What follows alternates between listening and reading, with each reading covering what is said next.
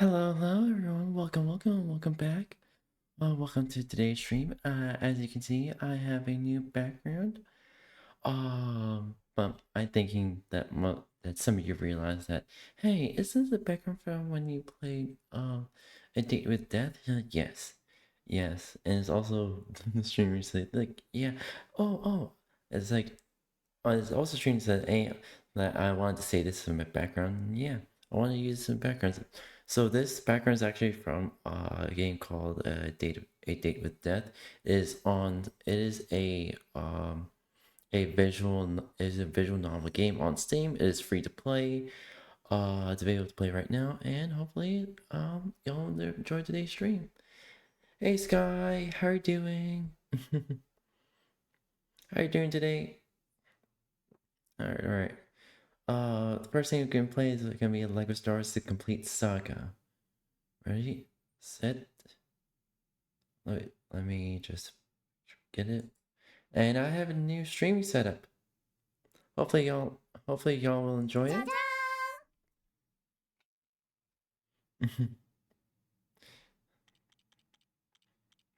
Load game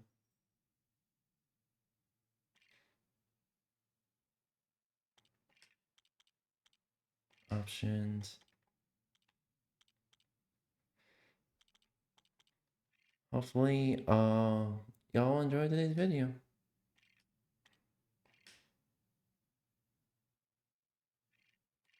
I had the volume very low just in case, but um options.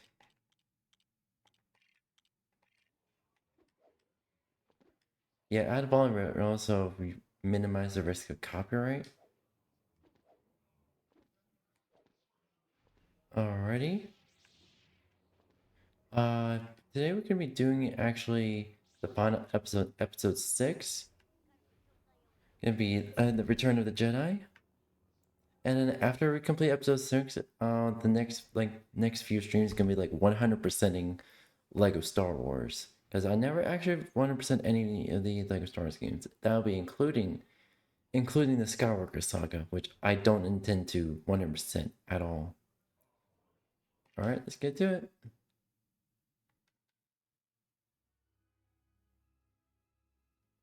Oh god, the frame rate.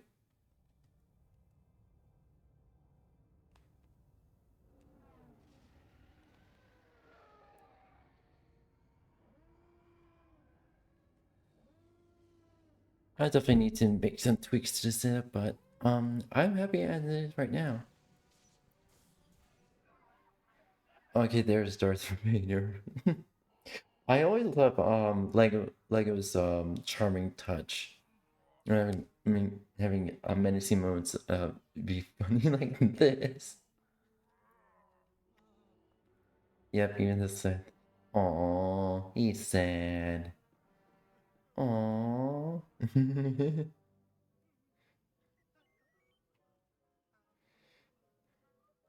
Yep, I just I am nostalgic. And the original games like this, they just bring the kind of nostalgia that modern re-releases or remasters just don't bring through. And I just don't like the fact that companies are just profiting off of nostalgia. I know nostalgia is profitable right now, but it's really just not, it is not what they should be exploiting. And turn out all the extras real quick.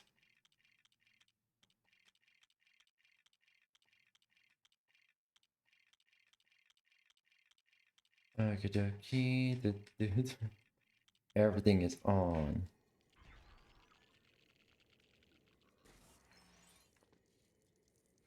Alright. Awakening is. Alright.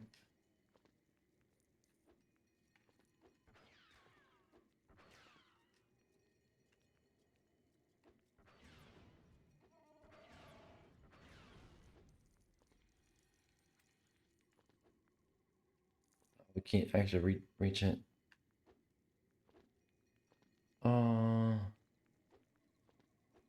It wasn't there like a.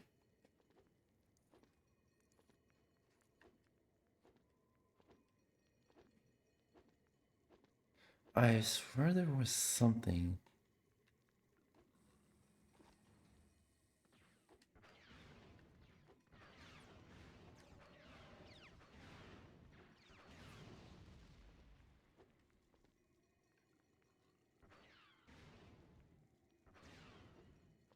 Okay, we shot it. It should. Oh, there's 3. I keep forgetting there's 3.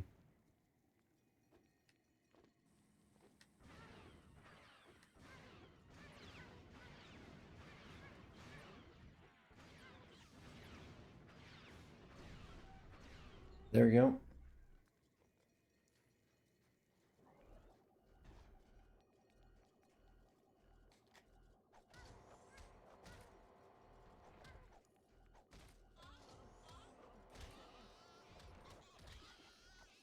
Super slap.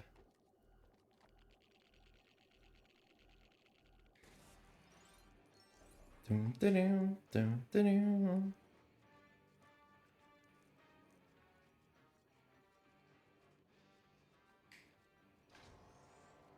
Da-dum.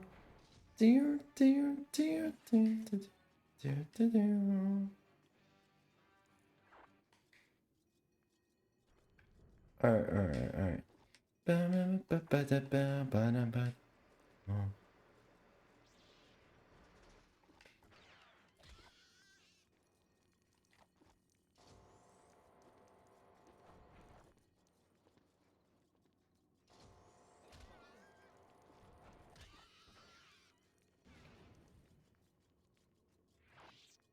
R2D2.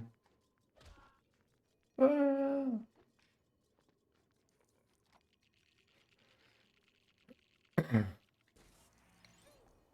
Alright.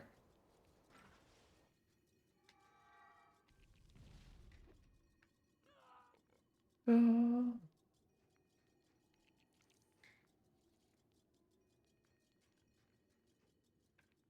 That's so slow.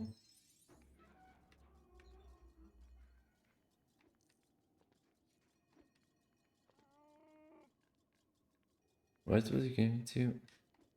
I guess it's a fake. It's a fake. Alright.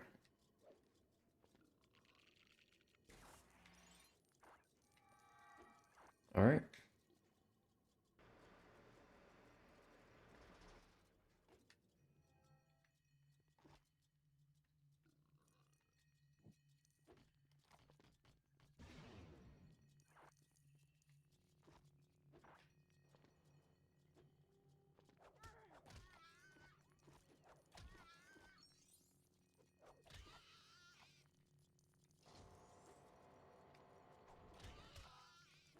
Whoa.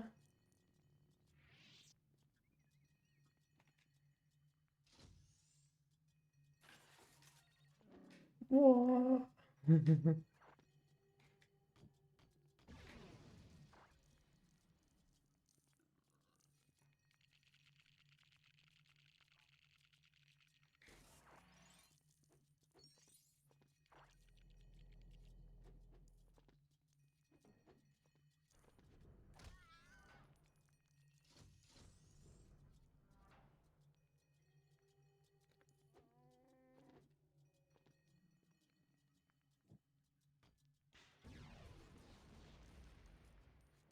Let's go.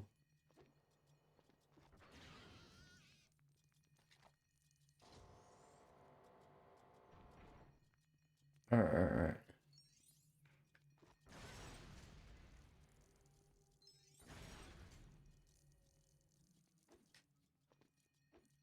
There. Alright. Oh god.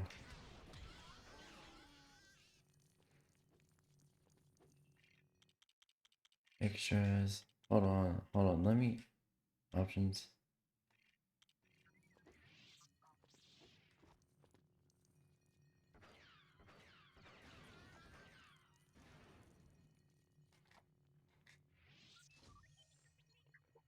Alright.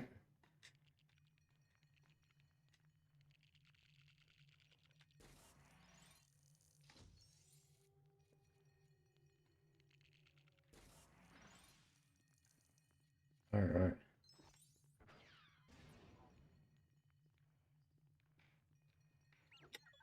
Do the puzzle, do the puzzle. Time to do the puzzle. Okay, we need Luke. For this.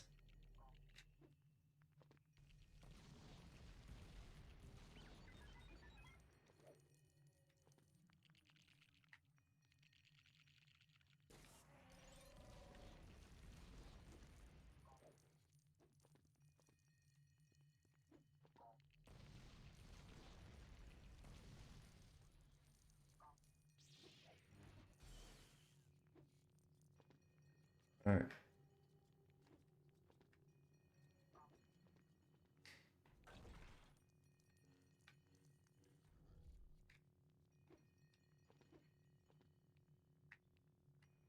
This. I remember doing this a long time. How the fuck did I do this?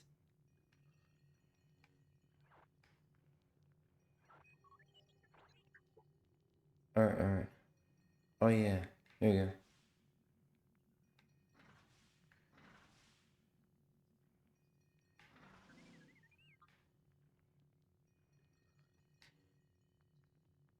How the fuck did I do this?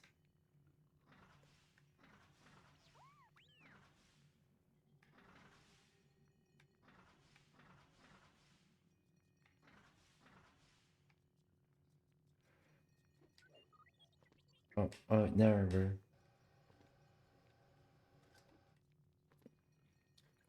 Alright. This now.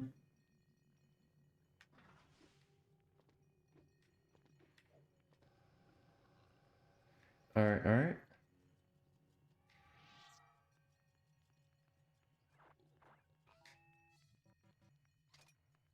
Alright.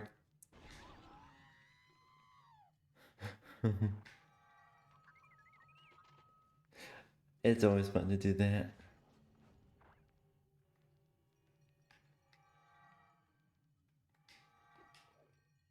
Jedi. Let's go.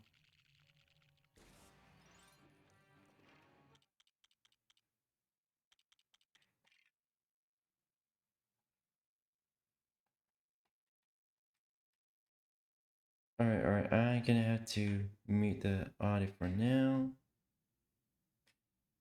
So that.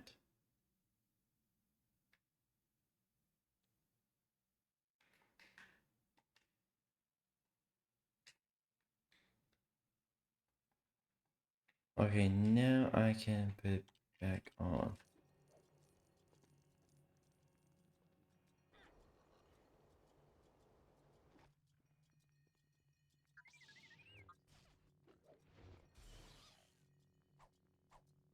Oh, we need your super slap.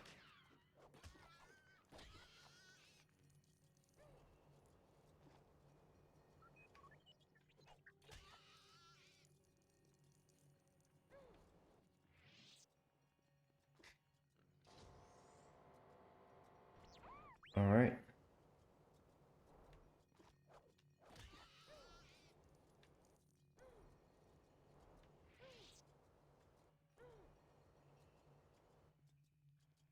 It's 1,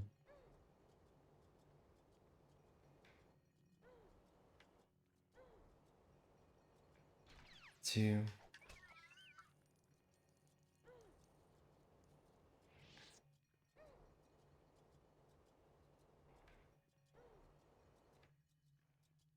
Alright. Luke.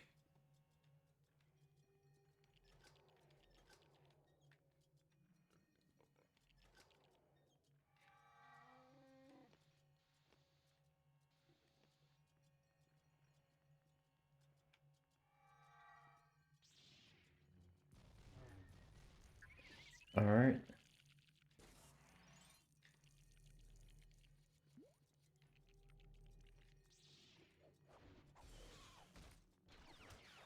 Okay, Leia, we need your super slap.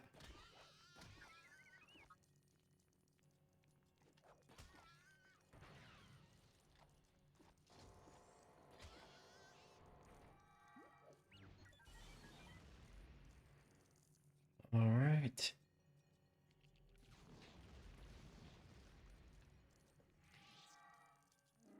Oh, wait.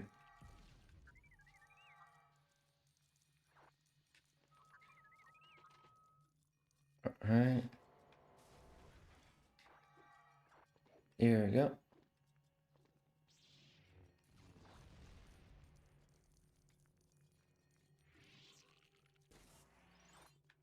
C-3PO. Not you, Chewbacca. 3PO.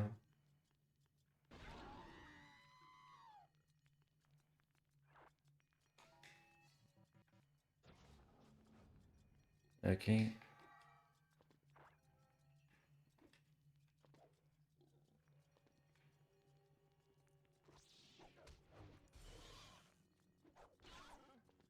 Alright.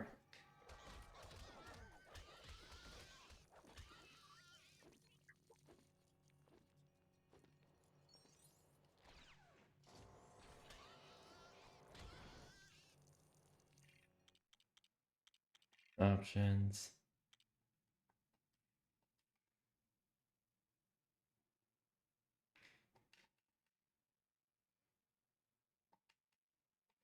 Alright.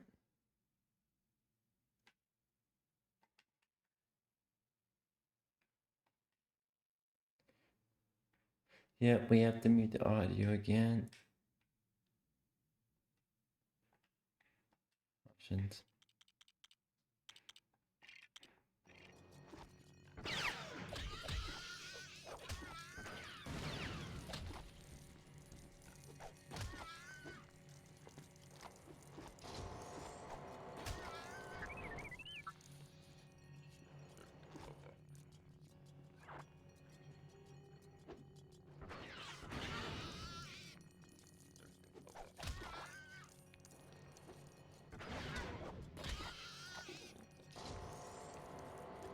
Alright. Alright. Stormtrooper, stormtrooper, storm the troopers.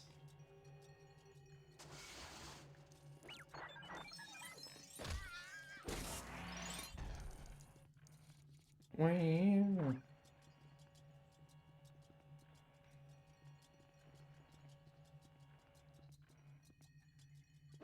What is that? Okay, so we gotta get.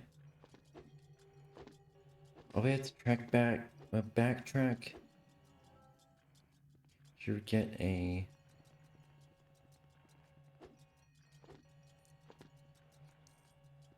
No, I want Luke to do this.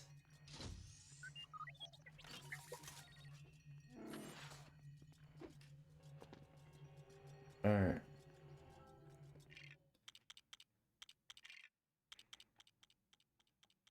Okay, we're gonna be kind of a cutscene from here.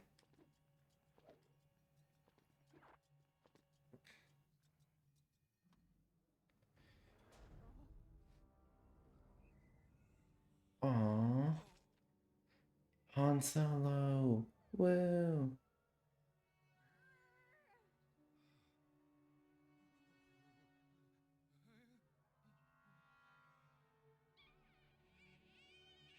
Aww. So cute. Oh no.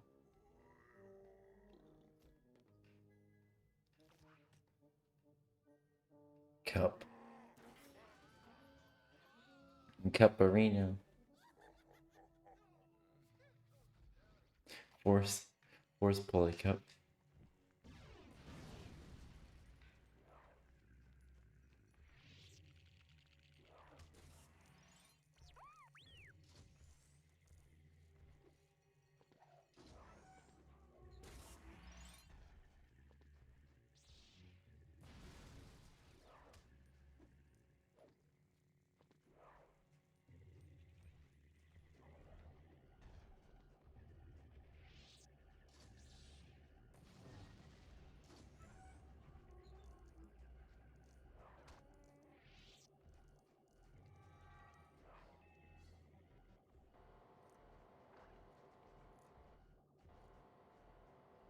Luke, come on.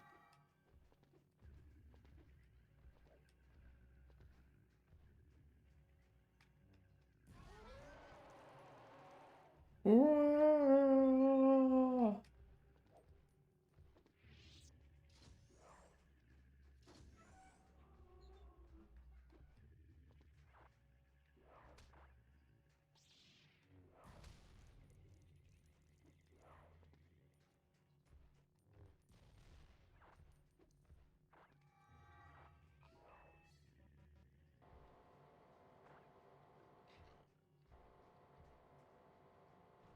Really? Really CPUs? Really?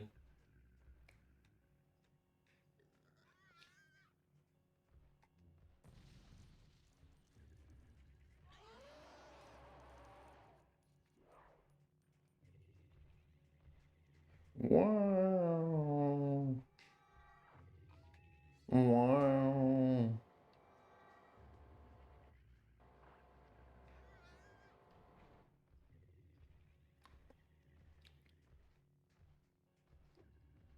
Alright.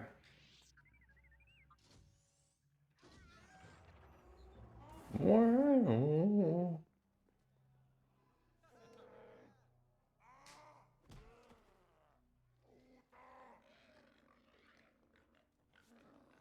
Oh no. They've been caught.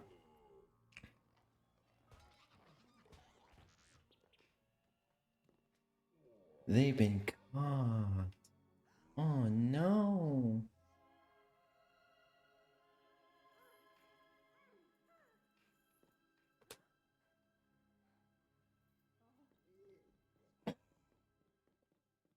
Hmm, fuck. Alright.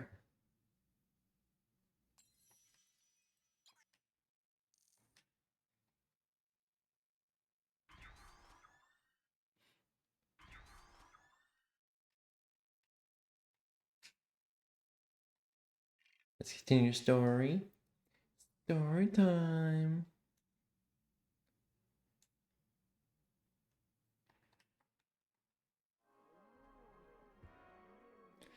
Do. Okay, this is probably like one of my favorite levels of Lego Star Wars. Not only because of the whole little ship mechanic for this one, but also the fact that well, Boba Fett. Boba Fett is my favorite part of this level.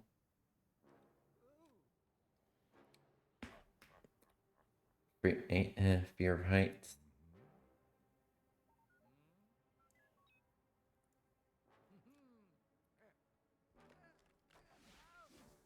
Oh no.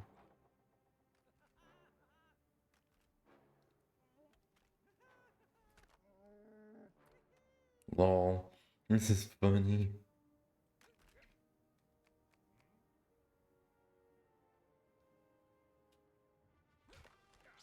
Lol. He just gives it to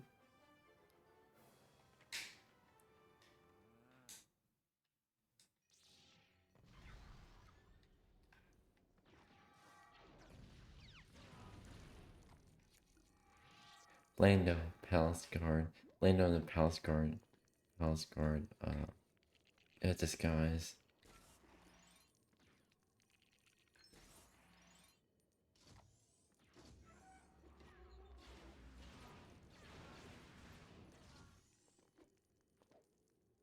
Alright, let's go.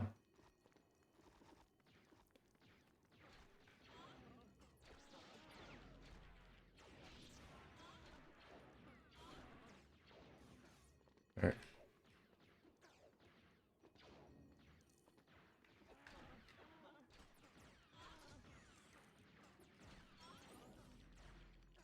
Alright.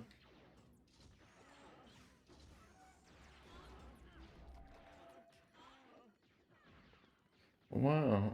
Wow.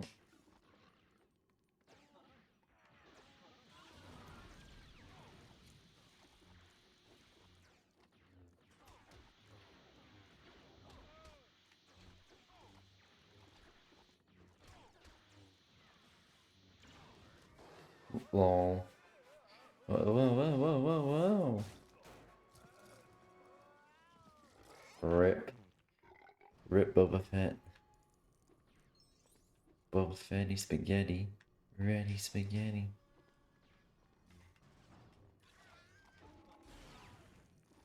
Whoa. Whoa.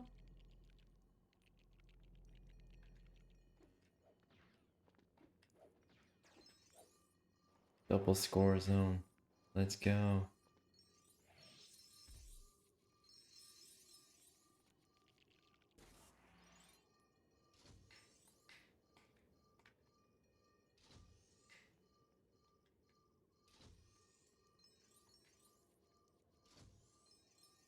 Guess you can't get it if it's just single player.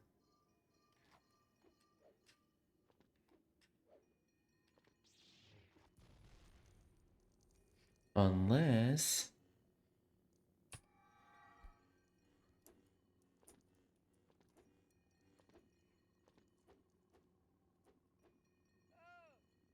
Oh!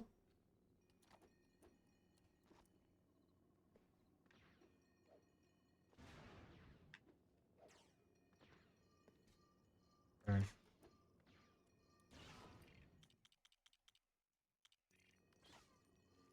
Come on, Lena, let's go.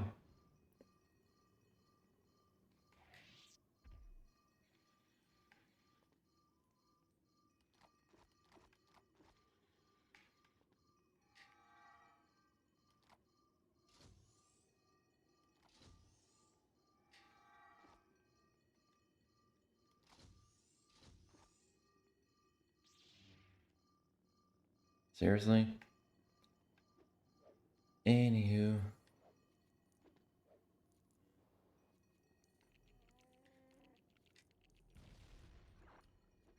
Yeah.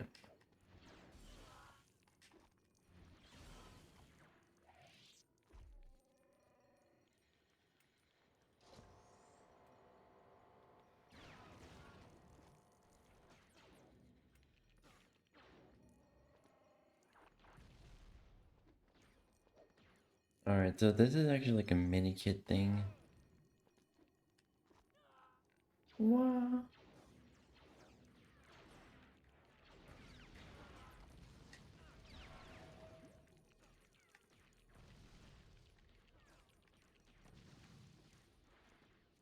Alright, here we go. There we go. We got the second one.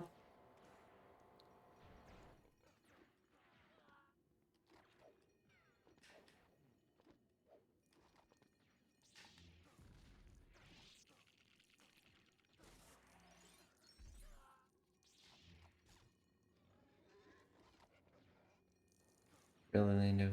Really?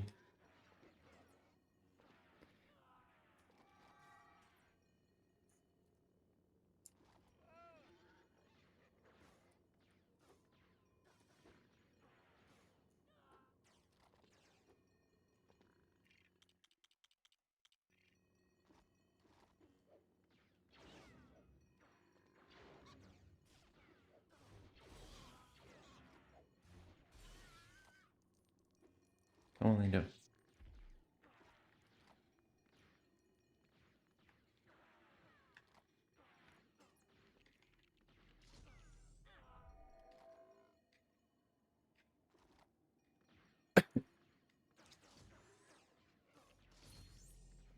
There you go.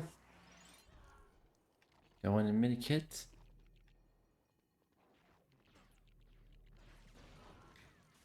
Rip.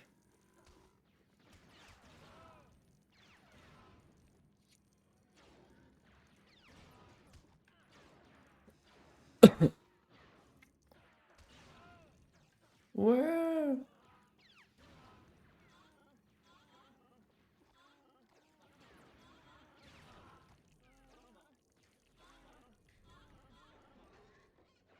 Rip.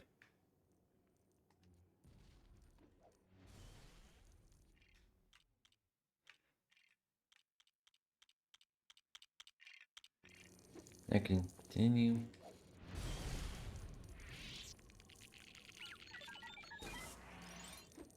Alright.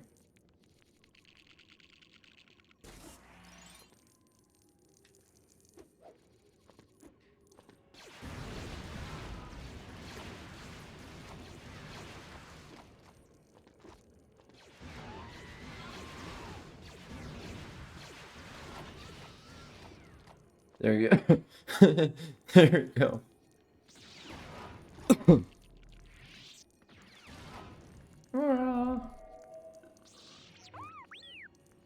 on. Allow me to force this. Alright, there we go.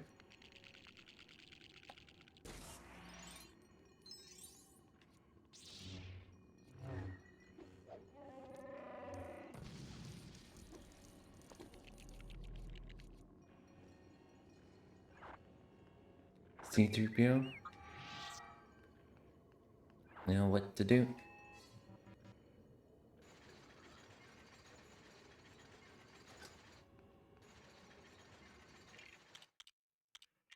Oh, shouldn't. Just kid to get cutscene, because I don't remember.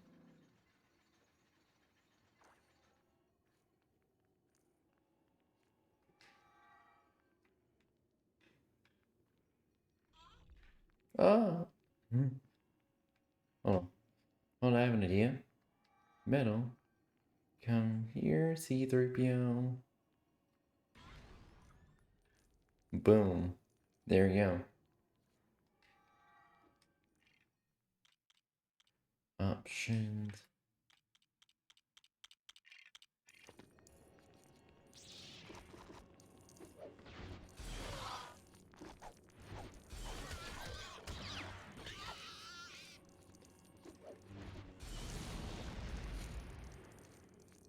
Boom.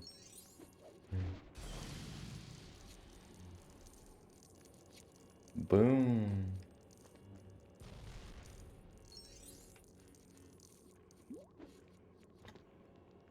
Ooh, a neck crack.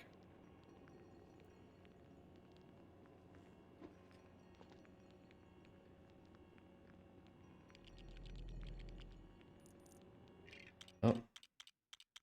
I know this place.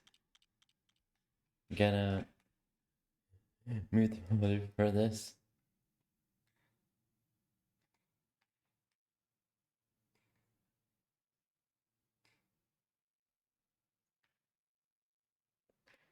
Okay. Oh, didn't mean to force sleep.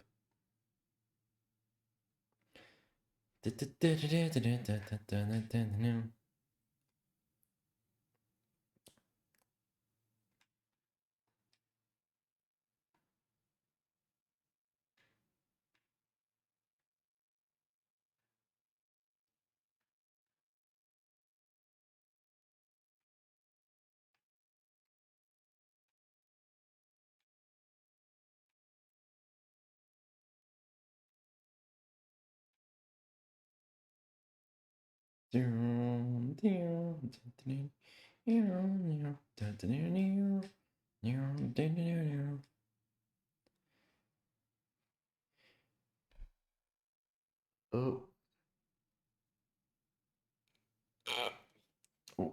Okay.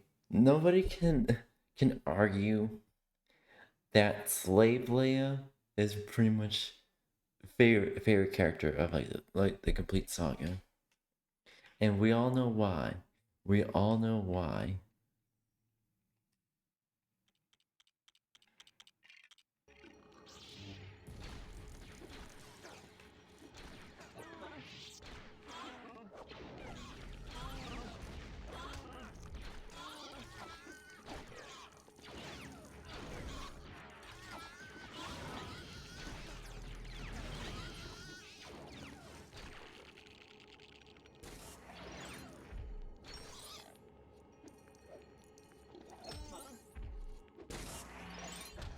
There you go.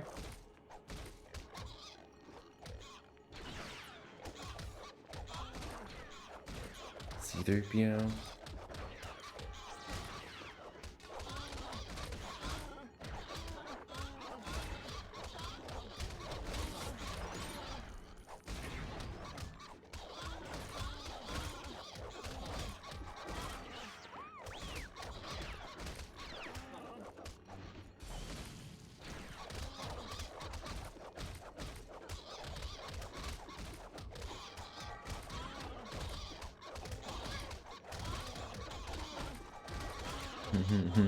That's why.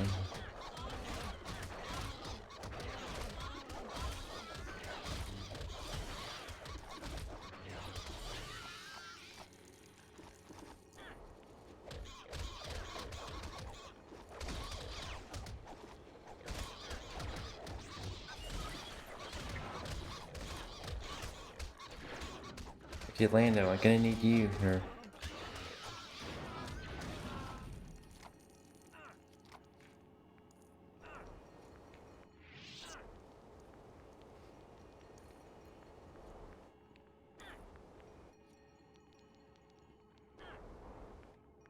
What the fuck?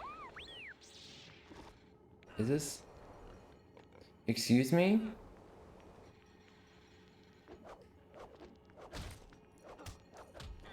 Or is it just lighting up? Oh.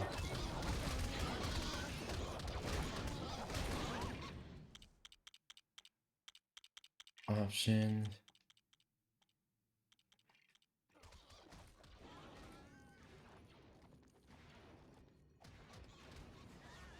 Okay, yep, there we go. Oh no, what was that? Also in the film, when Han Solo was released from his tomb, he was actually blind at first before he got his vision back. It actually makes sense. Oh, ooh. When that short circuit, wait, when the magnets short circuit, their circuits or fry their motherboards, something like that.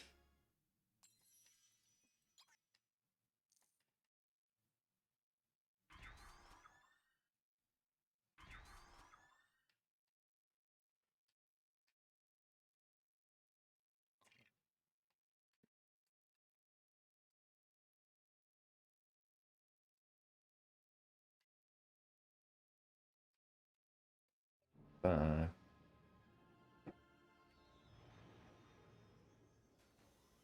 Episode 3, Endor, Battle on Endor. What is that stormtrooper doing? Luke?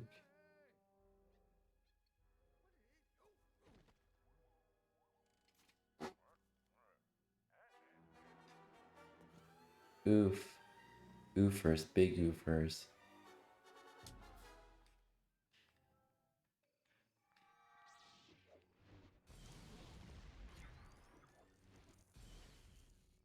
Alright.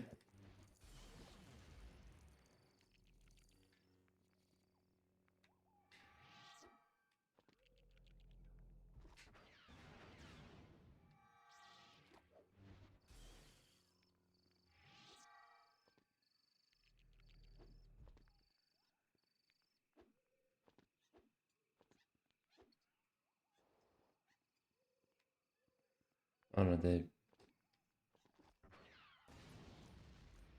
Honestly, did I actually soft lock myself? Like, nope. It's actually meant to be like that.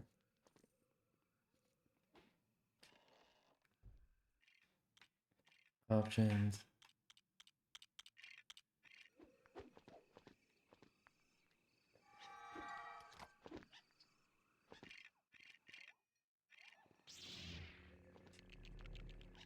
There we go.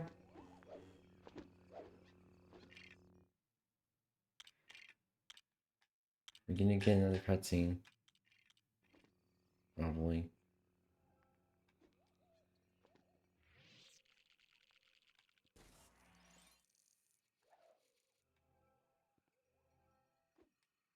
Wow.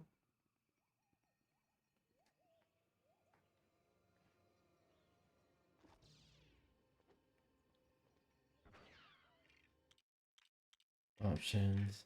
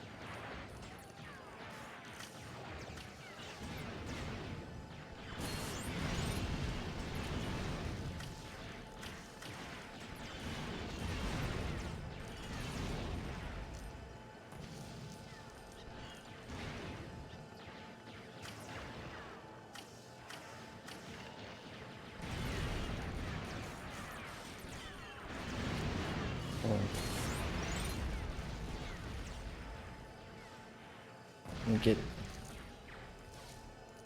get that real quick.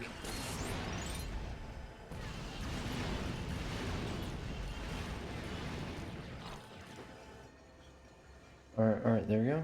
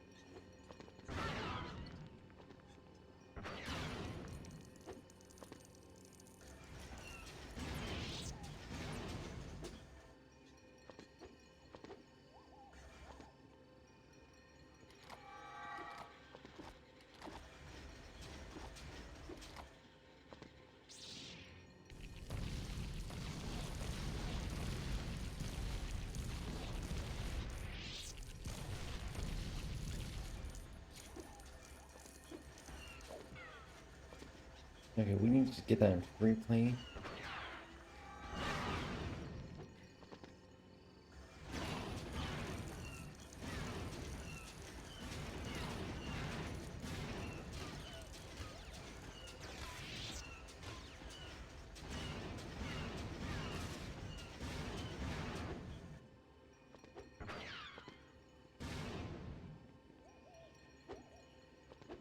What's stopping from being...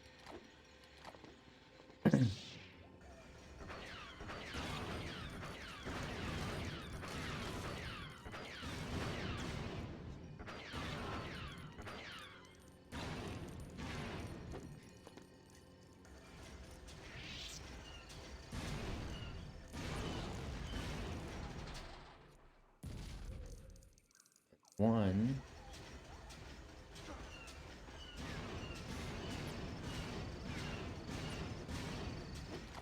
Oh, we get our...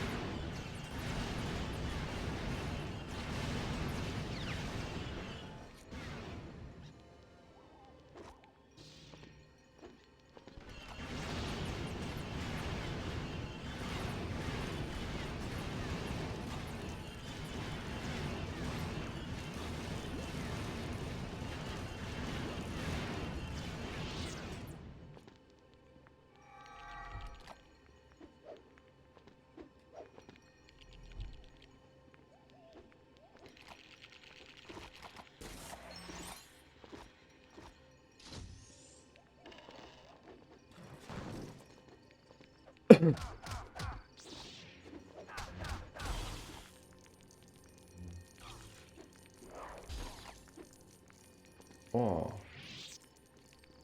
Okay.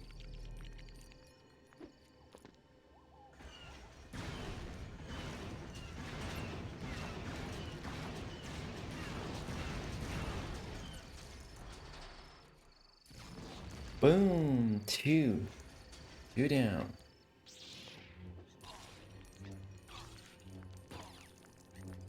I really wanted 100% the complete saga.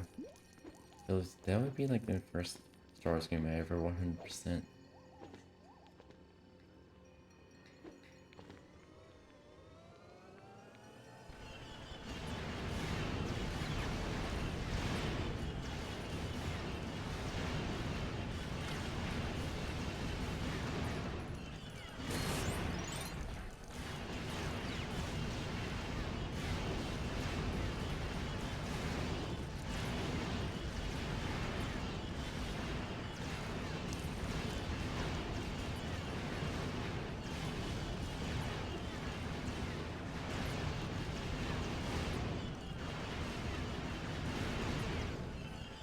let's get the last one here. Alright, got it. Got it.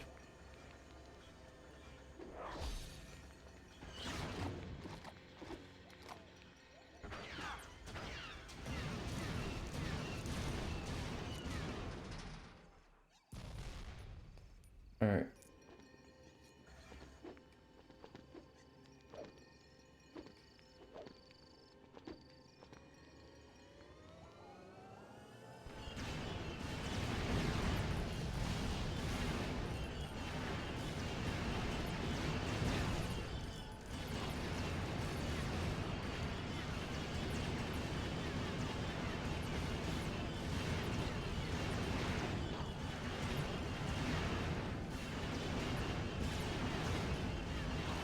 Alright.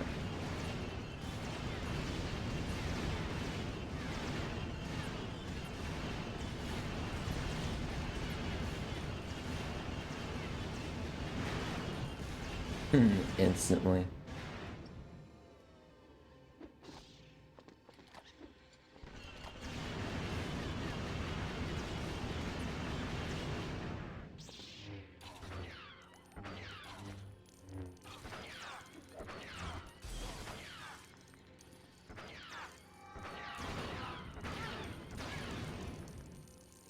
Alright.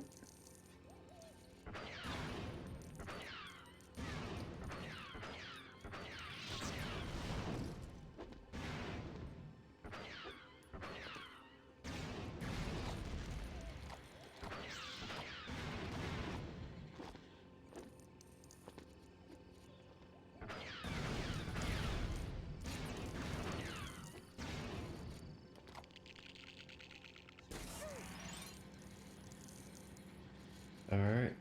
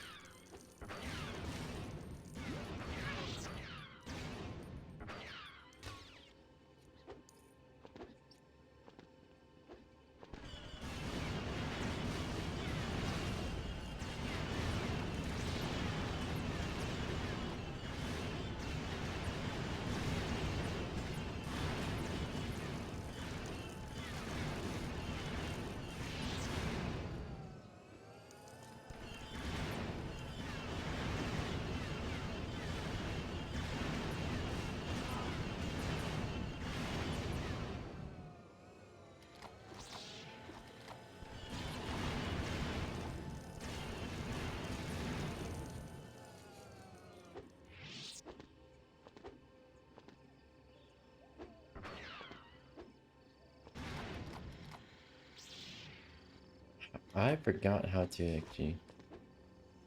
Oh, now I remember. Now I remember. It took me a second. It took me a second, but I'm supposed to use this one here.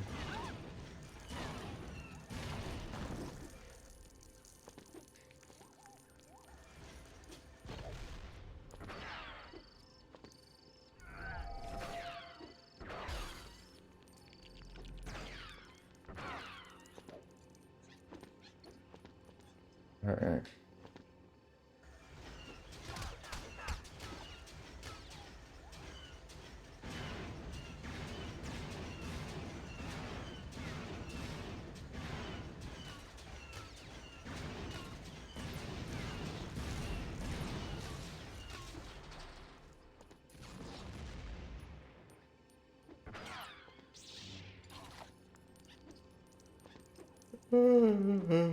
Oh, oh, sorry about that. Pardon me.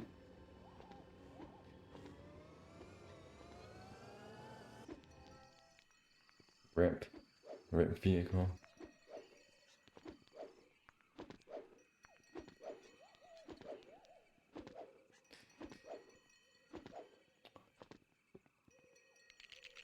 Order chat. Do you want to see me 100% Lego Star Wars Complete Saga? And anyone watching YouTube on, would you like to see me 100% this game as well?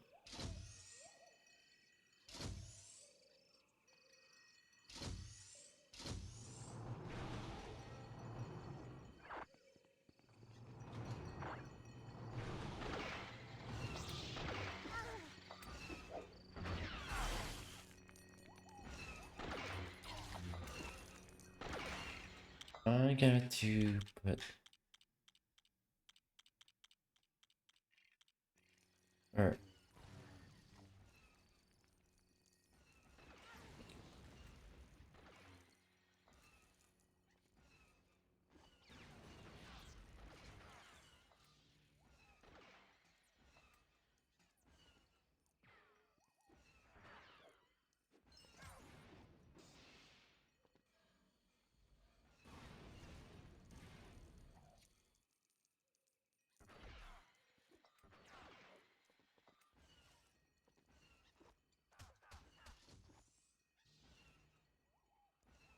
I'm just gonna do all four first.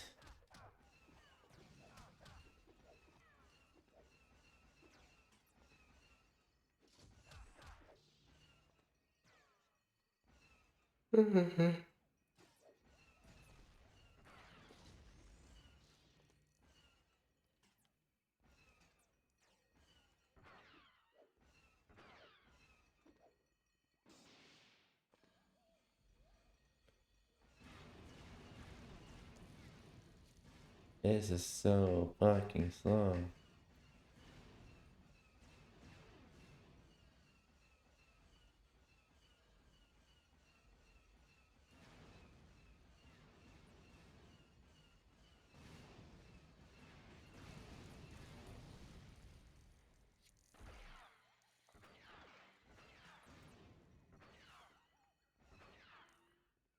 Alright.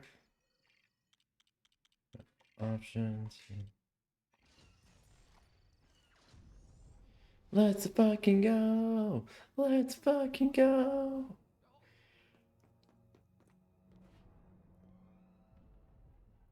Ew. Oh, okay. Boom. Woohoo!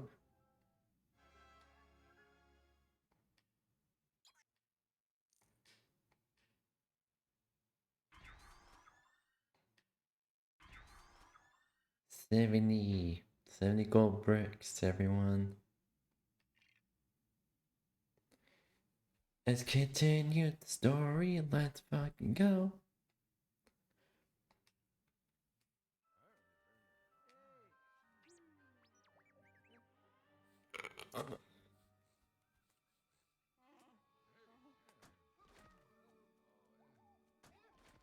Oh no.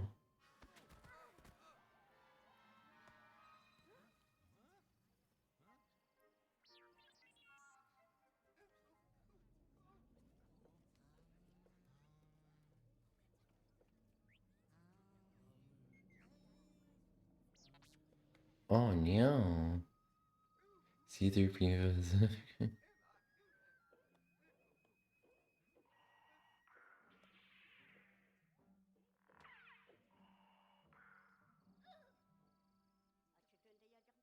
Yep.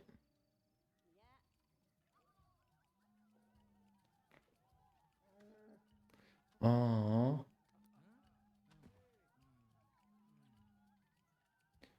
Ooh. Getting it. Yes! Luke! Let's fucking go!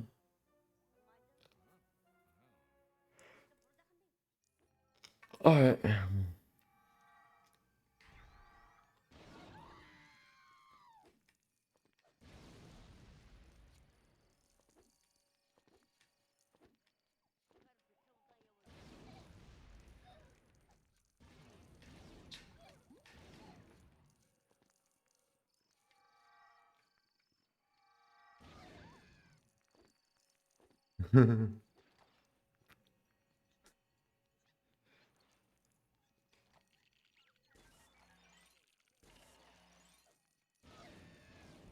Wah, wah, wah.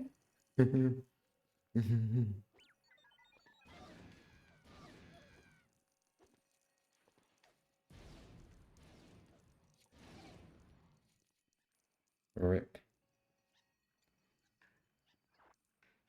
Ripperino.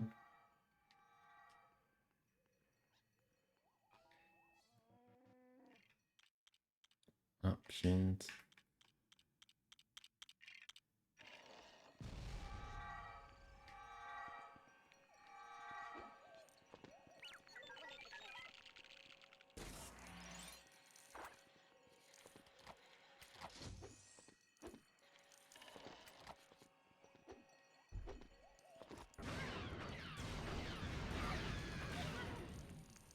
Oh, wow.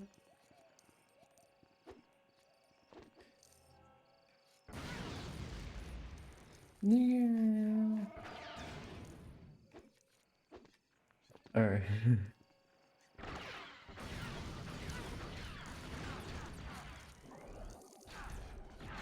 Oof.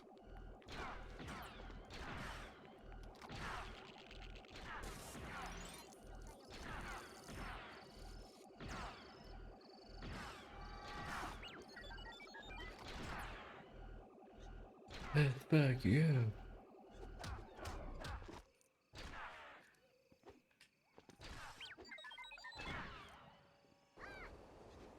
Ah.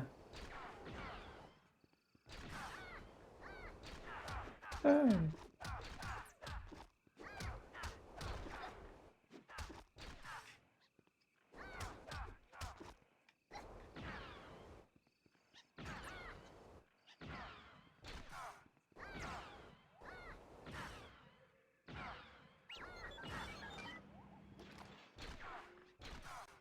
Fuck you.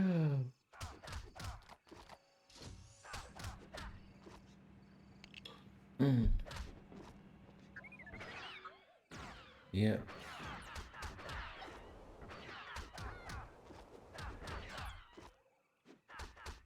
Come on. Come on.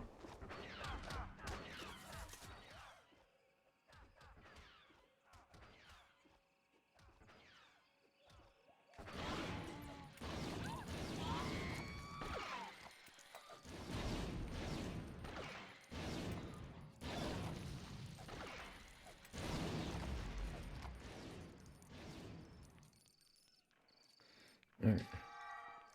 Let's go.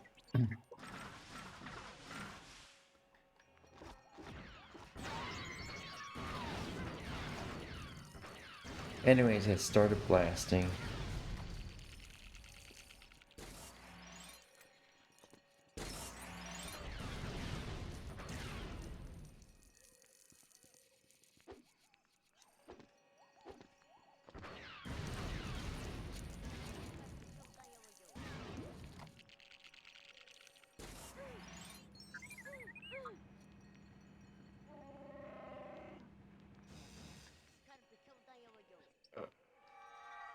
Alright. Oh. Okay. Now I see.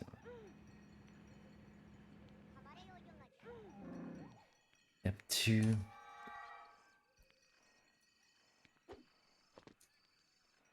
Anyways.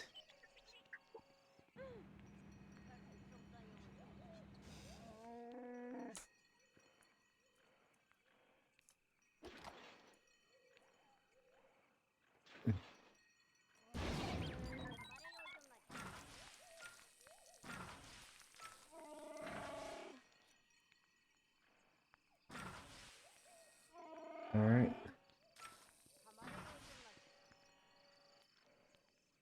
Can you not move? Can't. Oh my god.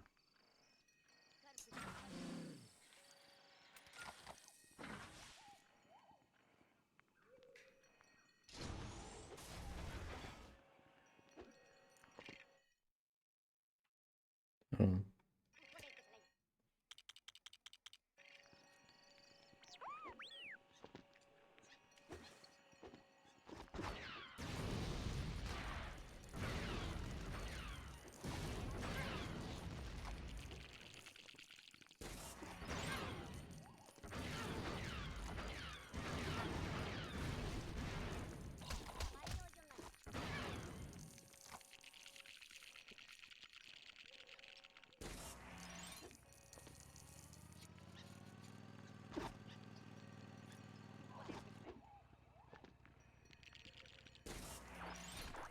C3PO. I wish you had a super C3PO. Red brick.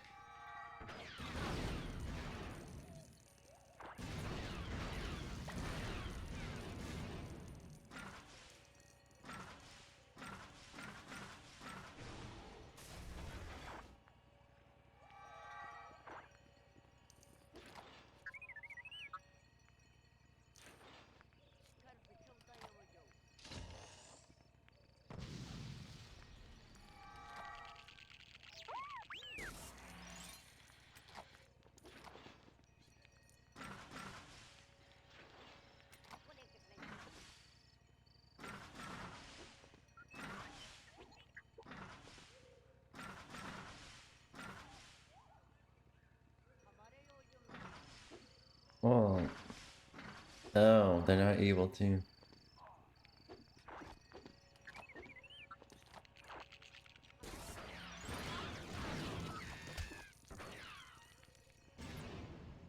Wah.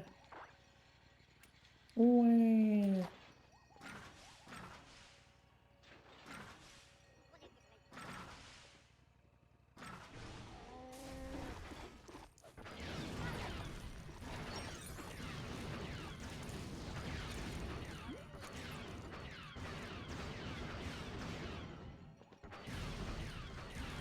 Battle on Endor. Let's go.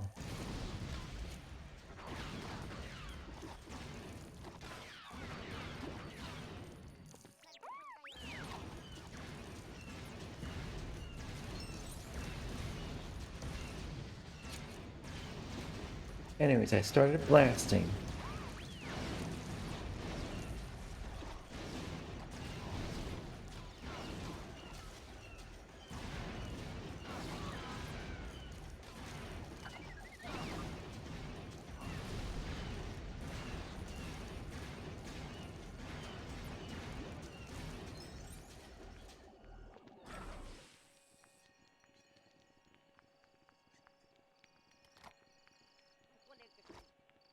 Okay, see the CPU.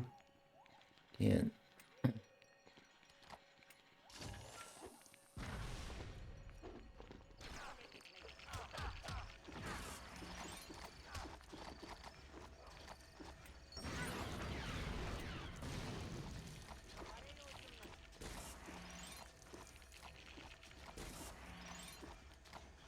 Alright. Ow, ow, ear. Hold on, my ears.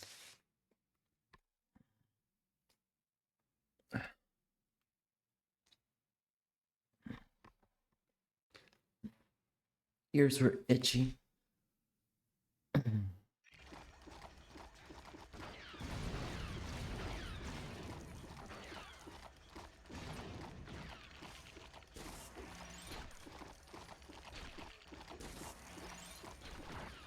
R2.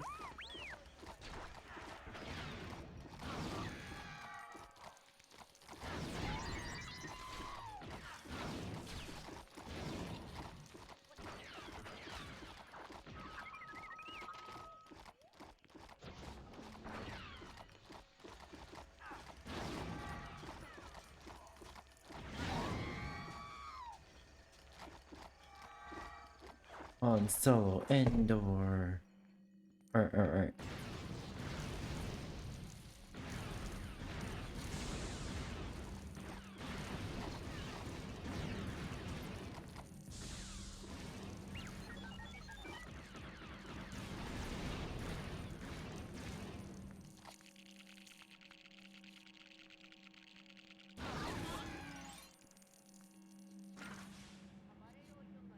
That's one.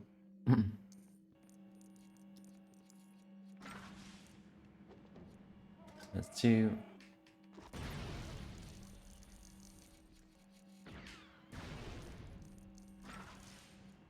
That's three. There we go.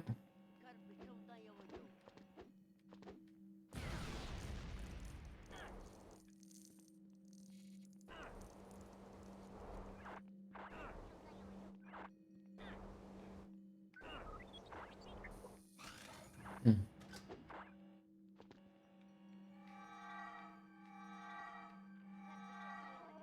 Alright. C3PO, go, go, go!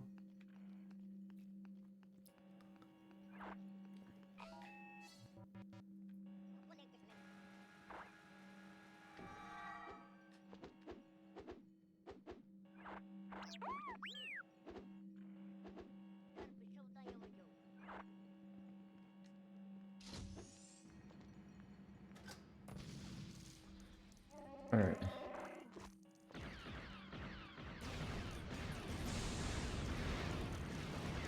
They're shooting everything. Anyways, I started blasting.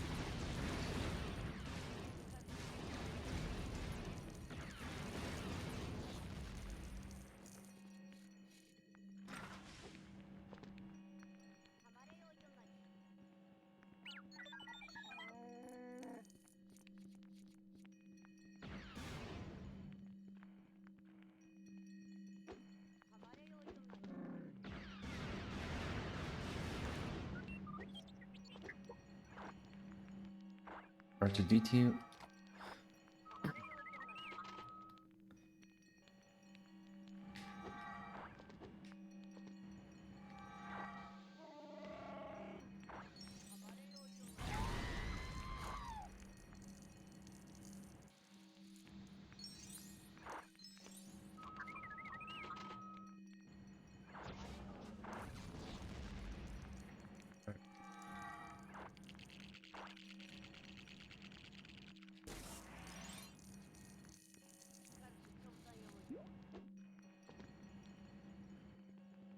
We just don't have.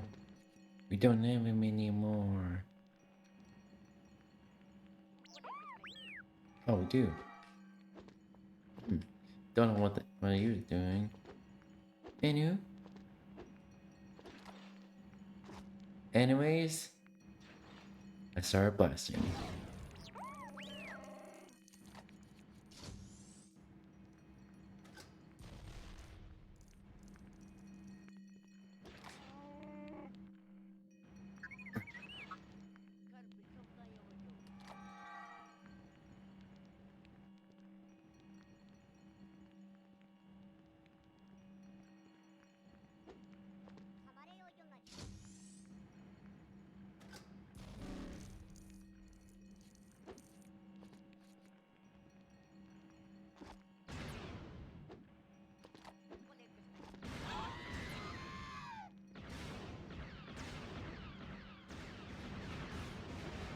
Did I miss something over here?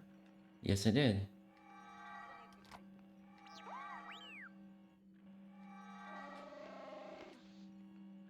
Alright, R2, you're up next.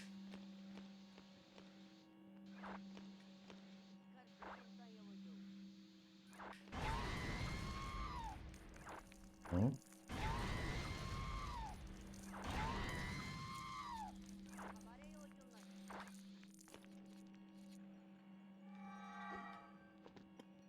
Time to storm the troopers. Time to storm the troopers.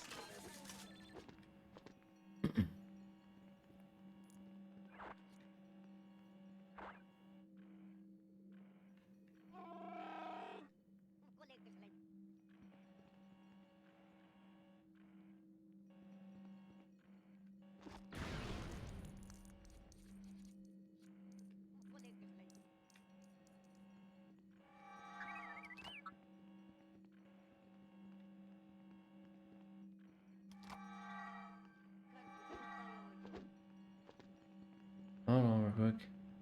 I think I did it a little too early.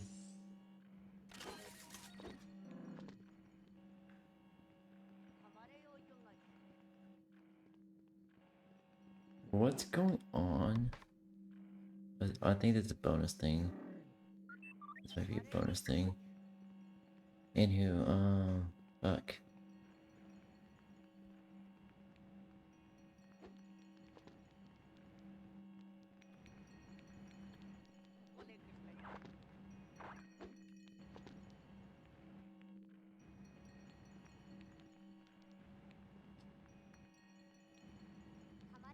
Alright, trying to figure out F.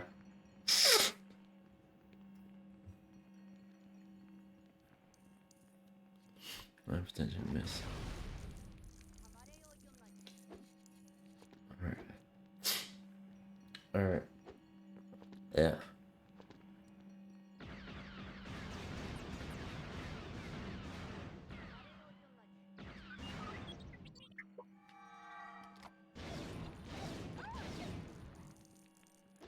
Oh. They actually kill.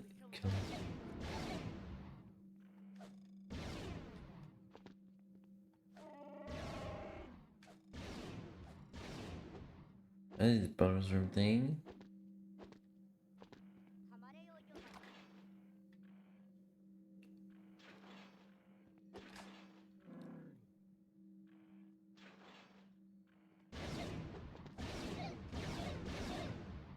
Alright. Alright, so didn't miss here.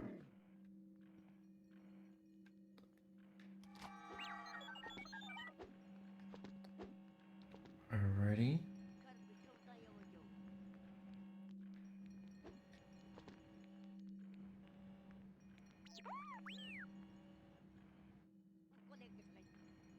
Okay, so there's something that I'm missing, or these should be popping up, but I missed something here. Yeah, that library is. Oh, I completely missed that.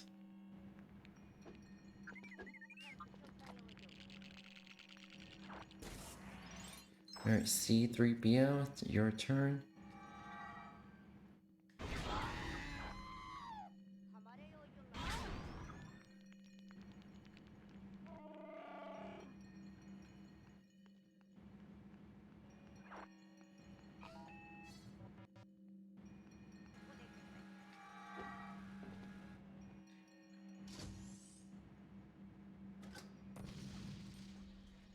Okay, now it's up.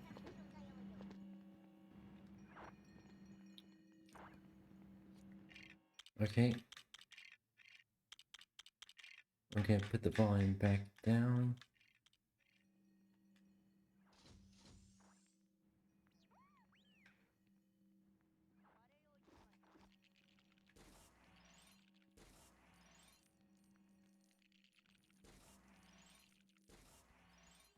Let's go!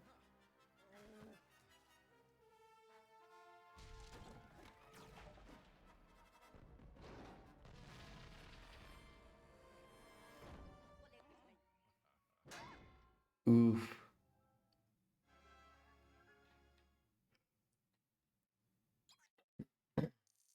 Mhm.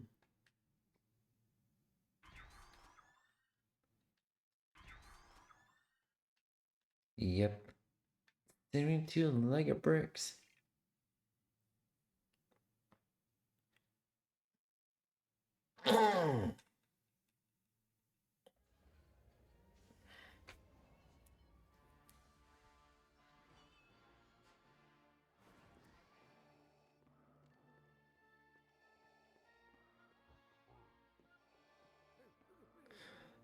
The final episode. The final episode. Well, final level, but yeah.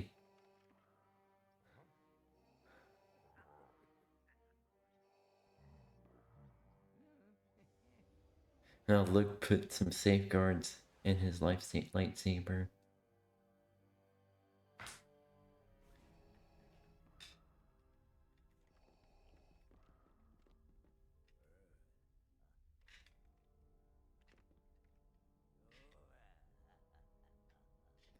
Yep. Unlimited power! I must save my son. YOLO.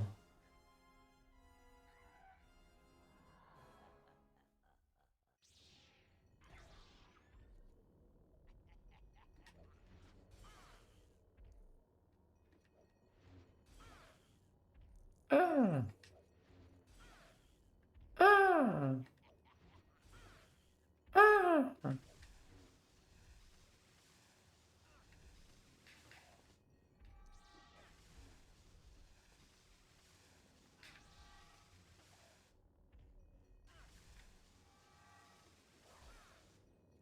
Ah.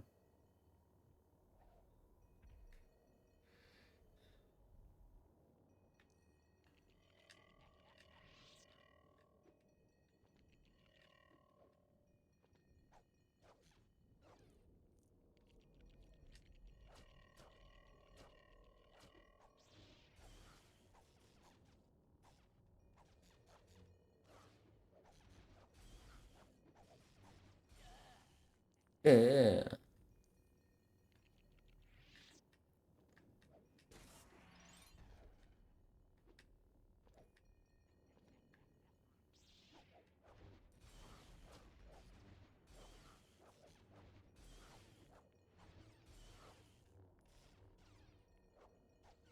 No, I get.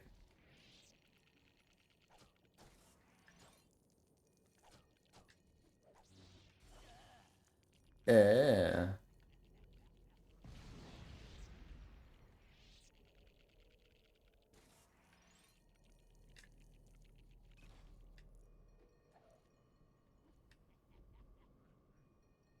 That's. Oh, oof.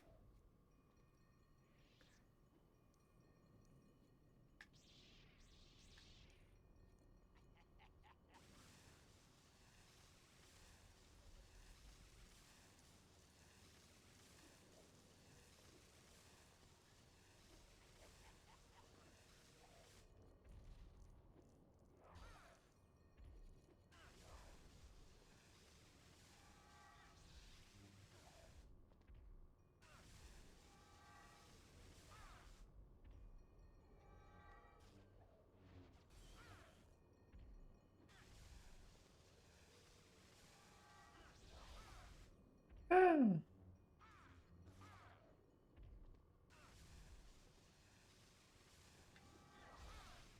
Ah.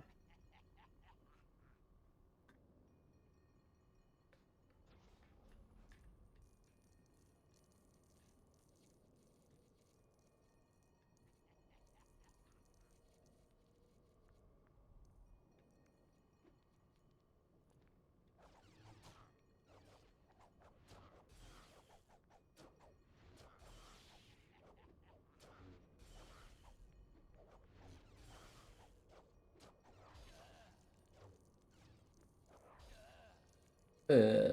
Uh.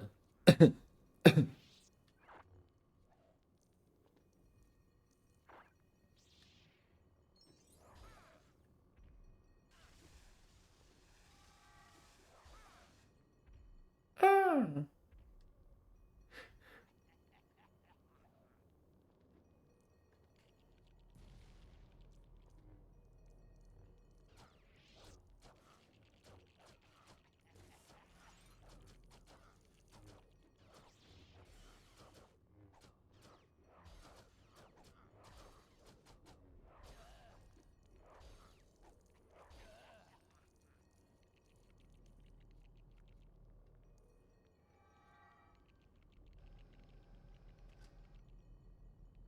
Let's go.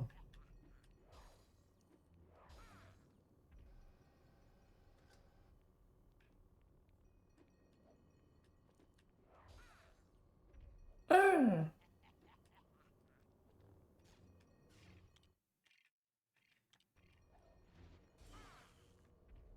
Ah.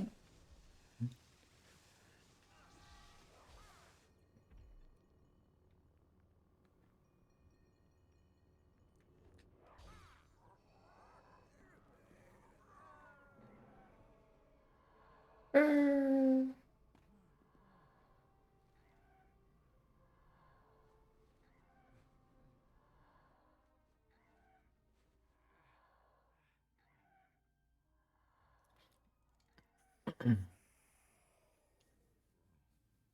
Aww.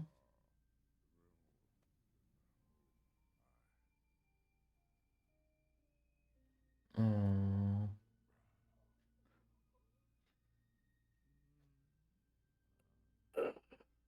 Rip. Rip Anakin Skywalker. Lol.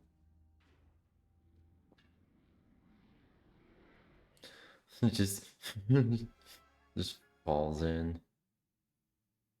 Darth Vader.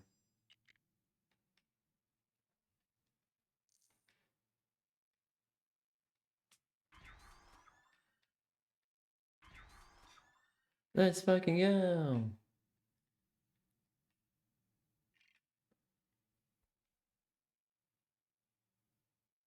Continue story.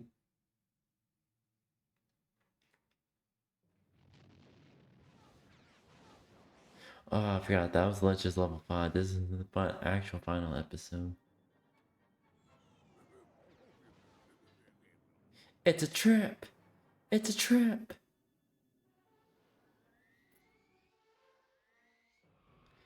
Let's fucking go!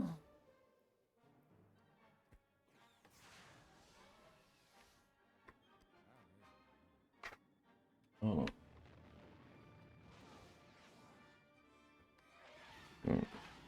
Ah, it's tangled up. Alright.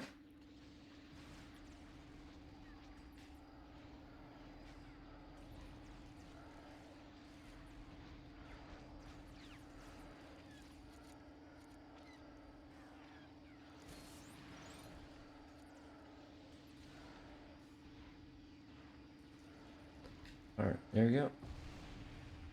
That's 2.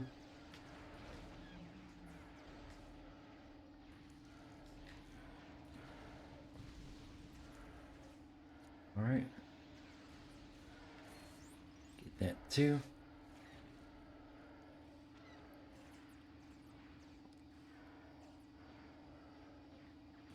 Alright.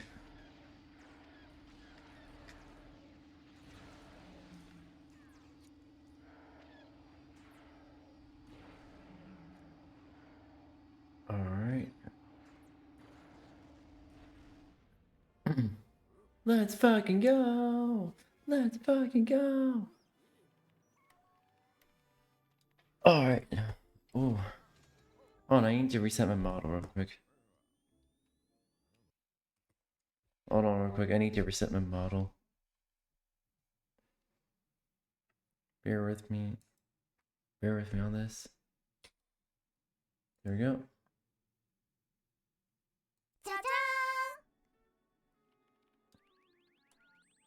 Alright, there we go.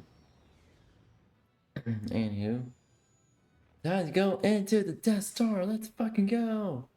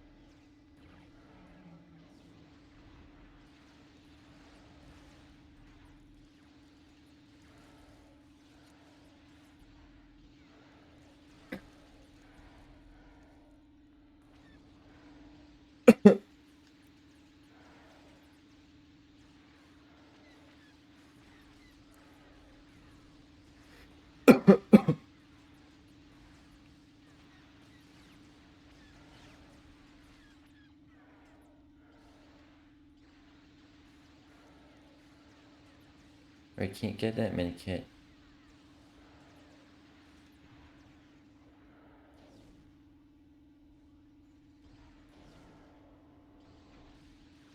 I know we can immediately go back for those mini kits there.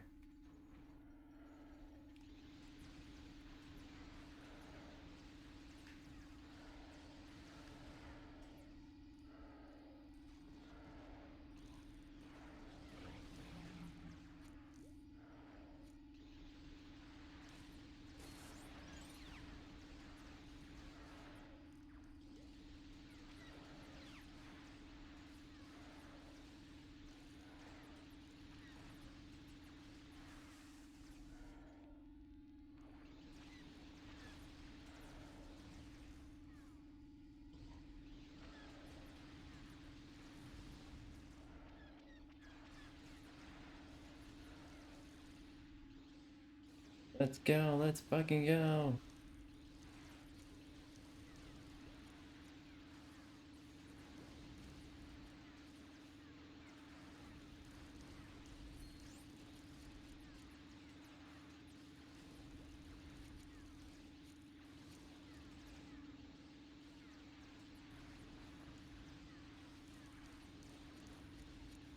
Let's fucking go.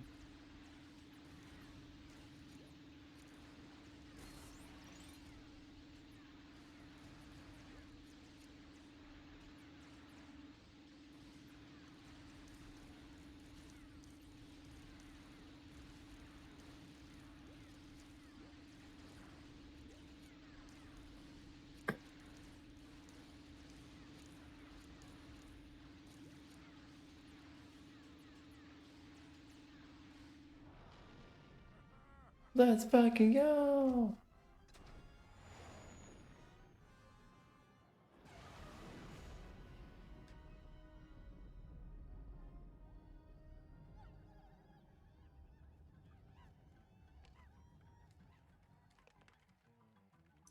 Ooh. Ooh. Alright. Ooh.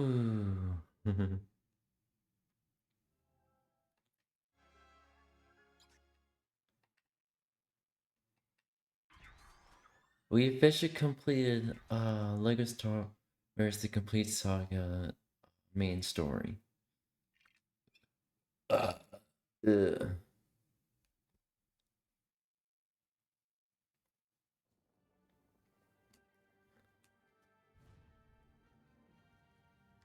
Mm.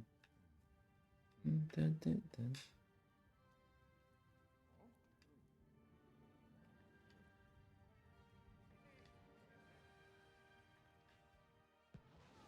Yeah. Force Ghost Anakin Skywalker.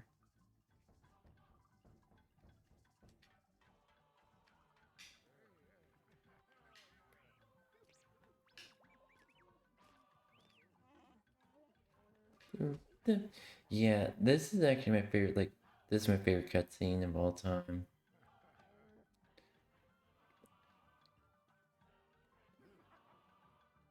Also, hi.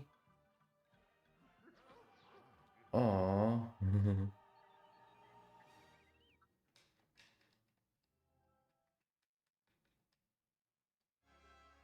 63.4%. So, I like that. That was the main story. Was his main story.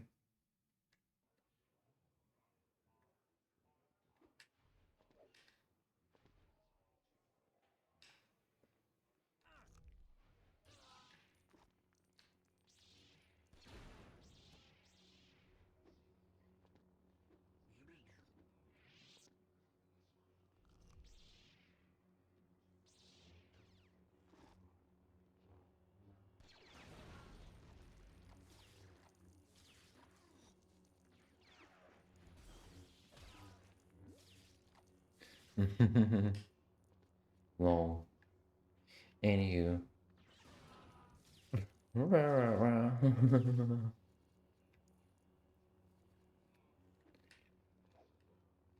What is this? Oh yeah, two-player arcade. I remember this. I remember that one. I used to play with my siblings all the time. Right now, do I want to do it now or?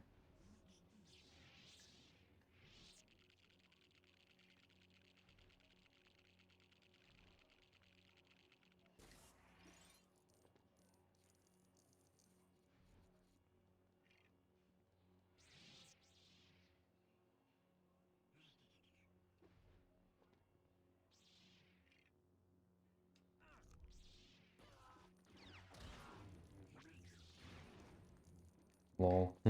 Lol. What I want to do is that's a yeah, cool. Oh yeah, now I remember. Now I remember. I remember. Previously, I was gonna show you a trick. Super plans for the jungle. replay.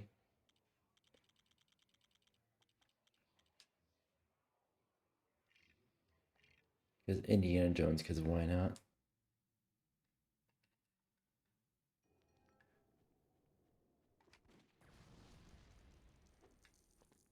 You want to ride this over?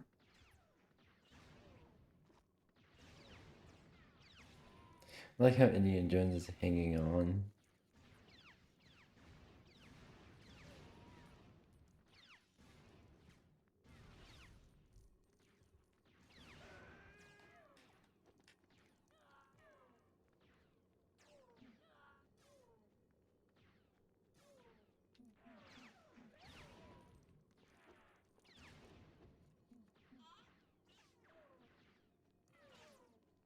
Oh man, did it patch it?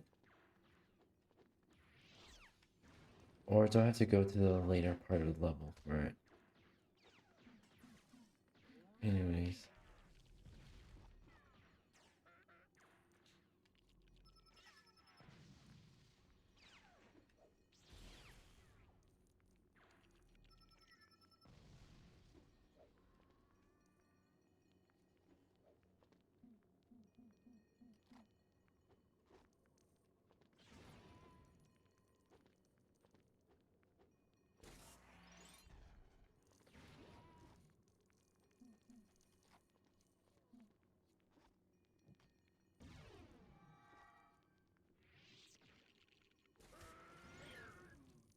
Ooh.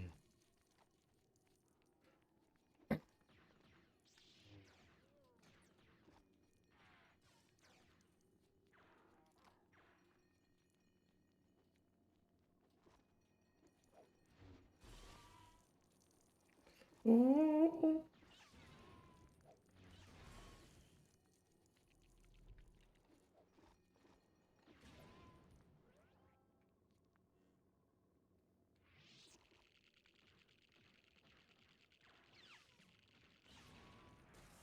Oh.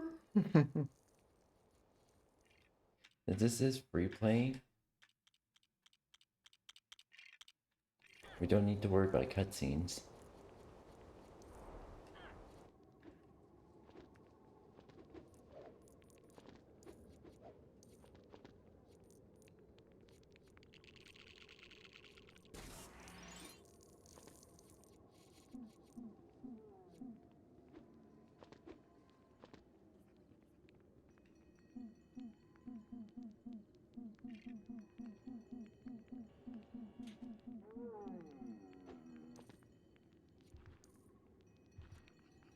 Jar Jar Binks. Jar Jar Binks. I know it's not Jar, but who wants Darth Jar Jar? Oh.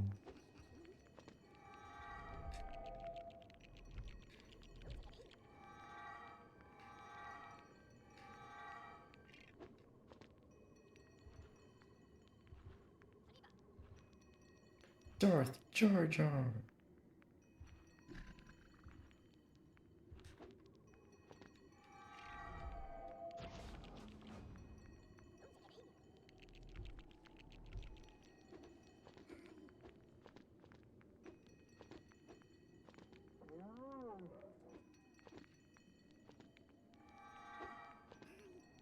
Alright, come on, let's get it.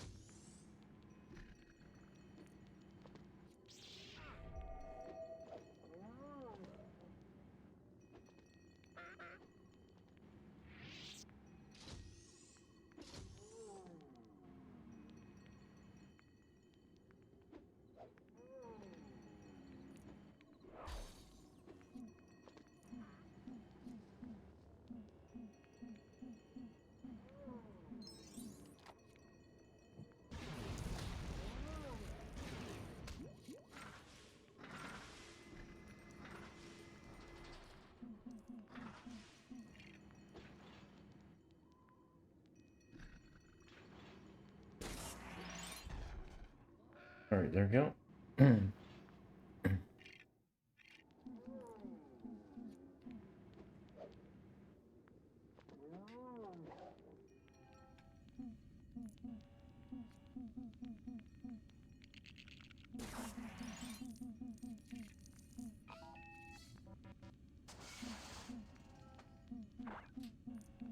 Alright.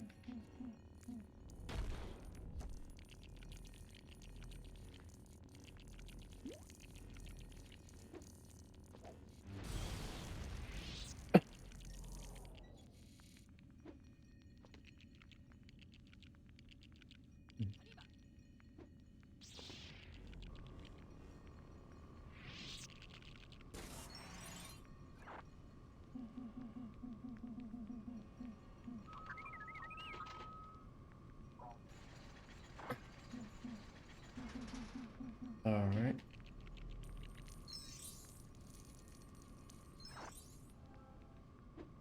I think it's with the speeder.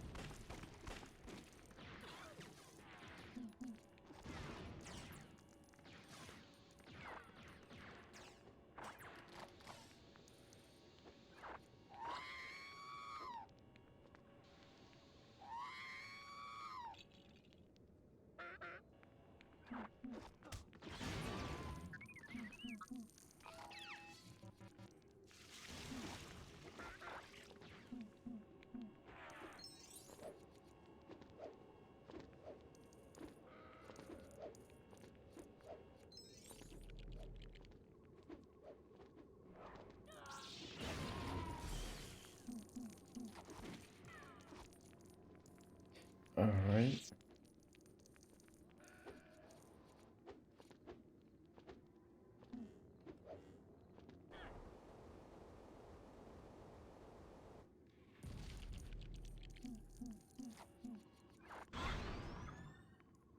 Oof. Alright. It's with the speeder.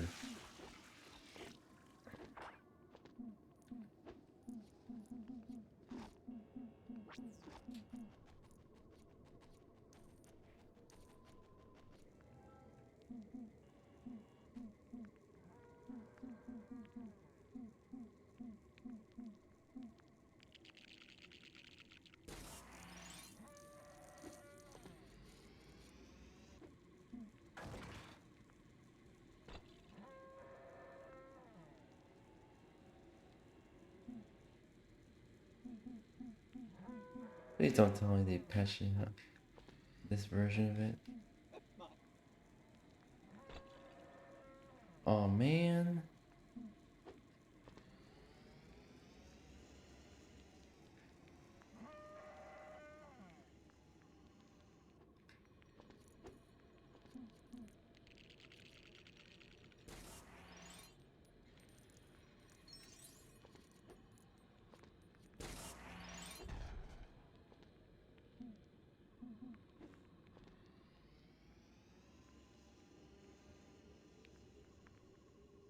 I mean, I was hoping that would work.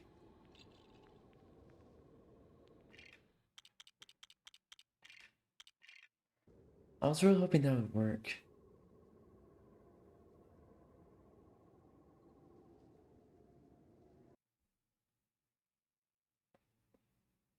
Yeah.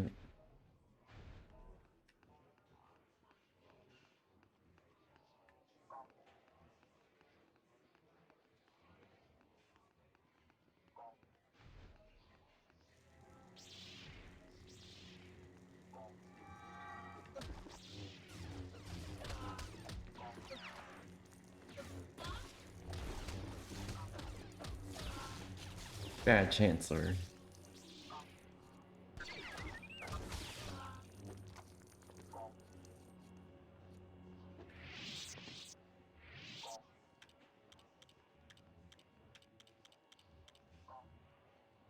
I think this was more fitting.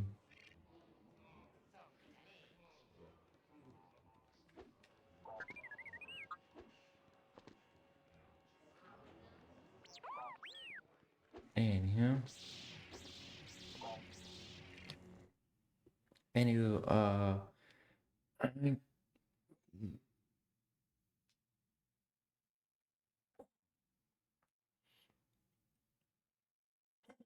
okay, there we go. For the next hour, I'm gonna be watching some YouTube videos, and I'm gonna be make myself something to eat real quick. So, with that being said, right, I'll be right back. All right. Make sure you eat something and make sure you get something to drink as well. Okay. Yep. I already have it there. All right.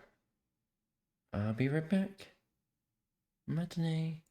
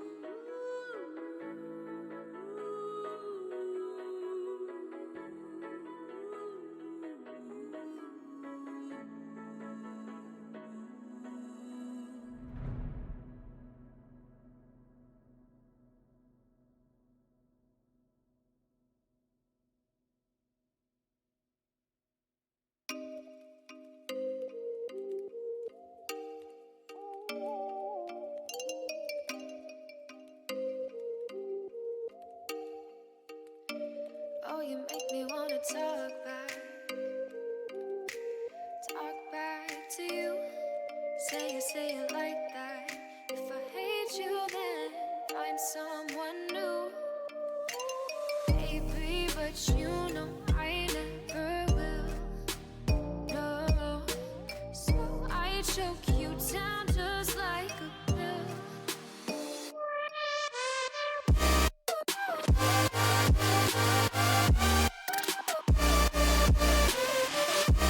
Oh yeah,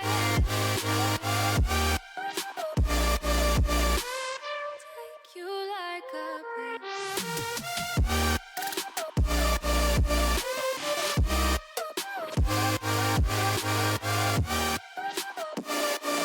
Then I feel you're like a pill to get my fill. No, do me in the worst way. Don't let me sleep, never say sorry. Oh, maybe I'll leave, baby, but you know I never will. No, so I choke you down just like a pill.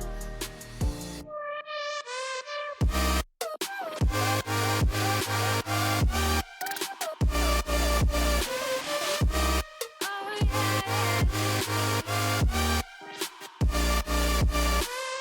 take you like a pill.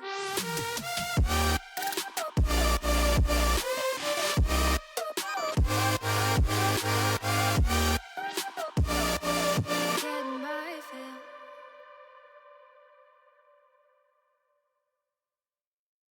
I fell and lost to the war, shot me dead. I was lost and said to the voices in my head, I'm gonna get up again. I'm gonna get up to another day. I'm not giving up again. I'm gonna get up. I'm gonna get up. I'm gonna get up again. I'm gonna get up to another day. I'm not giving up again. I'm gonna get up. I'm gonna get up. I'm gonna get up again.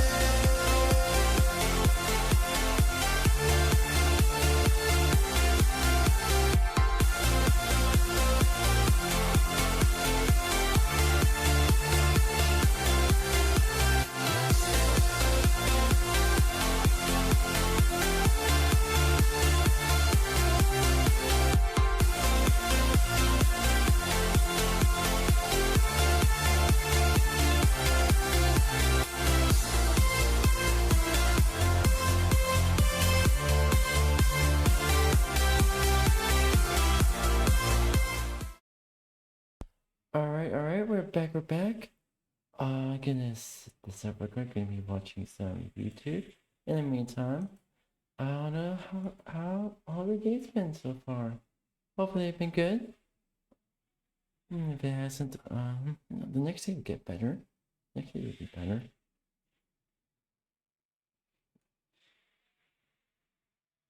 Alright. There we go. Hopefully y'all have a good day so far. Make sure you eat and make sure you hydrate with blitzing. Yeah.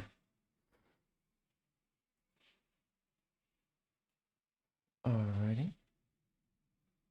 See here. There we go. There we go. I probably want to move my model real quick. There. Yep. There we go.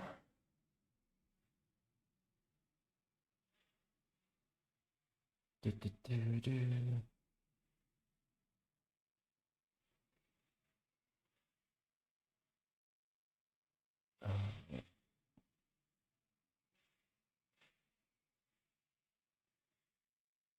There shit. Also, thank you recommendations for recommending my own channel.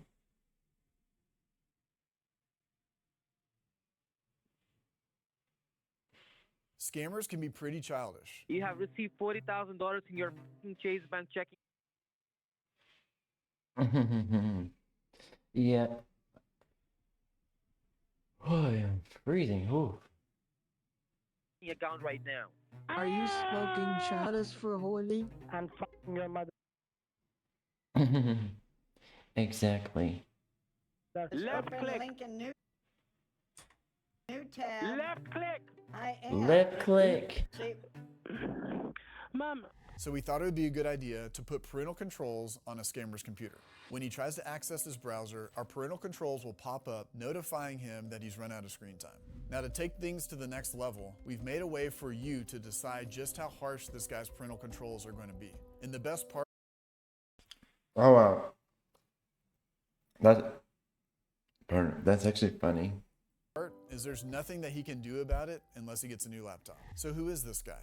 From the intel that we gathered, his last name is Bamidi, and he's pretending to be PayPal support. Now, Mr. Bamidi is located right here in Astor Villa, an apartment complex in Raipur, West Bengal, India. What we have to do is set the bait so we can gain access to his computer. Then the fun begins. Let's get into it. Thank you for calling the phone. This is Eric. I'll help you. Hi, Eric. Just got a transaction confirmation from you. All right, sir. Do you have order ID number? It's 6902. Yeah, I see there is a renewal, sir.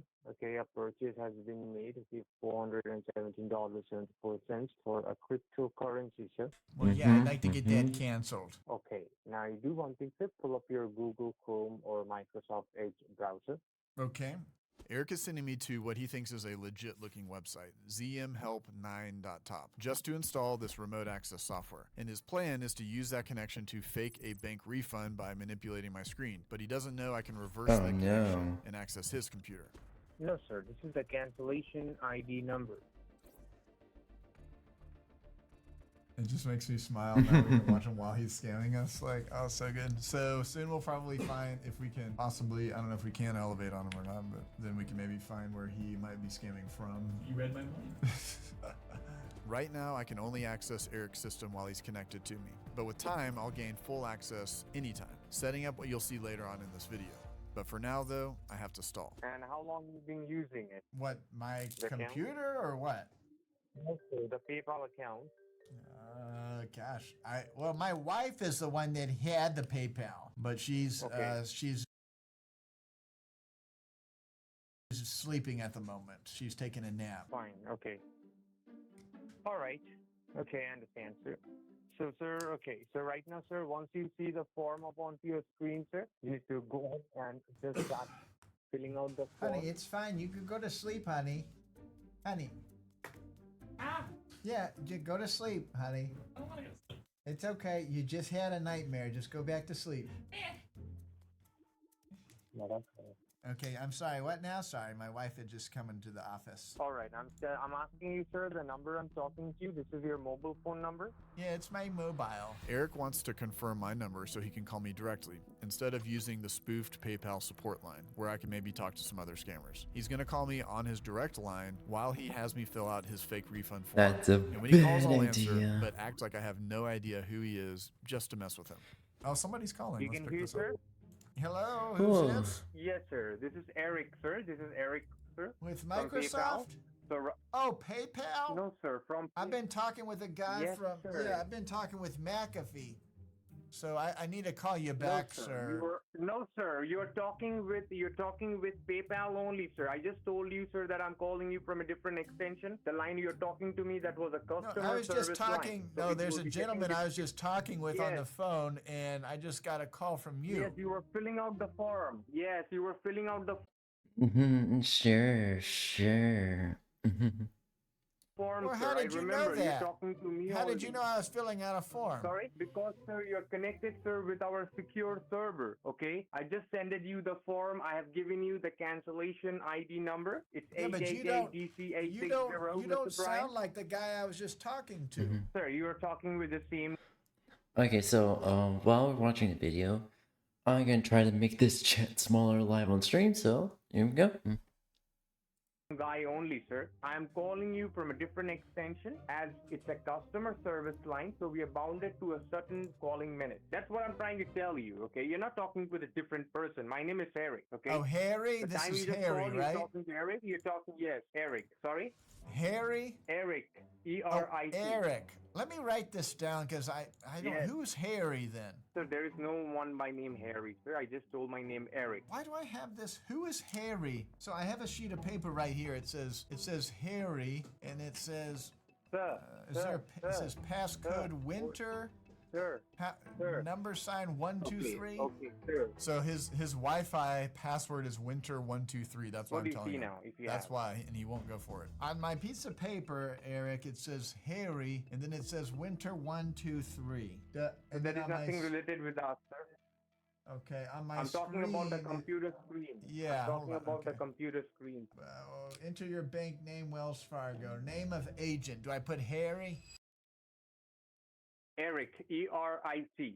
Airwick. Hold on, E-R-I-C. let me type Airwick. Hold on. As you just saw now, we've gained elevated access, and Knight has been gathering intel on Eric. Routers usually will have a 2.4 and 5 gigahertz band, and most people use one password for both, but Eric has separate ones. Winter123 is for the 2.4 gigahertz band, though based on his reaction, he doesn't seem to use it. Fortunately, we also found the 5 gigahertz password, which is Bob Meady at 1. And when I Googled Bob Meady, it looks like a last name local to the area, so this is probably his last name. But that's not all that we found. All right, we have located the scammer. Within pretty strong confidence. Dude, that is like the most pinpoint. Look at that building. Dude, I'm telling you, Bro, he look had at so that. many. Oh my He had so gosh, many. bro. Look at that neighborhood. Look at I know, he's in a neighborhood. Eric is now going to have me fill out information on a fake refund server to distract me while he manipulates my bank page, setting up an illusion of some type of over refund. But we've gotten the info and the access, so now it's time to scare him into shutting down for the day. Have a look onto your computer screen. You can see a window up onto your computer screen at the moment. Welcome to online banking portal. What is that? That is our refund banking portal, sir. You go ahead, sir, and just type in your full name. Sir. It's Brian Tufkin. Okay. And then do I hit that and then hit enter? Yes.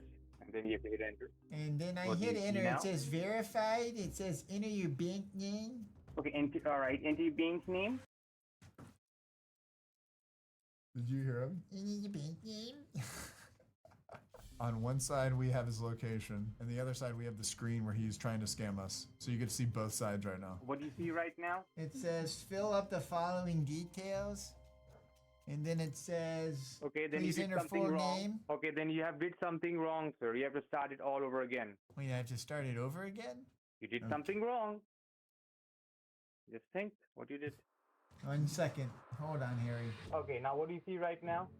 It says Are you please just enter typing, account type.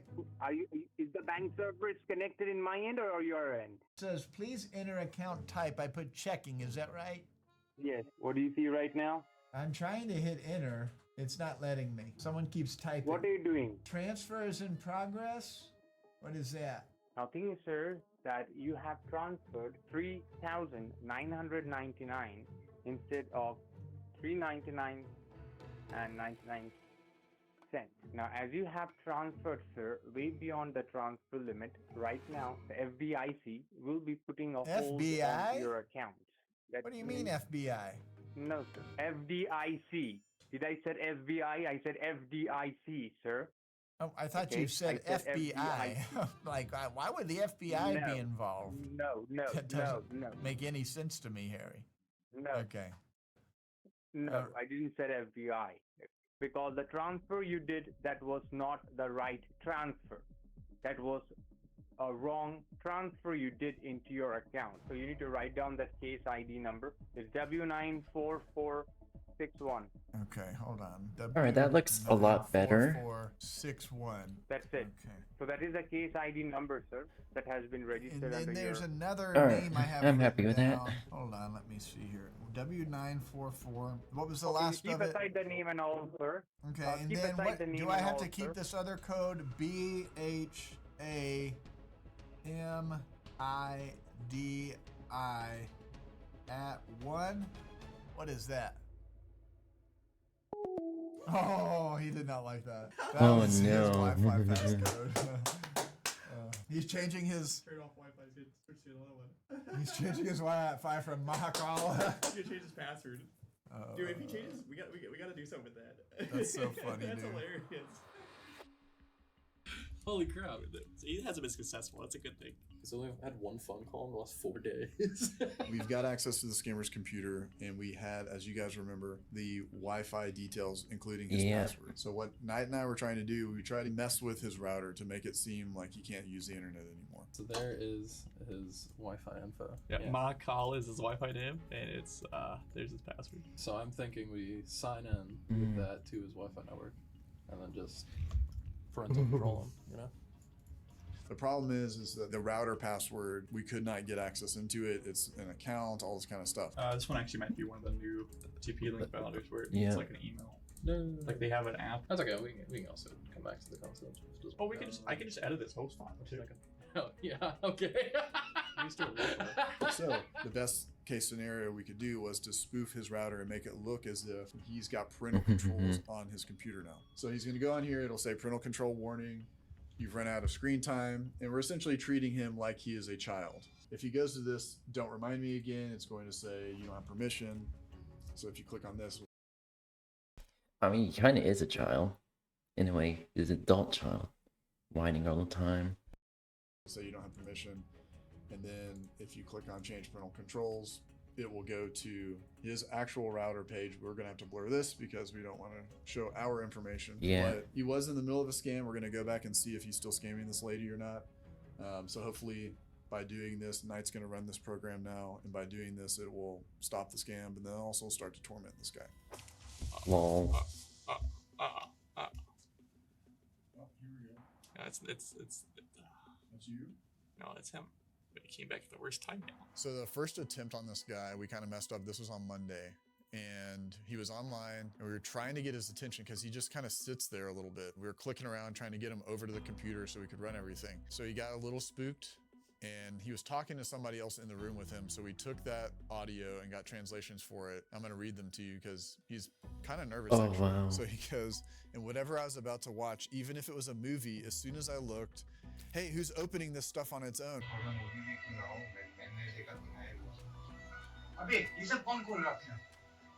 Someone's accessing it. Close it, man. It's running away.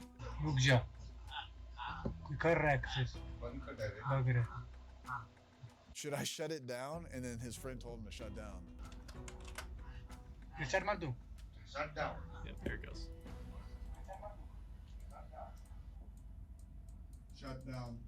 So that happened on Monday. So we didn't get to run the full thing. We just kind of scared him. And then it was Tuesday and Wednesday. We were waiting for him to come online. And he comes online and just sits there. Not hearing any audio, and I don't know what to do. So I guess we come back when he's back. So it's Thursday today, and we're hoping he comes back on so we can finally Yeah. run this in front of his face and get a reaction. The third point is that, sir, as you are purchasing for a maximum denomination, they might ask you the purpose of purchasing the gift card, sir. All right, so he is ultra viewered into a victim, and we are gonna load the parental controls on his computer. Oh, he's having it in the middle of gift cards. In the gift cards. He's in the middle of gift cards right now. Mr. Bahmidi, we're about to get you. Basically, you want the numbers on the back of the cards, right? Exactly, sir. The baby has a 16-digit card number on the back of it, sir. Okay, I'm ready. All right, you ready, sir? Let's go. Let's do this. We gotta do it. All right, here we go. Let's see if it happens on the screen. Oh, I killed Chrome. That's good. That's good. That's good. Oh, there it is. There it is. Oh, he just exited out of it. That's okay. All right, let's see if he says anything. Just type a debit card number. You have a loans? You have a loans? He's very focused on getting these gift cards.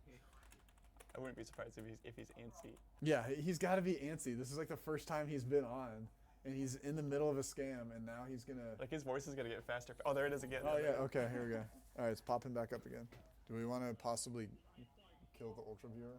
You want to Or do is that that? gonna? You know, I can do something better. I could freeze the ultra viewer. Because we need to make it so that he has to use his Chrome. Because if he's using Oh, there it is. Oh, yes. He's looking at it. Yes. Parental control Because warning. this call In front of will the screen time. It's gonna hit. Oh. There something goes. I think he just logged out. I think Victor's PC just logged out. I walked into him something. What are y'all doing? We are putting parental controls on the scammer's computer. Alright. May or may not have been Enough me. said. Enough said. So if he searches anything, it just goes straight to that. That's and so also, funny. as a backup of a minute, so after a minute, don't just do it. Oh, there it is. Do it. You wanna act like a child? You're gonna get treated like a child. Has he tried to change the parental controls? No, I can't wait till he starts clicking the buttons. I was gonna say, has he Googled parental controls? No, not Not yet. yet. He just keeps Oh, closing we it. Just have- want a little hint. Come on. Guy. So what happens if he does click on the?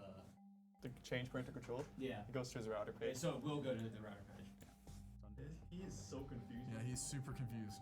Oh, and there's us on the top still, but Oh, Brian yeah. Tarkton. Look at that. Brain Brian Tarkton. That's right. Brain Tarkton. That's why he's been as confused. He's had to So he's get that. ever so since he good. talked to us, he hasn't scammed anyone for a whole week, and now he is, and he's back with us. He's like, restore pages. All right. Finally. Finally. Screen can. Now I can minimize this and it'll stop happening, right? No. Oh, he's getting. He's getting antsy. He's really quiet now. Yep.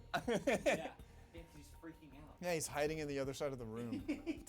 Come on, Read click it. it, click it, click it. He did. His router's just taking. Yeah, his router sucks. Oh, his router 'Cause is it's like like- so slow that Yeah. he can't do it.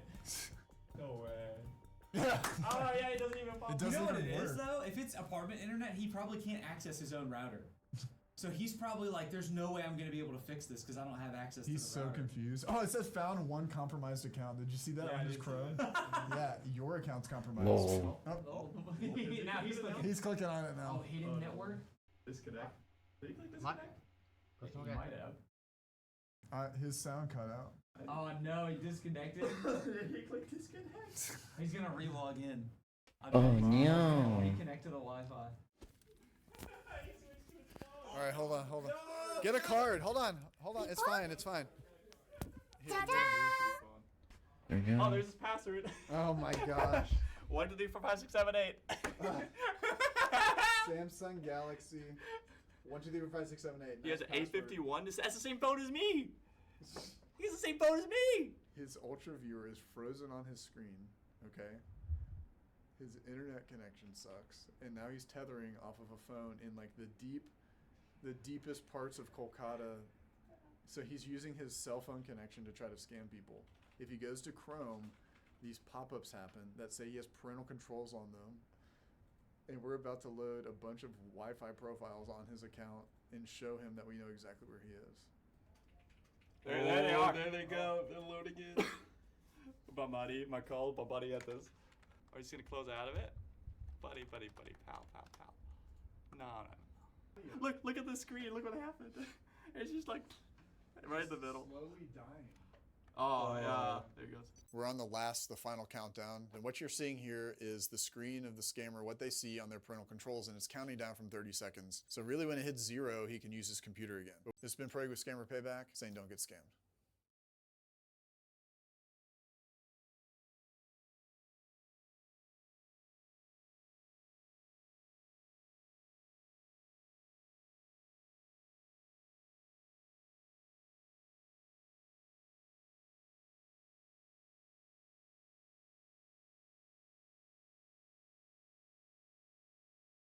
Okay, there we go. Okay, let me load this up. I had it all planned out. I carefully calculated each and every aspect of my new workstation build, meticulously cable managed. Okay. Also, sorry for any potential background noise. We have someone fixing the garage door. Something broken in, so yeah. You just downloaded a zip file from the internet. You decide to take a look inside the file to see what's going on. Inside the file, you see two different files, one named video.mp4 and another one named image.png. But you are smart and you decide to see whether the show file extension option is enabled on your Windows machine. And sure enough, it absolutely is. So you decide to open the image.png first, and it shows a cute picture of a cat. But then you take a look at the video.mp4. It does have a weird image, but at the end of the day, it's still an MP4 file. Not so really. you decide to open it, and as soon as you double click on the file,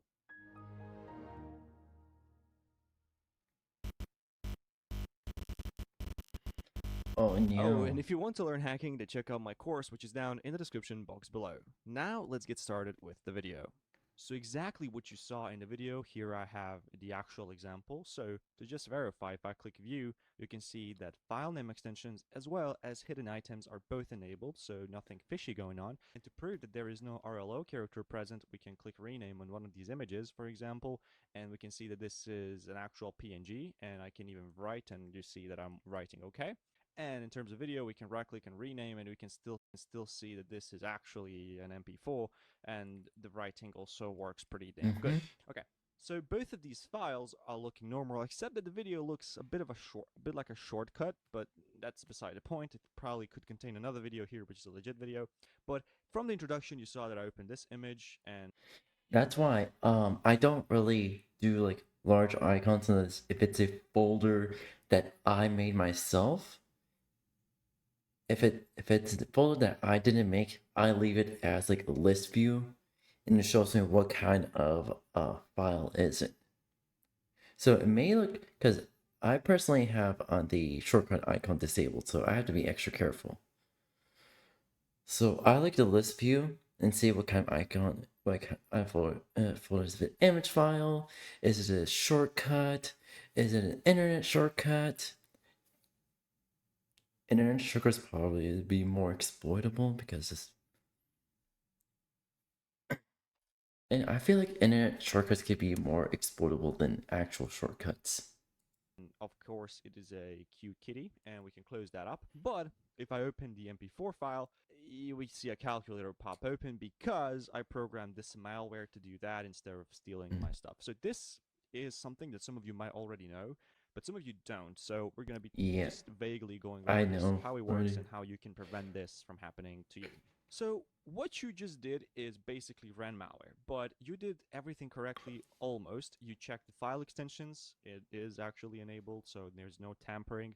There's obviously proof of that here. It's a PNG, and here is an MP4. So how the hell does an MP4 execute a malware which is just not installed anywhere on the computer? Well, there is something interesting going on here, which I'm going to explain to you. Here is the actual executable which I'm executing, and as you can see, this is exe, and obviously if I run it, it opens up a calculator. So how did I turn this into an MP4 file, which once you click rename, it still stays an MP4, whereas here if I click rename, it's shortcut. an exe. How the hell did I turn that into an MP4 file? Well, it's actually very simple, and you probably need to understand a bit more technicality of this. So before I actually dive into this, I want to actually educate you on something. When you, for example, want to create for example, you're playing a game. Imagine that this right here is a game, but you have to go obviously to this PC, to desktop, to the folder, where it is, or maybe not even in desktop, maybe in download or documents. So you need to go and search for the game every time you want to run it. What you want to do actually is just right click on this and basically create a shortcut, which will create you a shortcut, as you can see, to that game, for example. And then once you put this on desktop and run it, it will execute the game basically for you, so you don't actually have to go through the hassle. But have you ever wondered what even is this right here? So can you rename this? Of course you can. Can you put, for example, PNG here? Of course you can. And now this looks like an actual PNG. See these two. They're looking interestingly the same. They both have this shortcut thing. So this must be a shortcut too. But why doesn't it have a logo, and why is it just looking weird? Well, have you ever wondered what is the file type of a shortcut in general? Well, let me show you. So let me just clone this video.exe file. So I'll clone it, and if you're wondering what is a shortcut for basically what is a file extension for shortcuts, there is one, obviously, and it's called .pip. And as soon as I do this, .pip, hit rename, yes please, boom. Look at that. Now it just says video .pip. copy and is a shortcut to an MS-DOS program which is embedded within the shortcut. .pip. And you basically don't need to have a video here anywhere present on the operating system. I can even delete it right now, and this will still work fine because it embeds a program within itself, if that makes sense. But okay, so you're wondering probably, why is this image.png here? What's the purpose of it? Well, to throw you off, to make you believe that the view show file extensions thing is actually working, because if this wasn't there, then you probably would think that this is somehow tampered. Okay, I didn't know .pip was a shortcut, was a type of shortcut. That boggles my mind. Is it the original? Was .pip the original shortcut? The original shortcut on like the MS DOS days, or not MS DOS, but like the old Windows, like the Windows 95, all those days. Is it like that's okay? That's scary and a half. Alright, let's get reset model real quick. Go. Alright. But with this here, you will drag your mind and attention to something else, and it might even trick you into believing that this is actually a thing. Or even in worst case scenarios, this could be actually a video, and this is a kind of like a shortcut to the video, if that makes sense. So you might run both of them to just see what happens, and boom, you're now infected with malware. Jesus So, Christ. In other cases, if you ever see something like this, and you just check the extension, and it's like something you can run, don't run it, because sometimes don't I run think it. even this logo can be manipulated, although I'm not 100% certain. But it the logo can be manipulated. Okay, so what do you do with the logo? So there is, you go to like properties. So you go to properties, you go to customize, and then you see all the entirety of the icon library for Windows. And that is, but however, it's only the system icons. So you make your own icons, and then customize, and then you go to browse, use the browse button, and you point the icon to the file location where the icon is stored, and boom, it uses that. definitely can. So the best thing to go about it is to right click on anything, go to properties, and then just go to see what even is it. In this case, it's a PNG file. But in this case, if I right click on the properties, it is a shortcut to the MS-DOS program. As you can see, it's .pif. But the .pif is hidden by default to not confuse you, or for some odd reason, Windows just allows this. So yeah, hopefully you learned something today in today's video. Thank you so much for watching. Stay safe, stay responsible. We all know that Microsoft is not gonna patch it out by allowing us to see the .pip file like as a .pip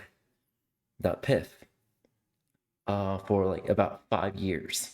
We all know that right now.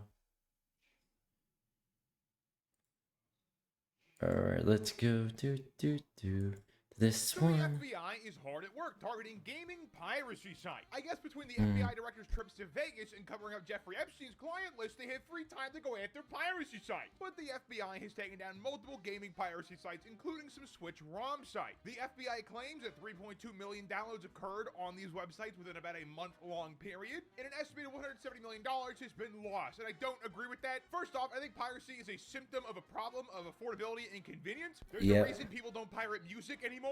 And also, a lot of piracy occurs in countries where games cost like a month's salary. So realistically, a lot of people pirating games weren't gonna buy them anyway. So I don't agree with this figure of $170 million. The good old saying, if there's no legal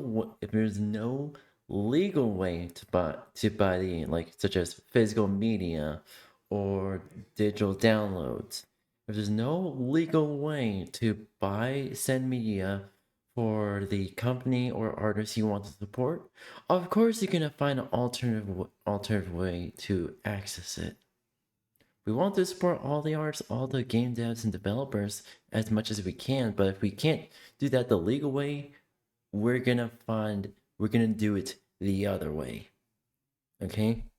That's just how it works.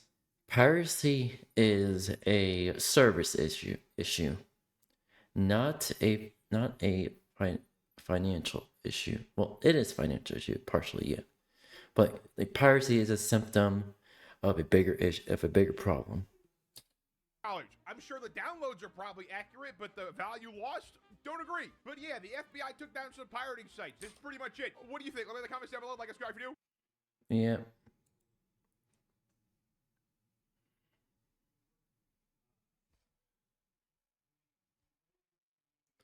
See, Genshin's loving.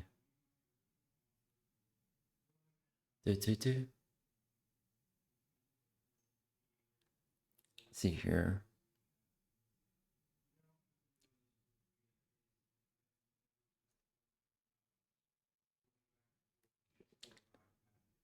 Let's see. Alright, here you go. What if Darth Maul trained Anakin? Ooh. In The Phantom Menace, we saw the Duel of the Fates and how Maul killed Qui-Gon but was eventually sliced in half by Obi-Wan Kenobi. From there, Obi-Wan took it upon himself to train Anakin. Meanwhile, Maul was forced to spend the next decade in hiding until he eventually revealed himself once again. But what if things were different? What if Maul was the one to train Anakin instead of Obi-Wan? Well, in this alternate timeline, that's exactly what we'll be diving into, so let's get right into it. That's interesting. Our story begins towards the end of the nail-biting duel on Naboo. Just seconds ago, Maul had killed Qui-Gon Jinn. Yeah. As everyone stood there furious after what he just witnessed, he waited for the gates to open so he could avenge his master's death. Yeah. Eventually, Obi-Wan was in luck, and as the gates opened... Okay, so this is interesting. So it's basically, I think it's similar. I'm just gonna go similar to how, if Darth Vader trained Luke. Maul and Obi-Wan went head-to-head with their sabers clashing back and forth. As the battle raged on, the tide turned in Maul's favor, and he was able to force push Obi-Wan into the reactor shaft. Luckily though, Obi-Wan was able to just save himself by grabbing onto the ledge. However, this is where our story is different from the original. As Maul slashed his lightsaber back and forth, Obi-Wan then closed his eyes and meditated through the Force. Then he force-pulled Qui-Gon's lightsaber, and as he leaped in the air, Maul quickly reacted. Out of nowhere, Maul had sliced Obi-Wan with his lightsaber as he did his flip, cutting the Jedi Padawan in half. As Obi-Wan's body fell to the ground, Maul then flicked his hand and used the Force to push both halves of his body down the reactor shaft. From there, he then watched his body disappear down the shaft, and as he did, he started laughing. He really had done it.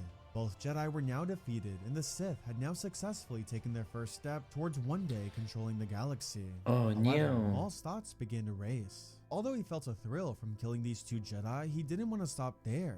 If he could defeat these two with these, then what was stopping him now? He realized that he wanted to keep going. He craved more power, and by that he even thought to himself that maybe he was even strong enough to overthrow his own master, Darth Sidious. However, before he could keep thinking about this, he heard a voice, almost as if it was an injured voice that was struggling to breathe. Maul looked over. It was Qui-Gon, still gasping for his final breaths. As Maul then walked over to Qui-Gon's body, he went down on one knee and said, You fought well, Jedi. Unfortunately, history will not see it that way, though. Qui-Gon moaned in pain. Although he was seconds away from dying, he only had one thing and one thing on his mind only: Anakin. He had no idea what would become of him now, and all he could do was be worried for his future. Struggling to keep his eyes open, he then looked up at Maul, who was standing above him. Then he watched as the Sith Lord ignited his crimson red saber. Any last words, Jedi? Qui-Gon went silent. He closed his eyes. Before he knew it, Maul then used both hands and slashed his saber right through Qui-Gon's chest. It was over. Qui-Gon Jinn was dead. As Maul retracted his lightsaber, he pulled out his comlink and was about to report back to his master. But then he froze. For some strange reason, he felt a tremor in the Force, something that was nearby him, something powerful. Although he couldn't detect what it was, this tremor felt awfully familiar, as he felt it earlier when he was on the desert planet of Tatooine. What was this, he thought to himself, and why was it feeling even stronger than before? He wanted answers, so he quickly made his way to the main hangar, hoping to learn what this was. As he got there, all of a sudden, he saw a lone yellow N1 starfighter arrive in the palace. However, to remain undetected, Maul quickly hid behind the pillars and watched as the ship landed. The tremor he was feeling was now beyond stronger than he ever felt. Whatever it was, it must be in that ship. Then he saw a blonde boy walk out of the ship along with an R2 series droid. As he watched, he overheard the two speak and that the droid was gonna go look off for others while the boy was gonna go look for his two Jedi friends. Maul couldn't help but laugh inside. That foolish, ignorant boy had no idea that the Jedi he was looking for were both dead. As the boy kept walking closer and closer towards where Maul was hiding, the droid was no longer in sight and it was only the boy, all by himself. Then as the boy drew close, Maul then left his hiding spot and then stood right in front of him. As he looked at the boy right in his eyes, it finally hit him. Up until now, he had no idea what was so powerful with this kid, but now he understood. This was the boy that Sidious had spoken so much about, the one who was gifted in the Force beyond measure. Although Maul didn't know his name, he heard rumors that this boy was conceived by the Force itself. As the boy stood there, he went pale and started to shake. No. No need to be afraid. Where's Qui-Gon and Obi-Wan? Your two Jedi friends. They're dead. The boy went numb. A tear ran down his cheek. Be grateful for their loss. What does it say about them that the two of them together couldn't defeat one lone warrior? Are those really the type of masters you want training you in the ways of the Force? The boy went silent. What is your name, boy? Anakin Skywalker, sir. Anakin was still shaking. He felt cold inside. I offer you a choice, Skywalker. Join me, and together we will free your mother that you desperately miss, and I will help you get revenge on all of those who have brought you into that wretched life of slavery. Anakin went silent again. My boy, you deserve much more than a Jedi's life. They don't understand real power, and from what you saw, they weren't even strong enough to protect you. With my training, I will give you everything that you seek and more. I will give you the life that you deserve, and together we will free your mother. No. Anakin was still shaking. Oh no. He couldn't join him. He wanted to be with the Jedi. It was his dream ever since. My boy, I know what it's like losing your mother. I, just like you, was ripped from my mother's arms at a similar age, without a choice. But now, I am giving you a choice. An opportunity to save her and a chance to show you power beyond what the Jedi could ever teach you. Join me, Skywalker. Allow me to complete your training, and together we will bring peace, freedom, and justice to this galaxy.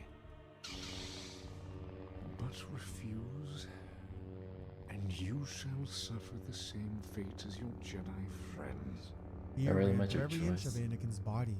He knew he was trapped. There was nowhere to go. Left with no choice, Anakin then nodded his head. He accepted. Oh no. 10 years had passed, and after the events of what happened on Naboo, Sidious still never sensed Maul's death. However, because he never heard of his existence since, he continued on and replaced him with Count Dooku, who would now be his new apprentice.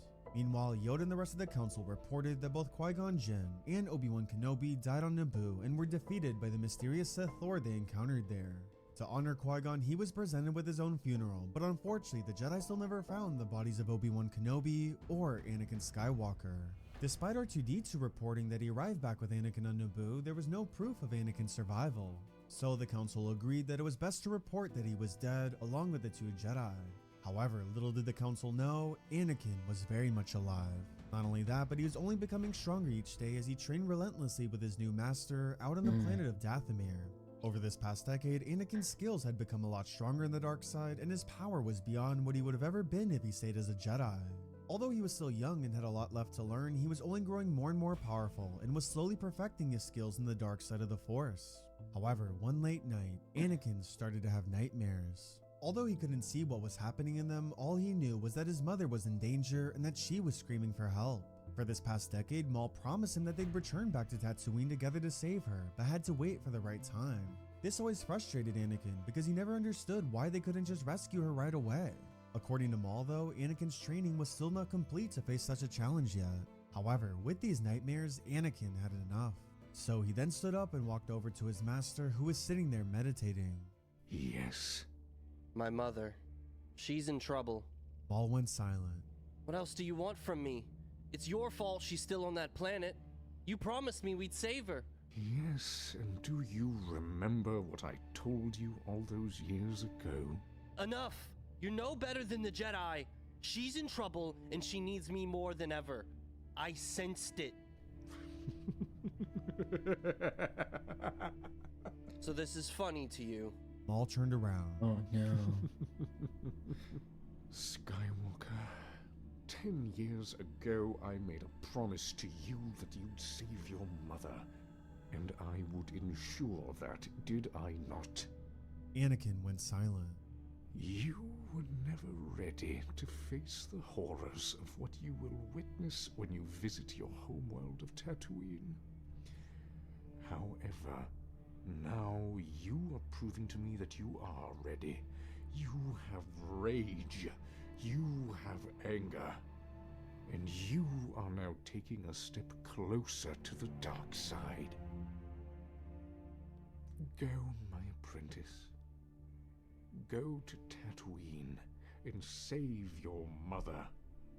Get your revenge on anybody who is responsible for your mother's pain, and most of all, leave no survivors.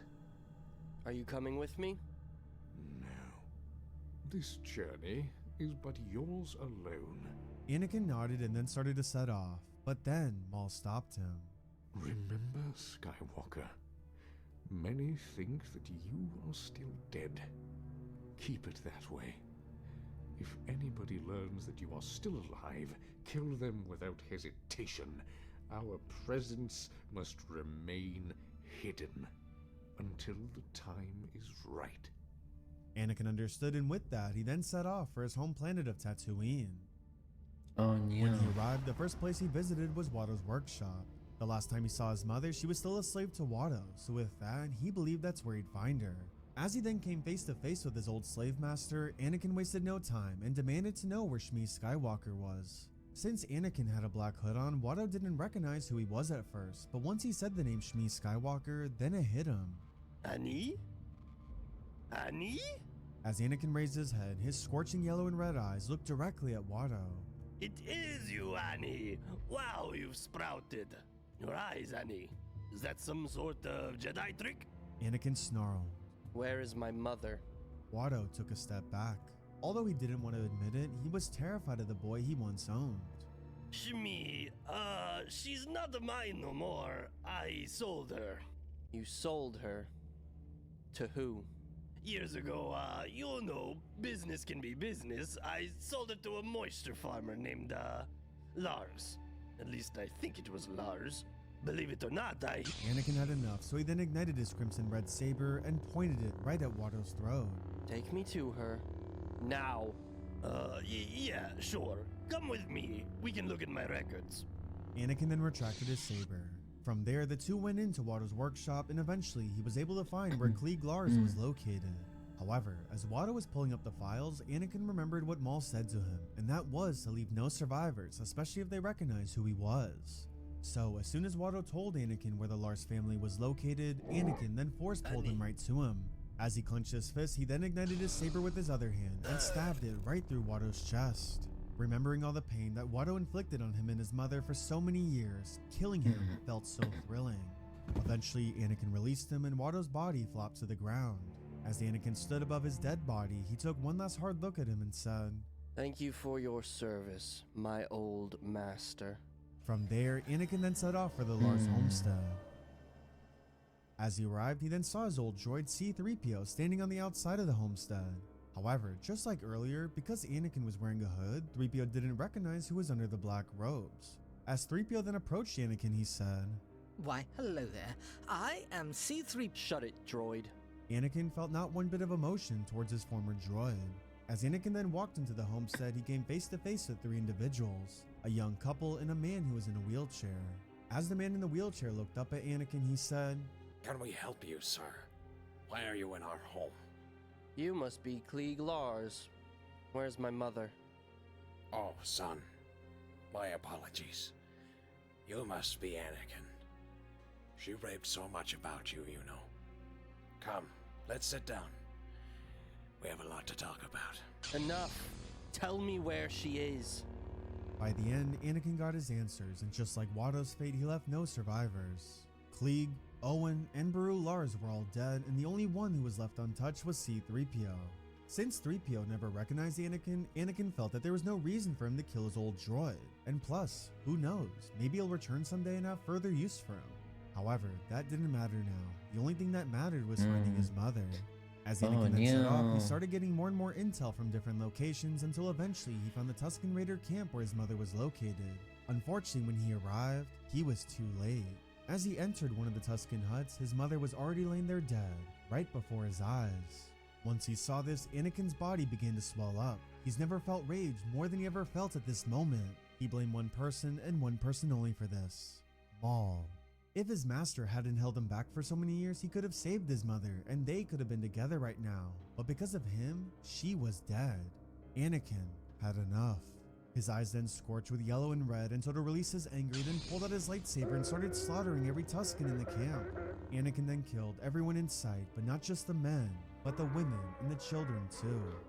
Not one Tusken Raider survived that night. They were all dead by the hands of Anakin Skywalker. After massacring the camp, Anakin flew back to the planet of Dathomir, where he then confronted his master once again. When he arrived, he stormed towards Maul and yelled, "You! This is all your..." Now, is that any way to treat your master? Maul then released Anakin and dropped him to the ground. She's dead. You held me back. You never let me go to see her. Yes. And do you know why? I kept an eye on your mother, Skywalker. Months after you became my apprentice, she was freed by that man, Klieg Lars. From there, she married him. And after losing you, that man filled the gap she needed in her life. If you rescued her, she would have only interrupted your training. And you would have never reached the power that you have now. The power you need for our next goal. What goal? The only goal. There's a reason why I recruited you to become my apprentice 10 years ago, Skywalker. Soon, the Clone Wars will begin. And chaos will spread throughout the galaxy, and once it is finished, you and I will thrive in that chaos. My old master, Darth Sidious, will control both sides of the war until the end. Once it is over, that is when you and I will confront him ourselves and take what is ours. We will form our own empire, and the galaxy will be ours. The power you've always craved will be yours, and everything it is you ever wanted will be in your hands. All I wanted was to free my mother. And now, that's taken from me. Her death was a necessary loss. You have only become powerful as a result of it. And by the time the Clone Wars are over, your power will be beyond measure. Chilling. Were there any survivors? No. I killed them all. The women. And the children, too. Good. Very good. Now, my apprentice, let us do what we've done for 10 years and continue to prepare ourselves in hiding. Soon, very soon, this galaxy will be ours, and together we will defeat Darth Sidious and take our prize. Anakin nodded his head. Although he missed his mother, Oh, he'd do what yeah. he'd just done on Tatooine and get his revenge on anybody who was responsible for this. This time, though, it would be against his own master. Regardless of what Maul said, Anakin blamed him for her death, and when the time was right, he would betray his master and take this galaxy for himself. However, now wasn't that time. He knew he wasn't strong enough to defeat him, but one day he will be, and one day he will overthrow him. 3 years later, let's go.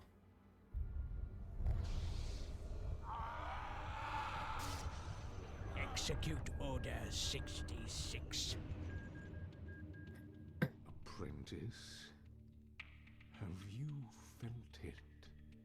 Have you felt the screams, the cries of agony, the chaos that dominates this galaxy right now? I have, my master. Good.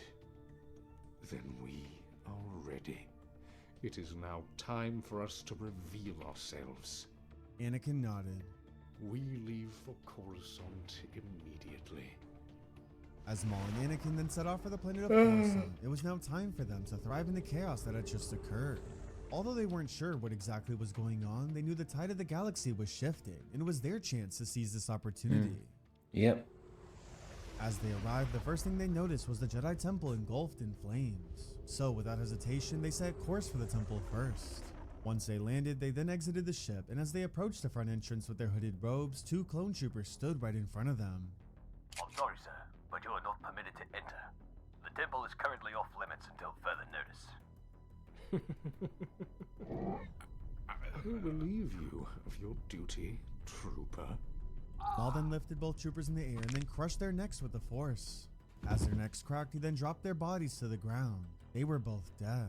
As the 2 then entered the temple, they looked around to see what was going on, but for some strange reason, it was quiet. Too quiet. Despite the temple being in flames from the outside, the inside of this place was just pure silence. It was almost as if the chaos that occurred here was already finished. As they then walked through the halls, they started looking around, and as they did, they saw dead Jedi bodies everywhere, but not just Jedi Masters. By the looks of it, many of them were young, including Padawans and younglings. However, then out of nowhere, they saw something unexpected, a glow of red light in the distance. Although they weren't sure what it was, it looked as if it was a red lightsaber of some sort. So the 2 then walked closer to the red light, and as they approached it, they were correct. In front of them stood a shadowy figure holding a red lightsaber. Darth Maul, I've heard so much about you. And who is this pretender? The shadowy figure stepped forward. It was Count Dooku. Young fool, I am the one who took your place after you were rumored to be dead back on Naboo. My master must have been very desperate to go for an old man such as you to be his new apprentice. Unfortunately, you are too late. My master and I have already defeated 4 Jedi Masters just ourselves. And as we speak, the Jedi Order is collapsing by the minute. You must know by now that there can only be 2 Sith at a time, and unfortunately, those roles are already filled. You clearly don't know your master well, do you? Just like me, he will aim to replace you as well, old man. You should know by now that treachery is the way of the Sith. However, allow me to do you a service. My apprentice and I will relieve you of your duty and replace both you and your master. Troopers? Out of nowhere, close to 100 troopers in blue and white armor appeared from the shadows and then surrounded both Anakin and Maul. I consider you to rethink your actions. This is not a battle you'll win. Maul ignited his double-bladed lightsaber. Anakin ignited his. However, then another voice appeared. Enough. It was Darth Sidious. Troopers, stand down. Most of the clones then started to lower their blasters, but one trooper kept his pointed. But sir, aren't these Jedi? I said enough! Out of nowhere, Palpatine did the unthinkable and let out a chain of force lightning towards each and every clone trooper that stood there. Every clone screamed in agony, and as the lightning electrocuted all of them, every one of their bodies dropped to the ground. They were all dead. As Anakin stood there stunned, he was shocked at what he just witnessed. He had no idea such power existed, and in a way, he was amazed by this Sidious person. He thought to himself, has his own master been limiting his training? Why is it that he never taught him any of these abilities? I see you have survived your fight on Naboo, my old apprentice. I am impressed that you have been able to remain hidden for so long. But even more than that, taken it upon yourself to train the Chosen One behind my back. It is unfortunate. His training has been so restricted for so long, considering that you are no longer even a Sith. I have always been a Sith, and my apprentice and I have become stronger than you could ever imagine, Sidious. Is that so? And you must have forgotten your earliest teachings, my former apprentice.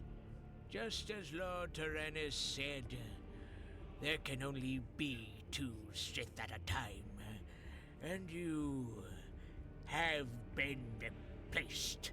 Sidious then ignited his 2 crimson red blades. Dooku also ignited his. Then out of nowhere, Sidious then leaped towards Maul, and the duel between them, Dooku and Anakin, began. A battle for the future of the galaxy unfolded in the Jedi Temple with red blades slashing at one another in every direction. As the 4 clash lightsabers, Maul was up against Sidious, and Dooku was fighting off against Anakin. Over these past 3 years, Anakin's skills had grown tenfold, and even early in the fight, Dooku was just no match for the Chosen One. Every one of Anakin's strikes kept overwhelming Dooku, and with how quick and agile he was, Dooku couldn't keep up. Eventually, Anakin was able to get an edge over him, and out of nowhere, he was able to undercut Dooku's hands and slice them right off. As Dooku's red saber flew in the air, Anakin then caught it and crossed both his and Dooku's saber right along his neck.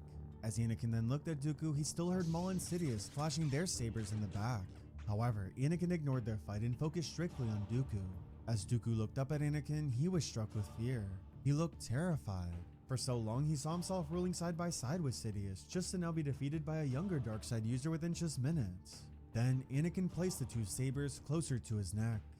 Die well, old man. Anakin then sliced the 2 sabers along Dooku's neck, and his head then dropped to the ground. Count Dooku was dead. As Anakin turned around, he went in to jump back into the fight to help his master. But it was too late. Before he knew it, Palpatine had disarmed Maul and struck him with Force Lightning as he laid there on the ground. As Maul begged for mercy, Palpatine started cackling. Anakin was stunned by what he was watching. This was his master? He had just defeated a Sith Lord all by himself, and here was his master getting humiliated? No, he told himself, this just wasn't right. As he looked at Maul screaming in horror, the 2 made eye contact. Apprentice, help me. Don't just stand there. Anakin retracted his lightsaber. He started to remember Maul's words that he said to him over 13 years ago when he first became his apprentice. What does it say about them? That they couldn't protect you? Now fast forwarding years later, Maul was the one who couldn't even protect himself.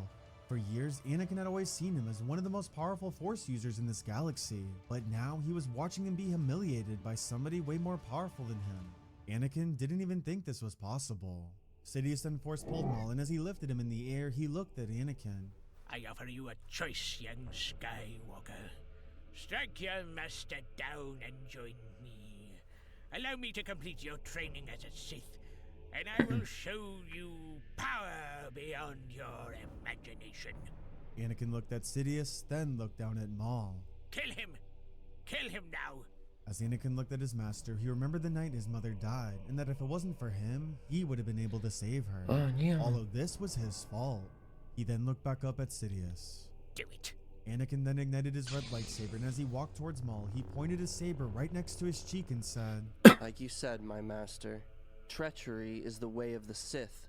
With one swift strike of his saber, Anakin sliced Maul's head off just as he did earlier with Count Dooku. Darth Maul was dead. The only 2 that remained were Darth Sidious and Anakin Skywalker. As Sidious then looked at Anakin, he said, Good. Very good. Now, kneel before me, young Skywalker. Anakin kneeled. You have done well. Your master was a fool. He was foolish enough to think that I would not be aware of his plan. But for these past 13 years, I have been watching him train you in secret. He was what you call predictable. Him nor Count Dooku were ever destined to be my apprentice. But you were, ever since your birth, chosen one. The Jedi are defeated. Your master is dead. And now, this empire will be ours. I pledge myself to your teachings, my master. Good. Very good.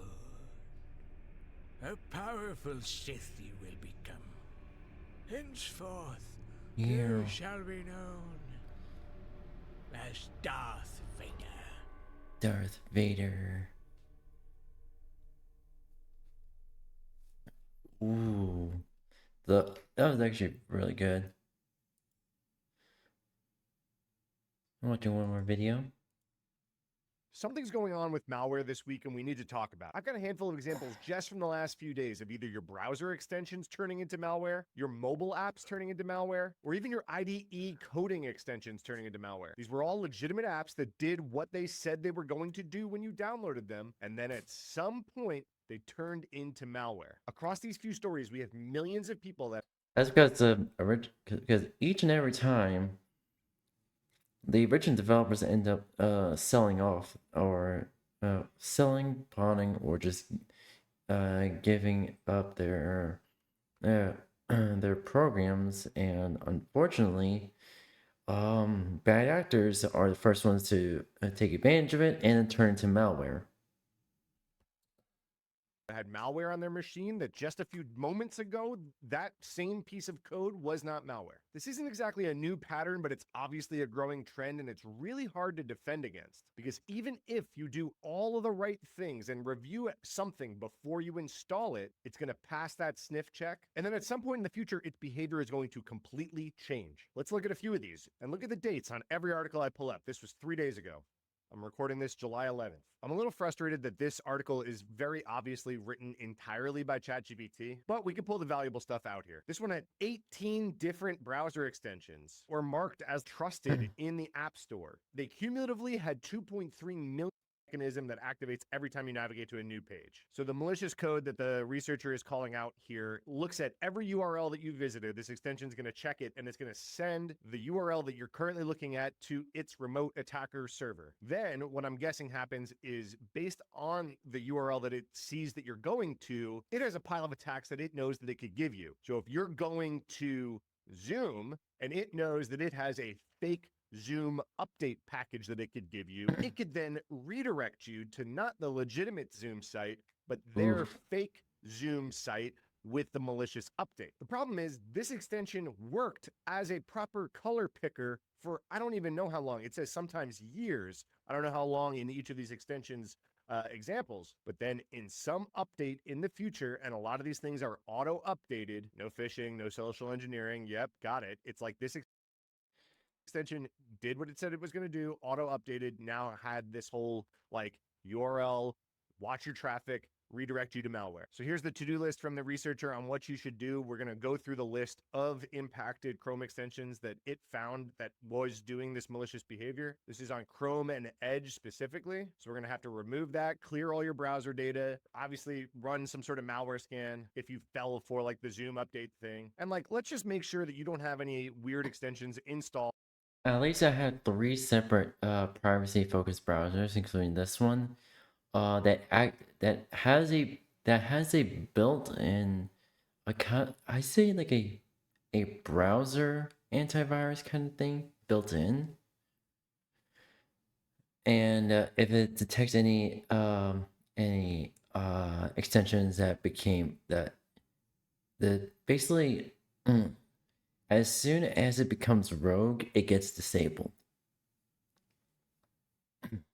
Yep. With big permissions. I know I just said this is useless advice, but if you're not using something and it's got these broad permissions, you might as well remove the attack surface. All right, so here's the list of That's a different extensions. So let me get it out of the way so you guys can like screenshot this if you want to. I'm going to include the link to this research in the description below. But here you go. This is luckily I don't use any of these. the full list. Also, all these sound like scams. It sounds like a scam. It sounds like you're asking to get infected. Of extensions that they determined had this malware in it. So we've got like an emoji keyboard, we've got a free weather forecast one, video speed controller, unlock Discord, VPN proxy to unblock Discord anywhere. We have a dark theme, dark reader for Chrome. We got volume, sound booster, unblock TikTok, unlock YouTube VPN, the color It sounds like all these were recently created. picker, as we said, and then just an app called Weather. Those are the Chrome ones. In Edge, a lot of them look and sound similar. Unlock TikTok, volume booster, web sound equalizer, header value, Flash player, games emulator. Oh boy, that actually sounds fun. I miss the old Flash games. YouTube unblock, search GPT, and unlock Discord. And here's some indicators of compromise. So I'm guessing these are the URLs that they were calling out to with your information, or some of the URLs that maybe they were hosting malware on. So these are just some other indicators that you could check in your logs to see if any of your users were using any of these malicious apps. All right, to stay in browser extension land before we move to the mobile app one or the code IDE. So this one, Secure Annex puts out. If you guys don't follow this blog, Tuckner does a lot of browser extension research. He puts a lot of good stuff out on his blog. Check it out. So this one a little bit different, right? Because it's not like a traditional malware situation.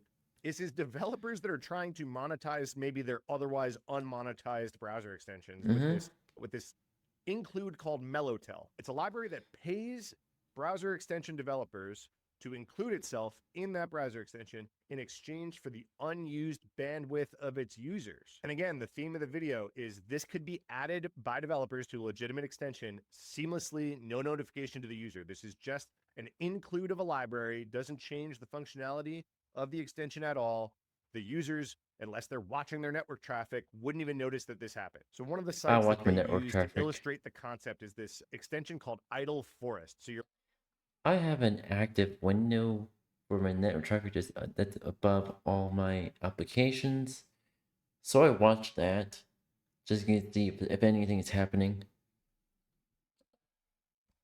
Like opting in to like, oh, when my browser is idle, go do something. But then the weird thing that kind of feels a little malware-y is when you enable it, it doesn't do anything for a long time. As John points out here, this is generally to avoid some sort of behavioral alarm of, oh, I just installed this extension. Maybe someone is reviewing the behavior of this extension right now because they just installed it. So maybe they do have the developer tools open in their browser and they are looking at the network tab to see what calls this thing is making. I know that was part of my team's.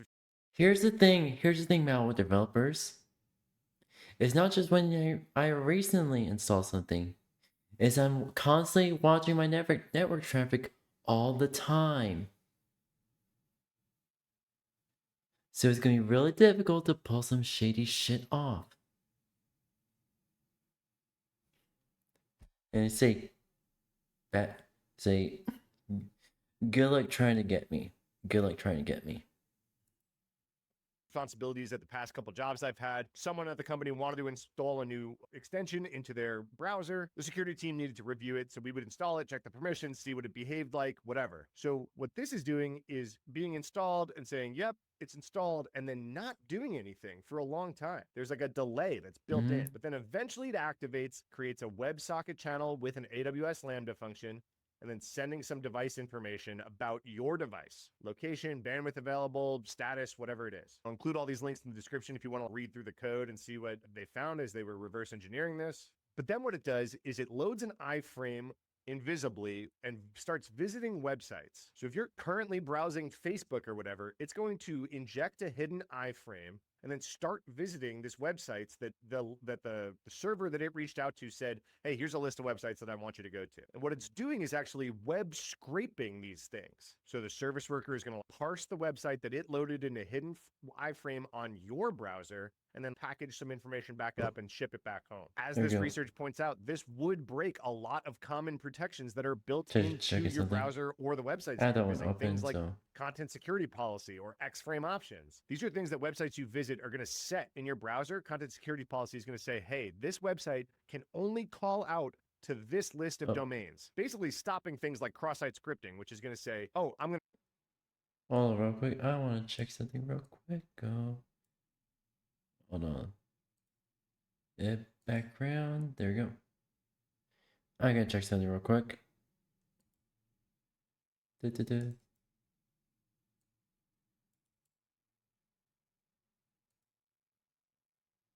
Yeah.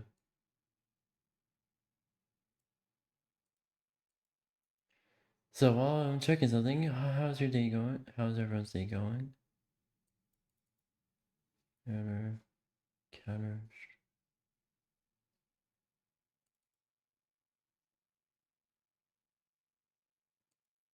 Da-da-da.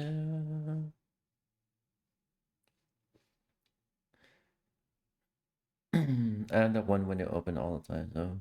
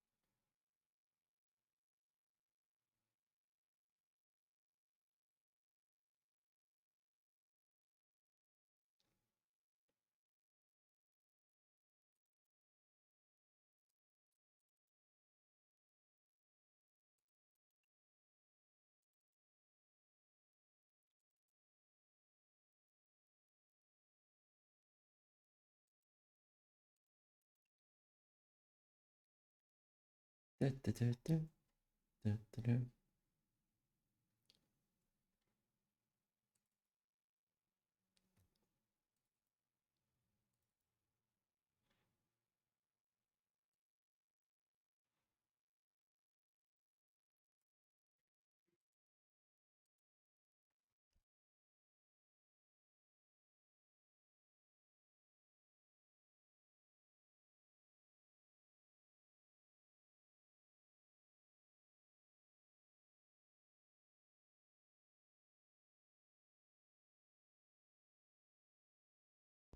Alright, sorry, I had to answer something real quick.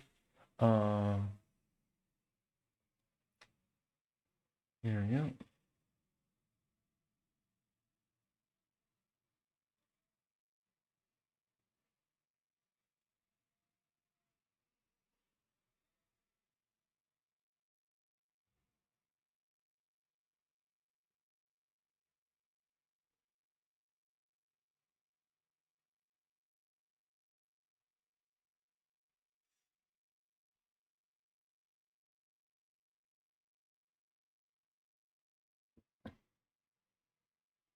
Alright.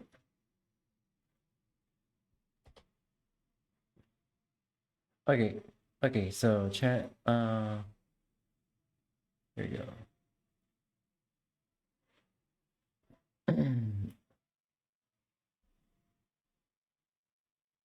I probably should resize my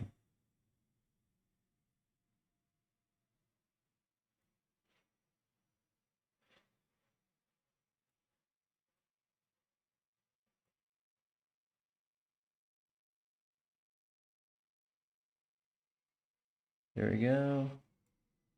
There we go.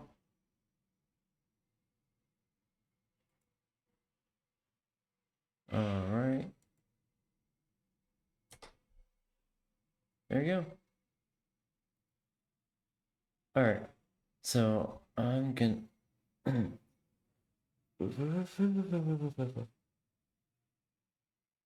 All right. So I'm gonna. I put Prime inside my garage. So for the minute, hope you all enjoy the video. To reach out to this website, pull in some malicious JavaScript, steal some information.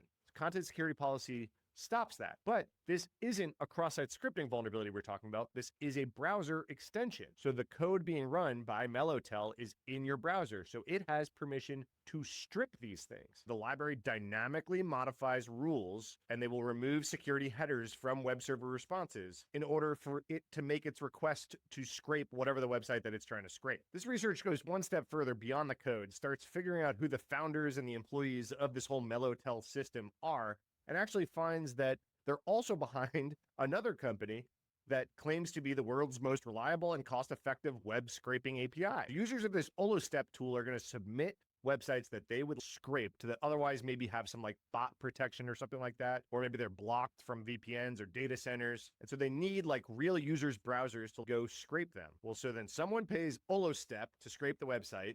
Olostep passes that website off to Mellotel, which has literally a botnet of browser extensions with users that don't even know that they're doing this, and their browsers are used to scrape it and pass it back to Olostep. The problems here should be obvious, right? For users, your browser is doing something you didn't intend it to do. You installed an extension. You had no idea that this whole Mellotel thing exists. For companies, if you did a security review of a Chrome extension for your users, you approved it, it all of a sudden then had Mellotel brought into it. Now all of a sudden, a company like Olostep has access to things that your employees might be the only people that have access to. You know, things that like your employees would need to be on network or on VPN to actually get to. Well, now this browser extension is allowing access to those internal sites via your employees' web browsers as kind of a proxy. Not to mention, in order to function, it needs to remove things that are otherwise keeping you, if you're just a user listening to this, or if you're on a security team, your users are being kept safe by things like content security policy, but this thing is nuking. All right, moving off of browser extensions for a second, because I just can't believe that this is happening all in the same week, all in the same kind of way, shape, and smell. We've got this mobile app on the Google Play Store, absolutely verified, called Document Viewer File Reader. If we go look at some stats, I don't know how accurate these stats are, but to be estimated from this Sensor Tower site, this app has something like 90,000 downloads. And we've got this Anasta malware that develops a legitimate extension and developer profile in the App Store, uploads a new app, like a PDF reader in this case, document viewer. They also said they've seen phone cleaners or file managers or some sort of generic tool. Works entirely legitimately.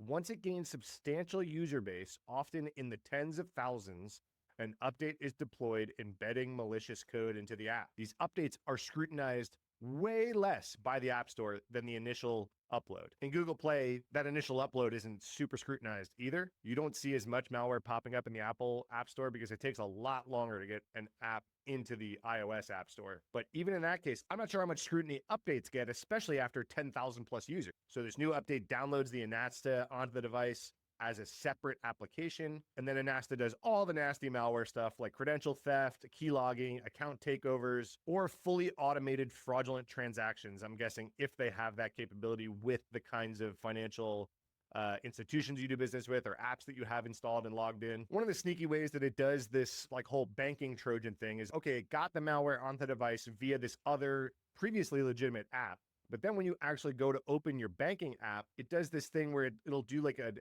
overlay over their banking application. This time it said scheduled maintenance. We're currently enhancing our services and we will have everything back up and running shortly. But really, this is just hiding the malicious activity going on behind the scenes and hoping the users don't call their bank to be like, hey, something weird happened. And then finally, again, I just can't believe it, in the same week, this one is a VS Code extension. It's called ETH Code.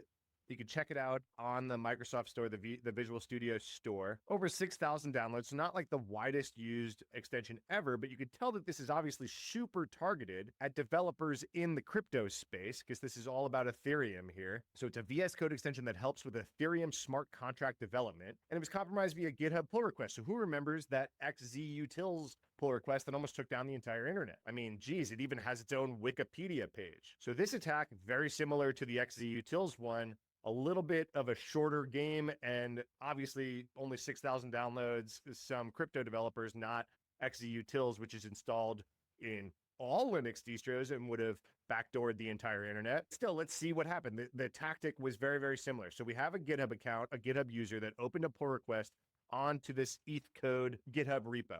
And they were like, hey, I'm here.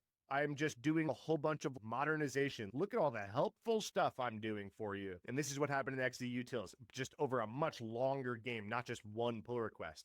There was a developer that was helping the XZUtils developer for months, legitimately helping them. Turns out that was a nation state threat actor that was just gaining trust over months and then snuck in the back door. This one, all in one shot, didn't need the long game. One PR, look at all the helpful stuff I'm going to do. And this is interesting. It's like, hey, look, I added a testing framework for you. I saw you didn't do that. Hey, you were using a couple old versions of things, so I upgraded them. I even fixed a few security flaws for you. Like I updated things to the most secure version. At first glance, if you reviewed every line of code in this pull request, you would also see that they all looked legitimately helpful, except for one thing. And this is why it was pretty sneaky. So it brought in a new package, and they even named the package on brand with the target. So this was a very targeted attack. So the new package is called Keytherium Utils. They even incremented the versions a few times. So it's not just version, 0.1 or whatever. So if you reviewed every line of code in that PR, it would all look okay. But what they snuck in was this package. So if you didn't go review this package's code, you would have never seen the sneaky thing. So they just added the package to the package.json, required it, and instantiated it in some file along the way, actually invoked the dependency. And then even if you did go review the thing, apparently it was obfuscated JavaScript anyway. So these researchers at Reversing Labs had to actually not only find that, but then de-obfuscate the malware. Man, I'm having trouble zooming around on this one to show you it. But basically it opens up a PowerShell curl and then reaches out for a batch file that is its actual malware. So you can see here, the deobfuscated code spawns a hidden PowerShell that downloads and runs a batch script from a public file hosting service. So it's not even like a known malicious domain, it's just another file host that they're hosting their malicious batch script on. We don't have a lot of details of what that batch file actually did in this thing, but you could absolutely take a guess, right? If they were targeting a smart contract developer, there's a lot of malware going around right now, especially in job interview land. I don't know if you guys saw that. I made a video about it where people are putting out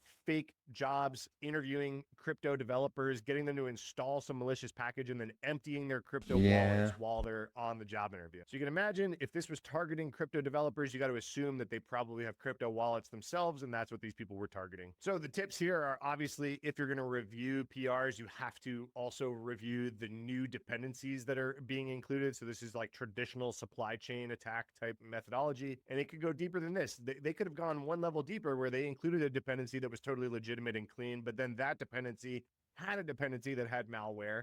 I mean, you could see how deep this could get. The other suspicious thing was the GitHub account was created the day that this PR went live. So this wasn't the long con of XZUtils. They opened a new GitHub account. They opened a PR. Yes, it was mostly actually helpful, so they did do that work. But they didn't do the whole let's gain the trust thing. And I just love how this paper ends up, that it only took 2 lines of code. This wasn't some crazy malware that was polymorphic in the code cave or whatever the hell was going on with pirate software, but this was just 2 lines of code, grabbed a batch script, did some nasty stuff. So their tips to avoid this kind of stuff is obviously check the history of the contributors. That's not always going to be your best indicator, because there are some threat actors out there that are currently, right now, building very legitimate histories so that they can use those accounts for threats in the future. But in this case, it probably should have set off an alarm that it was a brand new GitHub account. Obviously, check the dependencies, and then it says use some sort of tools. I don't know if Spectre Assure is maybe that's one of their tools that they're promoting. I'm not sure. But they're saying like, okay, SCA, right? Check the version numbers for vulnerabilities, but then also maybe this is a brand new targeted attack to you that isn't a known vulnerability. You're going to want to make sure that you're monitoring for weird behavior like, hey, I never trusted crypto in the first place. I mean, my personal golden rule with privacy is if something becomes popular, then it becomes vulnerable. That's my personal golden rule of privacy.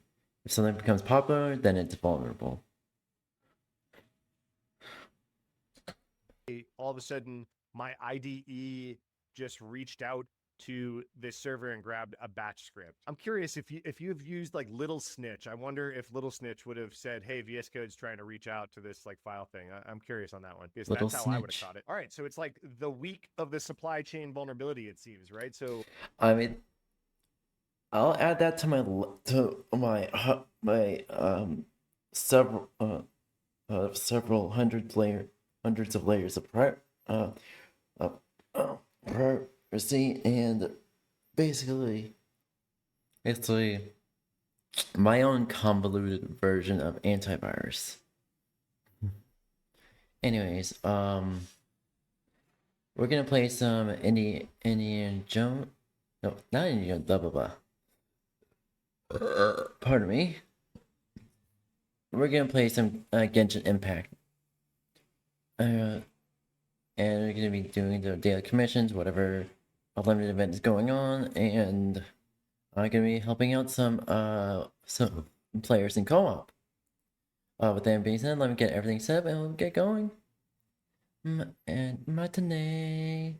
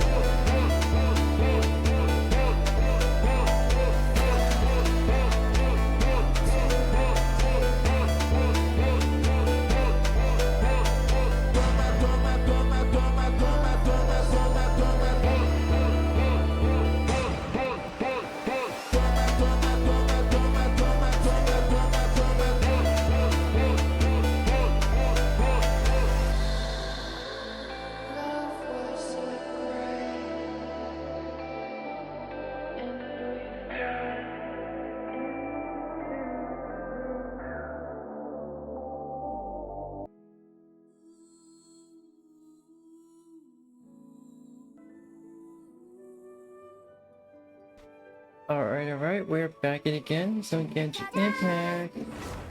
Hold on. Sorry, vacuum.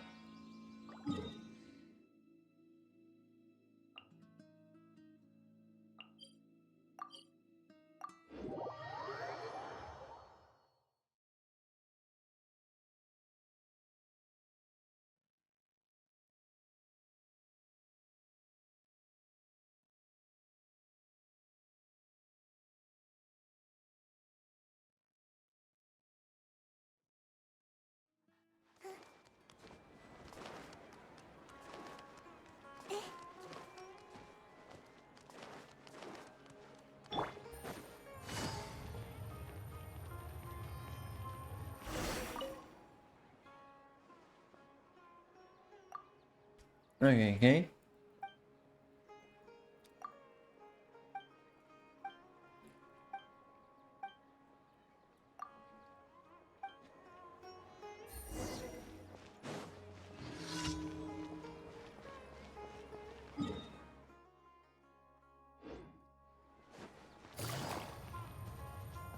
Alright, let's deliver the medicine to him.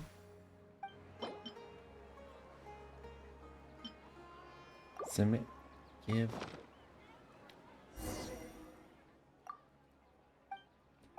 Yep.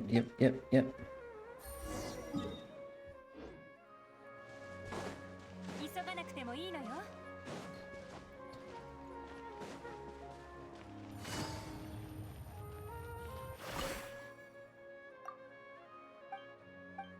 Weeds.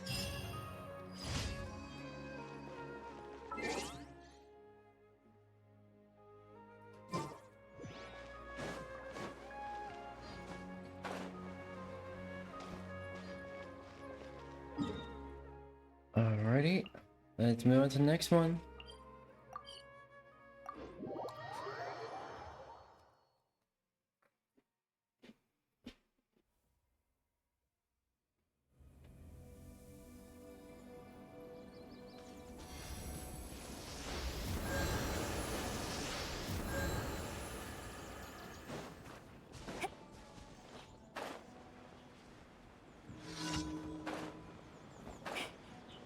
Classic. 手をつなぎましょう。 Get on here. Oh, real quick.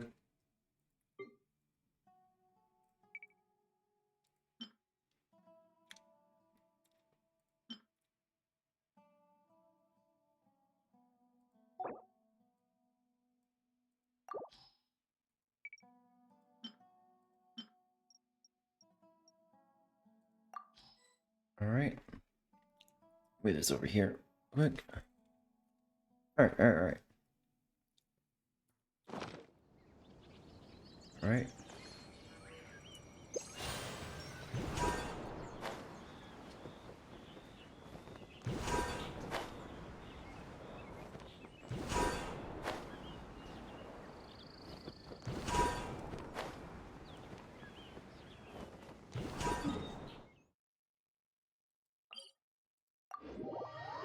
Alright, let's go.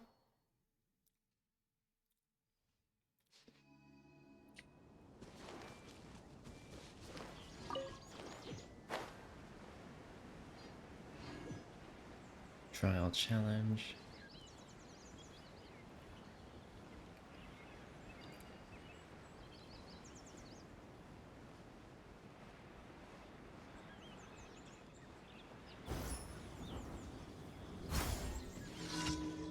Okay.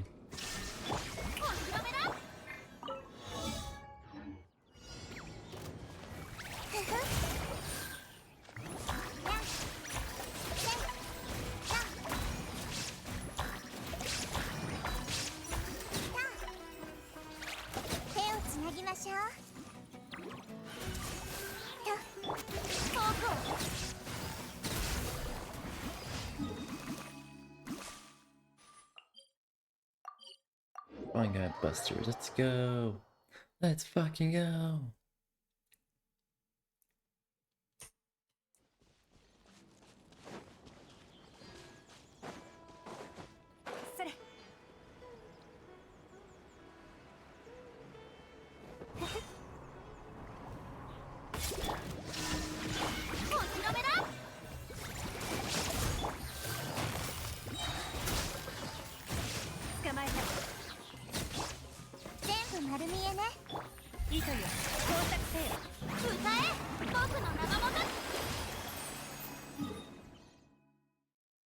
Okay, that's all our daily commissions. Alrighty.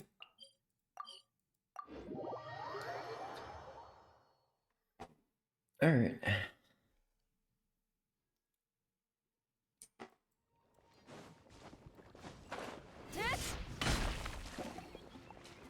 Okay. Ninja party sit up.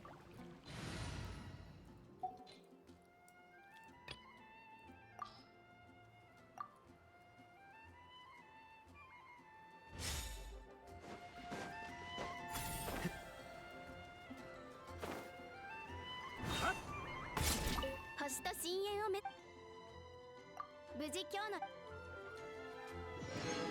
星と深淵 Alright. Dispatch again. Already set up. No, I don't want to rename it.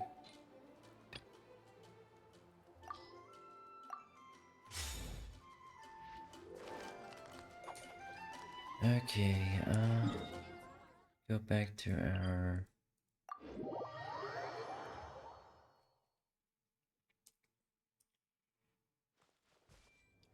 oh, we already did that. Let's see. Overflow domains. Travis Guide, antidotes, 16 days.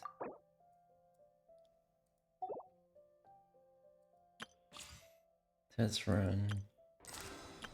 Space and time for you. Did that. Or wonder if there's any more. Is there any more antidotes?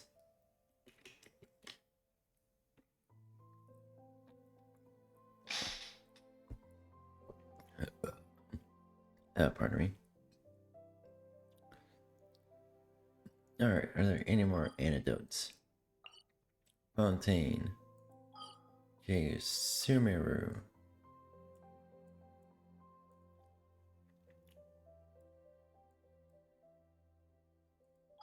Okay, Natland. No antidotes. Inazuma. Oh, we got one more.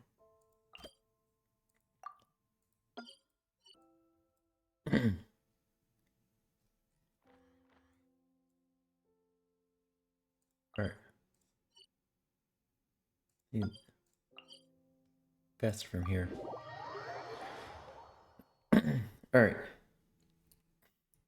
Got one more antidote. One more antidote.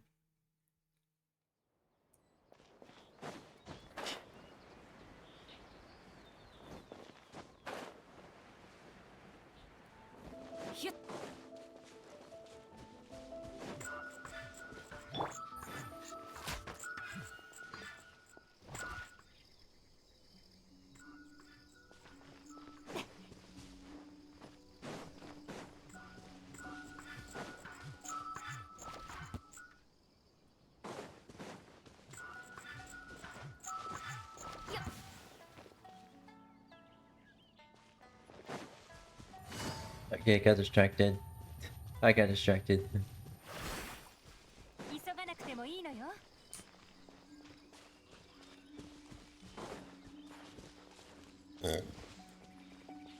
Oh no. Oh no. .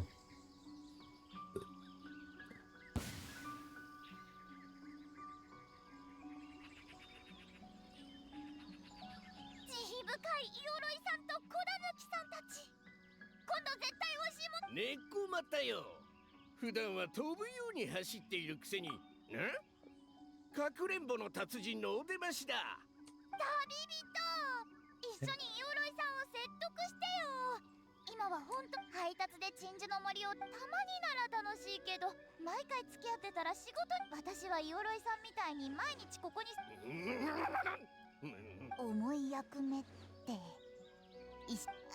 にかく早く術を解いて配達が間に合わないよ。 Oh no. 近頃の若いのはどうしてみんなこうもせっかちなんだ。両部小判、荷物は届けたな。届けた。机の上に置いた。あれ、私の荷物。未熟者め。私のなんだ勝敗。あの荷物には受領書を挟んであったの。受領書にサインしてもらわないと荷物は未配達扱いになるの。だからもしこの配達が無駄になったら、次に鎮守の森に来た時は絶対にヨロイさんの苔を掃除してあげないんだから。 Oh no, you don't piss up Kira. ヨロイさんなんて苔とツルにまみれたただのでっかい石になっちゃえばいいんだ。 Oh no.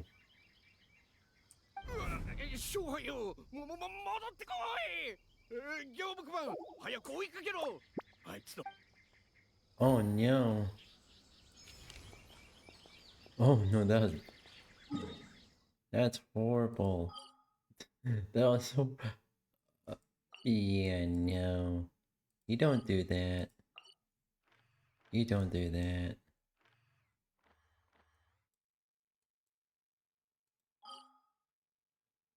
Mondstadt antidotes. Leeway antidotes.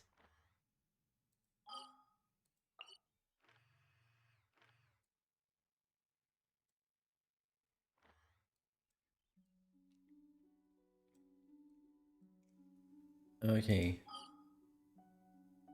Yep. That's a no-no.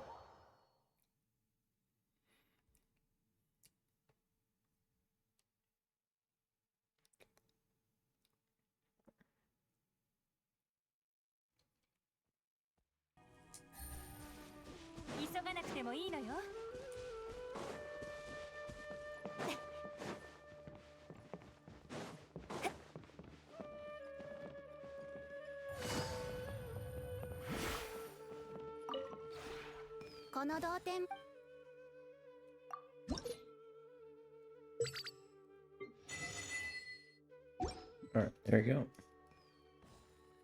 同点について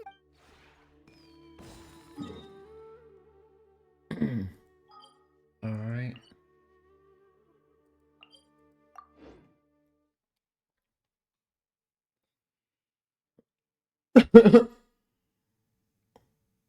Oh. Okay. There we go. Alright.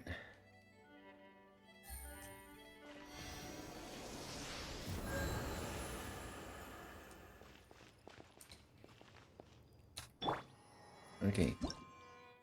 Let's help some players out.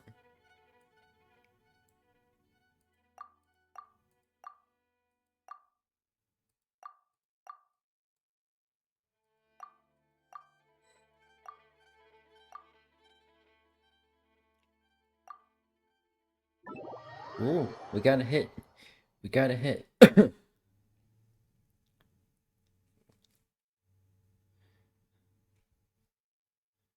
Alright, we'll belay it good. Alright. Alright. And do you need any help?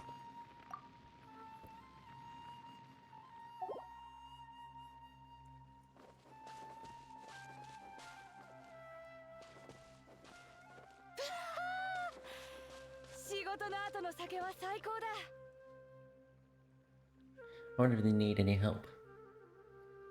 If they need any help.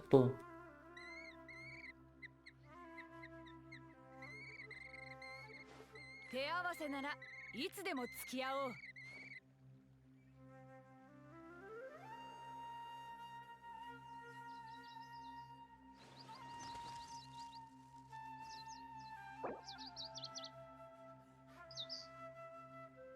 Alright.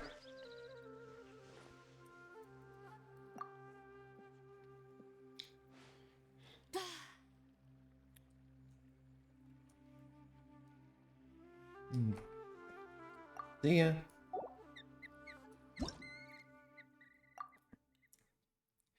Yep.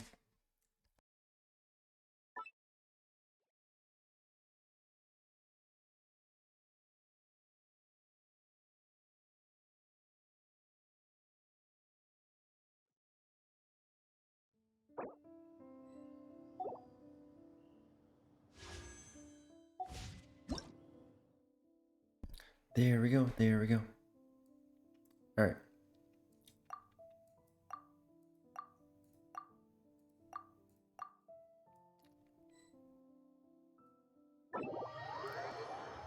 Ooh. We got a hit already. We got a hit. We got a hit.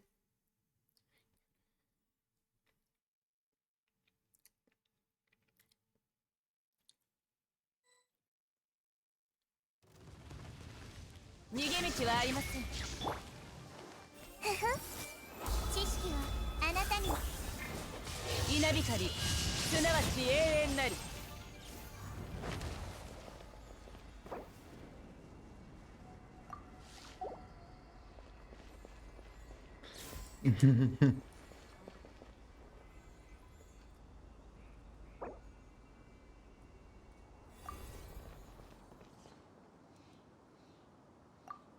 Farming? I think they're farming. Farming for materials.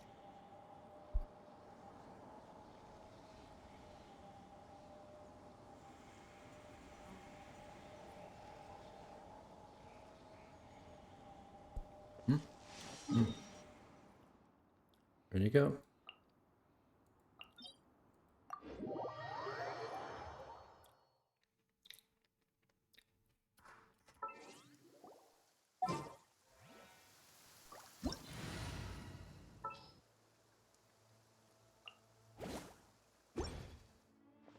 熱々で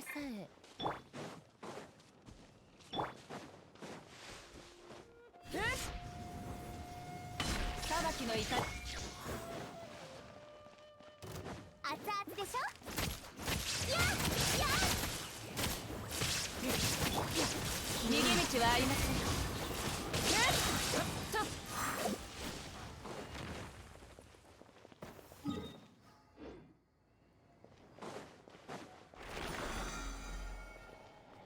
Let's go! Let's fucking go!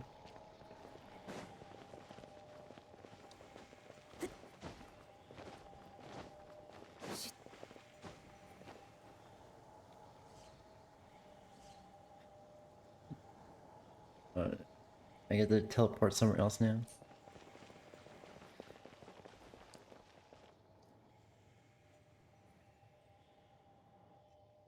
Just following the world owner around like a Lego CPU character.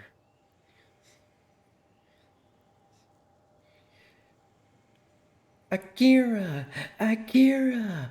Akira!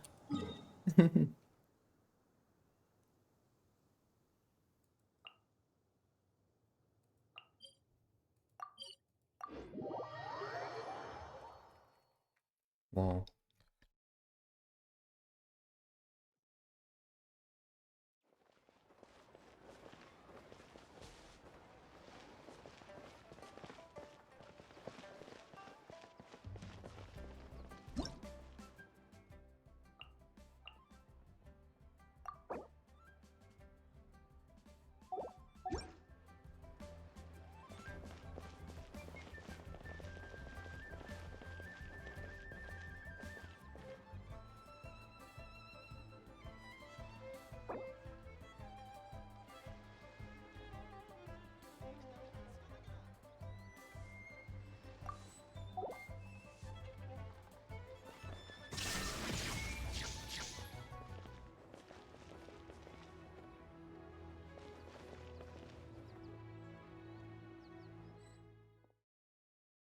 I guess they're doing they're doing some sort of doing Archon quest, so yeah,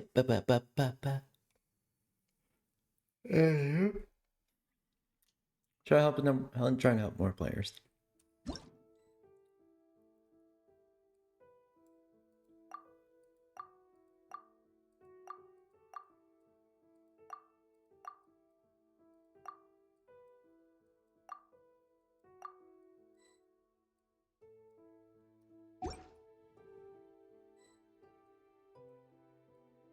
Okay. Guy, at least I got get one hit. Oh, we got a hit. Whoop. World level 18. Level 18. AR 18. AR 18.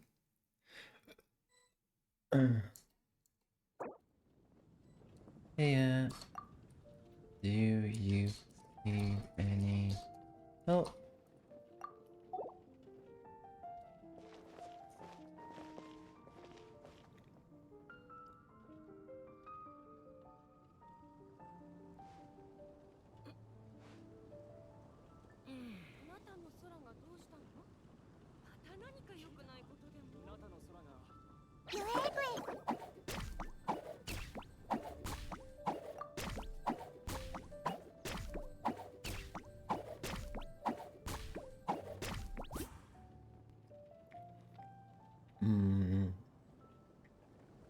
Do they need help or not?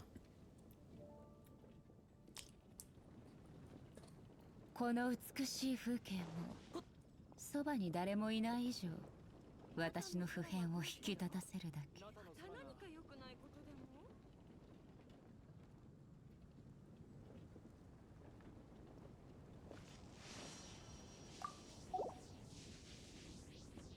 I wonder if they're farming for level up material.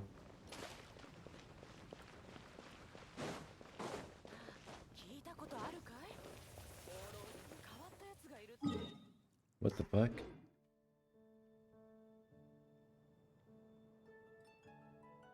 And I can reset model? No. Oh no. Alrighty.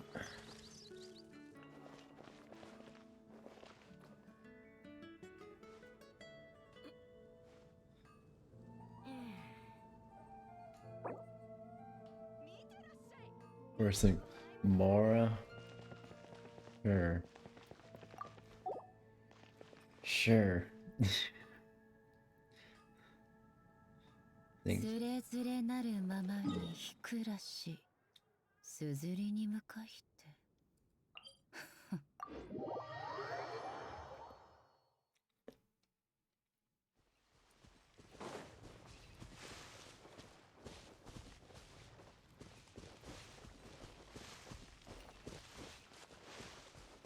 What are they looking for?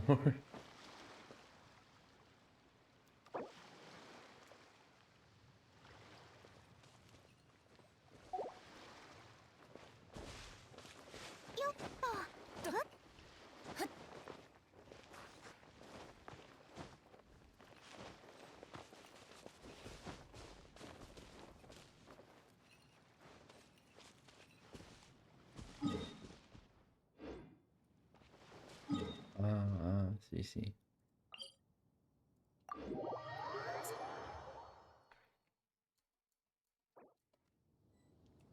TP.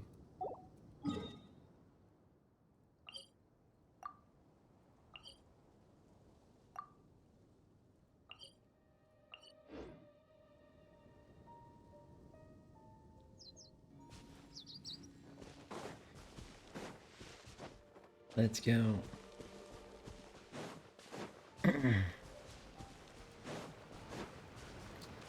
Yeah.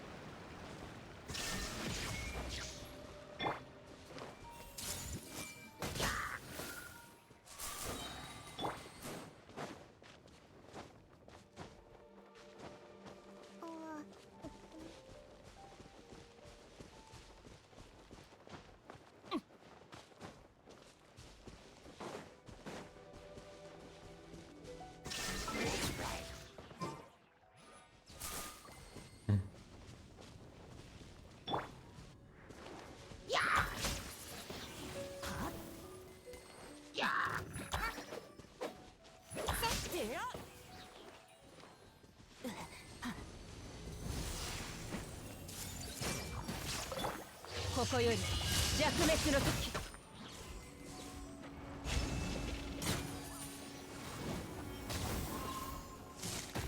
やっ手をつなぎましょう。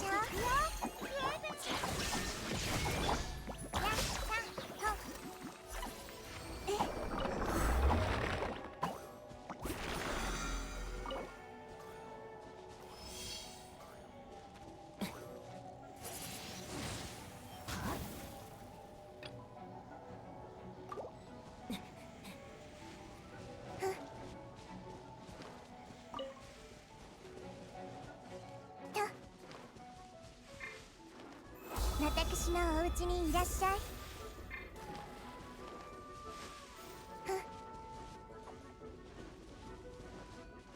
全部丸見えね。見切りました。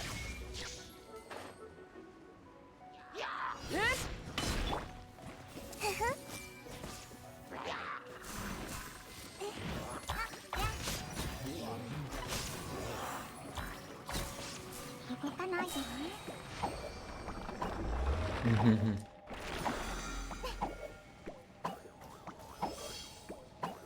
I love being high AR going to low AR worlds. This is dominating everything.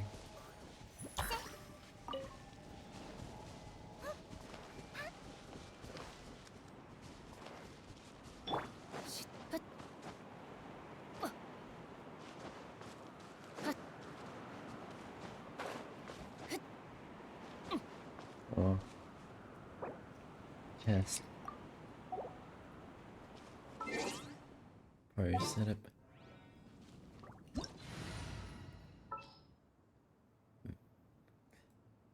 Use Venti and Zhongli.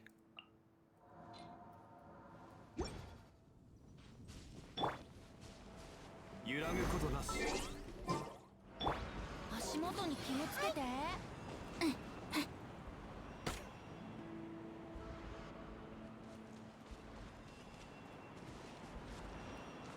よっと一緒に遊ぼうよ。よし。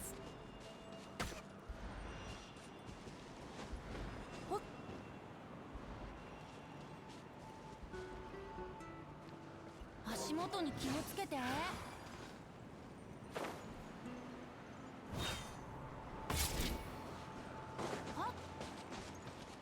Hold on. Let's see.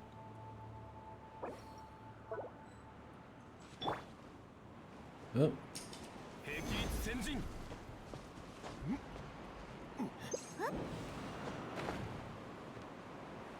甘い。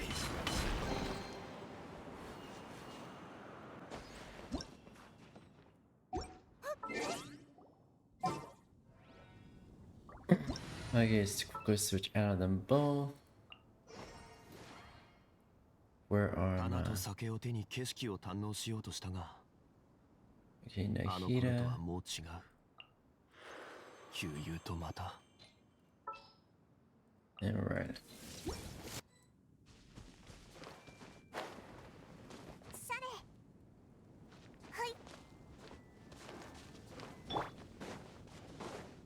Alright. 裁きの雷。痛くしちゃうかも。 Damn it. 手をつなぎましょう。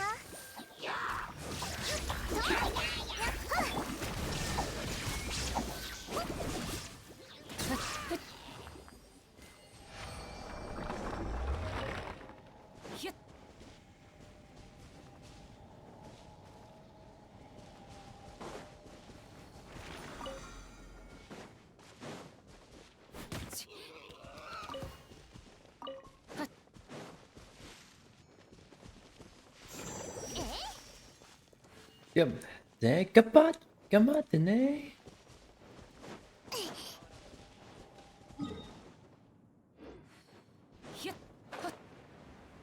Kamatane! Oh, I can dive on this little shit. 逃げ道は。 Come on, dive on this little shit.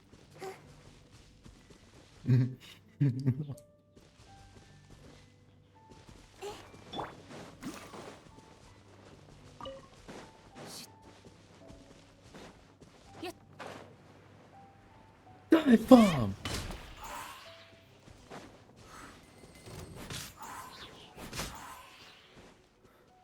Dive bomb.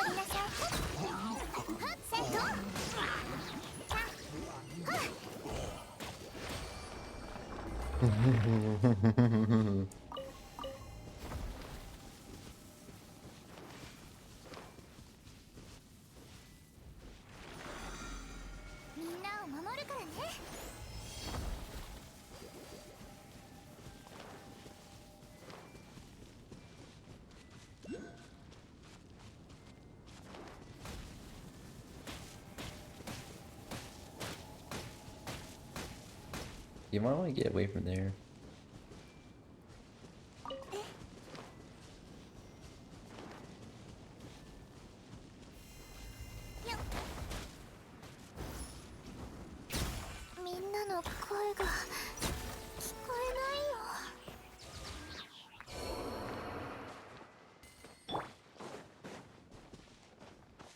Rip.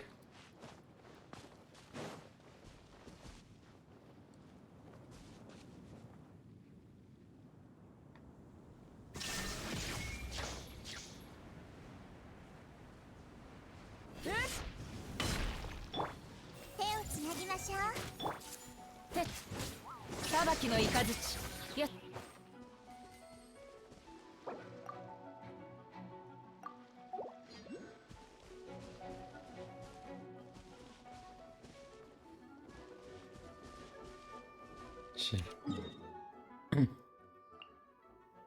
Oh, they already teleported.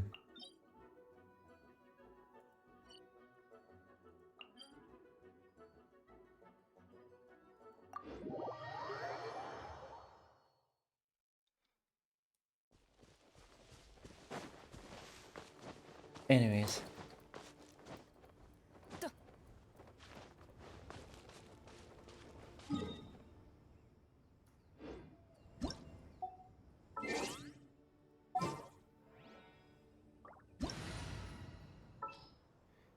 Alright, need organ.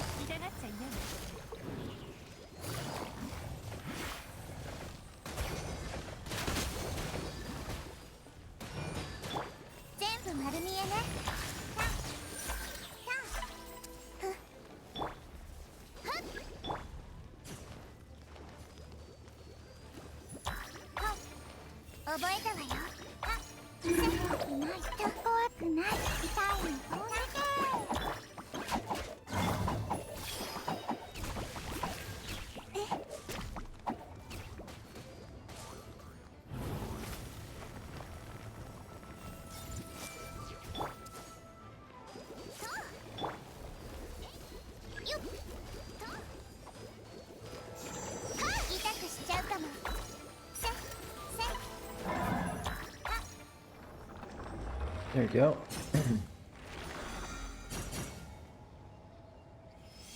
There we go. Ooh.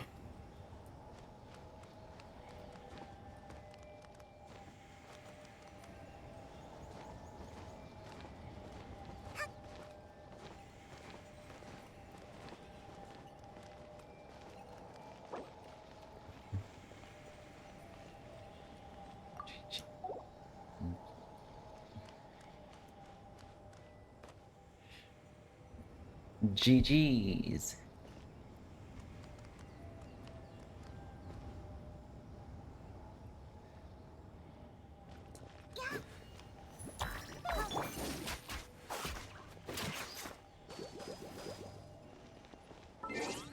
Already set up.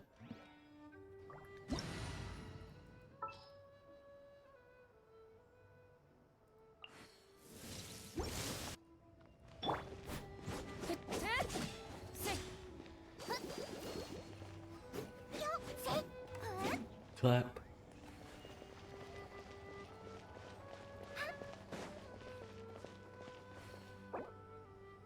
Anything else?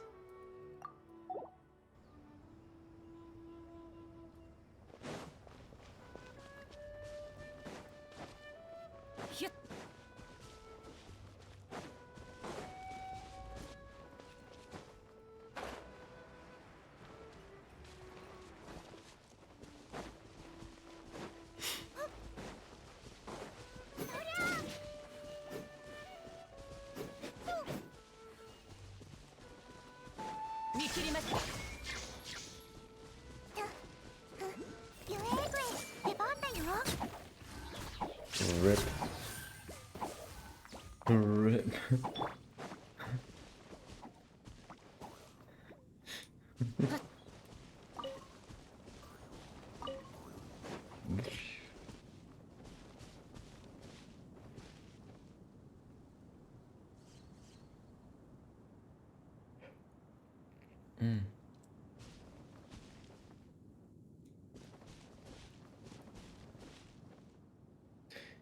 wonder if they need anything else has to be done. I want to summon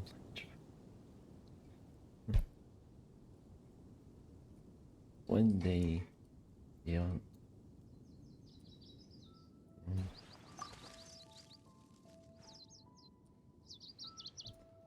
Have patience. One day, young one. Have patience. I want some Electro. You one day, young one.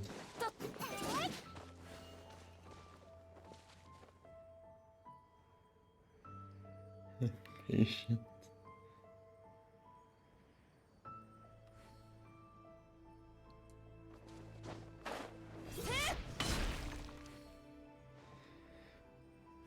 Four more gold.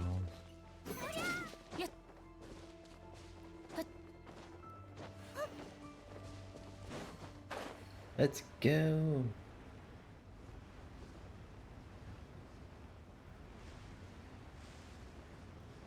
How far?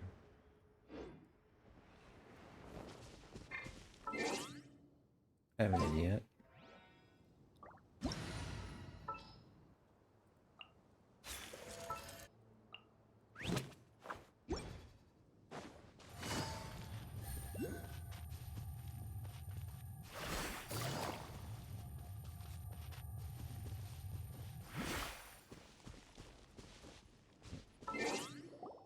Set up.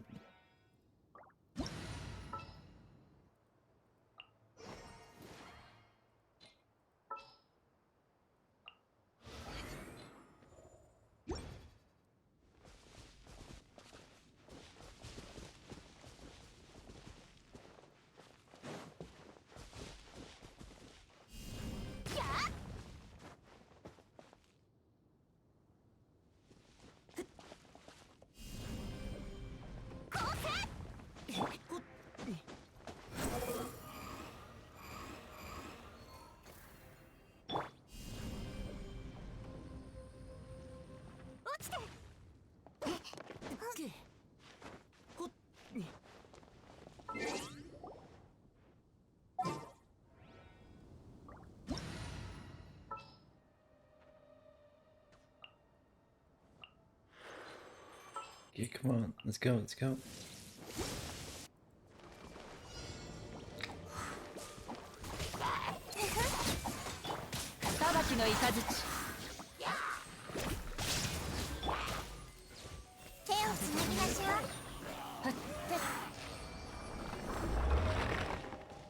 Let's go! Let's fucking go!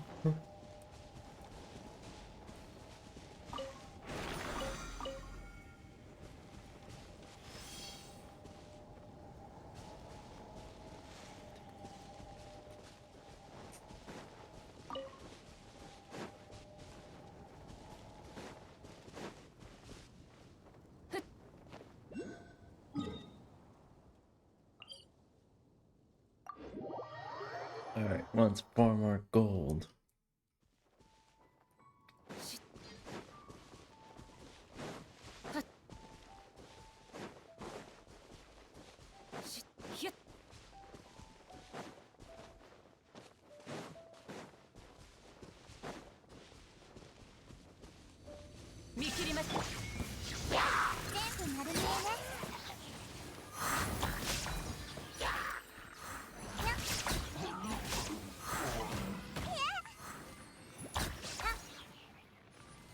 Meow.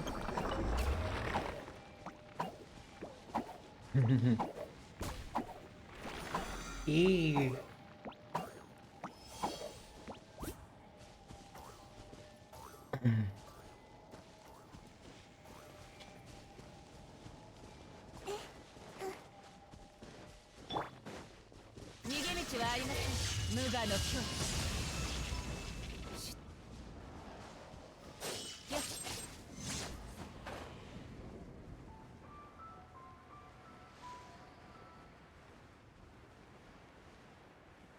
Farming more gold. Farming more gold.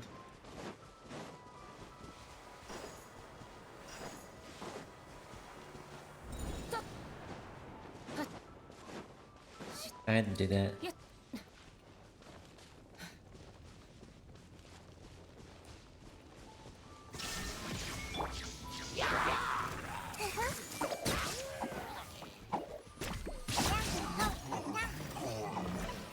Lol. Lol.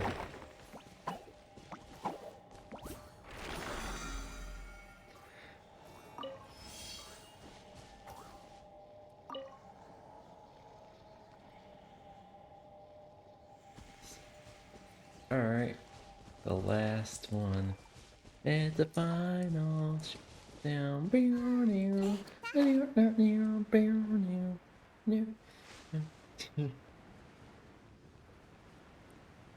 The last. At last.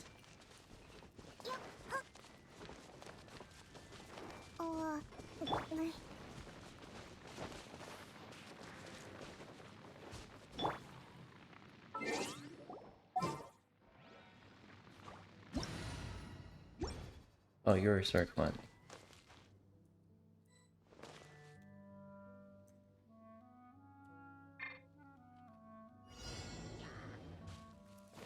Oh, fuck it. I am climbing.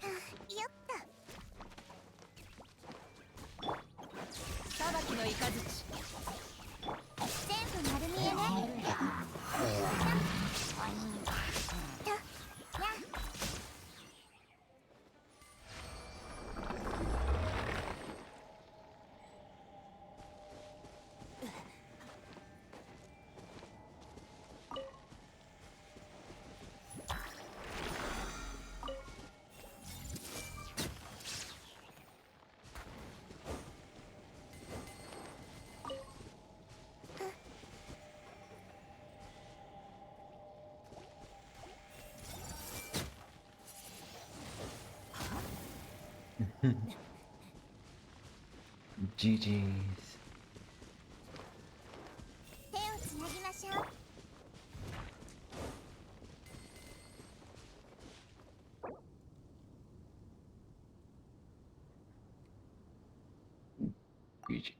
GG's.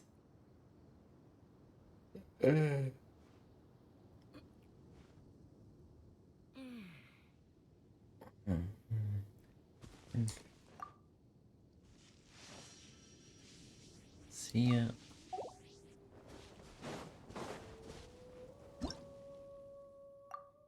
Alright, there you go.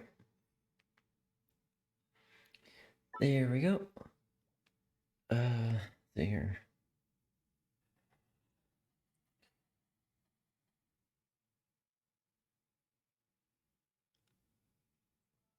Alright, so next thing we're gonna play is Lego Indiana Jones. And I have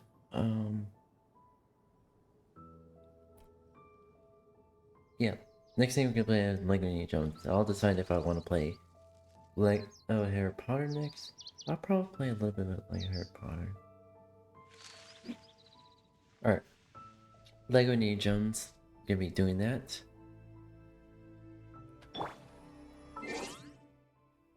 Get right onto it. So I'm gonna get everything set up and I'll be ready to go. Matinee.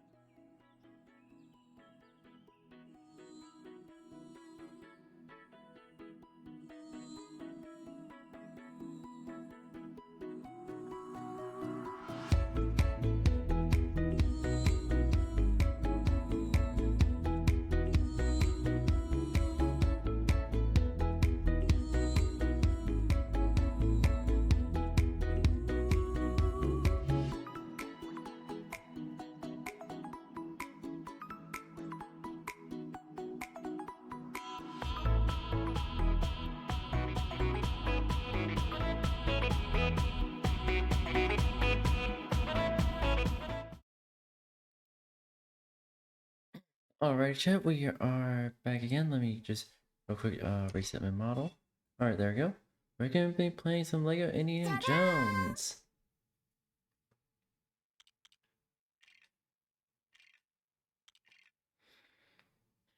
Here we go.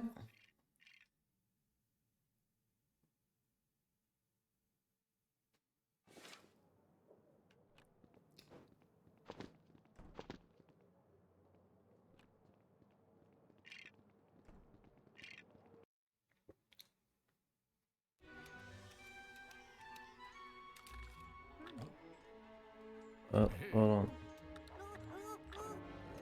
on. Yeah. So I thought, fucking hell, I should have. I was gonna say, oh shit.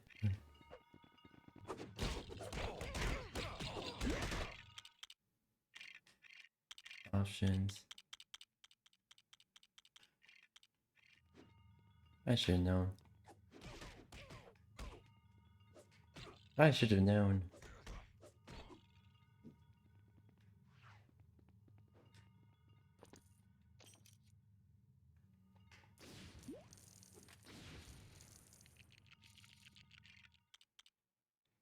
Extras.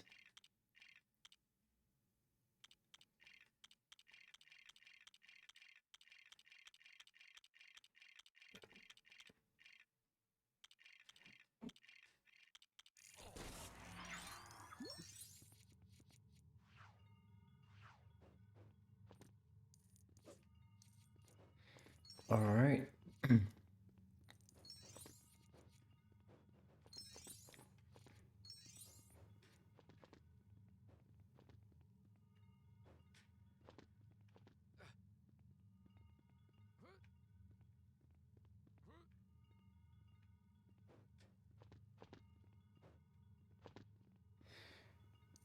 All right. Let's see here.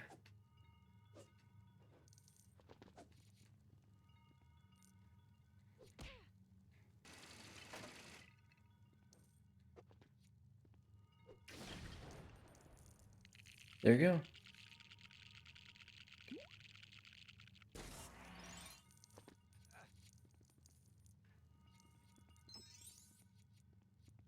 What's missing from this? Oh. There you go.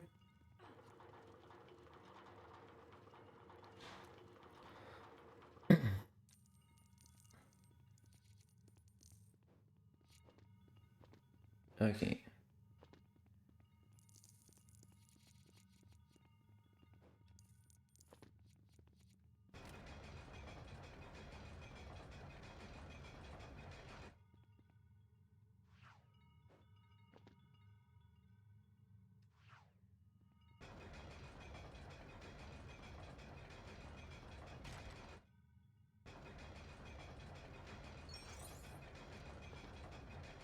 All right, there you go.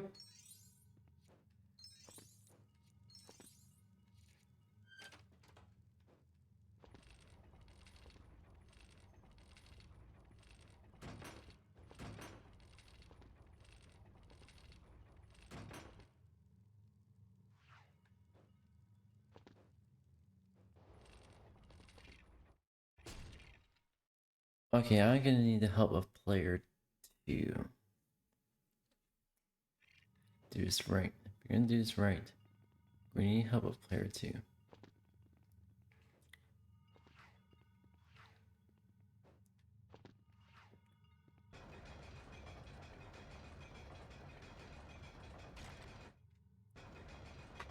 F2.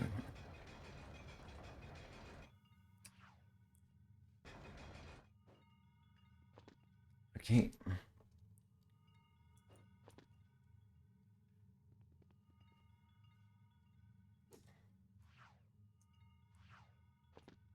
Oh, you fucking dick. Use a dick. Use a real dick.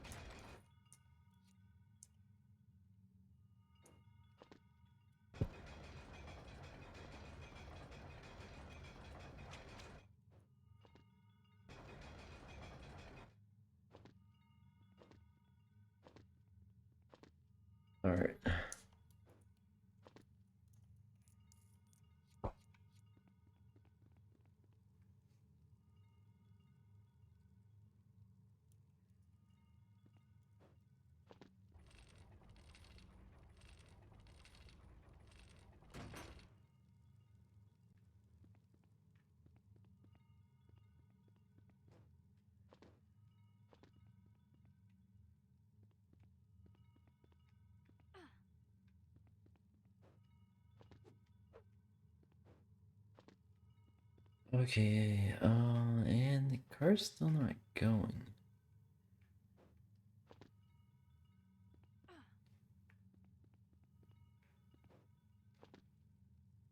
Okay, am I just that stupid?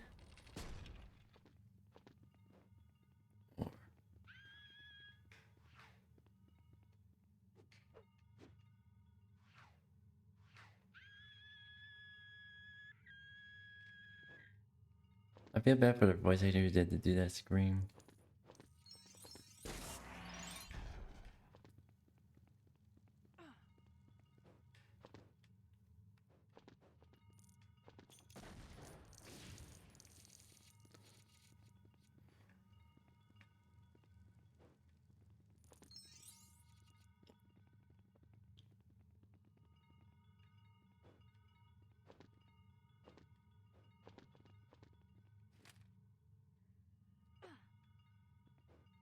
Oh, so that's what we need to do.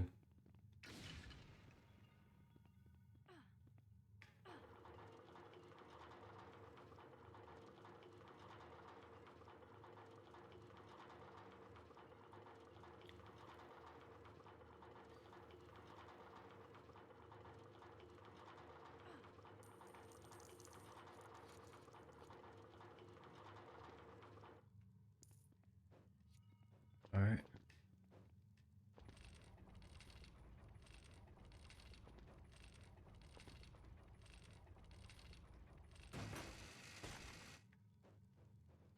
Alright, there we go.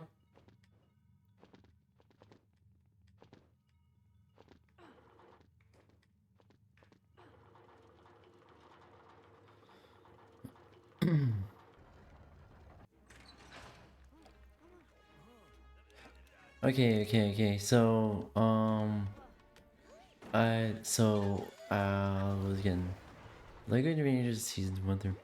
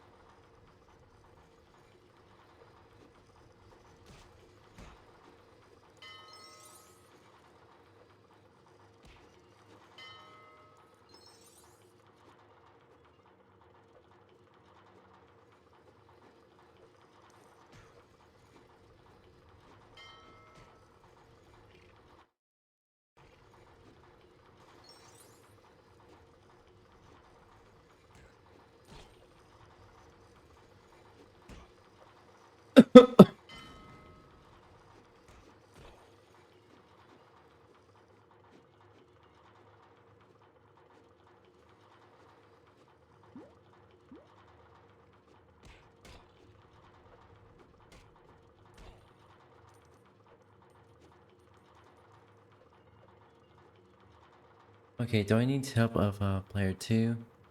F2.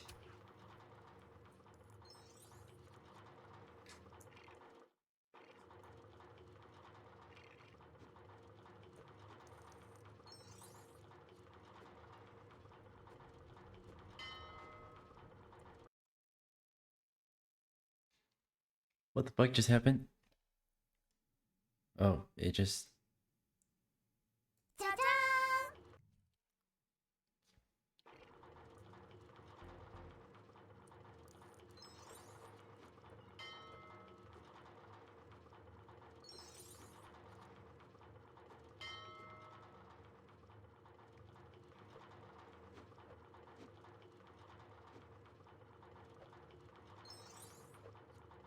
Oh shit.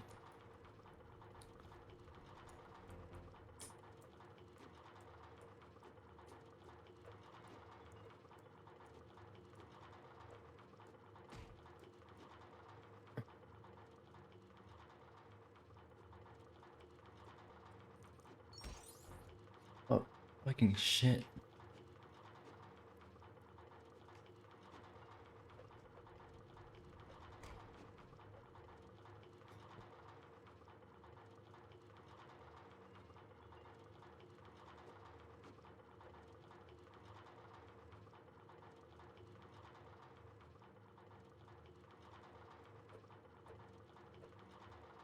I keep forgetting.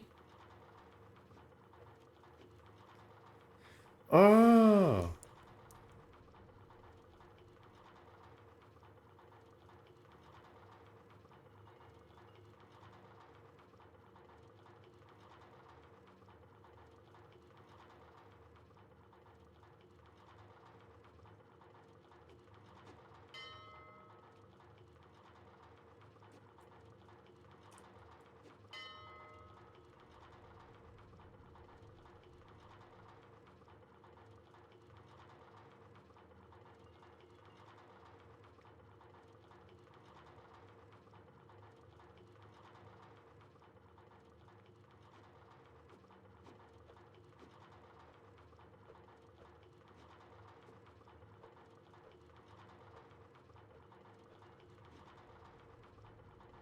Fuck. Fuck me. God damn it.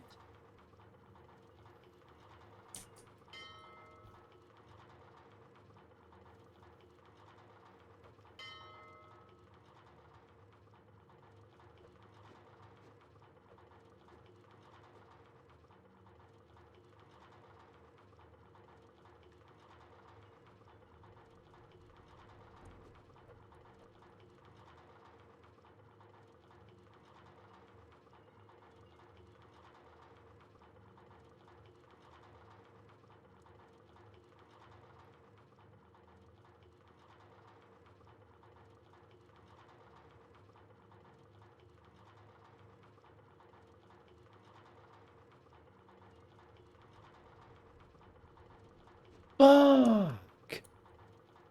I keep fucking forgetting.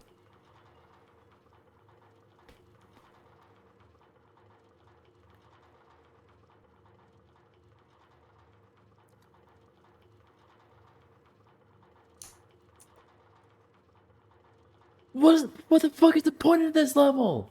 Why the fuck you make it so fucking difficult? You make it impossible for single player and make it near impossible for multiplayer.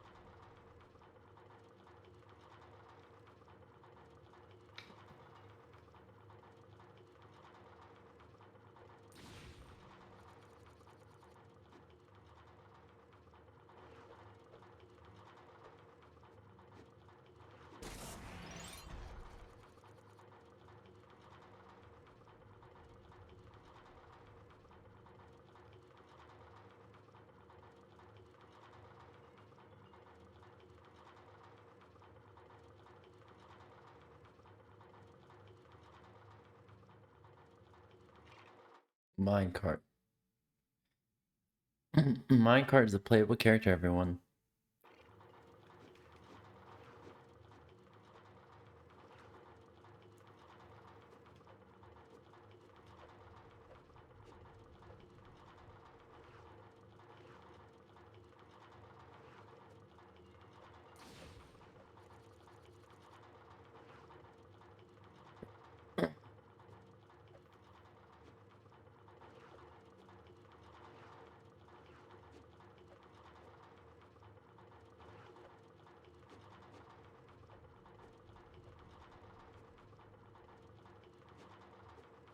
How the hell am I supposed to complete this?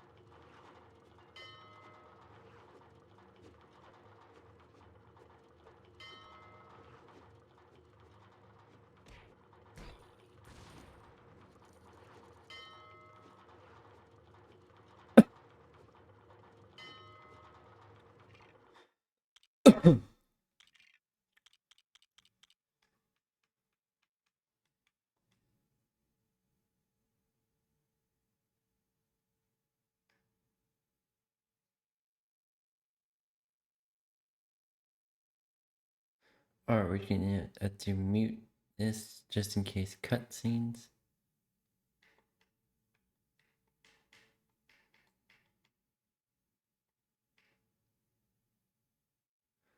Yep, it's a cutscene.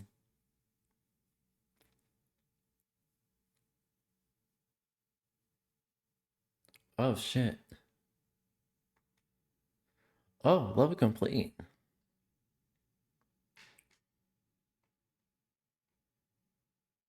Let's continue story.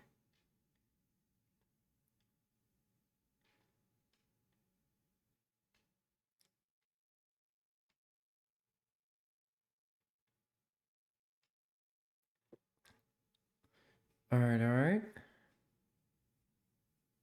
Oh shit. Ow. Ow.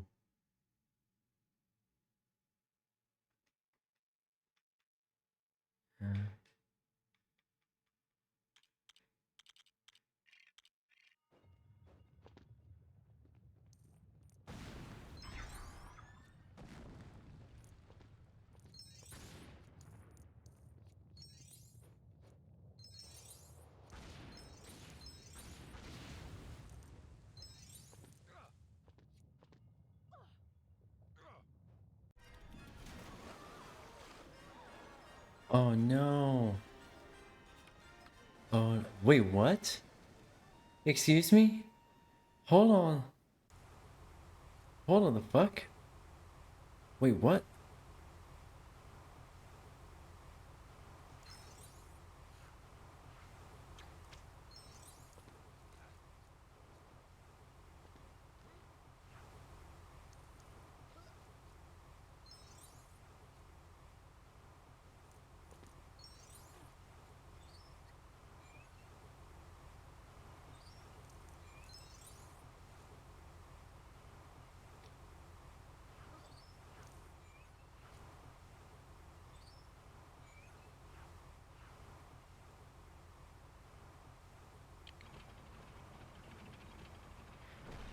Alright.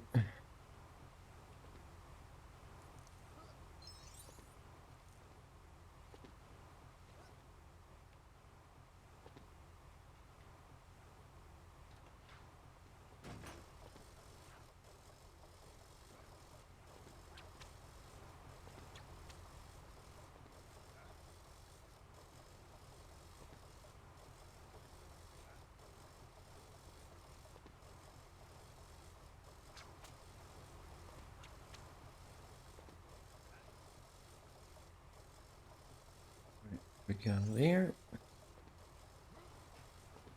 Alright.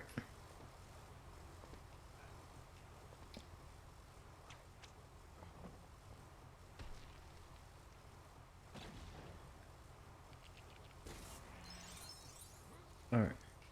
There we go.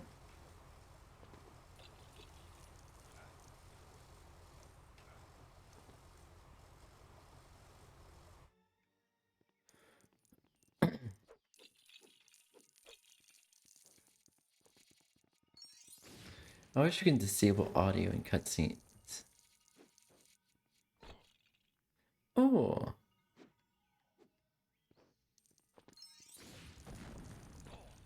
Oh.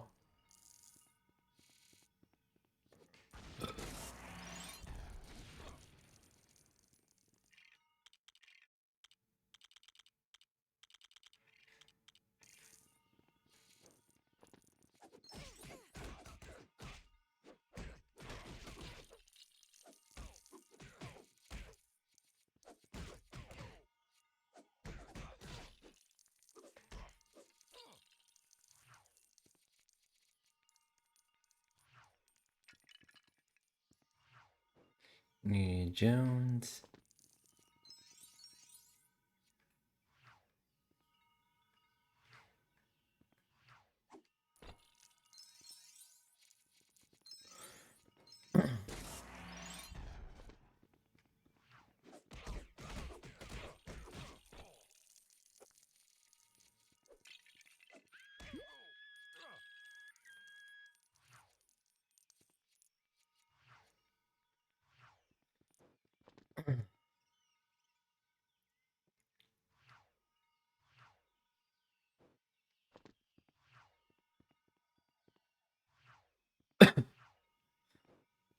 Take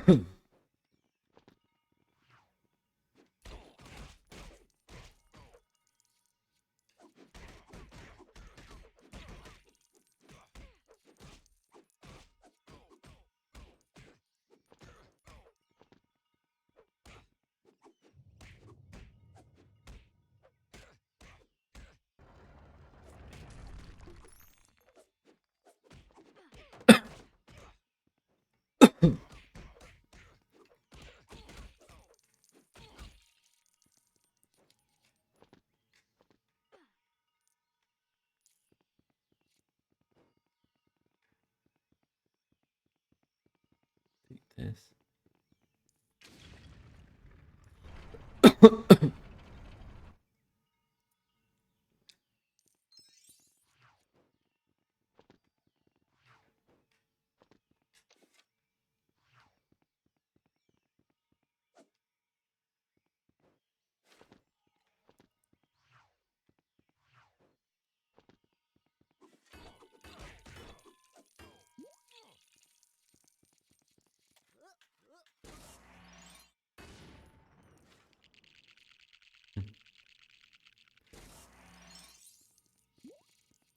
All right.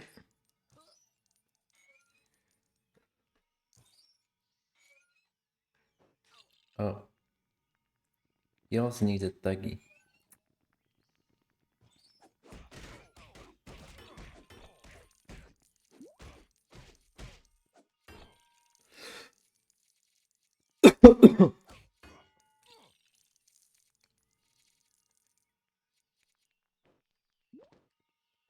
The Thuggy Family. Spy X Family, but Indiana Jones edition.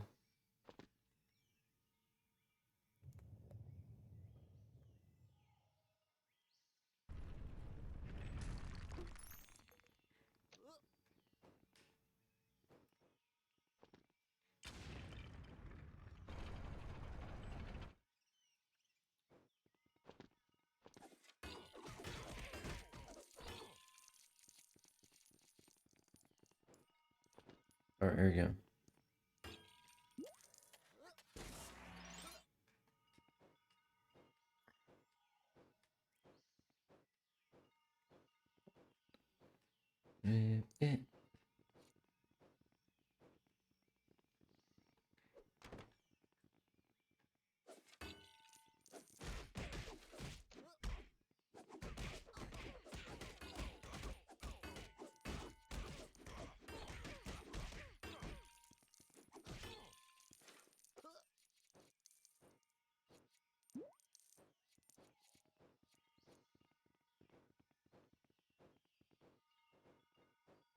Okay.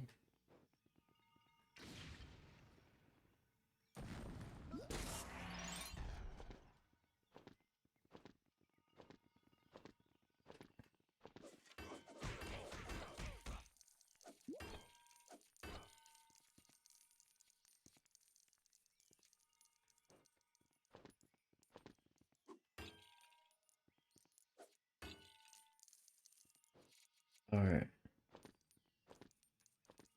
Now, Indiana Jones, your turn.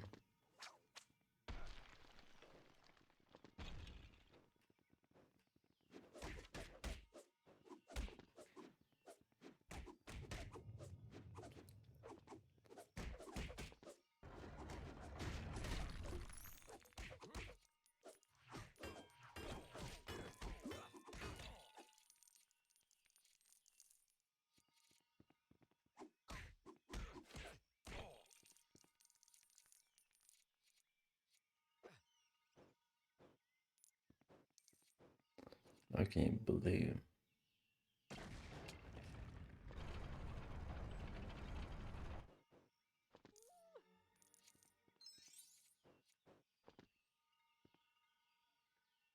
What the fuck?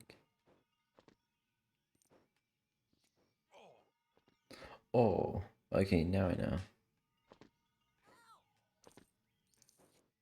No one can help you. No one can help you now, bitch. You's a bitch. Oh.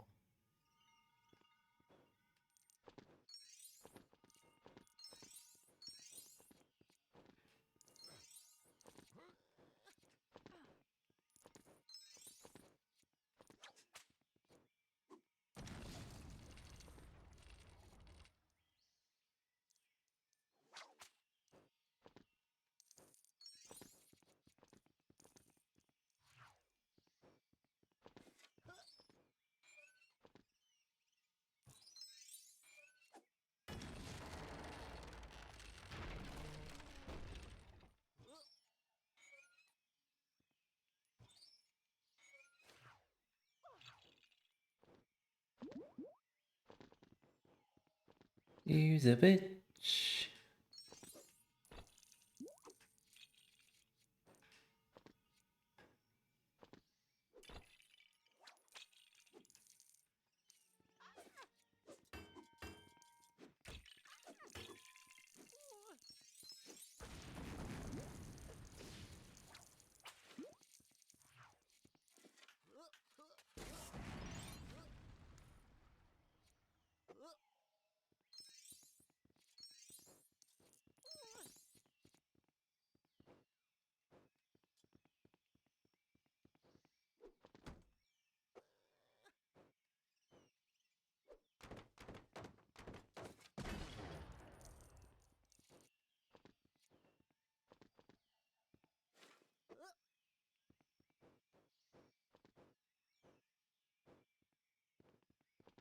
I think this is like a free play kind of thing.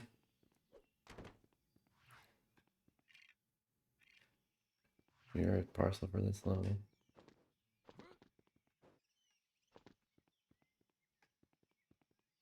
Alright, there we go. Moving on, moving on. Because why not? Why not?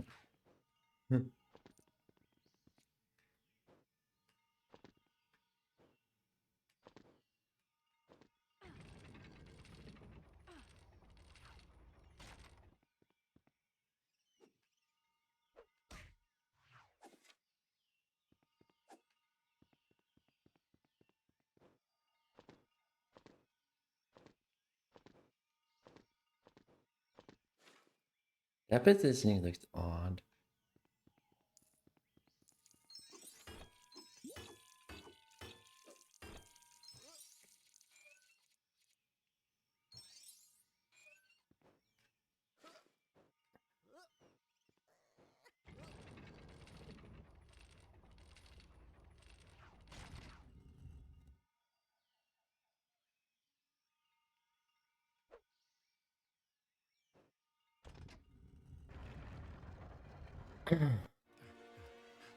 Alright. Yeah, and yeah, no. I am not having, yeah, fear fights. Even to like a game, even it's just a like a game.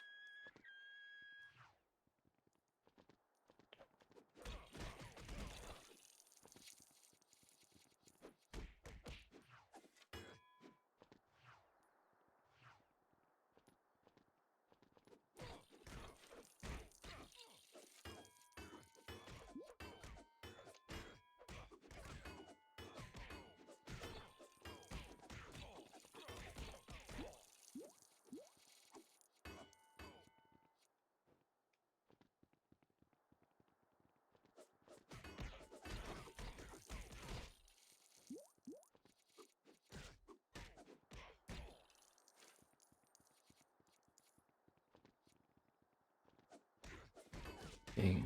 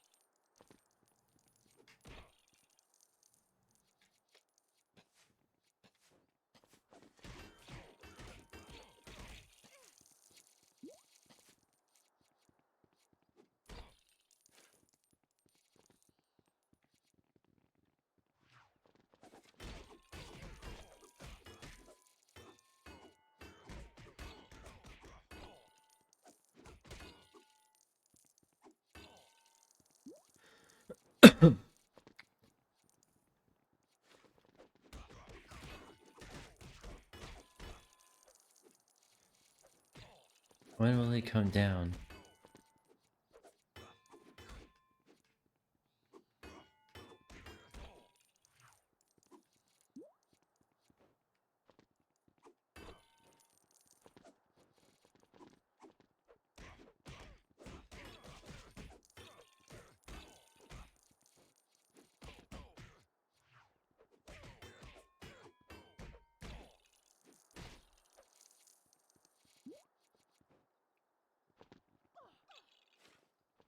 uh.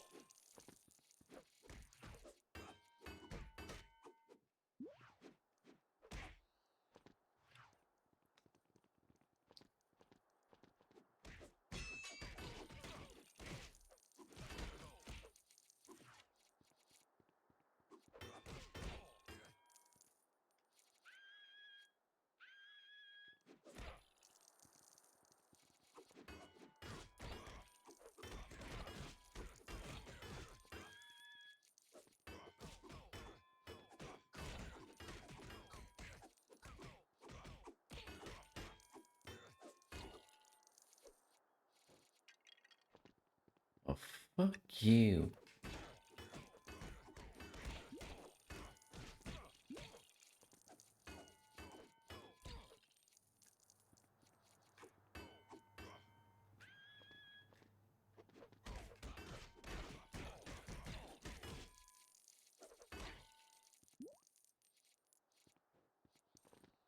So many, I mean, it's so difficult to see anything.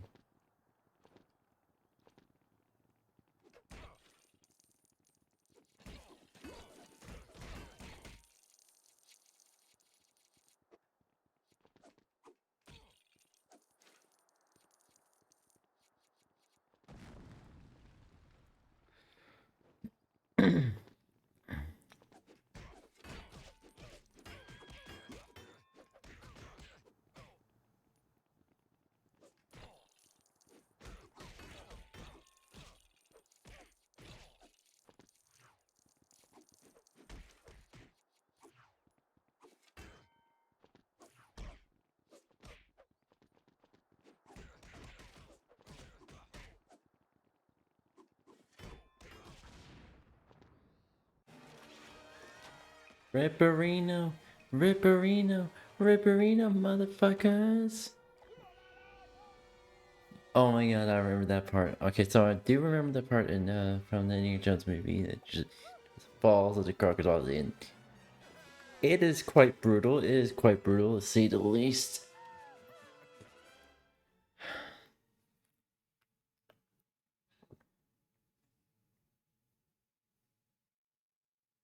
Alright.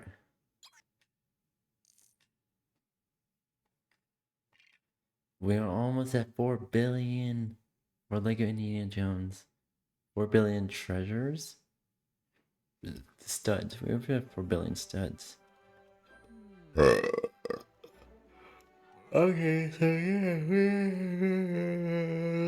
we have freed the slaves. We got a little bit of a love interest in Indiana Jones, and okay, that's actually funny. Lol, lol. That's actually. Aww, so cute. Aww. Yep, that's Lego Indiana Jones for you.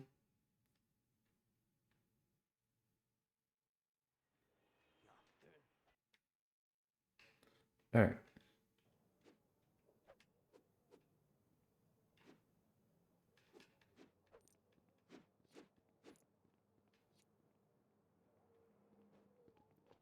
Hmm.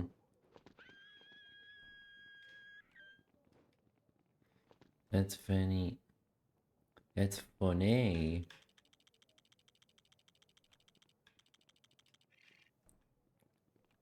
Yeah. Oh, is everyone?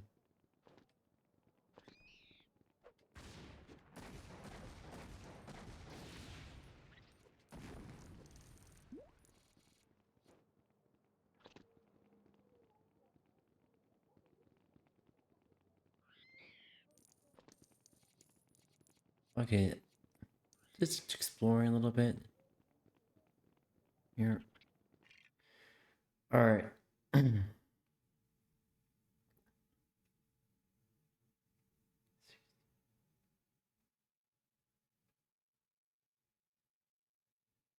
Alright,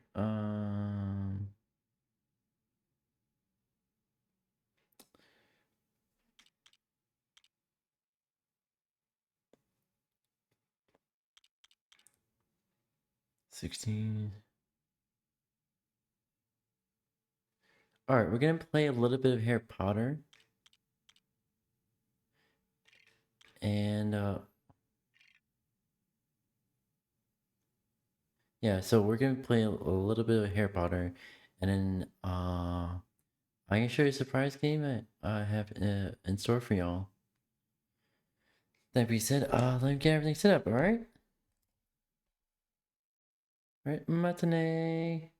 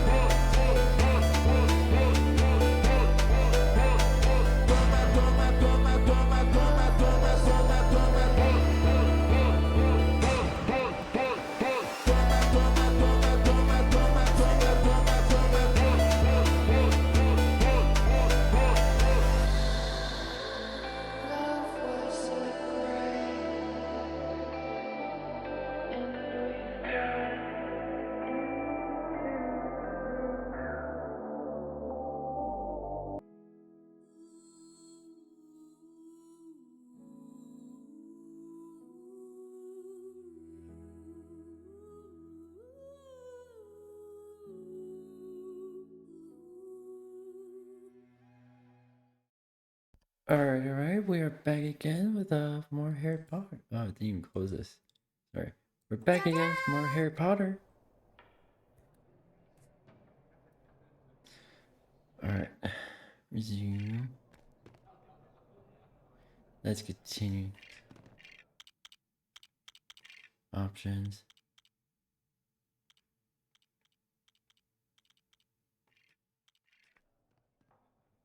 Let's continue story.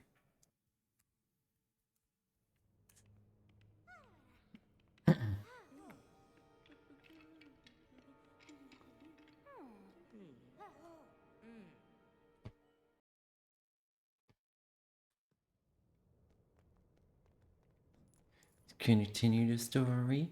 Let's continue the story. Let's continue our story.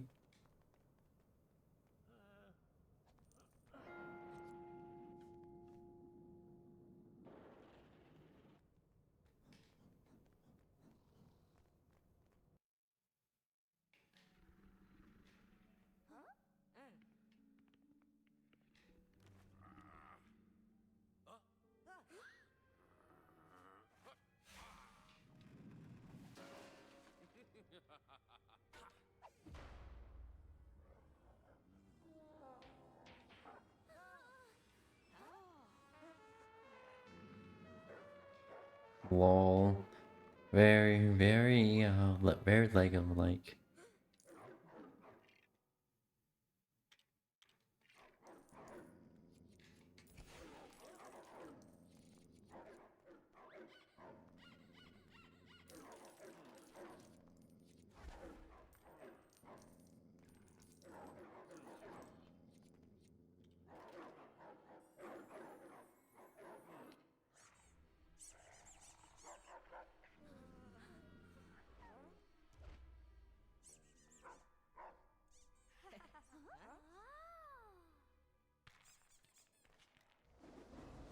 Let's go.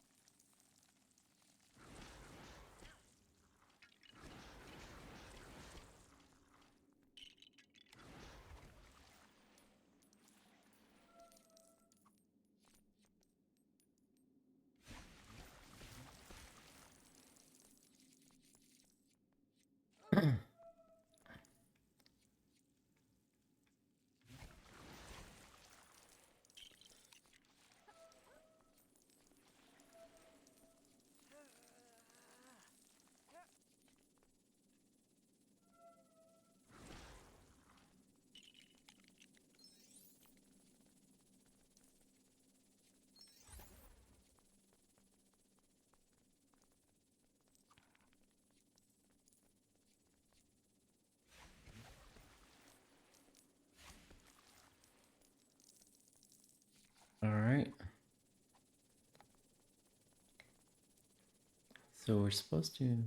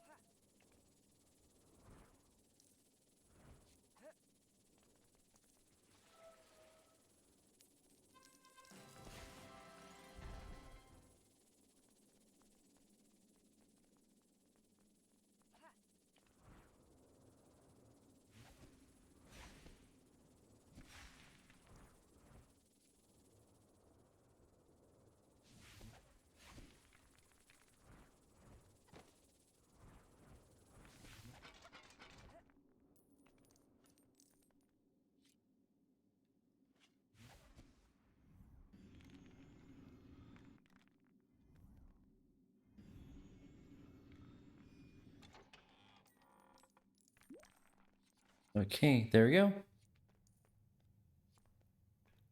Oh, oh, they gave me chess.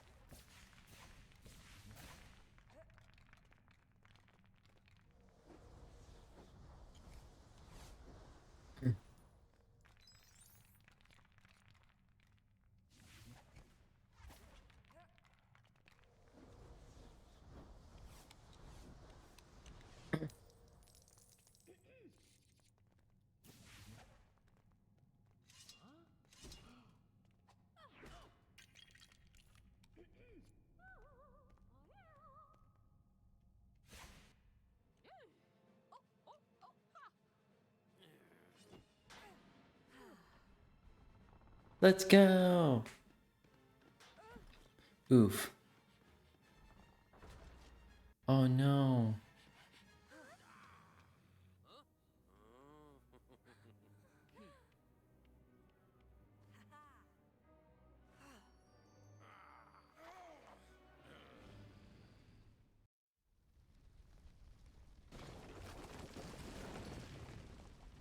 Okay. There you go.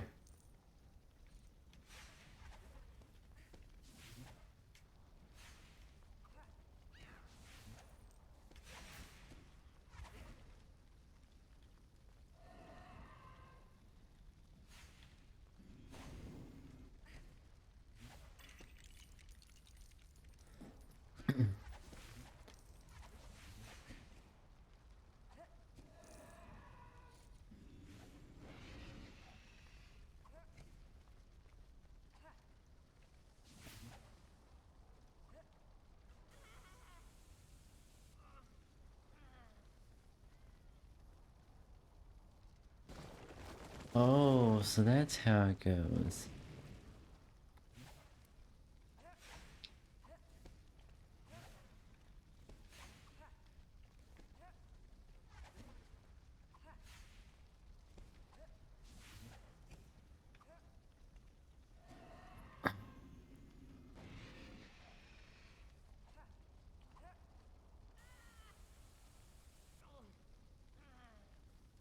Let's go.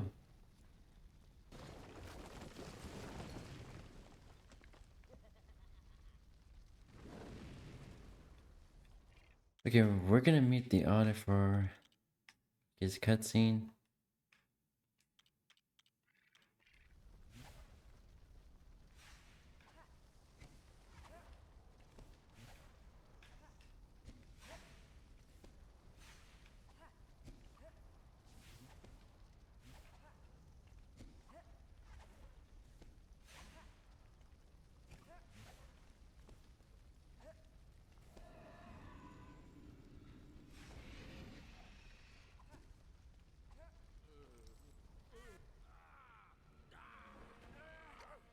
Thought I muted the audio. Oh shit. Didn't notice.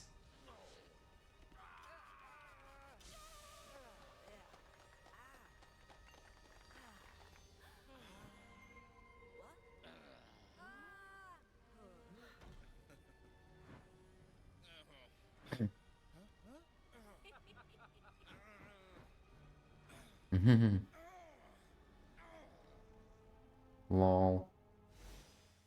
Lol.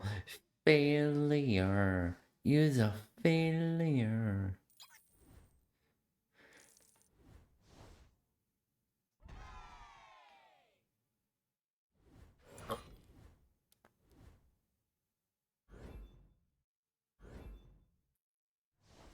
Alright, let's continue story. Mm.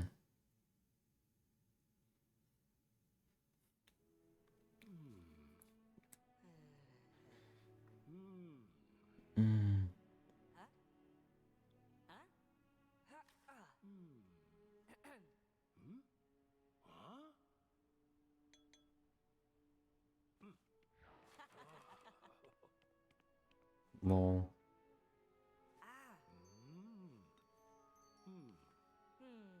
Mm.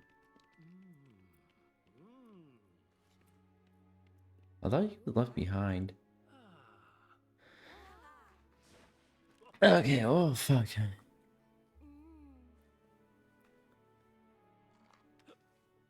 Oh no. I gotta reset my model real quick.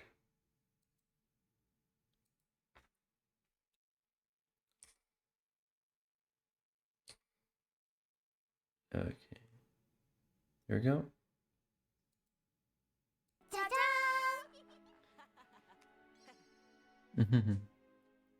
Oh. Wait a minute. Is that the end of years 1 through 4? Wait, that's year 1, right?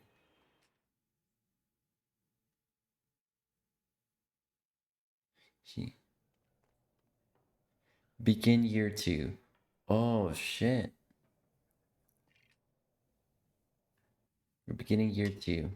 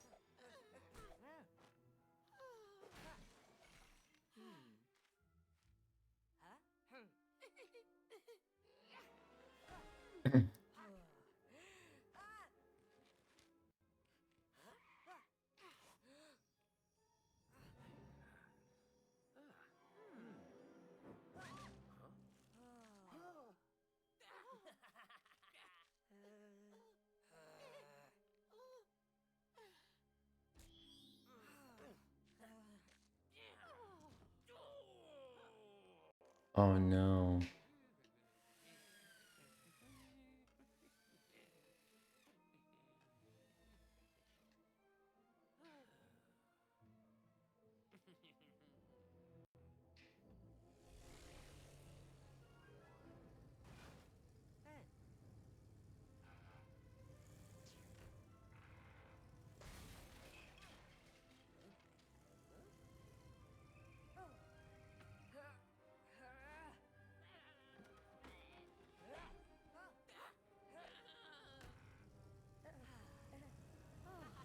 Lol.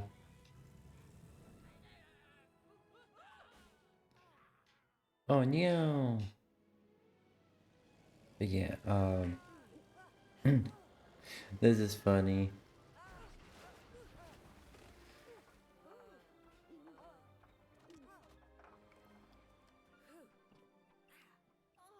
Oh shit. Oh no.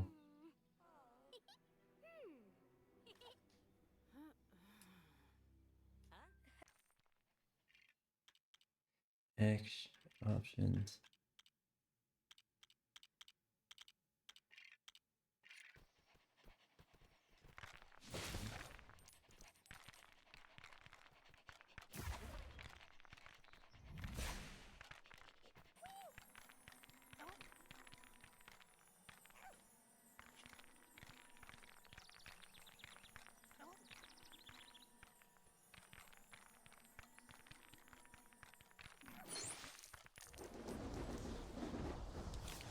Let's go.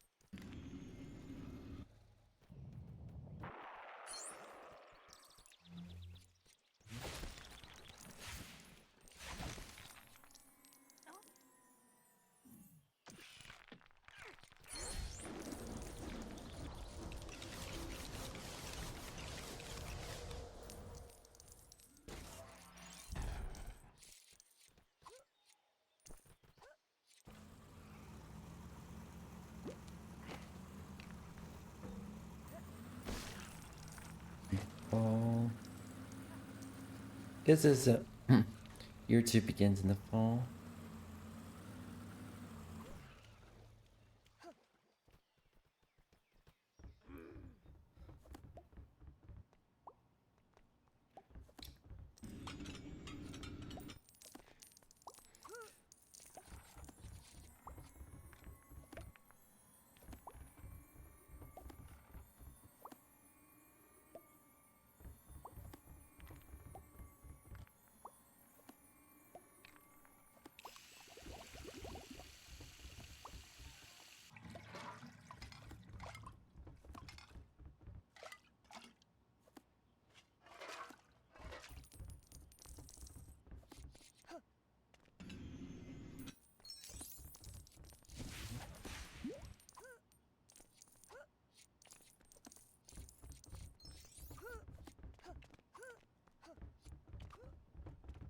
Huh?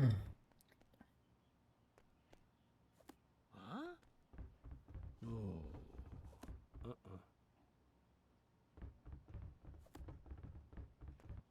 Huh? No.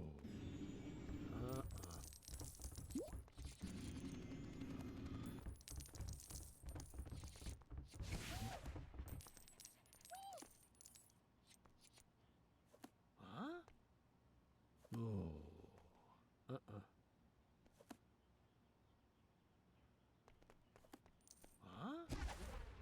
No. I went outside.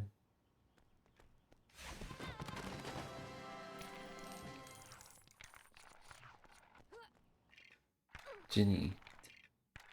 Put it top.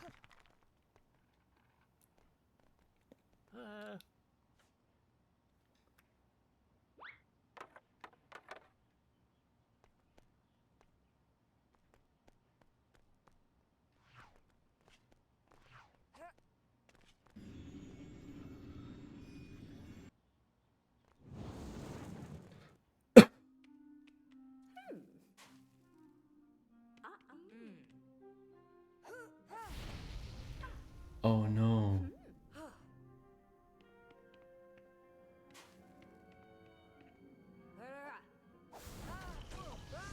Lol.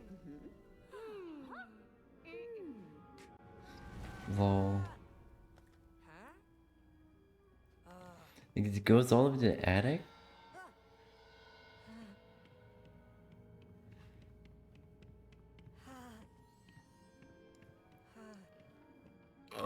Mm.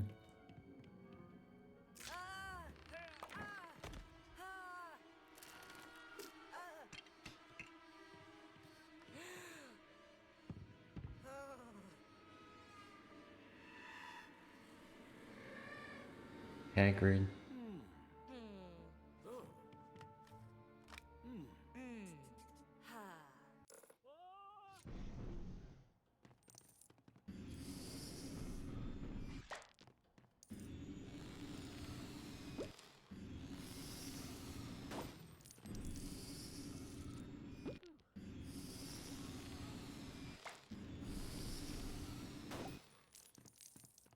Lol.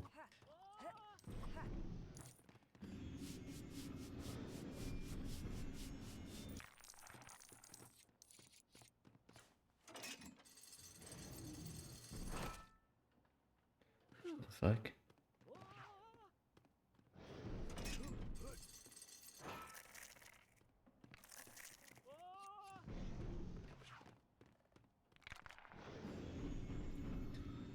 Ugh.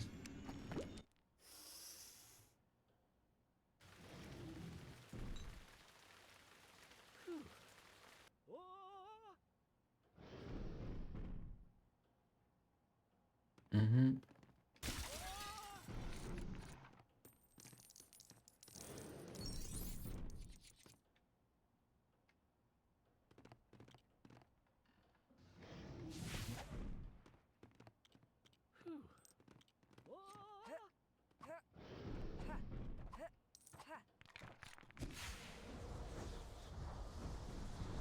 Year one.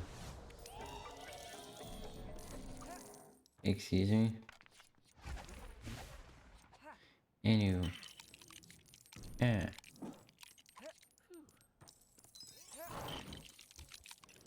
Ew.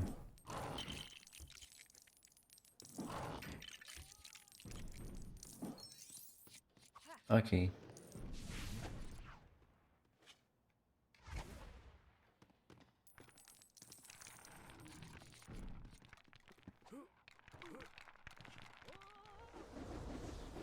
Let's go!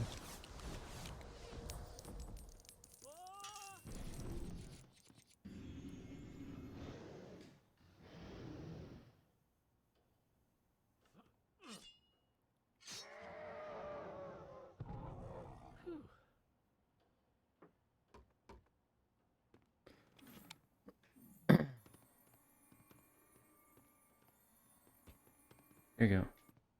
Sorry for that.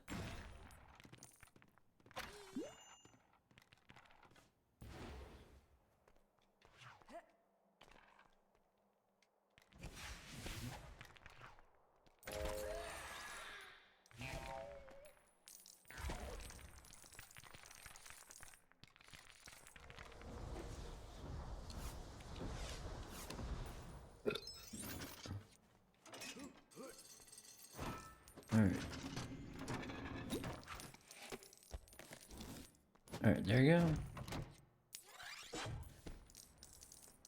Lol.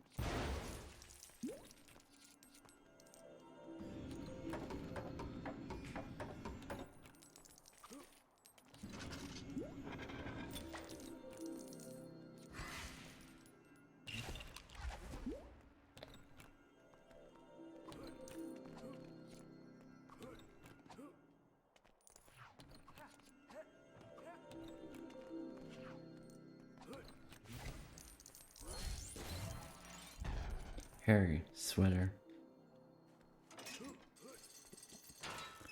Let's go.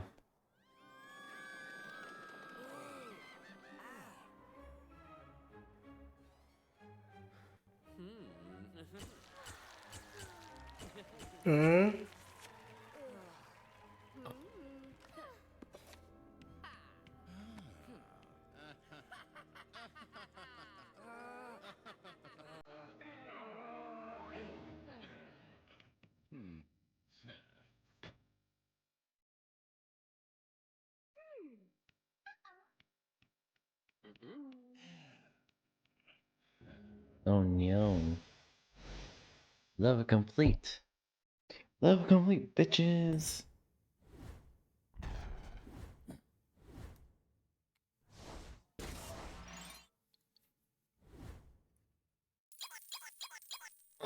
Mm-hmm.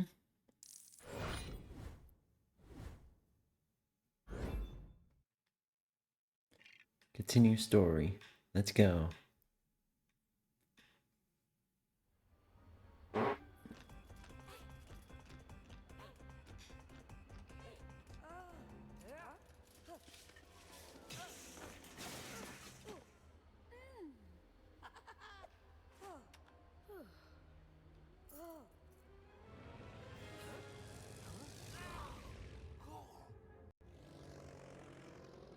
Lol.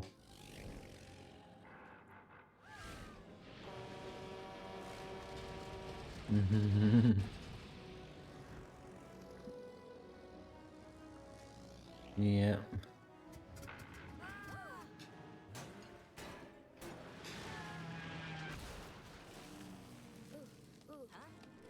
Exactly.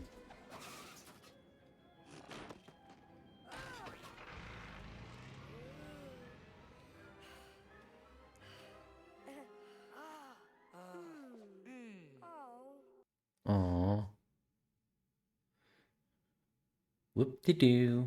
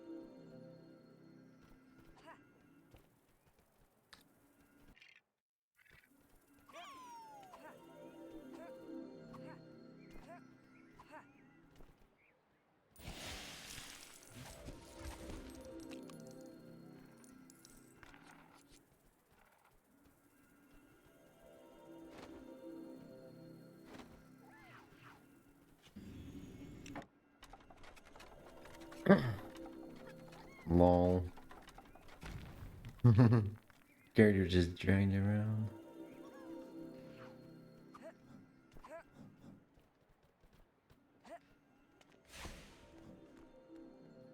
Excuse me. Can we not have every little thing be a puzzle?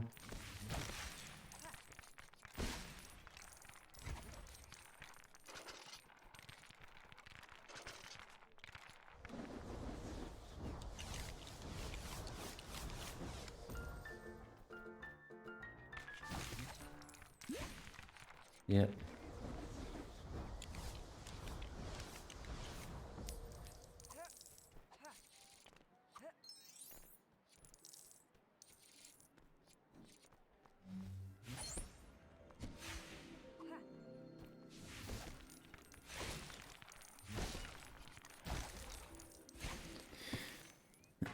Okay, alright, there we go. Better, and now I need to reset my model again. Alright. Over that. But yeah, can we not have it?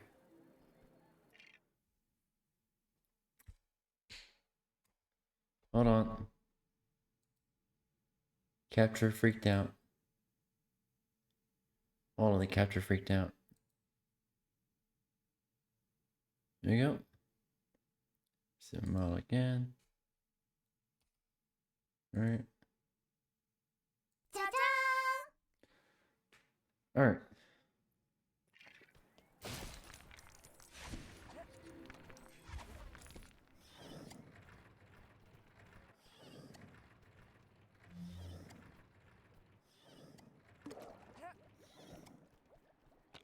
Done.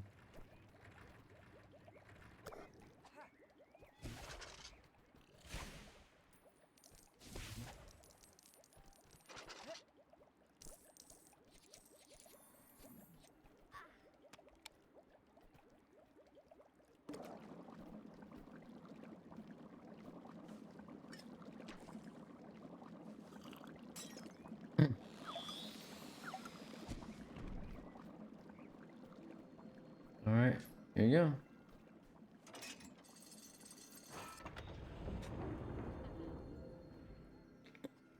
Ring the bell.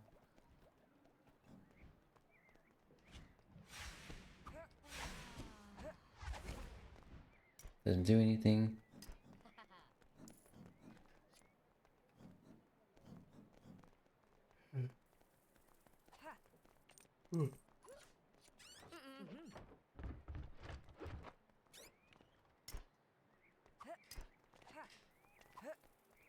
Alright.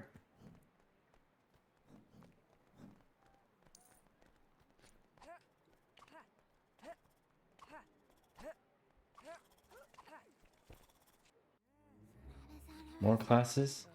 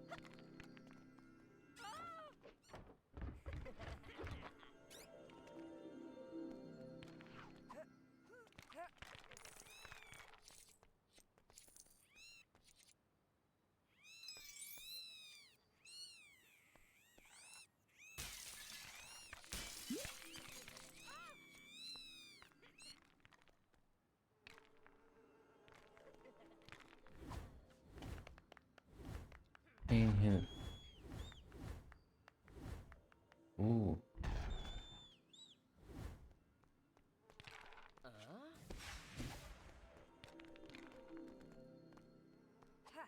Here we go.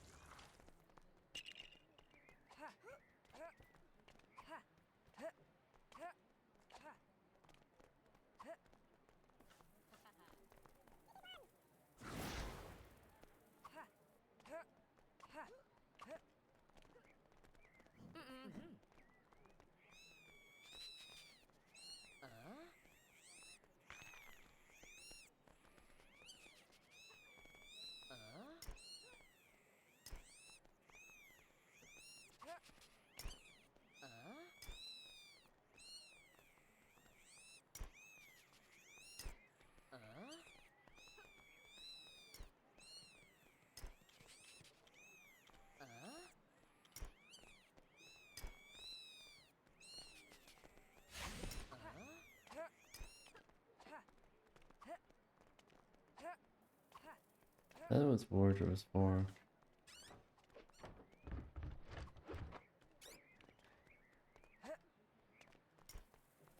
Lol.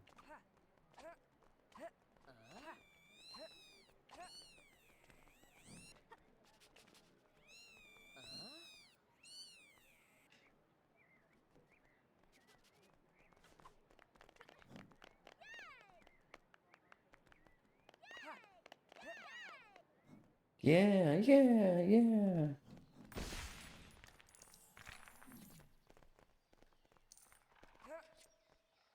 Lol. Being a Phantom Menace.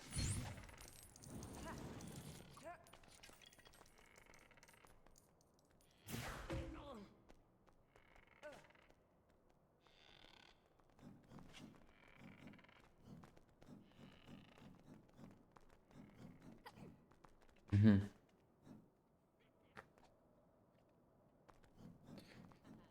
Alrighty.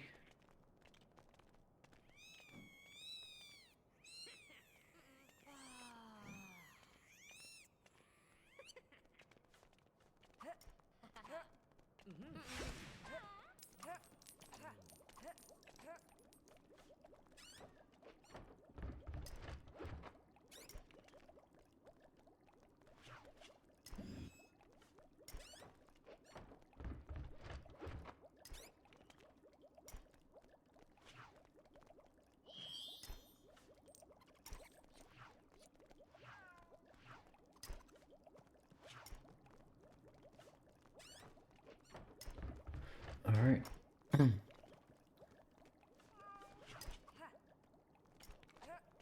Alright. Here we go. Here we go.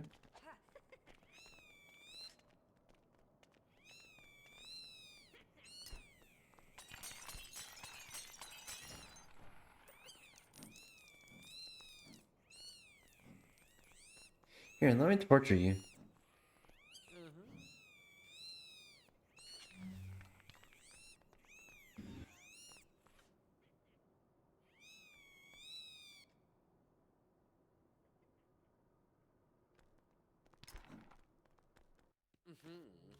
Mm-hmm. Mm-hmm.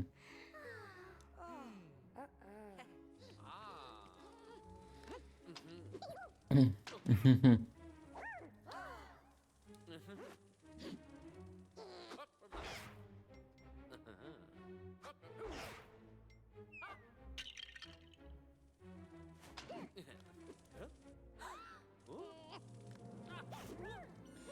Oh no!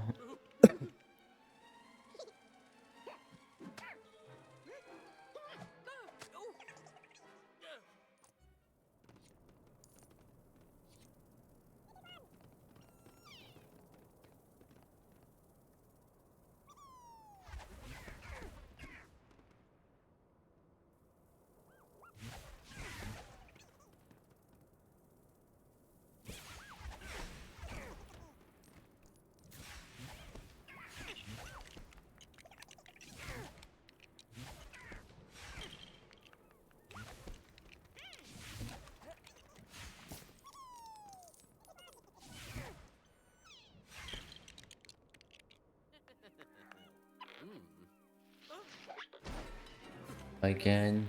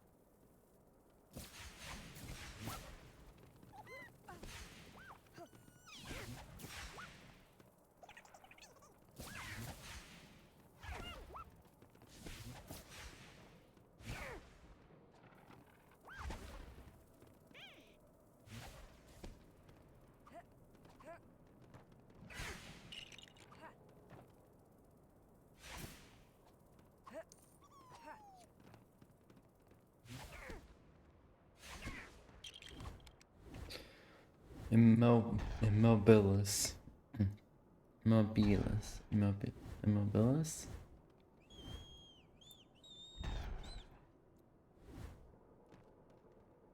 Alright.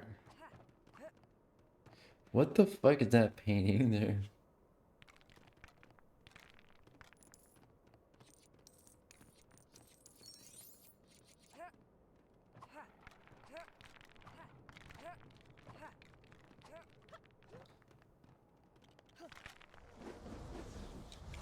Alright.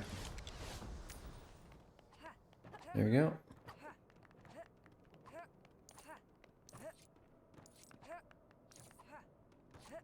Alright, time to exit.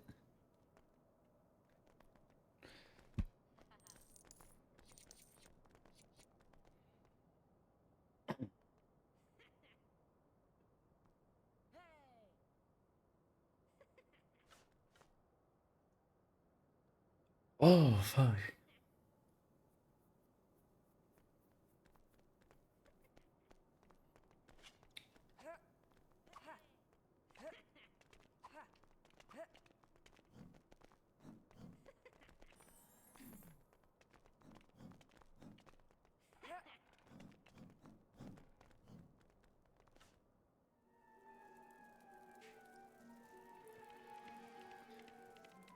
Immobilis.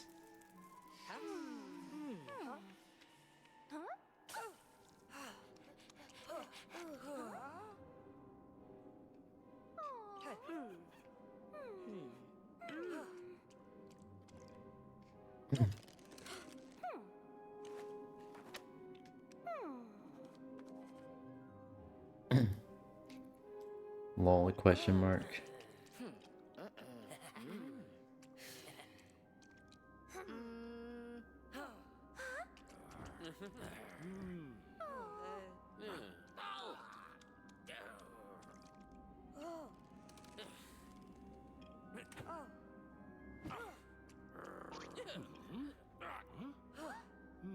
It wasn't them.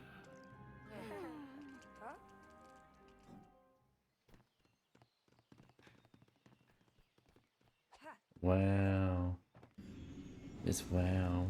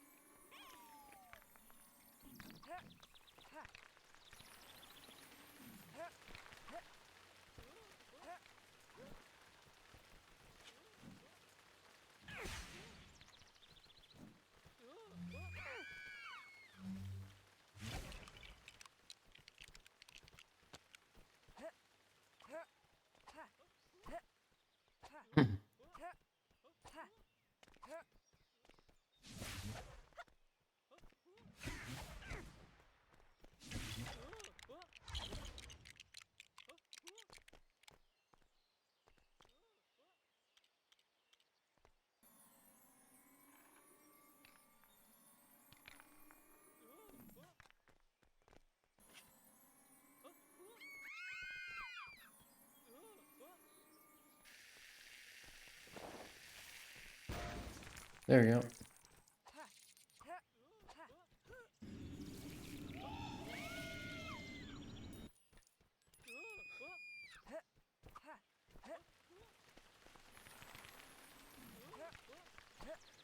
Anywho, yeah. Alright, so I'm gonna make myself something to eat. We're gonna be watching YouTube for the hour, and then we're gonna move on to the surprise game or games, should I say, that I have in store. Alright, with that being said, I get everything set up and we'll get going. Alright, yep, there we go. Alright, matinee.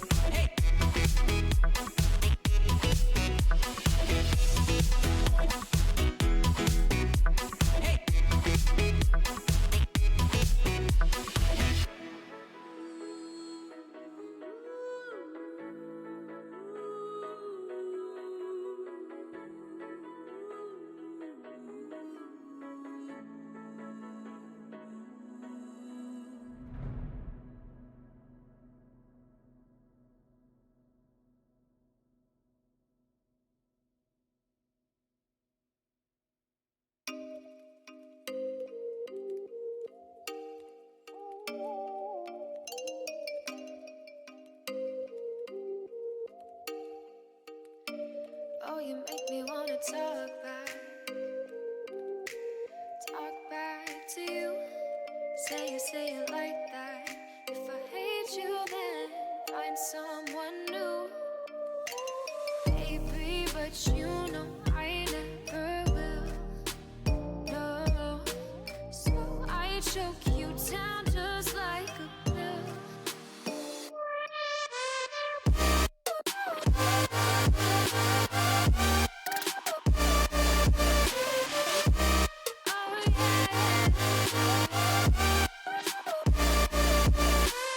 Take you like a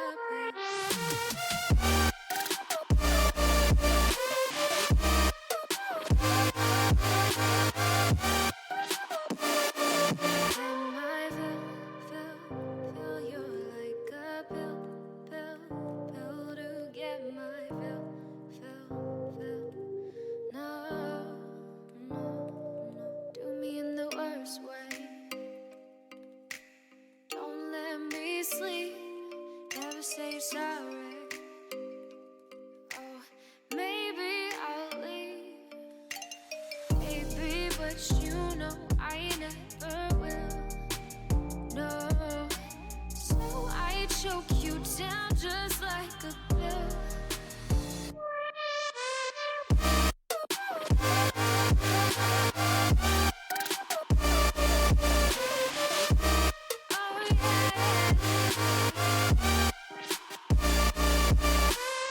Take you like a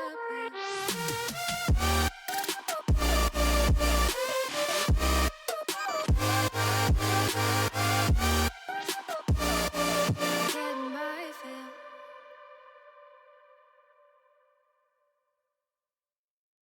I fell, be lost to the war. Alright, we're back again. We're gonna be watching some YouTube videos. And I do have, okay, so put that there. I've seen that before.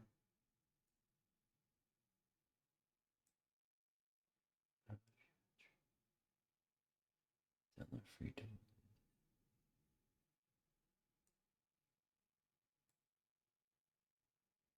Alright, here we go. No, come on. Fucking hell. There we go.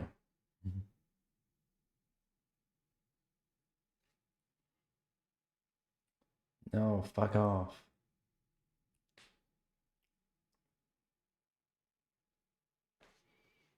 Mm.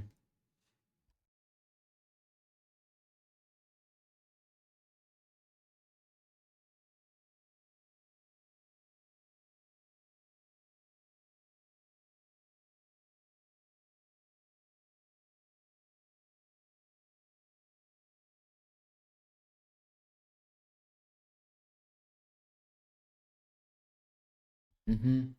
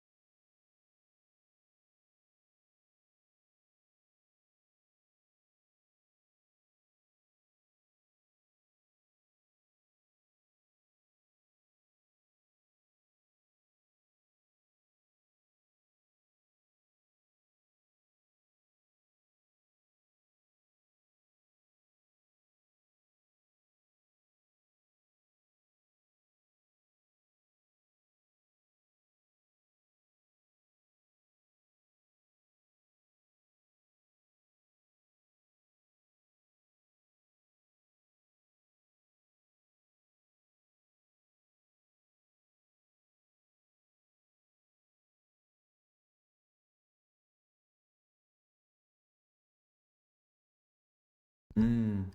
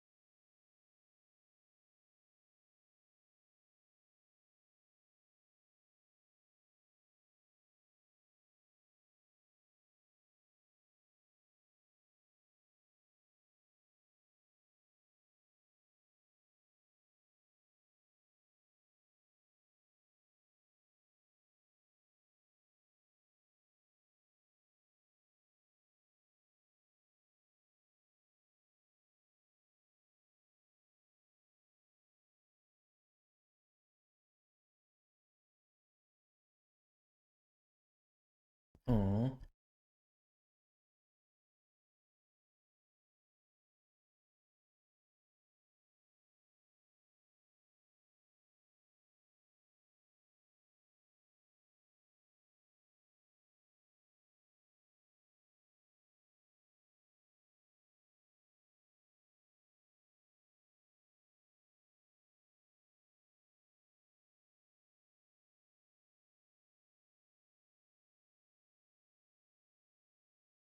Mm.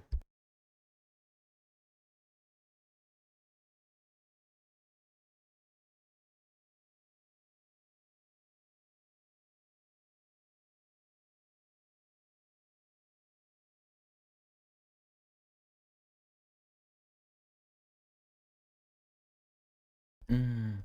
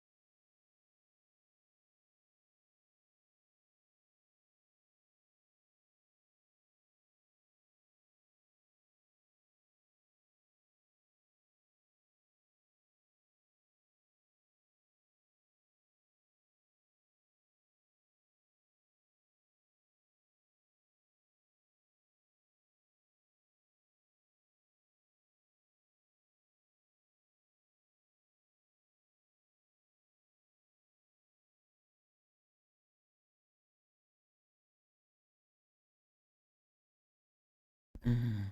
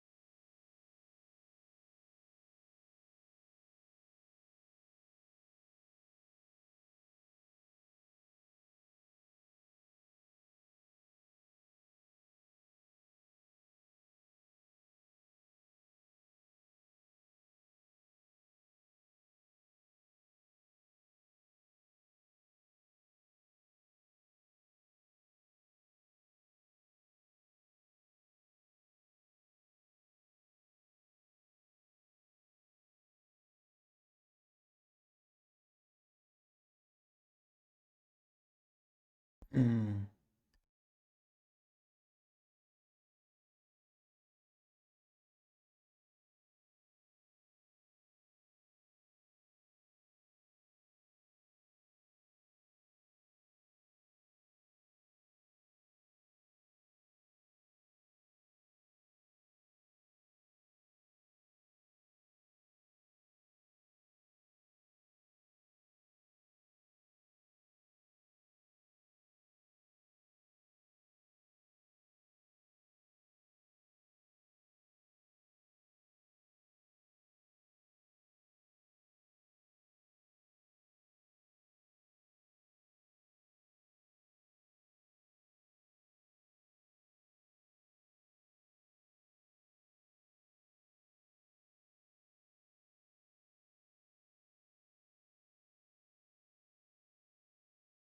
Mm.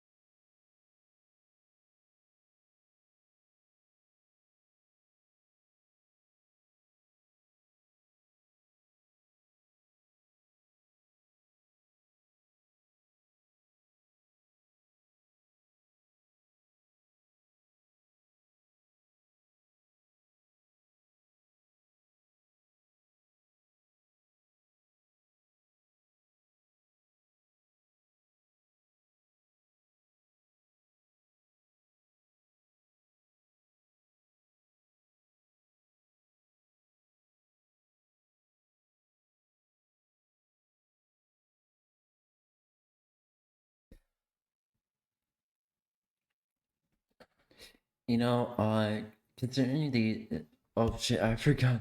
I forgot. Oh no, oh no, no, no, no, no, no, no. I forgot to unmute the audio. Okay, so basically, if Anakin Skywalker was trained under Yoda instead of Obi-Wan Kenobi, um, Anakin so far has become a much, much, much wiser Jedi than he ever would be trained under Obi-Wan Kenobi or Mace Windu. I feel like the better more suitable teachers for Anakin Skywalker would have been was either Qui-Gon or Yoda. But his nightmares returned. Although Padme told him not to worry so much about them, Anakin couldn't help himself. For some reason, they felt real. This surprised him because usually he was good at controlling his emotions just like Yoda taught him to, but he's never experienced continuous nightmares like this before. So Anakin needed to speak to somebody, but there was one problem. Since his master was gone on Kashyyyk, he felt there was nobody else to speak to. He needed somebody wise to help him, somebody who had experience. Then it hit him, Chancellor Palpatine. Over the past decade, he became somewhat close to the Chancellor, but... Is he not? Anakin paused. What was his came to mind, and that was to contact Master Yoda. Yes, young Skywalker. Master Yoda, I just learned a horrifying truth. Chancellor Palpatine is the Sith Lord we've been looking for. Yoda took a pause. Sure of this, are you? Yes, he knows the ways of the Force, and he's been trained to use the dark side. Terrible this is. Young Skywalker, come back soon enough. I cannot. In grave danger the Wookiees are. Master Yoda, I understand you're on your own mission, but this could be the key to ending the war. The Chancellor is very powerful. If we are to defeat him, we need you. with you I am. Go with Master Windu, you must. Be there soon. I will. From there, Anakin went to go speak to Master Windu, and it was there where he broke the news to him. Just as we saw in the film, Windu was shocked, so he ordered Anakin to wait in the council chambers until he returned. But in this timeline, Anakin listened. For so long, he's looked up to Master Windu, and so disobeying him would be the last thing he would want to do. So, Anakin listened and went to go wait in the chambers while Mace Windu, Kit Fisto, Sazy Tin, and Agent Kolar went to confront the Chancellor. As time passed, Anakin kept waiting and waiting, but there was still no contact from either Master Windu or Master Yoda. However, then he heard footsteps outside. Was that Master Windu? Did he defeat the Chancellor? The footsteps got closer and closer, and before Anakin knew it, the council doors then opened. It was Master Yoda. Master Yoda, you're back. Yoda went silent. He looked sick inside. Anakin had never seen his master like this. Was he okay? To wait here, did Master Windu tell you? He did. However, it's been over an hour. I thought he'd be back by now. Master Yoda, are you okay? A great disturbance in the Force I have felt. Pain, suffering, death I feel. Something terrible has happened. Master Windu is in pain, terrible pain. Then we must go rescue him ourselves, Master. We can't wait any longer. Yoda nodded his head. From there, Anakin and Yoda rushed over to the Chancellor's office, but it was there where they witnessed the unthinkable. As they walked in, they witnessed not one, but multiple dead bodies on the floor. Kit Fisto, Sazy Tin, Agent Kolar, and Master Windu? Master Windu is dead? No, it couldn't be. He was... It seems you are too late, my old master. Yoda looked up. It was Count Dooku. Done this, have you, Dooku? Just me and my master's work of your weak, pathetic Jedi Order. It seems you are too late, Jedi. Master Windu is dead, and the Jedi Order is minutes away from collapsing. Not if anything to say about it, I do. Ah, yes. And what will you do, Master Yoda? Resurrect your dead friend? No, no. It is far too late for that, my little green friend. Soon the Sith will rule the galaxy once more. And young Skywalker will join me right by my side. Yoda looked at Anakin. Ignore him, Master. He's talking nonsense. But am I, young Skywalker? Master Yoda wasn't there when you came to me earlier about your nightmares. Just like how he did with Darth Tyrannus. He will let you down too, young Skywalker. Skywalker? How does that make you feel, Master Yoda? That your former apprentice joined me because of your foolish, pathetic ways. And now, just like him, your other apprentice will be mine. Master, ignore him. Let's end this and take them together. Yoda nodded his head, and the two Jedi ignited their green lightsabers. It's treason, then. Palpatine and Dooku ignited theirs. From there, the two Jedi went head-to-head up against the two Sith. It was now the duel for the fate of the galaxy as flashes of green and red took place in the Chancellor's office. Since it was a 2v2, Anakin and Dooku quickly clashed sabers while Yoda and Palpatine also began to fight one another. However, because of Yoda's training, Anakin was able to quickly overwhelm Dooku with his acrobatics and athleticism, just like Yoda taught him. As the two continued to clash, Dooku quickly realized he was no match for the young Jedi.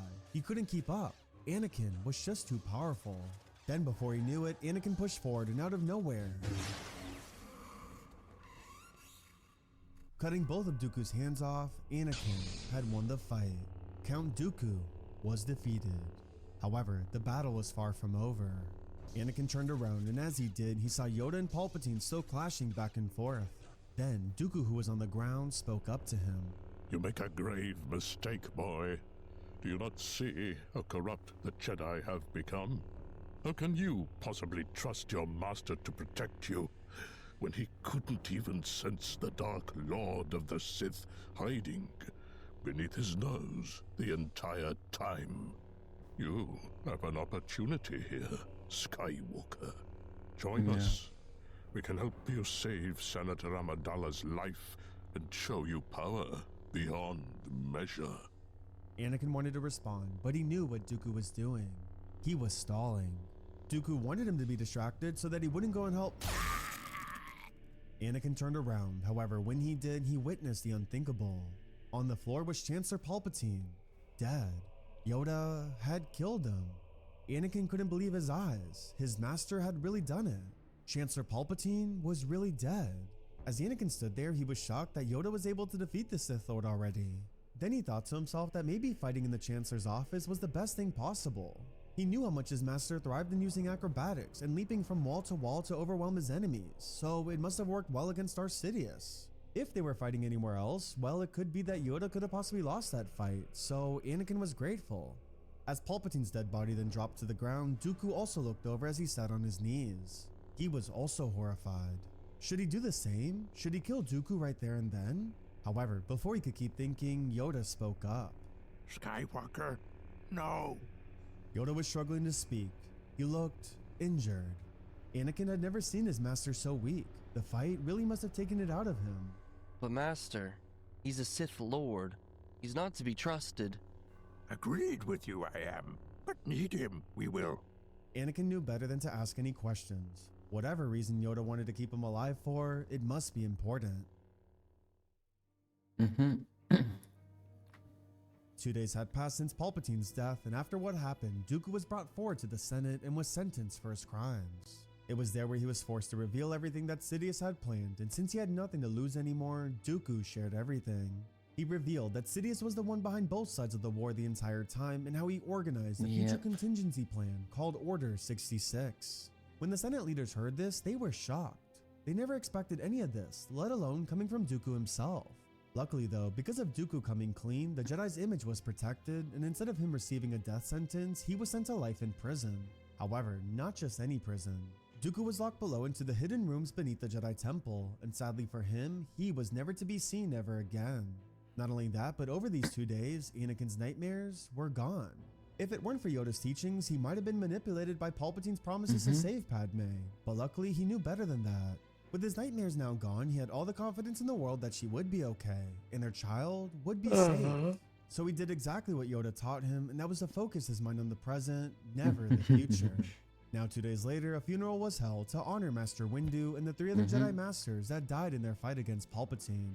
Although many Jedi missed the great man that Master Windu was, Anakin of all people tried to remember Yoda's teachings. That death was in fact a natural part of life. After the ceremony, everyone left, but Yoda asked Anakin to stay. Yes, Master? Young Skywalker, proud of you I am. A wise Jedi you have proven to become, and helped bring balance to the Force you have. Well, thank you, Master. But it was you who killed Darth Sidious. Disagree with you I do. Yes. Stayed patient, you did. Allowed these nightmares to consume you, you did not. Without you, balance there would not be. The chosen one, you are, young Skywalker. Well, thank you, Master. I appreciate your words. How is Senator Amidala? Your nightmares? Still have them, do you? My nightmares are gone, Master. I haven't had them since the Chancellor's death, which makes me believe that maybe he was so strong in the dark side, he could influence them all by himself. Anakin paused. Wait, how do you know they were about Padme?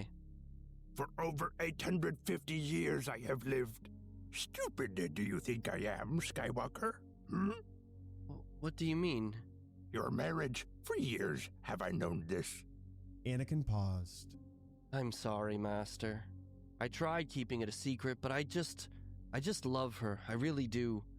I never thought you'd find out, and I know this means I'll probably now be expelled from the Jedi Order. That also means Young Skywalker, a headache you give me. Hear my words, do you not? Proud of you I am, young Skywalker. Yes, proud. What? For thousands of years, band attachments we have. However, proved us wrong, you have. It is clear to me that a better Jedi you are because of Senator Amidala.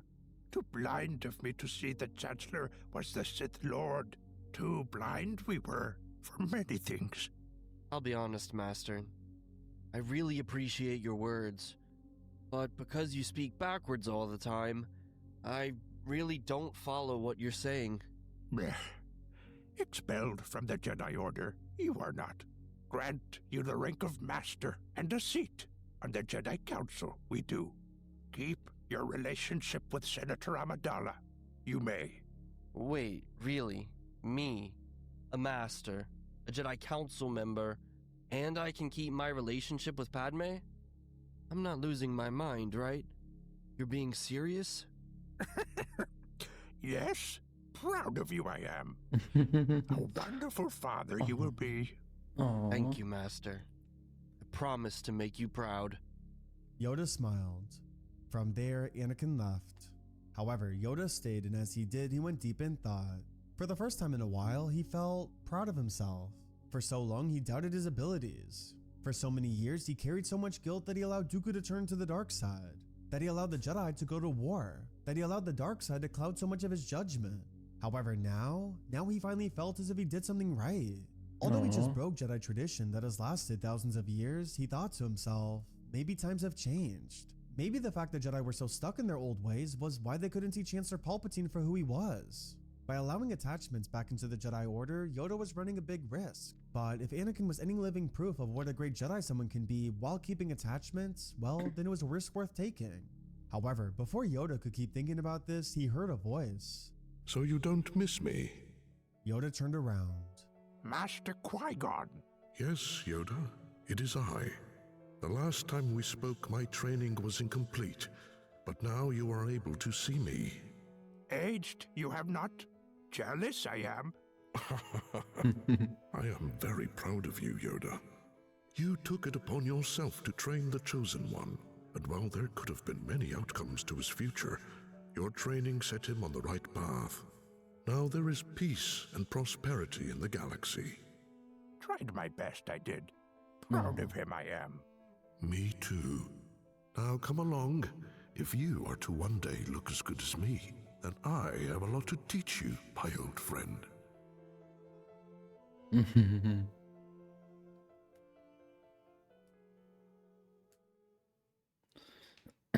Aww. Okay. Oh, Zen Zone Zero skin mod. There's also people in chat asking me about Zenless Zone Zero. I'm not gonna show this on stream. I don't have the video, but because someone showed me this as well.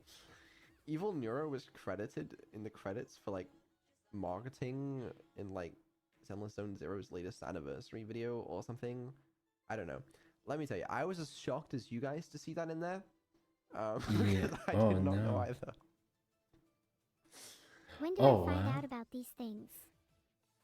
I don't know. As far as I'm aware, I don't know if like the credits were people's usernames and someone at the company's username was Evil Neuro. I think.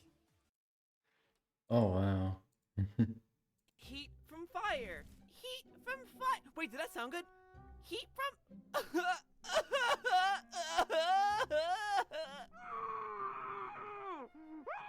Buddy, heard the sounds of agony. Figured I'd come point and laugh. Yeah. Heat from fire. Exactly.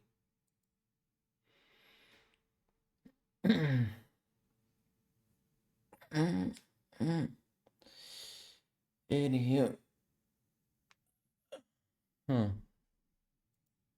Okay, quick, easy video coming at you today. We're going to show you my aneurysm. This is WinArrow Tweaker. So you may have heard of this, you may not have. Basically, Yeah, this I is heard of it. going to turn all the dip switches in Windows. Dips. Basically, this is going to be a GUI that allows you to turn on and off all the features in Windows that are often not like visible to you. I'm personally using this on my test bench and my XOC benchmarking rig to turn off things like Windows Defender, turn off updates, turn off all background tasks and background apps and stuff. So I'm doing this to provide as much CPU overhead availability to my GPU and benchmark without any of that background stuff kind of impacting my score a little bit. So WinArrow Tweaker is free. I'm not even going to put a link to it down below. It's kind of like rule number one of whether or not you're capable of using the software is if you can open up your search engine and type WinRHO that's the first step. If you can do that on your own, we're good. If you can't, and you're like, why didn't you put a link down below? You're not ready. You're just not ready to go in here and start messing with stuff, okay? So consider it a litmus test at this point. Okay, so first and foremost, let's talk about prep. You wanna make sure that you know how to undo any of the changes because you can actually cause some changes in here that might have an adverse effect in your Windows environment depending on what you're doing. So if you go here to I know how to actions, do the that. first one that you wanna know is reset all tweaks. So basically that means any of the stuff that you've changed from where the default settings are, we'll put them back. The other thing is once you get it kind of set up how you want, and if Windows goes in and does an update and kind of undoes some of your settings, you can quickly export tweaks. Once you're done, you'll have an export file, and then you can import those tweaks back in. I should start. I should do that. I should do that real quick.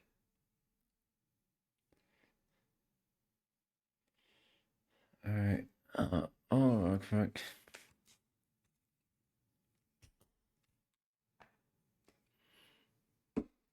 And put.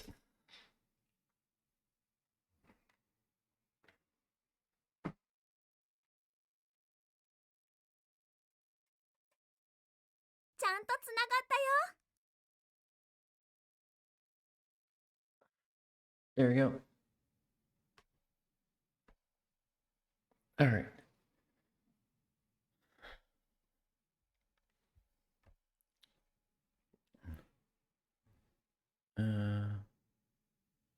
Okay, we need to reset the model real quick.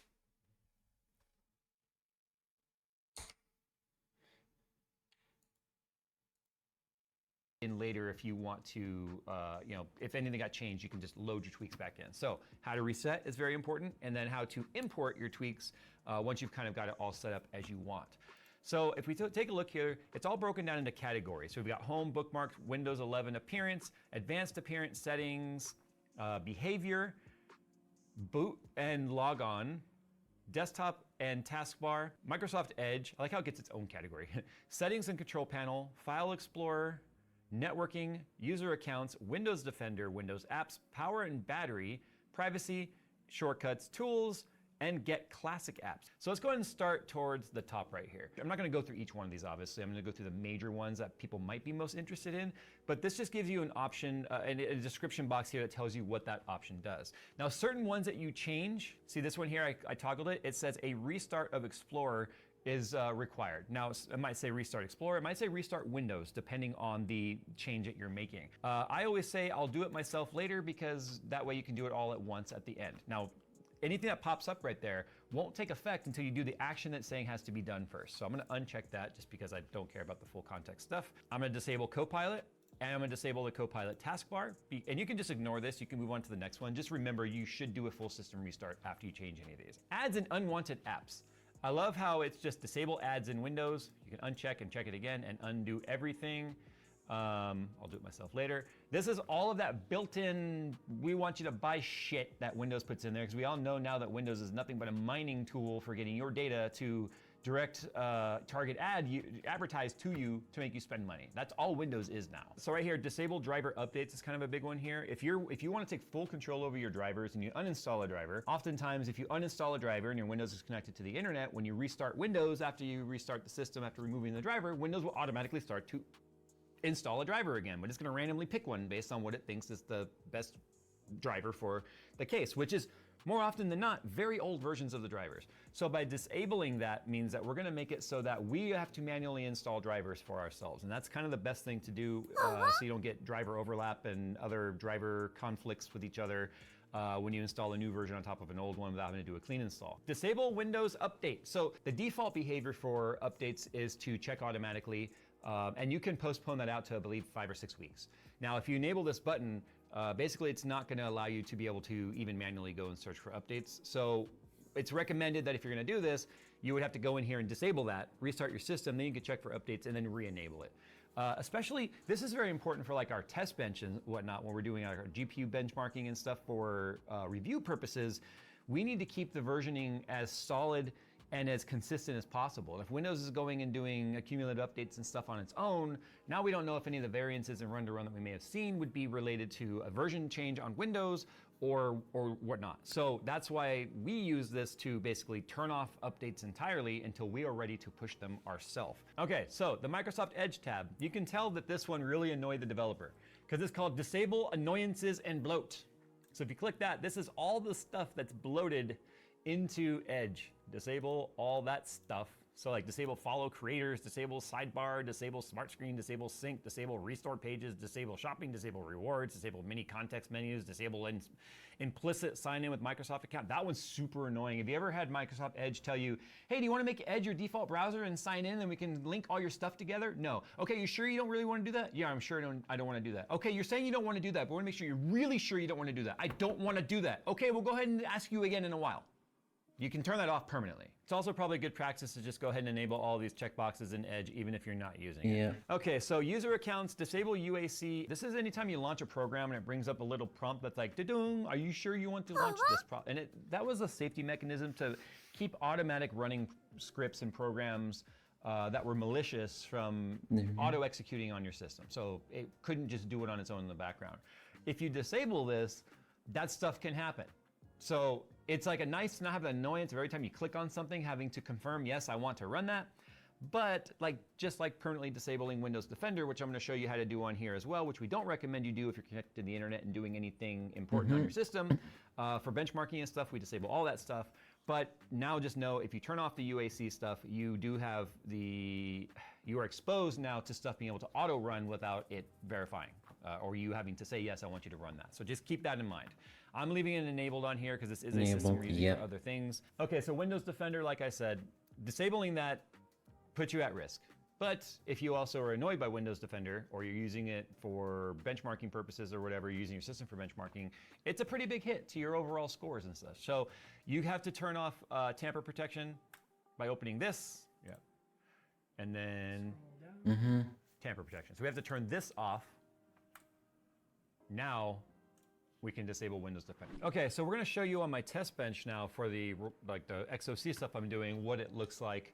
The other one we're kind of leaving alone. We're trying not to tweak it too much because of the fact that it is what we're using for our Linux A/B testing stuff. So rather than revert all those settings back, we just went ahead and I'm going to show you now what it looks like over here. So as you can see, the WinArrow tweaker is running on this machine. Doesn't even have to be running.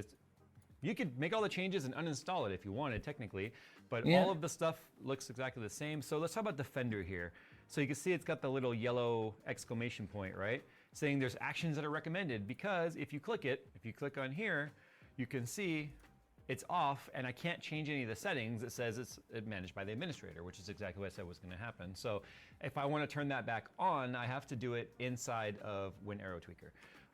If I uninstall WinArrow tweaker and then reinstall it, it's going to show the settings exactly as Windows has them enabled. So it's not like WinArrow tweaker is the control mechanism. It's just flipping the switch and then Windows leaves the switch, and when you reinstall WinArrow tweaker, it just scans what all those switches are and shows you where they're at. So it's not like, oh, I uninstalled it, now I lost all the stock stuff.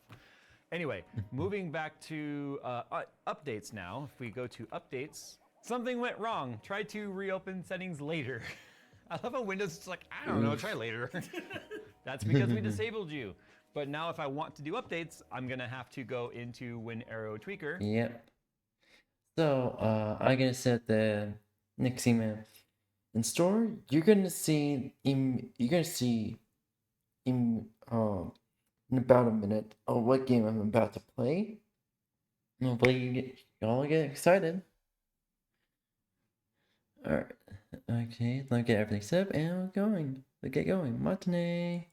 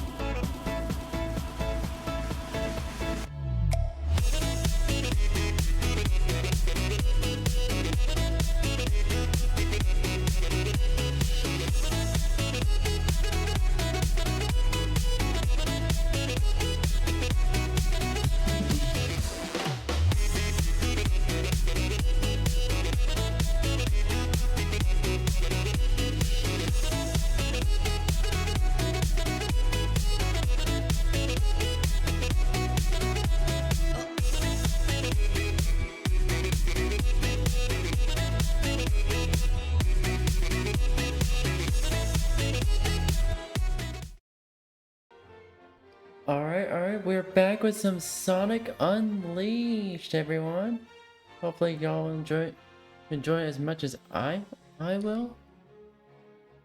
And anyways, let's get going.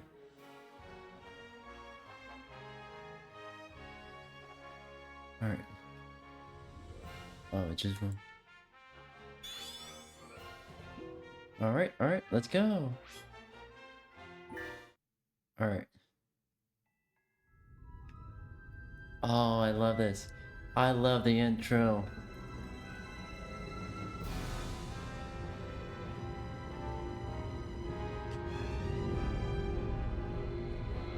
Let's fucking go.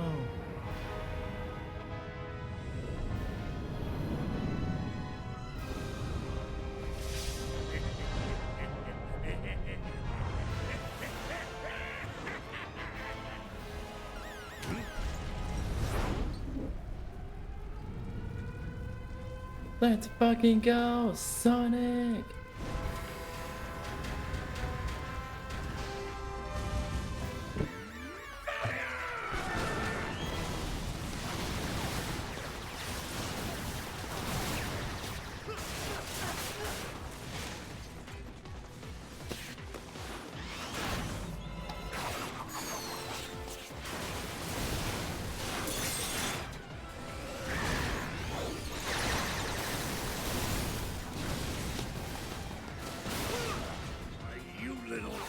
Yeah!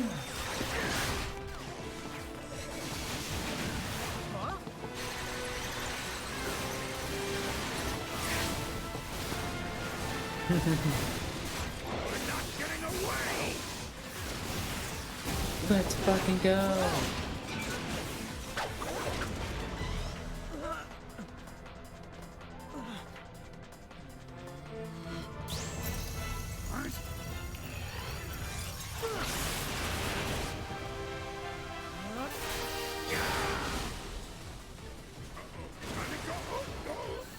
Time to go.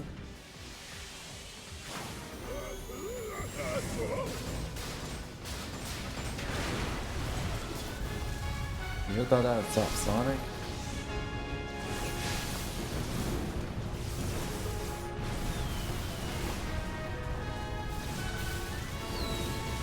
Let's fucking go.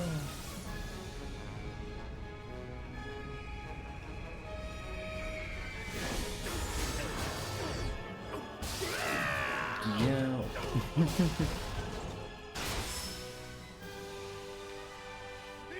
Sonic! I'm sorry. Really, look, go easy on me. I'll turn over a new leaf, I swear. Just give me a chance. Well, this is new.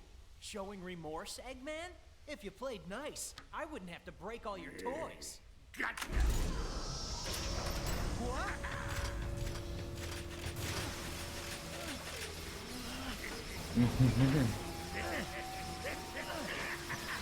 Oh no.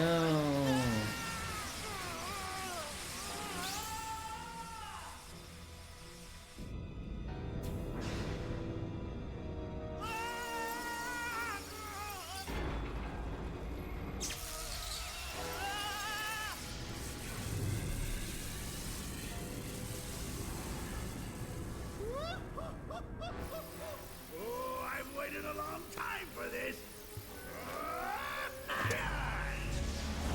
Fire! I'm firing my laser!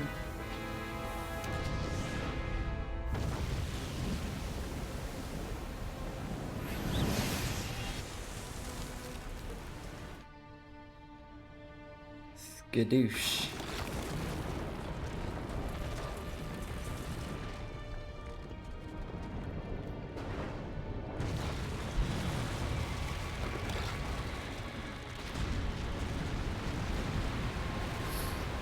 Skadoosh.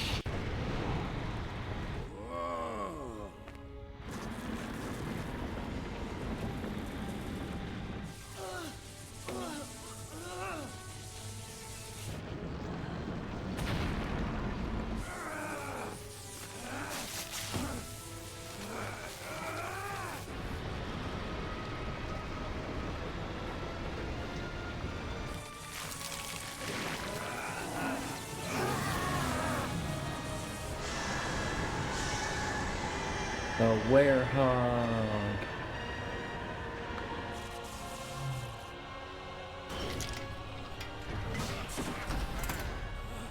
Success!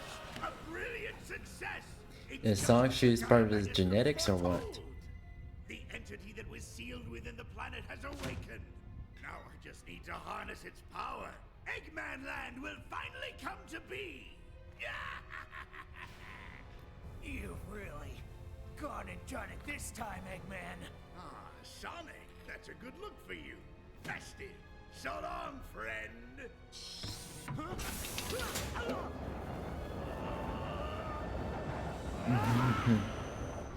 Oh no.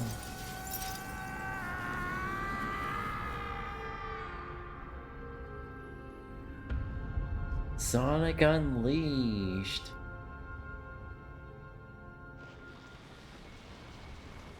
We all hate the werehog levels.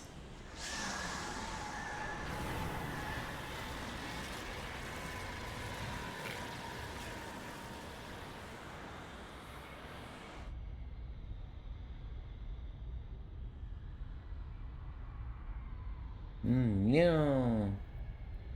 Oh no.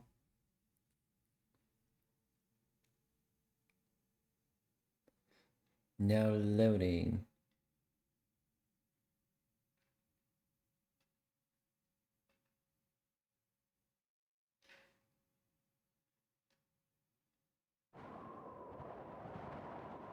Oh, what the fuck is going on with the game textures?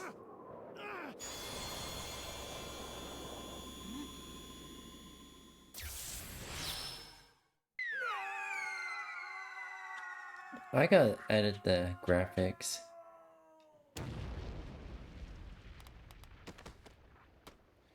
Something's going on. I shouldn't be seeing the polygons. What the heck is going on?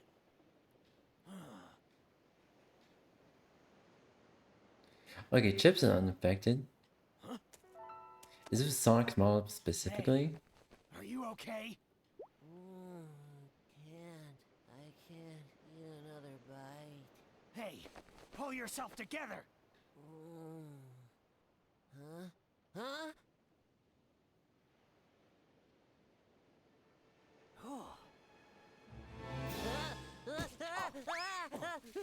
Don't eat me. I taste bad. You okay? Nothing broken? Oh, I'm just fine. Thanks for asking, Mr. Monster Guy. Mr. Monster Guy? Looks like things have gotten pretty ugly. Yeah, look at those teeth and those claws. What's your name, anyway? I'm Sonic. Sonic the Hedgehog. And you are? Huh? What is my name? Ah, I don't know. I can't remember. I can't remember. You forgot who you are? Yup. I remember something falling from the sky. And everything just going all white. And then nothing. I can't remember a thing past that. Uh-oh. Did I fall on him?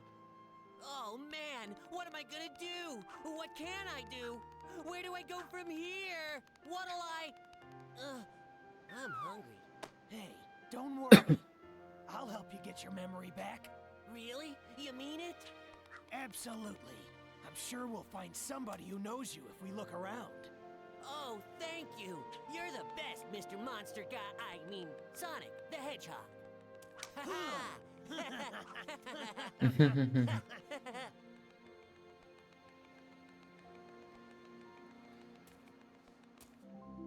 Ooh. Let's fucking go. Sonic. Oh, there's specifically the werehog that's a bit fucky wucky.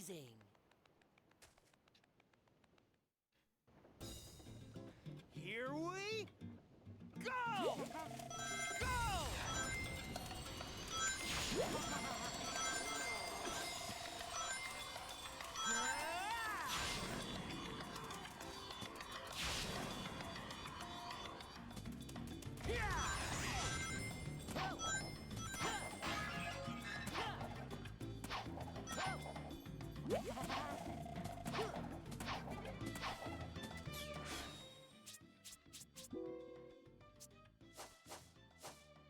input.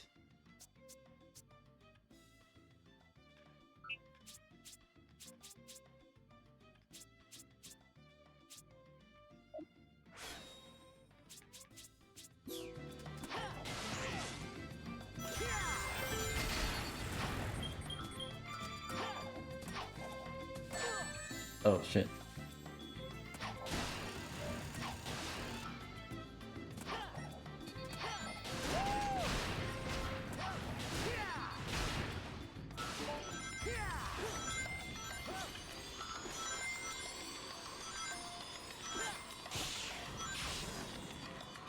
Let's fucking go.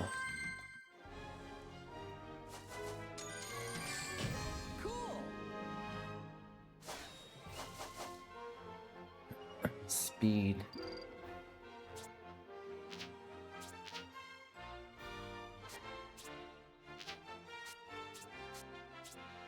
Strength. Was choose speed, focus on speed or ring energy. This one I'm gonna focus on strength. Combat and combat strength. Just do each level bit one each. Strength is the most important.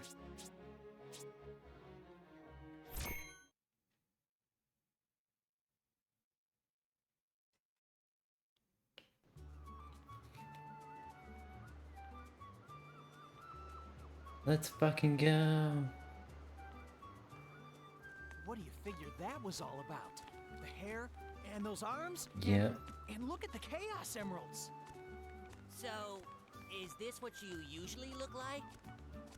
Yeah, this is the real me. Pretty cool, huh? Huh? Where'd you go? Oh. Looks good, don't it? That there chocolate chip cream sundae supreme is the pride of the city. The whole world can come tumbling down, but they'll still line up for a taste. Hey! What about your memories? What about Chocolate your chip memories? Sundae Supreme. You said it. Enjoy it, kiddo. Satisfaction guaranteed. If you don't love it, you get your money back. Hey! Oh, I love it. Well, so I had to spend some rings on it. Wow, this chip whatever stuff is great. If you say so. How about you give me a hand and help look for somebody who knows you, Chip? Chip? Gotta call you something, don't I? What do you think? Yeah, Chip. Chip. I love it. Yum. Now what do you say we start asking around Chip. and see if anybody here knows you? Okay.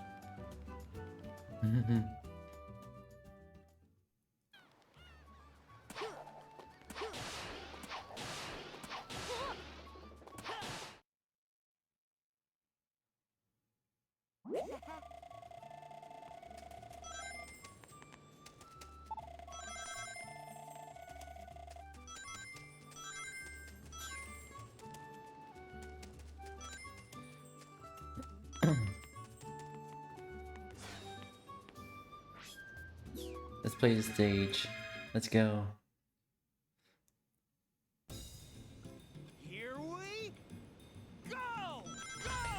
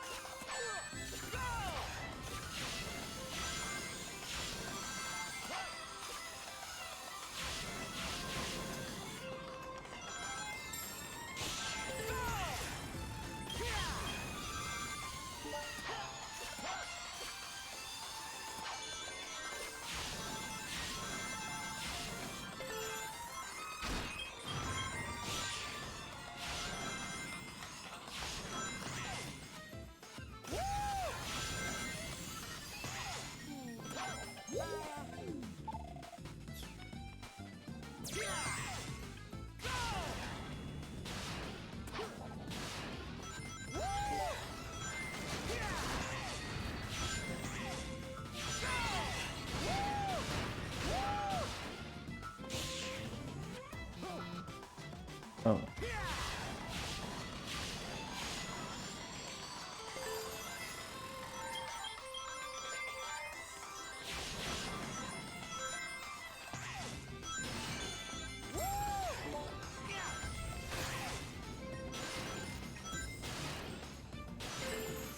Oh, shit though.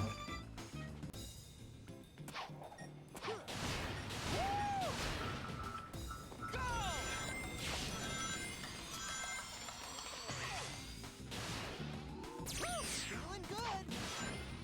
Go!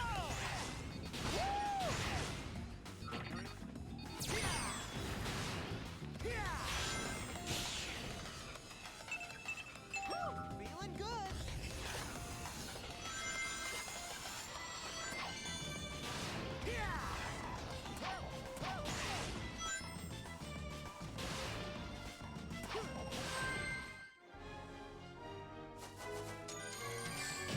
Can't win 'em all.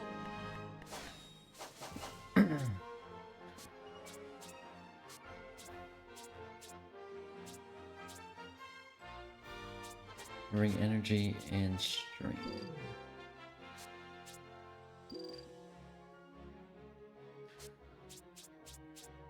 Combat shield. Energy. Alright. Alright, there we go.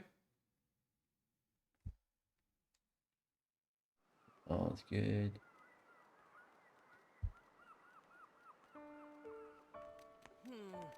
Still no luck finding anyone who knows me. Yeah. Don't worry about it. Maybe your memory will come back on its own.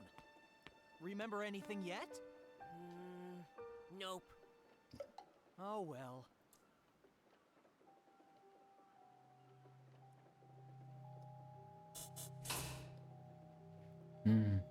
Oh. Sonic?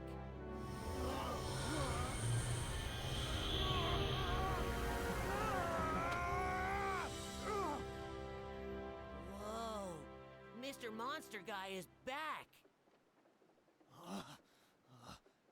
So when the sun goes down, I turn into this? Are you okay, Sonic? I'm fine.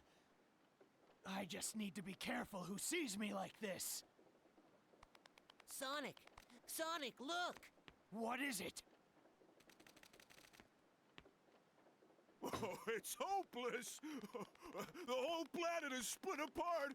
We're doomed! Oh. Mister? Oh. Hey, mister! Hey, don't cry. Ice cream. How about some more of this super tasty stuff? What good is ice cream at a time like this? Oh. Whoops! Sonic, your arm just stretched. Weird. But it could be useful.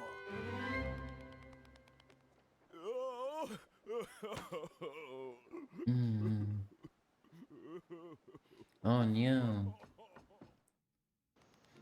Now they're playing as a werehog. Leave.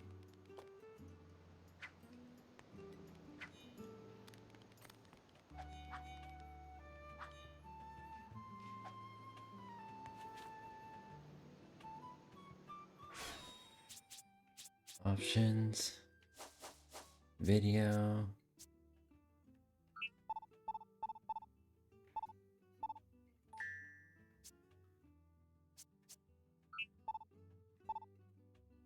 This may introduce glitches. The 60 FPS? Is this stream going good? Alright.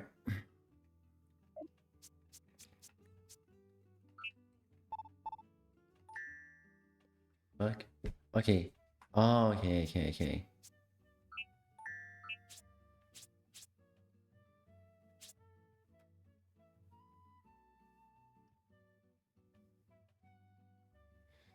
Well, the asphere should dynamically adjust the size.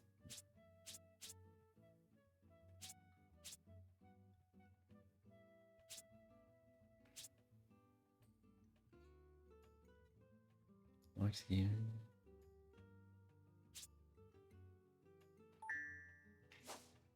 Audio.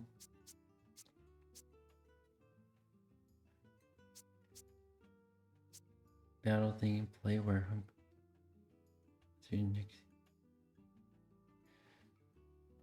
WEREHOG battle theme. This is optional fine. System. Once again, excess themes may be unofficial themes. Nah.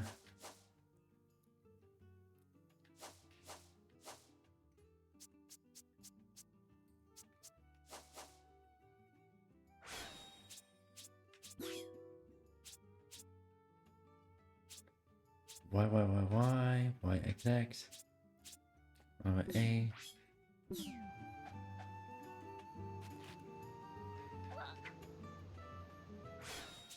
What skills? YXX.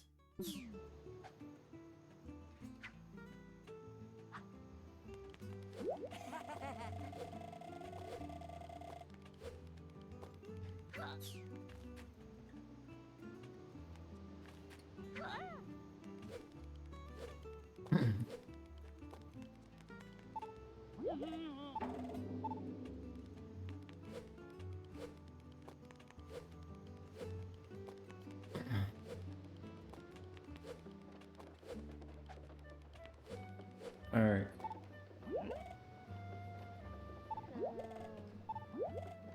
Two-tailed fox.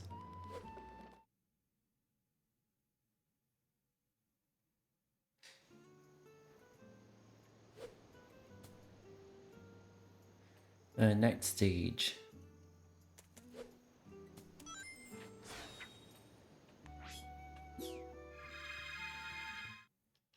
Alright, let's go.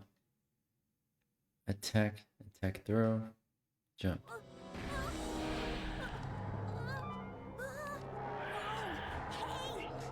Settle down, guys. Come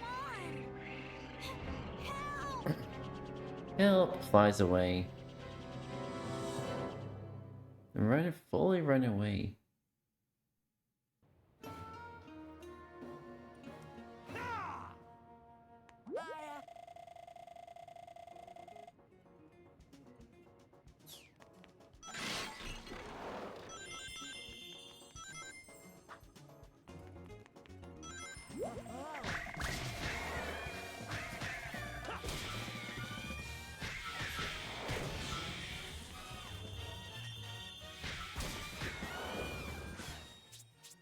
And skills. A.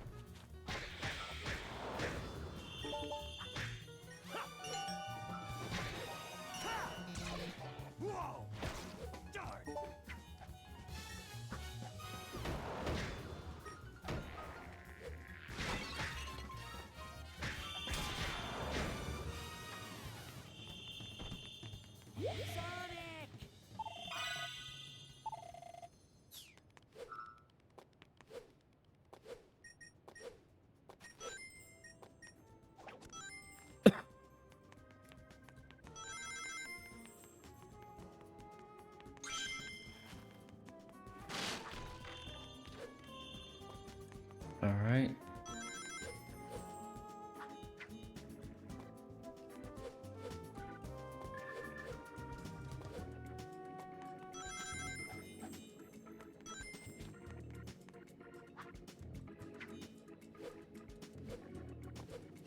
Alright.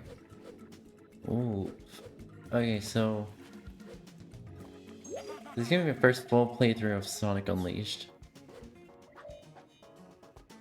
What was it again? Switch.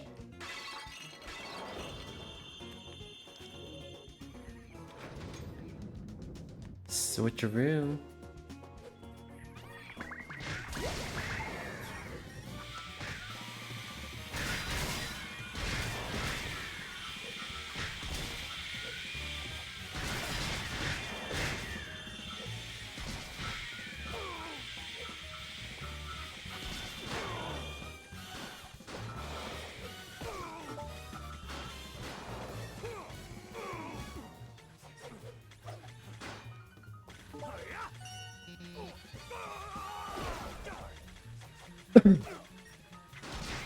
Oh, the QTs can get annoying.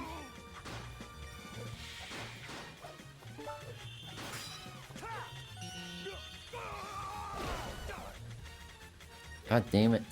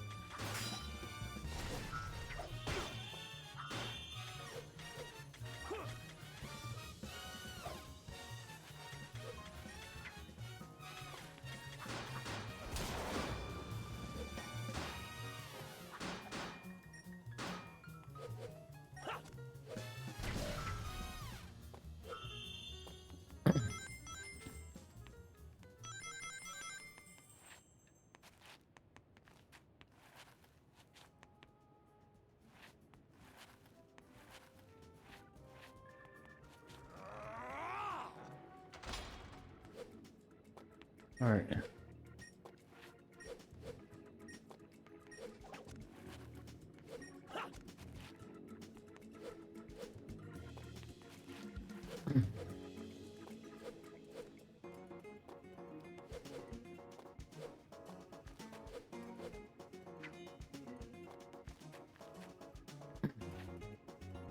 Yeah, please. Oh, we're gonna get that later.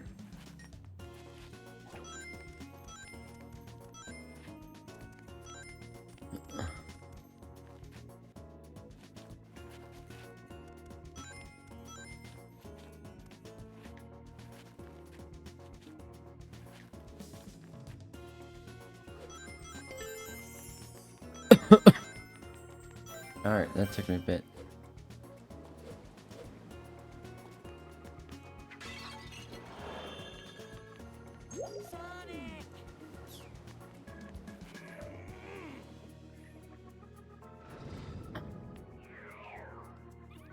Alright.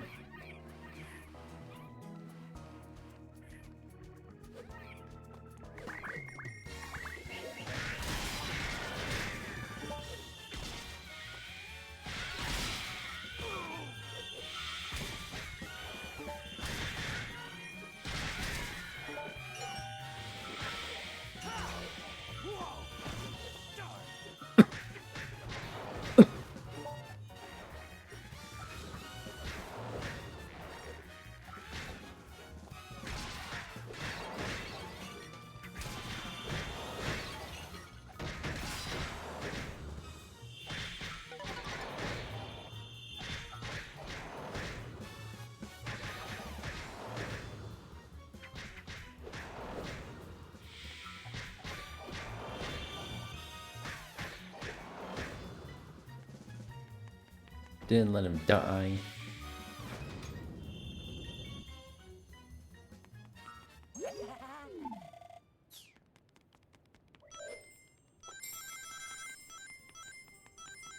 I forgot I had unleashed power. Wait, so use that.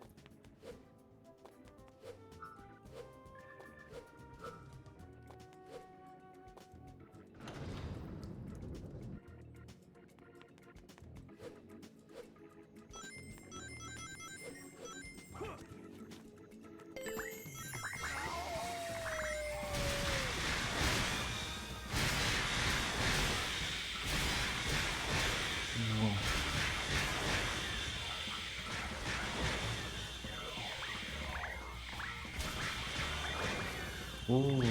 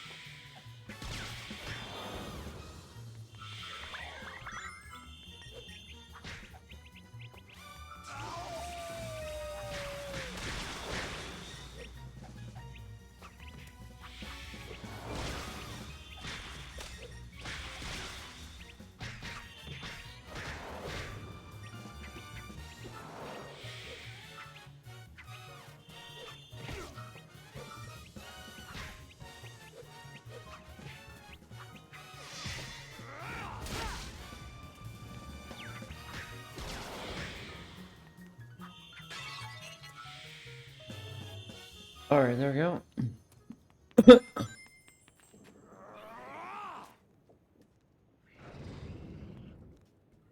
Ooh.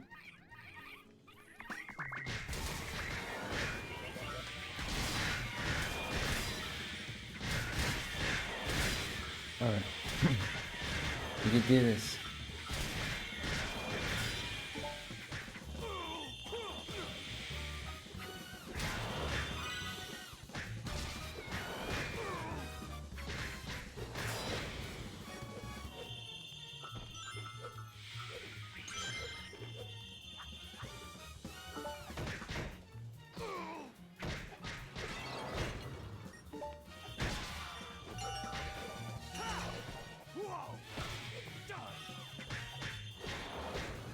I can't see the fucking...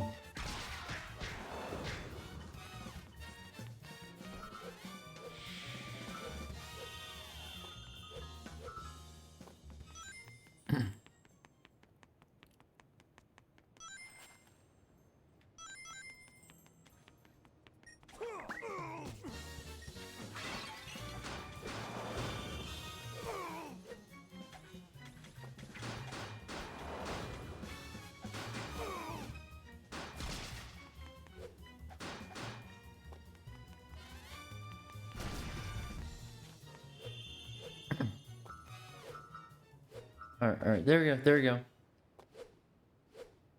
Alrighty. Get over. Alright.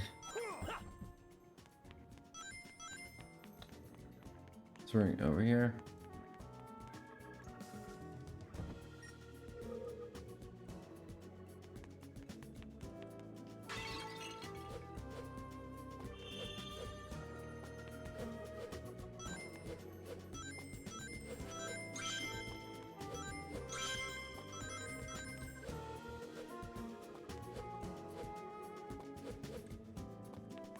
Nothing.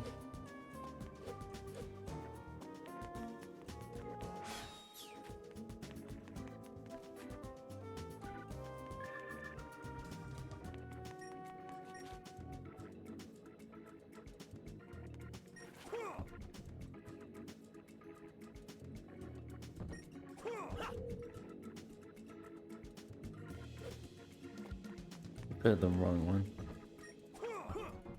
Wouldn't even allow me to. Alright, got it.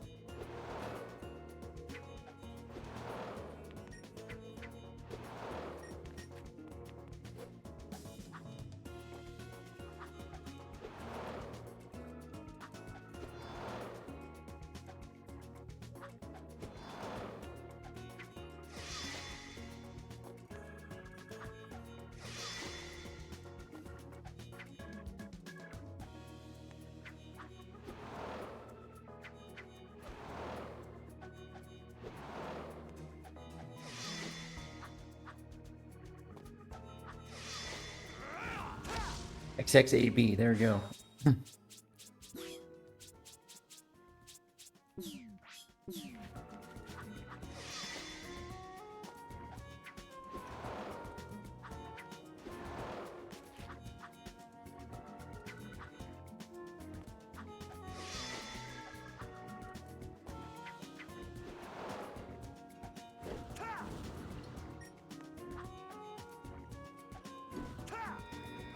Whoa.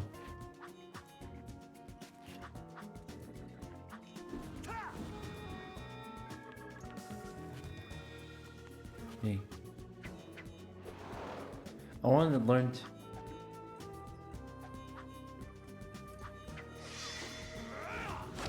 XXAB. There you go. Dude, sometimes, but not all the time.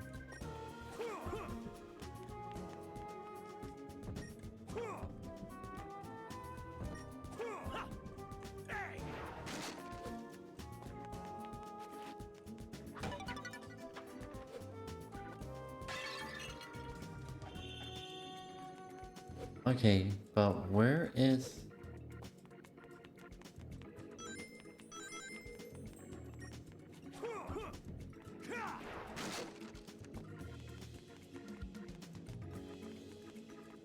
Okay, that's blocked.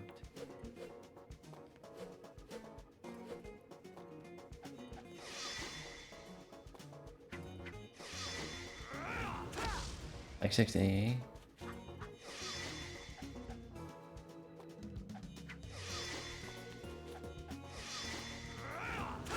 XXAY.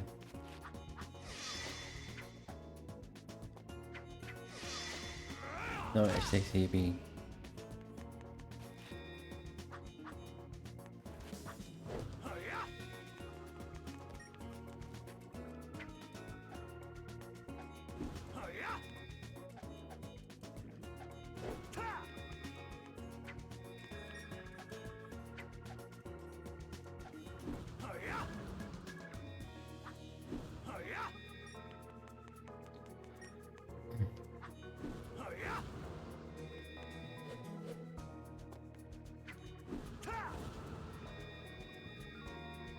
What the fuck?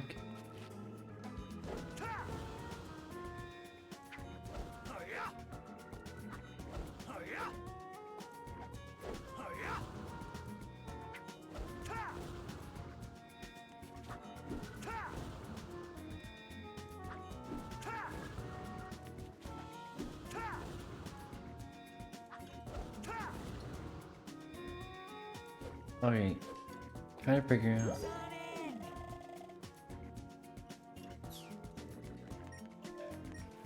I thought I was supposed to do something, but now I'm just lost.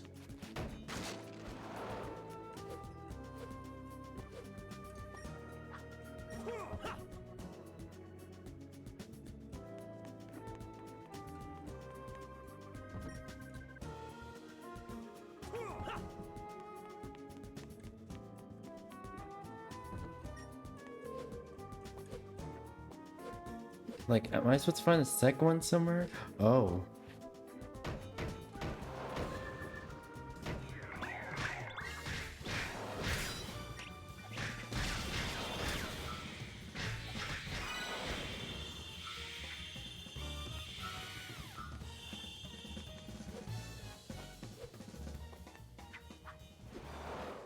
Oh, are these doors breakable?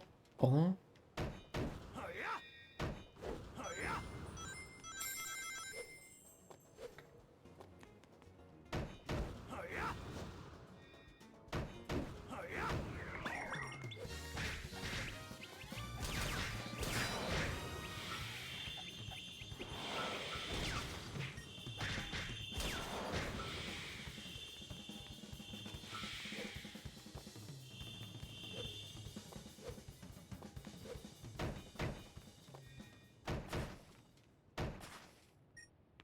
There we go. I was a bit lost.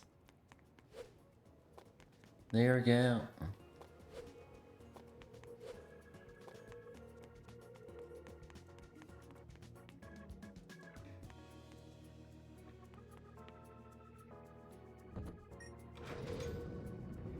Oh, I was a bit lost.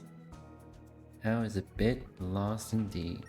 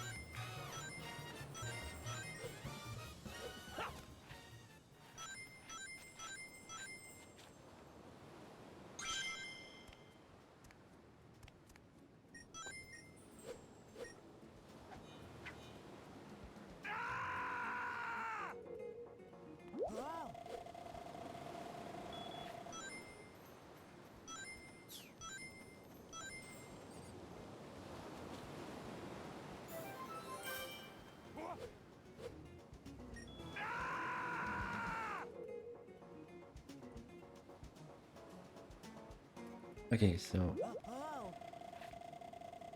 I don't need to collect it again.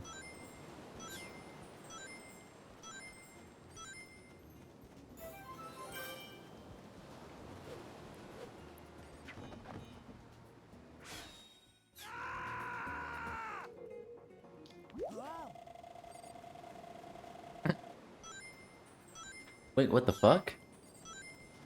Oh. I keep on collecting the same one there. Okay. Oh, okay. No.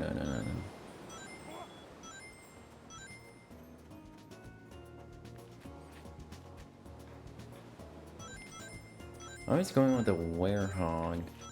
Is it wearing and is it hogging?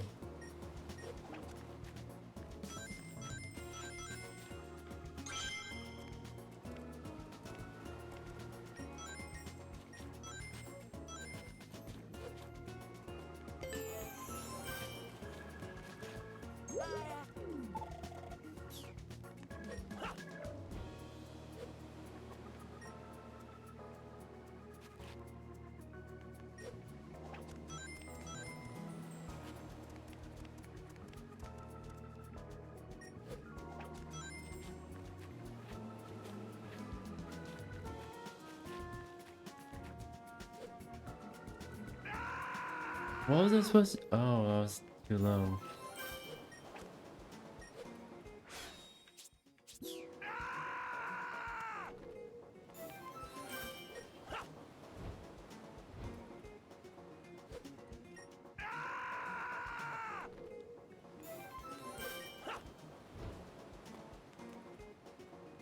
Oh, no.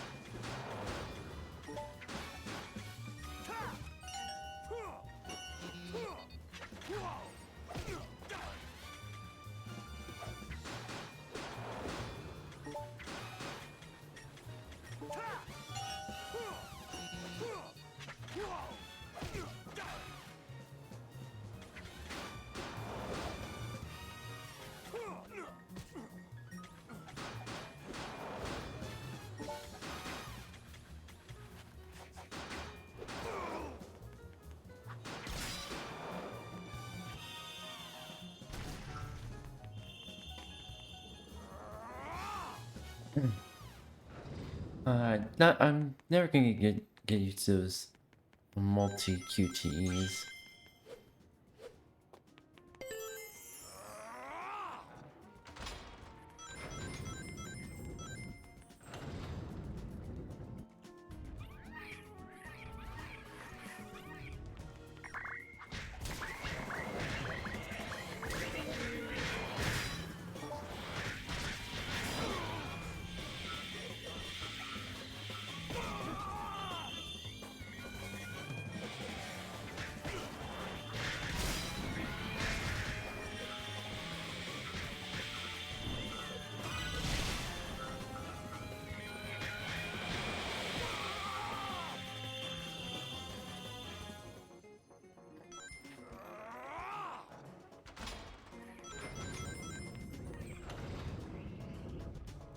Okay.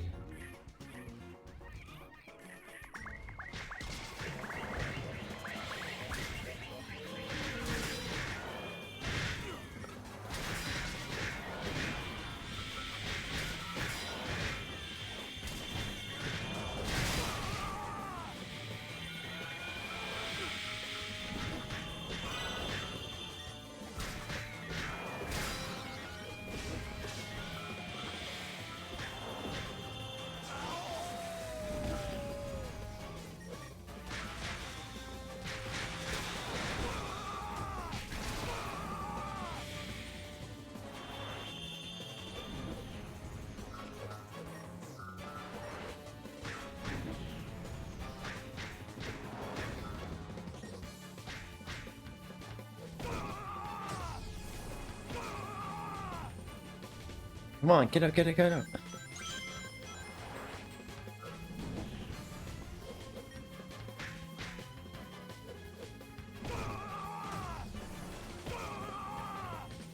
Get up.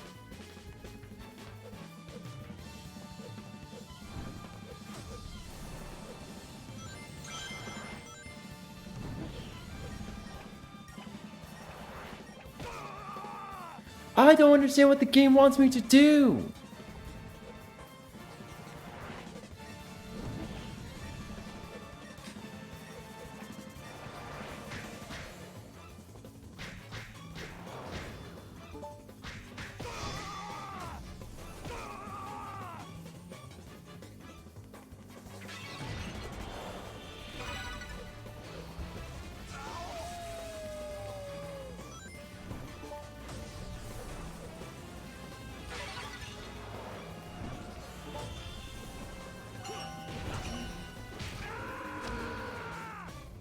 What does the game want me to fucking do?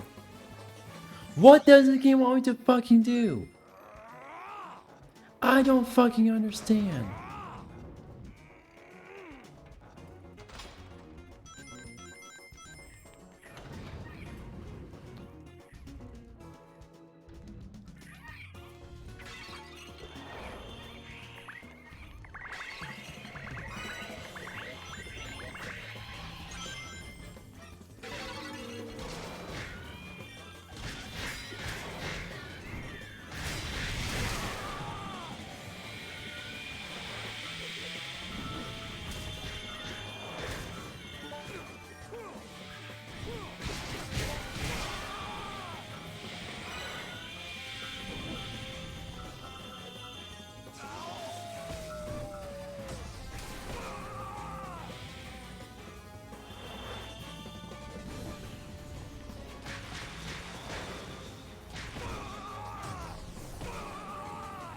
What does the game want me to fucking do, huh?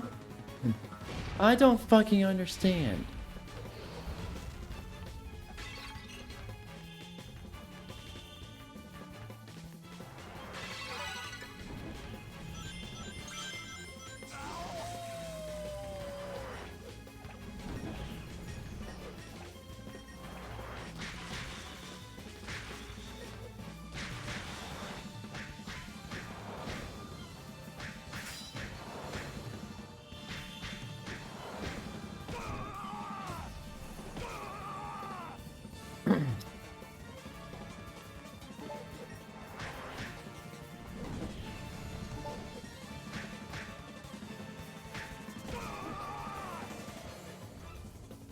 Use your shield. I don't know what the game wants me to fucking do! What does this game want me to fucking do, huh? Does it give me a tutorial how to beat the boss?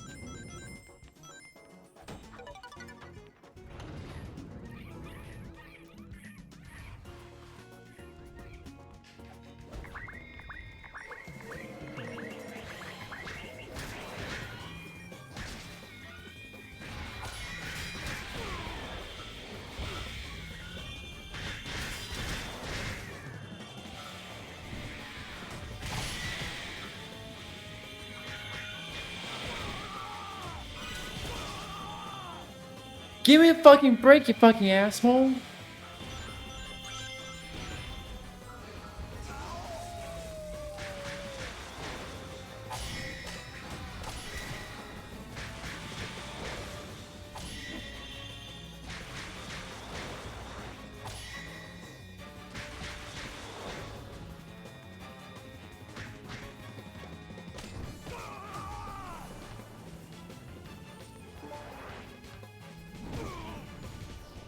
Don't have any shield strength anymore?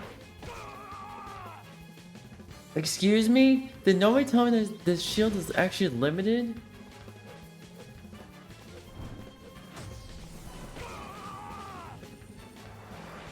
What the fuck? What kind of bullshit shield is that?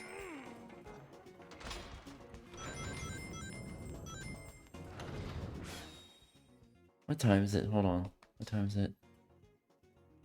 Alright. We still have time. So time.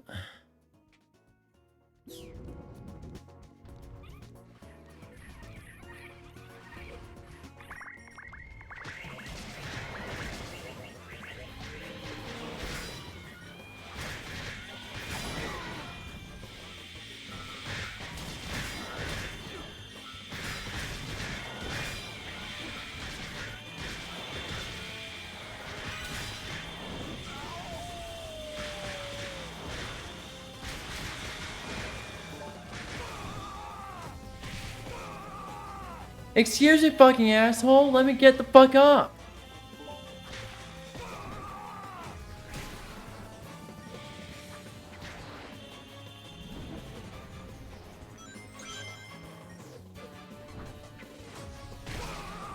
Fuck you.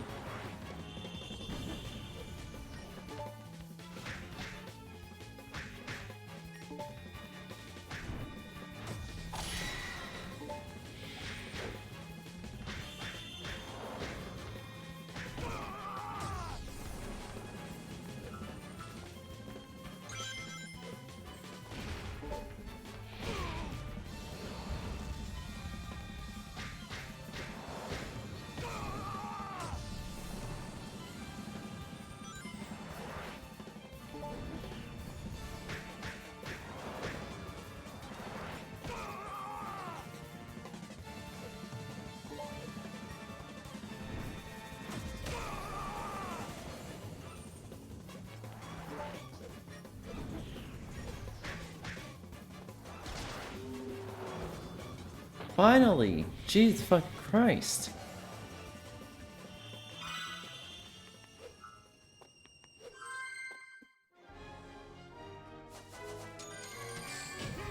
Not so bad.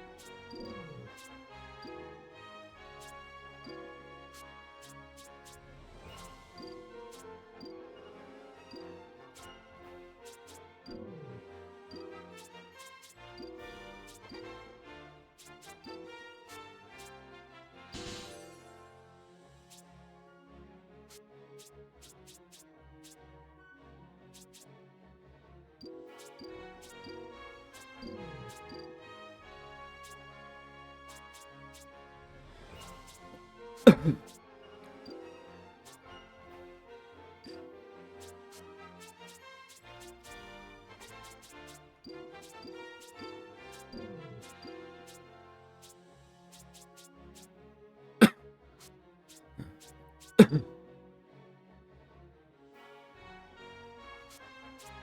energy.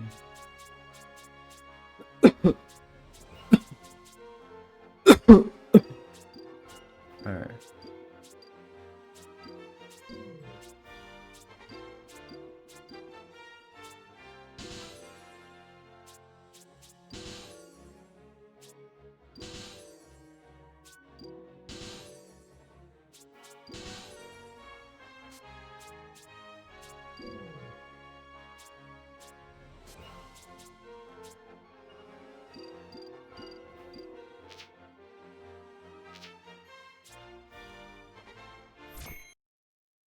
Alright. Ooh. Anywho. I think this is an episode. Sonic?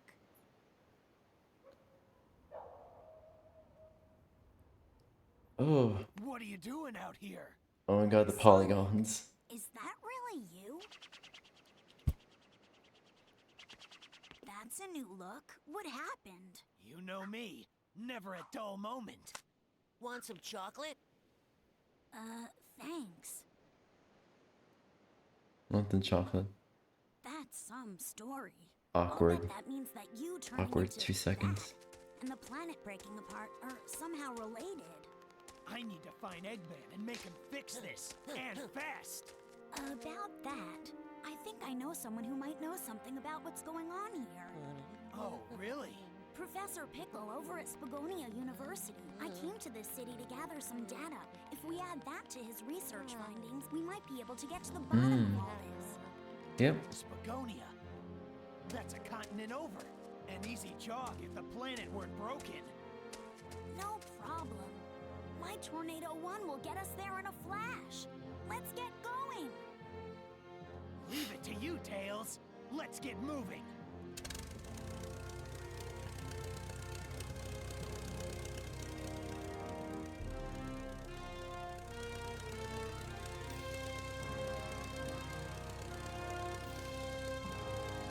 Yep, let's go! Let's fucking go!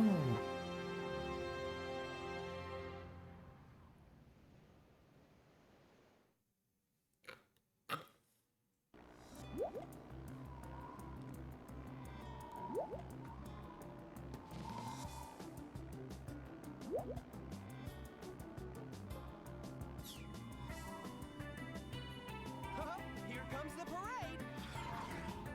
I've got this one, Sonic. Tornado, battle mode engaged.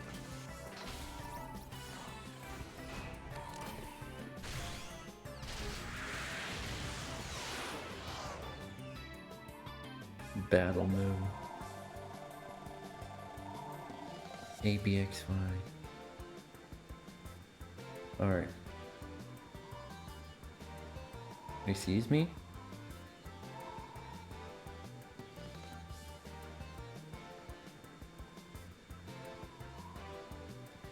What the fuck? No! I don't want... Fuck off.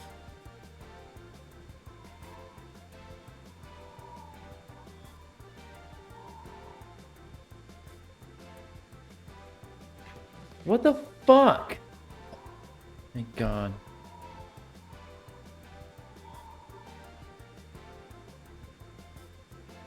Close window, close window.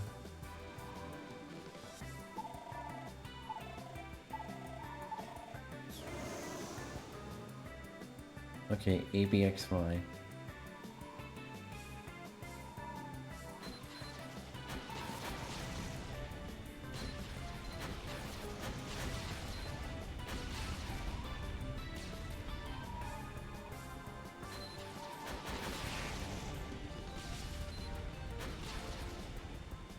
Okay.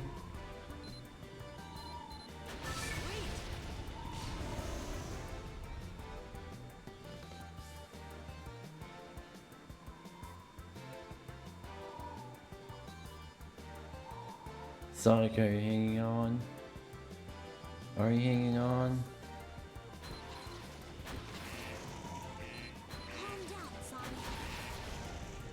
Okay.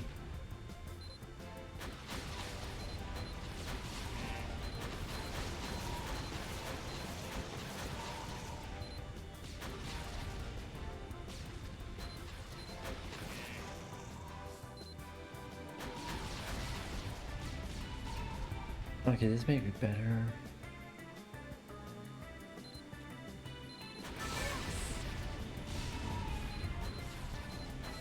Oh.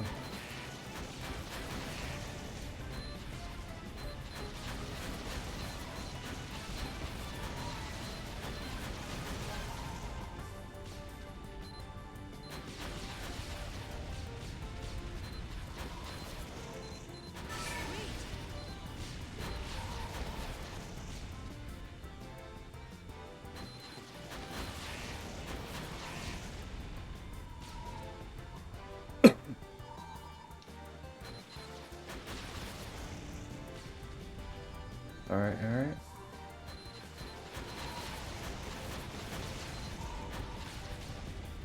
There we go.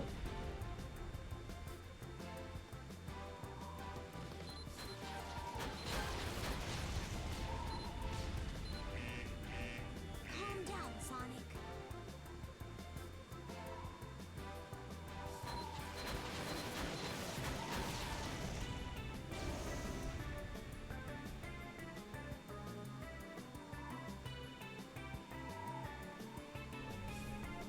Alright. What is that thing? Well, Sonic, prepare to be sunk. Remember, Doctor, it is not yet complete. Handle it gently. Silence! Looks like we've got to beat that thing to get by. Go! Fire all weapons!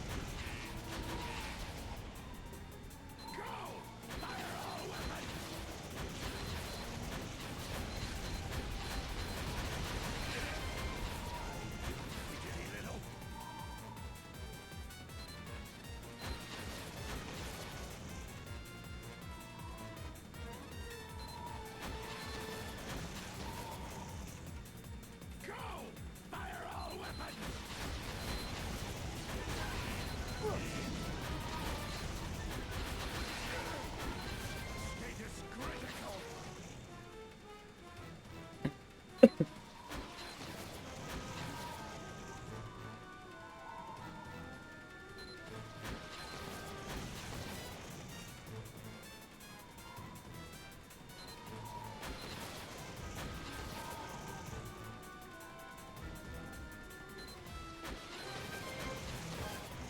Go!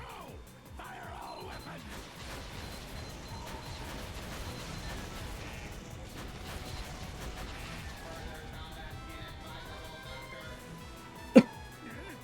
Energy levels dropping. What a disaster! Retreat! Retreat! Retreat, motherfuckers! Retreat! Cool.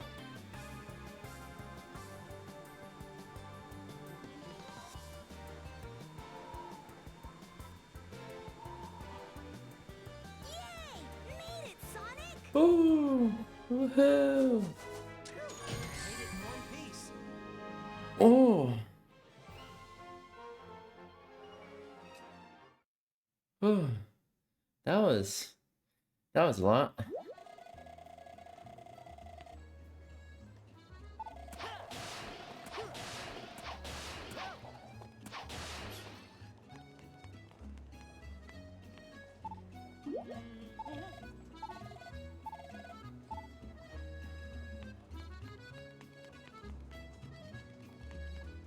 Ooh, that was something and a half. Anywho,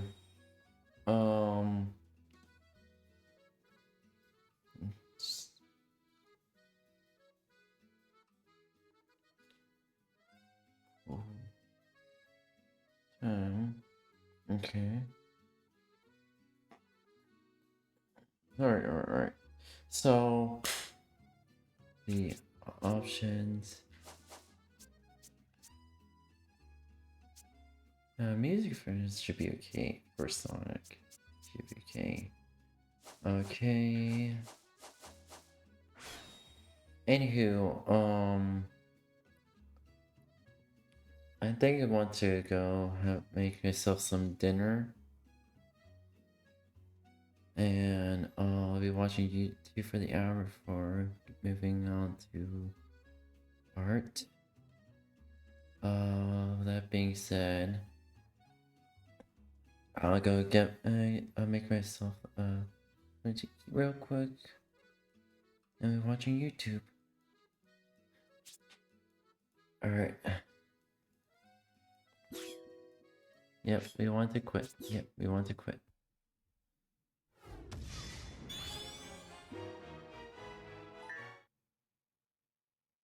What am I doing? No, I don't want to.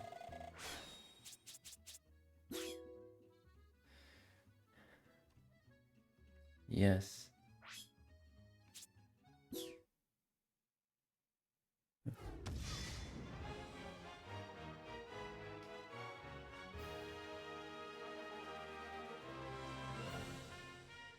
Alright, let me... Alright, there we go.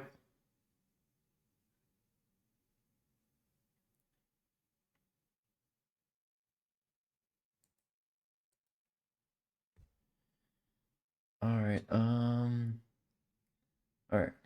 So I can go make myself something to eat real quick and we'll get going, alright?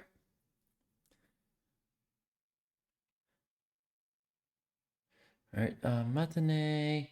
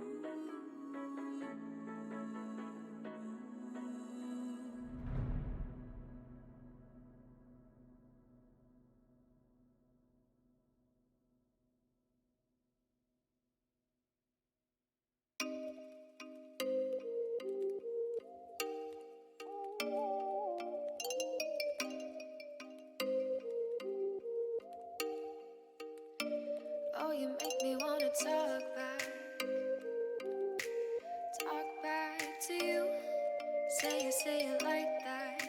If I hate you, then find someone new. Baby, but you know I never will. No, so I choke you down just like a pill.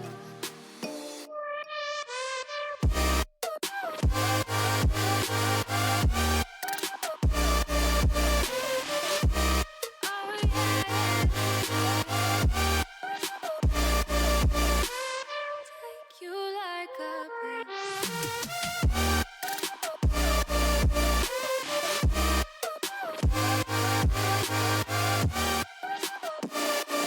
Can I feel you like a pill to get my fill. No, do me in the worst way. Don't let me sleep, never say sorry. Oh, maybe I'll leave. Baby, but you know I never will. No, so I choke you down just like a pill.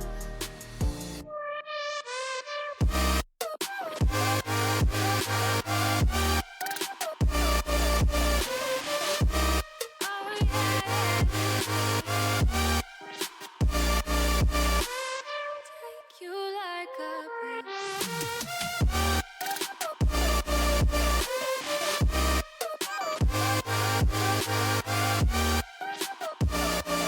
Get my fill.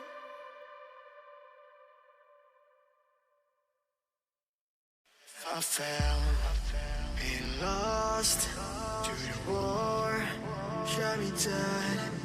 I was lost and I said to the voices in my head, I'm gonna get up again. I'm gonna get up to another day. I'm not giving up again. I'm gonna get up. I'm gonna get up. I'm gonna get up again. Alright, we're back with Blitzies. We're back with some more YouTube reactions, as well as so my dinner's currently microwaving. It's gonna be about 10 minutes, so in the meantime, we watching YouTube videos.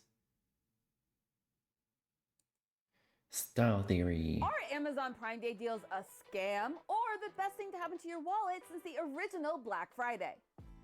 Hello Internet, welcome to Style Theory, the show that Style never Theory. jokes when it comes to saving you money.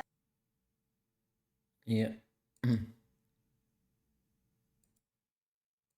I'm thinking lit. Q480.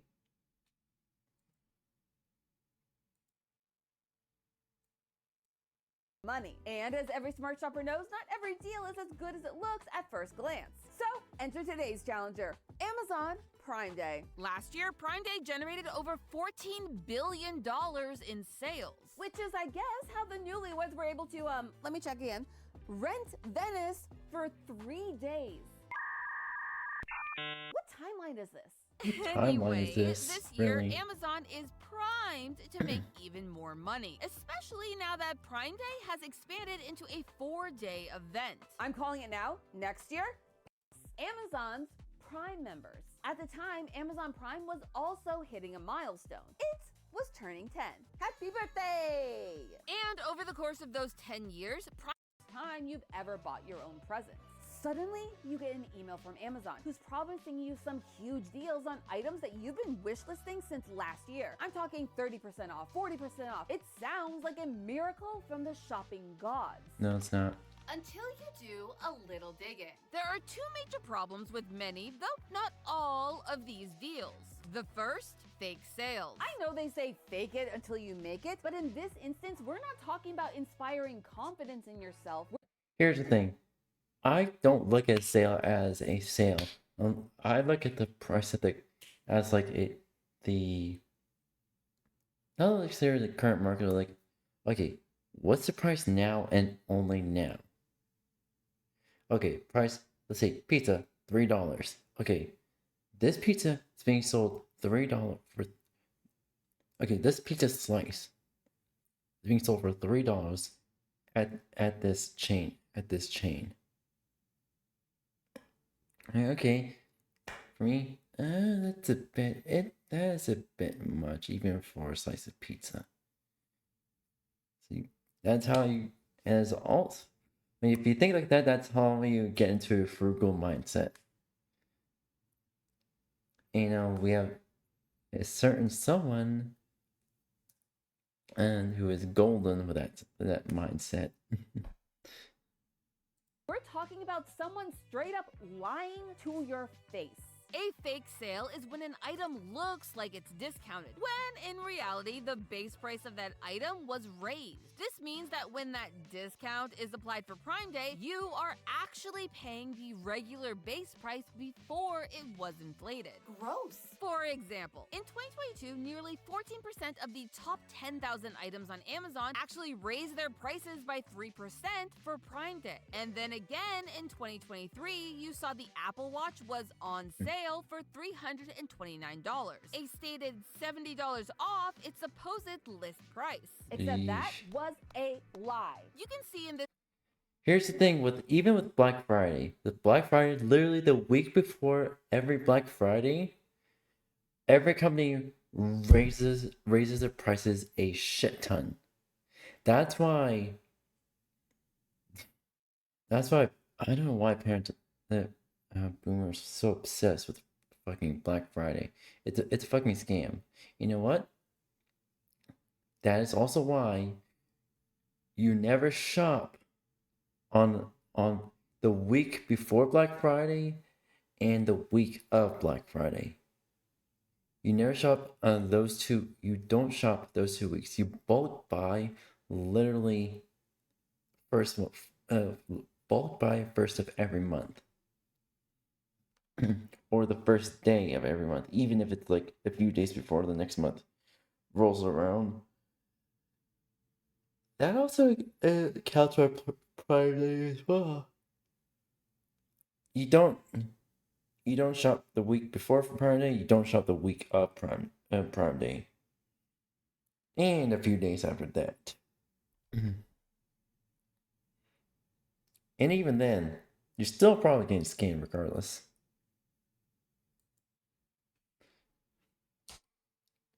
Alright, there we go.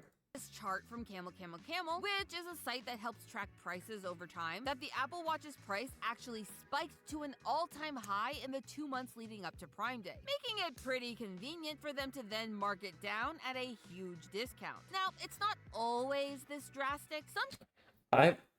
Huge discount. They're marketing it at a profitable discount. You think you're getting discount, but no, you're paying even more. They're profiting off of it. So literally in any way, it's a losing battle for the customers. So that's why you don't really want to trust. You don't want to trust some random item that has a fucking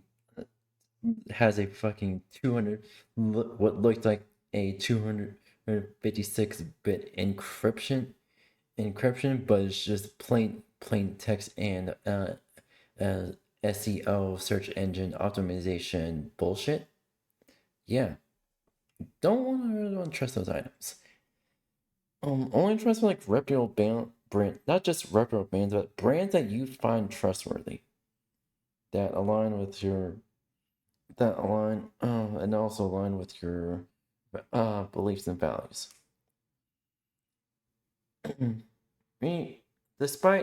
So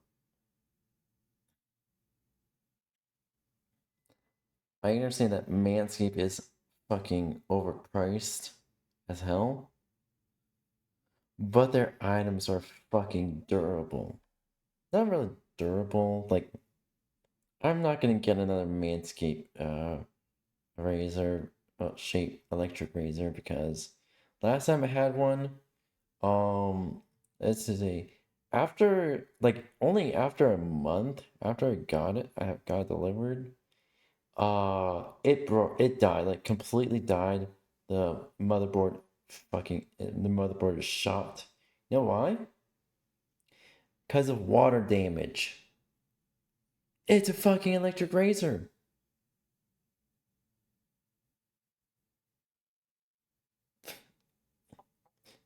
And also, just what the fuck? It's an electric razor.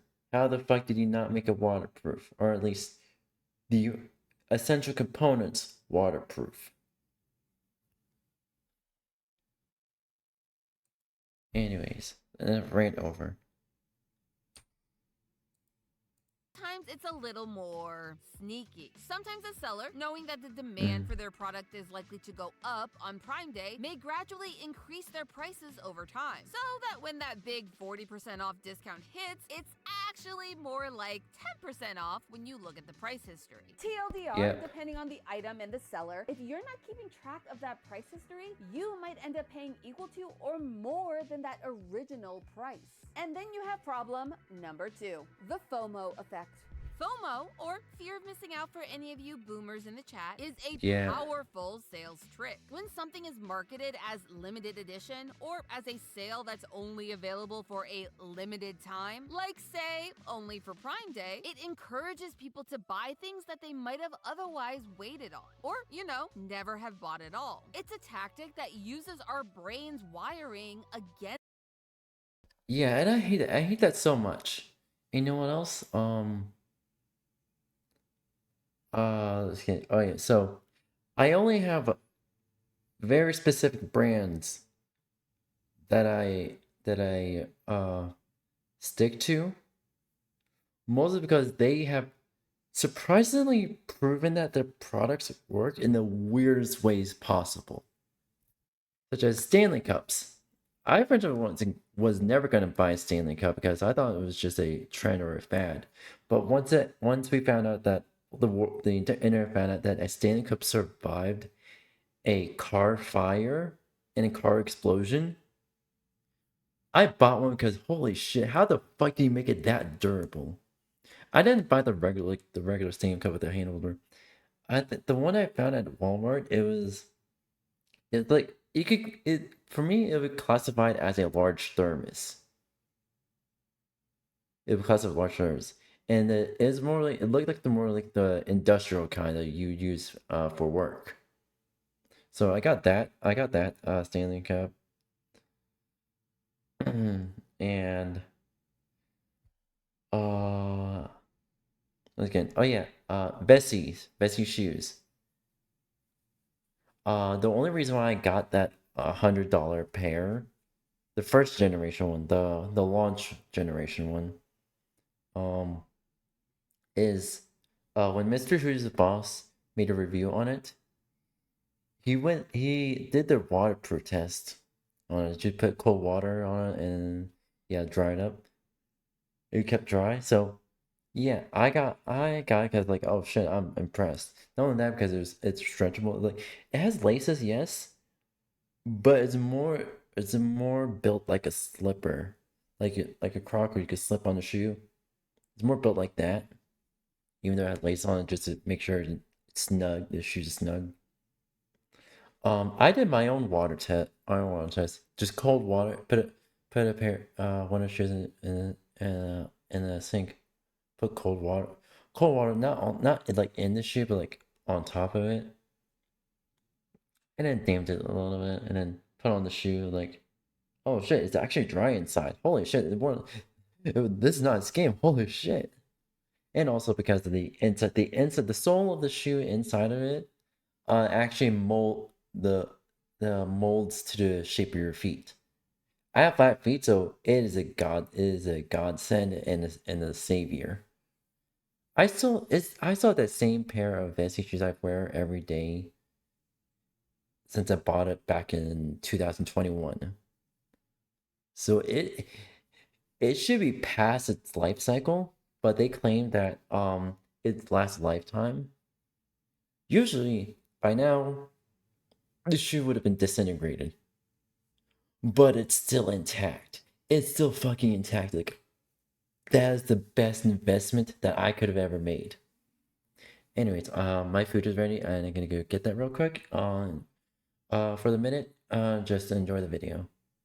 And stuff. People, by nature, tend to compare themselves to other people and compare what they have to what their peers have. So the idea of missing out on something that someone else may get causes us to panic and hit that buy now button. Think about it kind of like hitting that subscribe button. You don't have to solo tap that button, but if you don't, you may miss out on fun things like new uploads or polls where we decide future episodes or how we're going to change up the decor. For instance, we did a poll recently asking what you guys associate with me, and 57% of you said killer heels, and not the blue suit of our logo.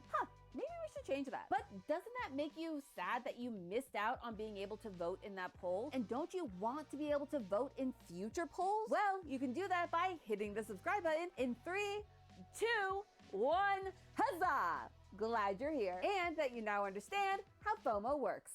But unlike our polls, which do have a limited runtime, these so-called limited time sales do not. While countdown timers and advertisements about limited stock can make you think that you must buy now, once you take a look at the price history, you start to see through the hype to the truth. Many of those limited time items were already on sale or had previously been on sale for even less than their Prime Day discounts. But because those ads are telling you that Amazon Prime Day is a limited time event, it makes you think that you have to buy it now to get that good saving. When in reality, you can probably find that item at the same, similar, or better price throughout the year. And now, on top of all of that, Amazon has introduced invite-only sales, which is when a seller has to approve you for the opportunity to buy its item at a sale price. Oh, what? Why won't you just take my money? Well, it's because the temptation of an invite-only deal raises your likelihood of going through with the sale and actually buying the item. Tricky, tricky, tricky, Amazon. So tricky, in fact, that it raises a bigger, more dangerous question. What can we do to stop the lies? Or will we be stuck in this price purgatory forever? It seems like Amazon and the sellers that use its platform have all the power in this situation. However, that might be a true limited time offer. Customers are getting smarter and finding tools to help them. In this episode, I've mentioned sites like Camel that help you look at an item's price history. But there are lots of tools available to help you know if you are getting a sale or being swindled. Browser extensions like Keepa help you keep track of specific items throughout the year to guarantee that you get the best price. I'm not gonna lie, it kind of Okay, I should get that immediately. Oh, we're getting that live.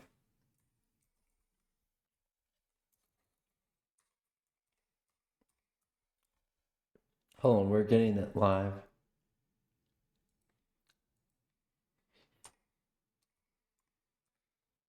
Keep.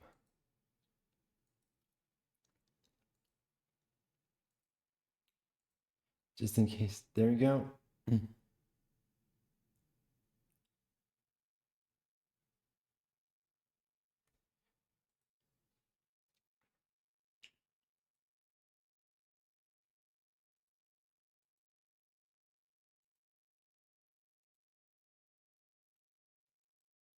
We got live. We got it live. sucks that it always seems to come down to us, the customers, to keep a business honest. It's a lot of pressure and responsibility, and honestly, it feels like something that the powers that be should be taking care of. So why aren't they? When it comes to inflating prices, Amazon's terms of service don't explicitly state that it's against the rules. But of course it wouldn't. It's a thing Amazon only benefits from. Even if Amazon technically loses money by offering items at a discount, the sheer influx of sales means that they are doing perfectly fine at the end of the day. And if that sale isn't quite the sale being advertised, well, that's more money in the bank. But it turns out that Amazon is playing a dangerous game, one that comes with its own countdown timer. Over in Europe, the European Union has a thing called the Price Indication Directive. It's basically their rulebook for discounts. In it, it says that if there is a price reduction, aka a discount, the seller has to show the prior price of the product 30 or more days before said reduction, which is why on sites you'll often see the original price crossed out. And It means that a seller can't just double the price 2 days before a sale and then bring the price back down as a fake 50% off discount. Though in the US, those rules are a little more gray. The FTC, or Federal Trade Commission, says that you are not allowed to advertise something as discounted if that discount was based on an artificial inflated price that was established for the purpose of enabling a subsequent offer of a large reduction, which is a fancy way of saying that you can't hike up a price of something just to sell it later at that original price under the guise of a discount. Meaning that those price hikes to create fake sales are in fact illegal, sort of. You see, it is still technically legal if the price before the sale was offered in good faith for a reasonably substantial period of time. And of course, not for the purpose of establishing a fictitious higher price on which a deceptive comparison might be based, aka a fake sale. Yeah, the Which is literally the entirety of Amazon, mind you. problem here is that most of that is pretty hard to enforce. What counts as a substantial period of time? As we saw earlier, most of those price hikes happen a month or two in advance of Prime Day. So is that substantial? Is that illegal? Who gets to decide? And who's keeping track of that fictitious pricing? Because I'm gonna bet Amazon isn't self-reporting. Well, once again, it comes down to us, the customers, to hold them accountable. This typically takes the form of a class action lawsuit, which is a lawsuit filed by one or more individuals on behalf of a larger group of affected parties. It's the people's way of fighting back at a large scale, and it works. A class action lawsuit against JCPenney for overstating the original price of markdown inventory was settled for $50 million. And brands like Michael Kors and Ann Taylor have also had to pay millions of dollars to settle similar class actions against their pricing. Customers are getting smarter every day and learning that they don't have to fall victim to tricky marketing just to get the best deal. And so if things continue as they have been for Amazon Prime Day and the sellers that use it to alter their price in bad faith, well, they better watch out because the countdown clock is ticking. But hey, that's just a theory. A style theory. Keep shopping smart. Hey. Coming up next on Style Theory. What the heck is a... Keep shopping smart, everyone. Keep shopping smart. See what this one's about. Windows just one? Okay, so I've made a bunch of videos talking about how Linux is better, and it is for gaming. And I was about to talk about the Legion Go OS, for which Valve worked with Lenovo to build SteamOS for the Legion Go. And the results? Yeah. Substantial performance improvements compared to the Windows version of the Legion Go OS. So I was just about to make a video talking about how did Microsoft let this happen. Well, they didn't. Windows sucks for gaming, mostly because they spend all their time collecting data and random bloatware. But Linux cuts all of that crap, which is why it's faster. But what if they made a device purpose-built for gaming? Well, they do. It's called an Xbox, and you probably don't use it. And when Windows runs on these handhelds, it's bogged down with bloatware. So then there were rumors that Xbox might make a gaming handheld. Truth be told, I had been skeptical about this because Microsoft has always wanted to quit making hardware. But then the ROG Xbox Ally dropped, which is purpose-built for gaming. And the OS is Windows, but they've cut out all the bloat, so theoretically the performance should be really good. Well, I say theoretically because I can't actually find the performance benchmarks comparing them to Linux. Microsoft's probably not ready to release them. But given that most games are natively made for Microsoft is probably never gonna release it because they know their product, their Windows is absolute shit for gaming. Not absolute shit, but like it's shit on dedicated devices. It is absolute shit on dedicated game devices. Hell, the only reason why Microsoft's never gonna release it because people have put SteamOS on the ROG Ally and it worked 10 to 100 times faster than the actual Windows operating system that was powering the ROG Ally. And it embarrassed Microsoft so much that they're never going to release the game benchmarks and they're going to try to lie about their benchmarks as well. When they do that, they're going to get in big trouble, not only the US, but also the EU. So Microsoft, if you're listening, don't fucking try that.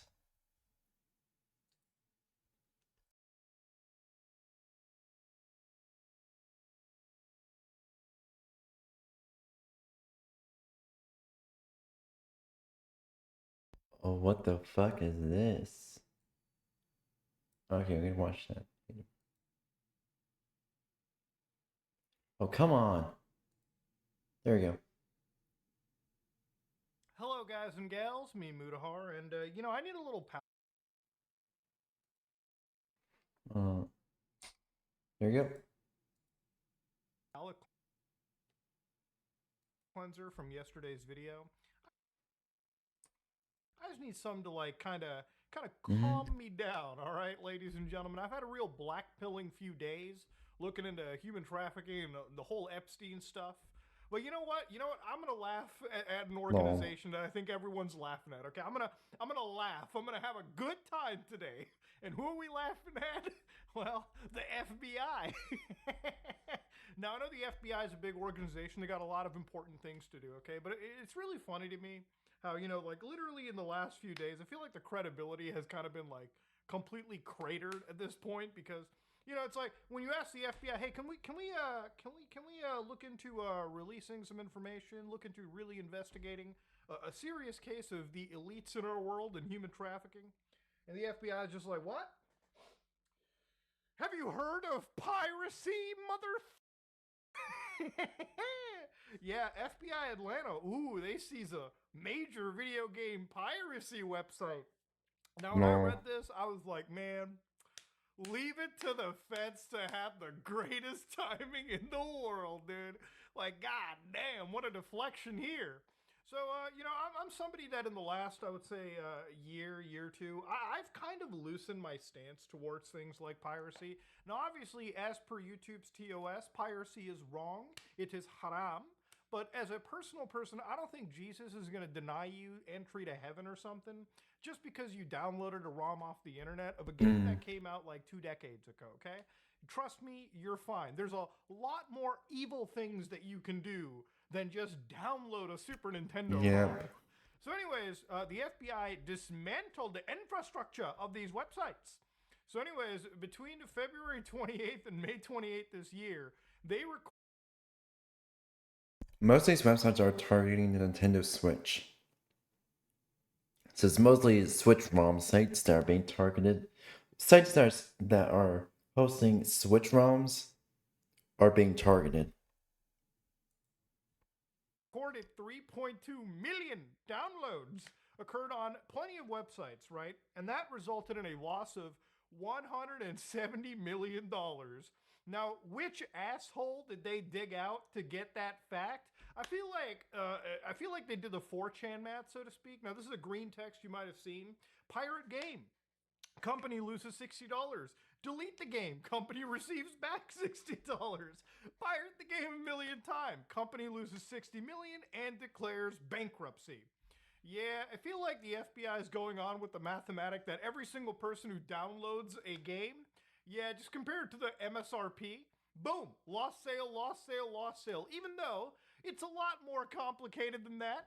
I would say if you're so against piracy, I want you to remember that the used games market is similar too, and I promote that shit all the time. Imagine one guy buying the game and then it gets traded like a venereal disease 5 or 6 times through the course of its lifespan.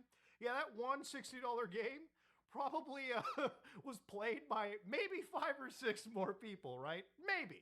But anyways, to go down, they remove certain sites like NSW2U, NSWDL, Big N Game. So a lot of these are Nintendo Switch ROM sites. So remember, okay, if you were hosting Nintendo Switch games, well, you're just lucky the FBI showed up to your house because there's a lot more dangerous motherfuckers that could pop up, okay? Those goddamn Nintendo ninjas don't screw around. You also got PS4 package and Mega... I love the fact that we're using... Oh fuck, something for... Sorry about that. I love the fact that we're using Nintendo Ninjas on the term Nintendo Ninjas unironically. No, Eddie was right on time. Nintendo's lawyers are ninjas. In fact, always watching. They're big brother ninjas. They're always watching. Me2.com. I don't know if that's some X-Men website, but that PlayStation 4 package, yeah, there's a lot of people who are downloading games like PT, maybe Bloodborne to play on an emulator or something. Yeah, if you ever downloaded a game, you're a bad person. You're gonna go to hell. These domains hosted and facilitated access to the pirated video games. Anyone visiting these websites will now view a seizure banner that notifies them the domain has been taken out. So here, I'll show you how it works. Let's say we want to go to ps4package.net, yada, yada, yada. You're like, damn, I want to download a fucking Drive Club or something like that, right? I don't even think they sell that game anymore. Woo! Oh, wait, that can't be reached? Uh-oh, SpaghettiOs. Uh-oh. Let's go to that Nintendo website. Ooh, maybe I want to download a Metroid game. Uh-oh. That site's been seized. And yeah, that's just kind of how it works, ladies and gentlemen. Boom. Gamers, it is really difficult to be a gamer these days. Now, I loved ever since yesterday. One thing I really appreciated from the comments section was at least there was a lot of people that really took the words I said to heart there when I said, when you look at all these crazy, like cover-ups in politics, it's never really about the left or right. It's just about the elites versus the plebeians they seek to separate. And of course, even the president got ratioed on his own social media platform. I think it was like Truth Social or something. What's going on, my boys? And in some cases, gals. In some cases, there are some girls in the audience, but mostly, it's a sausage fest. They're all going after my attorney general. Yeah, because she's a lying bitch who's doing a fantastic job. We're on one team, MAGA, and I don't like what's happening. We have a perfect administration, the talk of the world. But everyone's hurting it. They're over a guy that never dies, Epstein, over and over again. Yeah, man, I mean, if you didn't just bill your whole goddamn... If you didn't bill it as a major talking point, people probably wouldn't be talking about it. But one thing that I've learned about piracy is I don't even think it's really all that illegal, to be real with you. It's definitely a civil crime, don't get me wrong, but sometimes I really feel like a lot of these crimes only just matter. As long as you can afford to pay the fine, right? Which is what really separates the elites of our world from the general people they try to divide at the bottom, okay? The people that have to keep fighting with each other. Because if we stop fighting with each other and just collectively looked at who was causing us our pain, yeah, there's a lot of people at the top that would start facing the goddamn guillotines, I would imagine. It'd be some French Revolution type shit. But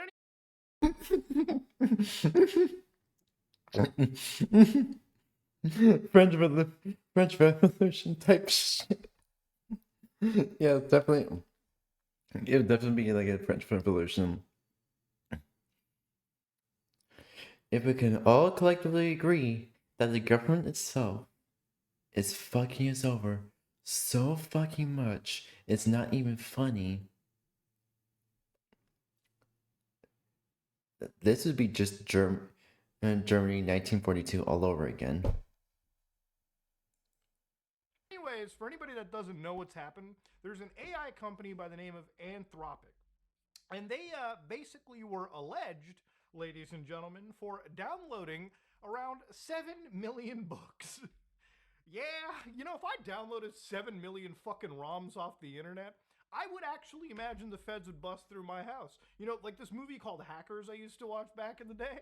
There was a scene where like this kid wakes up and the feds are in his house and My library of games, my personal library of games since I was a child isn't even that big. Maybe at the most 100 games across what? The original Xbox, GameCube, Wii console, Xbox One, Xbox Series S. Pardon me. And what? What else? Pardon me. A burp. That's an actual burp, not nauseous. But yeah, across like 5 or 6 consoles. Maybe it is nearing 100 games. And I only personally played 5 or 6 games constantly. And pretty much those 5 or 6 games I am 5, 6, 7, maybe around 10 games. Around 10 games I personally like my top 10 games I played. I constantly played as a kid. You see me streaming all the time here, outside of Genshin Impact. Shit. I was like, man, they're gonna show up to my house if I download a ROM. When I was a kid and I, happened to download something off the internet, back in the day, ROM sites used to say like, delete within 24 hours. I used to think if you didn't, bro, the feds would bust in and just take my whole family away. I would be in jail as a goddamn 8-year-old. Lol. You know what I mean? Lol. Then I realized, wow, that's pretty stupid the older I got. But the point is, piracy is really only a crime that you get punished for. If you're not in the boys club, if you're not in that elite club, if you don't have the money to pay for the fine. So anyways, these guys downloaded tons of these books and scanned tons of books, and then they fed them through their AI model Claude to train off of that stuff, because that's how AI stuff works. Now, from what the court said, the apparent judge actually said that the fair use was in training data, right? Like, I guess you can train using pirated materials because it falls under fair use. Now, it's a bit of a touchy case because in some ways, I actually do like this decision, because in some cases, for things like the Internet Archive and for them preserving and like providing access, I think this benefits them, even though it's not a one-to-one like tangential connection to their case. But then again, Most of the games I emulate here, I try to stick with my personal, only the games that I personally played and bought in the past. I only emulate those games. Such as, I think it was, yeah, it was, remember, I think I was around 13 years old, I played Sonic Heroes on, like, GameCube. This is still when I was, like, that special IAP program thing for students with special needs, stuff like that. Yeah. That was one of the games I played the most, like, once every week. And then there's Smash Brawl, which I actually discovered that the Konami code actually gives you an extra life in multiplayer mode. You're playing with multiple lives and a time limit. And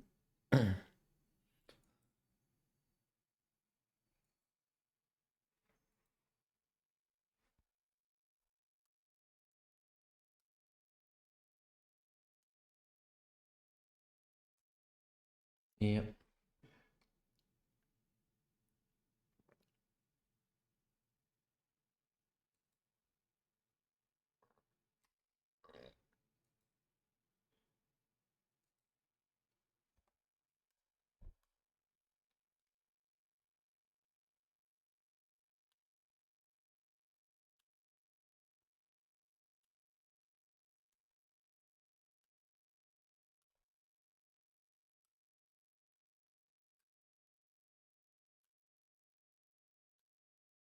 Yep.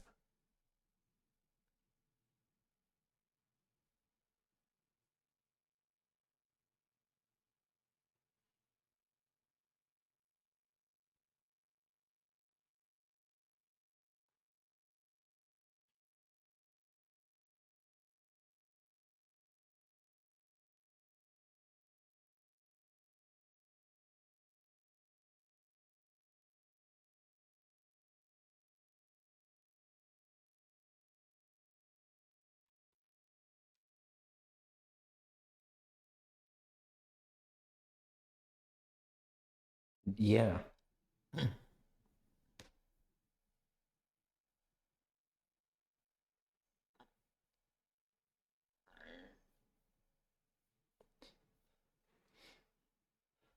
Yeah. If you can't own, if the company is saying it's not owning, you don't own it, then it's not piracy. Yes, it is piracy in the context of their IP, but in terms of actually owning it, and they say, "Oh shit, I didn't even turn this off." Shit. I keep forgetting to turn turn back on the audio. Okay, so in the context of like actually owning a game, if you can't, if they say that you don't own it, you're just getting a license to access content, but then fuck it. And like let's say Need for Speed Most Wanted, the Need for Speed games for PC ports back in the mid 2000s, early 2010s. The servers for their product key is down completely. So even if you had a valid key you can put in, like when you originally bought it, it's not gonna work anymore. So you might as well get a cracked version of the executable, and hire that. Well, if you actually have like the source code, like the actual game files, and you just port it over to the latest operating system, and you just get the cracked that you legally bought. You just get the cracked executable, and it's just running anyway.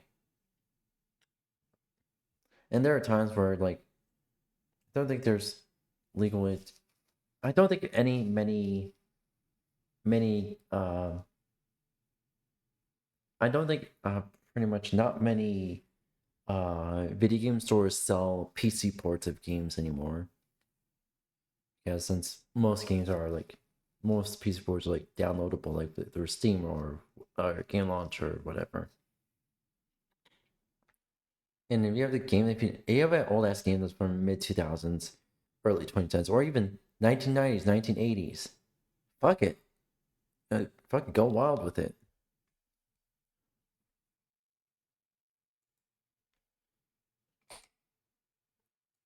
All right. Makes me think, if you can't buy something, if you can't truly own something, can you even actually pirate it? Yeah. And the other example is when you're dealing with like a really old game, like from 20 years ago, like, you know, if I want to play something that doesn't get sold out into the market, like a Dragon Quest game on the PlayStation 2 that doesn't get sold out on Steam or any of these platforms, is it really wrong to pirate a game that's so old and not even sold anymore? Yeah. At the end of the day, Square Enix or even the developers don't actually benefit from your sale. You know, if the only person benefiting is Jim Bob selling the game for $100 on eBay, you know, I'm going to look at, do I give this random person $100 for a PS2 game that doesn't even benefit the original creator? Or do I just go to a website and get an ISO file? I don't know. What makes more logical sense? What's ISO actually file. more convenient, okay? Wait 3 days for it to be shipped, or wait 3 minutes for it to be shipped digitally? There's a lot of questions, all right? There's a lot of things you kind of have to ask yourself. Now, again, throughout this whole video, I just want to preface this. I am not condoning or endorsing or teaching you how to pirate stuff ever. But I think it's interesting we live in a world where I feel like piracy has become such a necessity, or it's become a needed necessity, because one of the things that I always really liked was that one quote, I think it was from Gabe Newell, where he's like, you know, piracy is usually a service problem, right? Like at some point, you know, piracy was a huge issue, I believe, in like Russia. I believe in a lot of Eastern European countries, and it still is. And so what happened was, I believe at the time, Valve came into their storefront and they were like, all right, we'll regionally price our games, so they're going to be more affordable to the average salary in this area. We're going to be providing a digital distribution service that is more convenient than a lot of these pirate websites. And generally speaking, when you download from us, you in theory shouldn't be exposed to things like malware. So they created a great service. They created something that was appealing to that market. And that market rewarded them with actual money. And then it became, you know, a place where developers or publishers weren't just losing a sale, they actually had the avenue of making money through there, okay? And that's one of the important parts about piracy. Now, one of the things that I like doing is when I like working on stuff, whether I'm coding, whether I'm like playing a video game or recording a video or editing a video. Yeah, so like even I got, I think it was when I was a little kid, got Lego Indiana Jones Original Adventures, the PC port for Windows XP.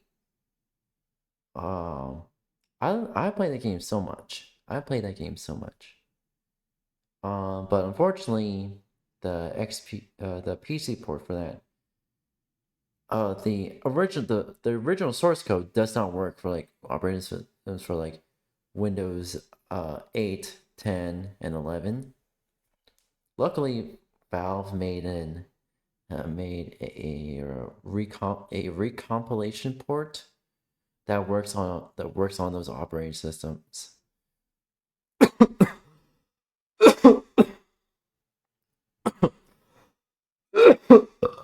Oh.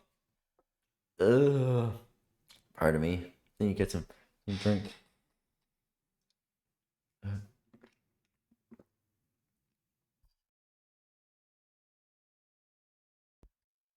Alright, there we go. There we go. So I was just saying, the recompilation port, well, because of the Steam summer sale, it was like $5. It was like $5, so like $5 for the original Avengers, $5 for the Adventure Continues, and also the reason why I also got Lego Harry Potter Years 1 through 4, 5 through 7. There, because of Steam summer sale, there were $4 each. So literally, I think it was, I literally got $80 of games for $20. That's four of those Lego Indiana Jones 1 and 2 and Harry Potter 1 and 2 altogether would have been $80 for market price, according to Steam. But I got them all for $20 altogether, for $20. Video. Sometimes I like to have shit playing on my screen, and one of those things is South Park, and it's. And also, it also goes back to the reason why people pirate stuff. Piracy is a service issue. It's a sign of a service issue and sign of a bigger issue altogether.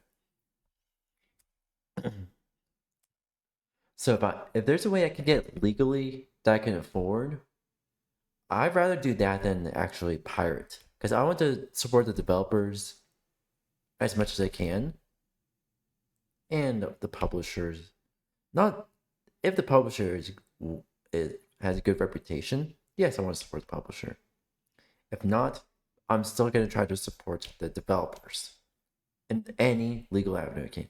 Hell, even if the developer has a Ko-Fi page or somewhere to donate directly to them, I will fucking do that. I will not hesitate to do that. So then again, piracy is a sign of a service issue. Usually, if it's unaffordable because of inflation or resellers, or there's no other legal way to buy it that is again affordable, and that you actually own. So none of that DRM bullshit, none of that only online DRM fuckery.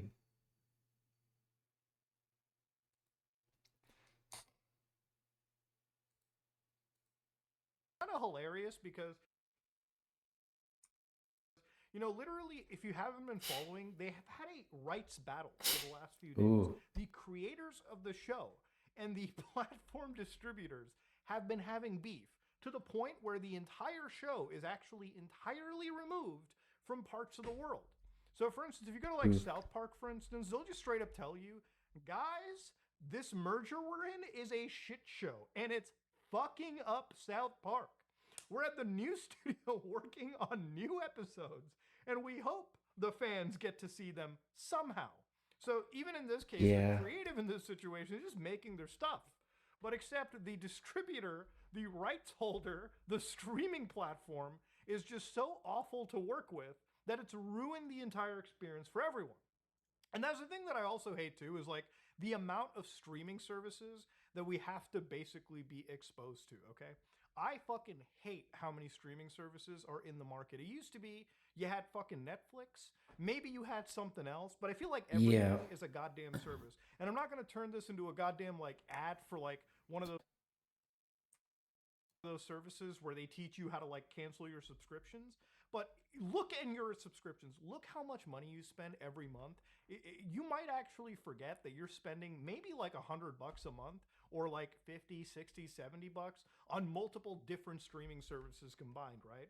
And the fact that, Mm-hmm. you know, one streaming service used to be like 10 bucks one year and then like the next year it jumped up to $20, 25 bucks because, you know, all the prices are just going up across the board. Yeah, it's a pretty expensive world to be in. I Yeah. remember being younger, you know, looking at like cable TV services. My parents bitched about it. They were like, "Why does cable TV cost so fucking much a month?" And then I remember when Netflix came out, they're like, "Whoa, hold on, pal. You get to watch all of your movies and TV shows at anytime you want. You can just stream them." And it was like what, maybe like $8.99 a month or something when it came out. Amazing deal. All right, immediately cable was useless. It's like, why would I choose to go with a cable service and watch whatever shit they threw that day, or I could just watch from a catalog of. I remember when Netflix just came out and everyone is switching to Netflix on the mass, switching away from cable to Netflix on the mass to the point that cable providers band together and try to lobby the government against Netflix. Now that Netflix is a big dog, Netflix is trying to do the same with what's again? Fuck, I forgot which one.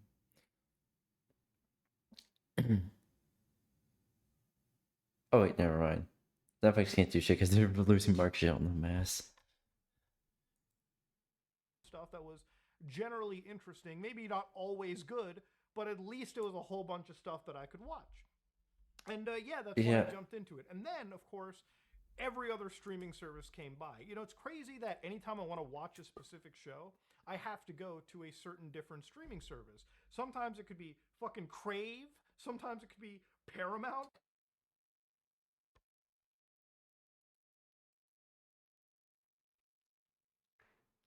Mm-hmm.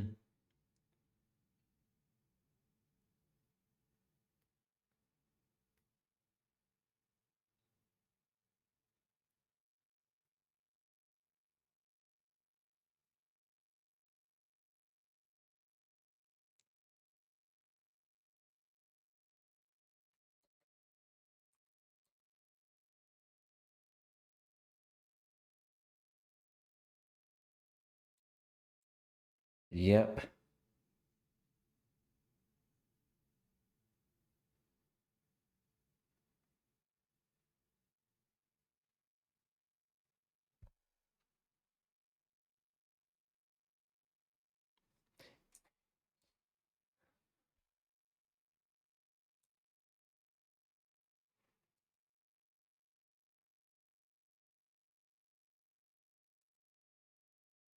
Visual mode.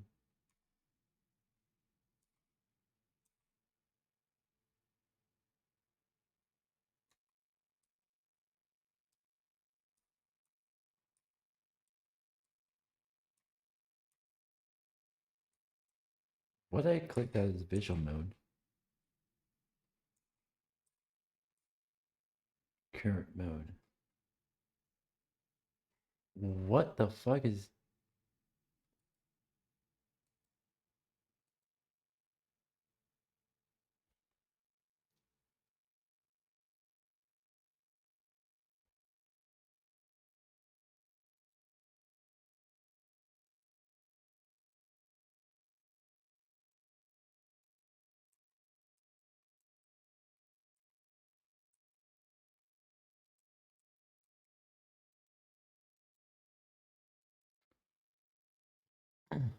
Yep.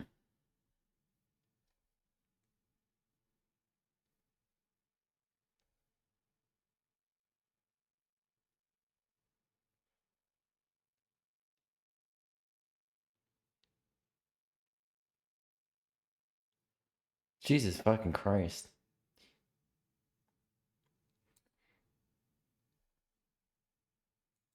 Even corporate is lobbying the EU government. Jesus fucking Christ.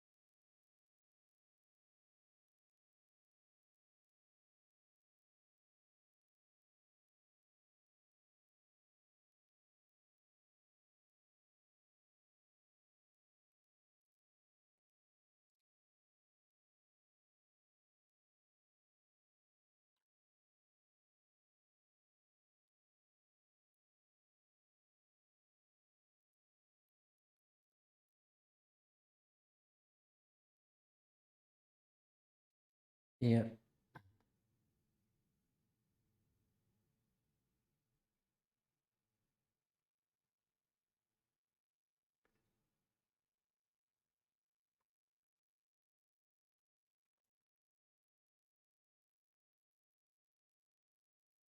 Yeah.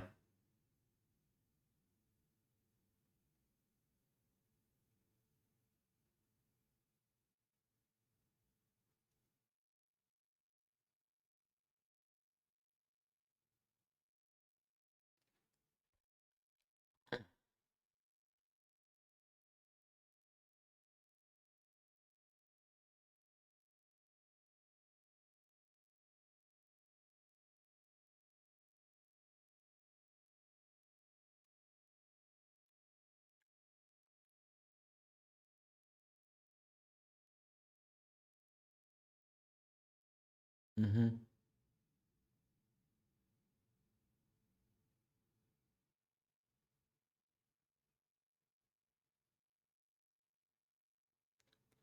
Yep.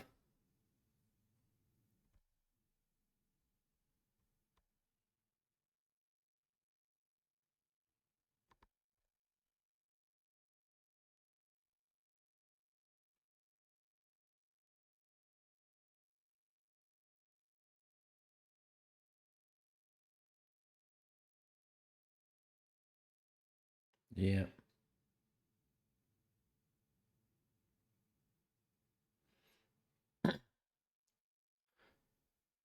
Yeah, exactly. Okay, so that being said, I'm gonna put my plate away. I'm gonna set up my art tower. I'm gonna do some art real quick and do some art practice. That being said, I'm gonna get everything set up and make sure y'all have something to eat. And make sure you have some water. Remember to hydrate. And I'll be right back, my blitzies. Matinee.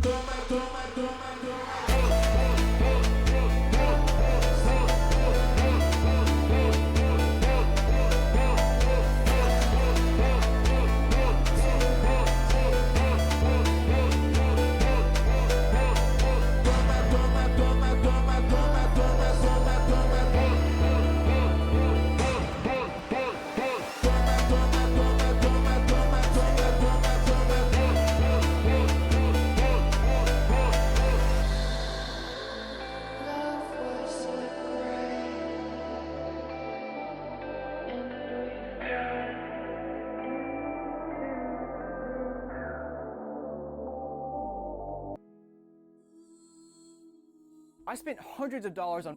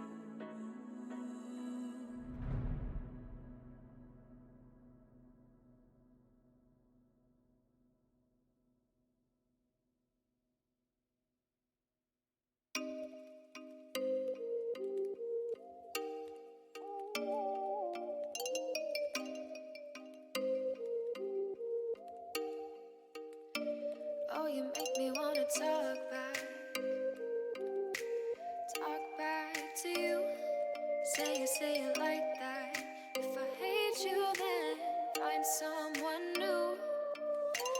Baby, but you know I never will. No, so I choke you down just like a pill.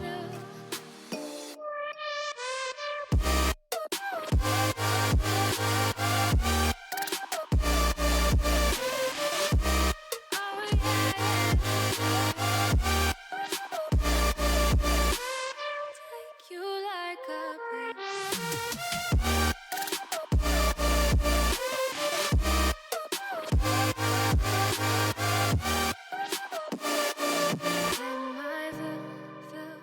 Fill you like a pill to get my fill. No.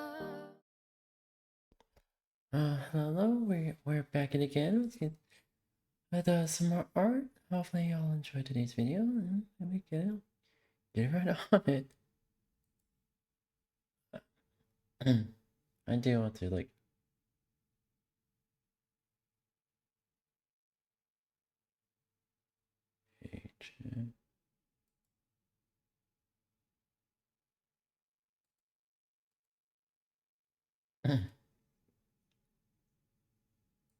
and chat over here.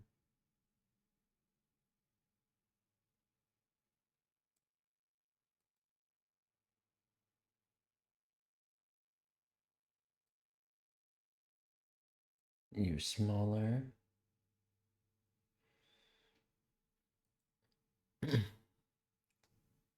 Oh.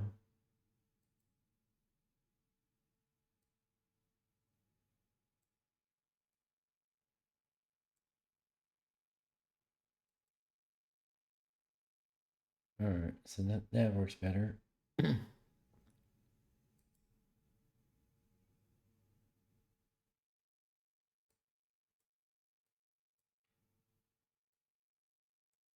Oh,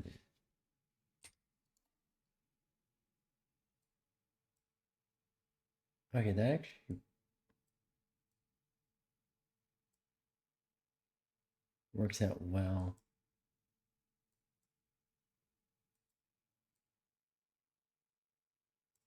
That works out well. Alright. Alright.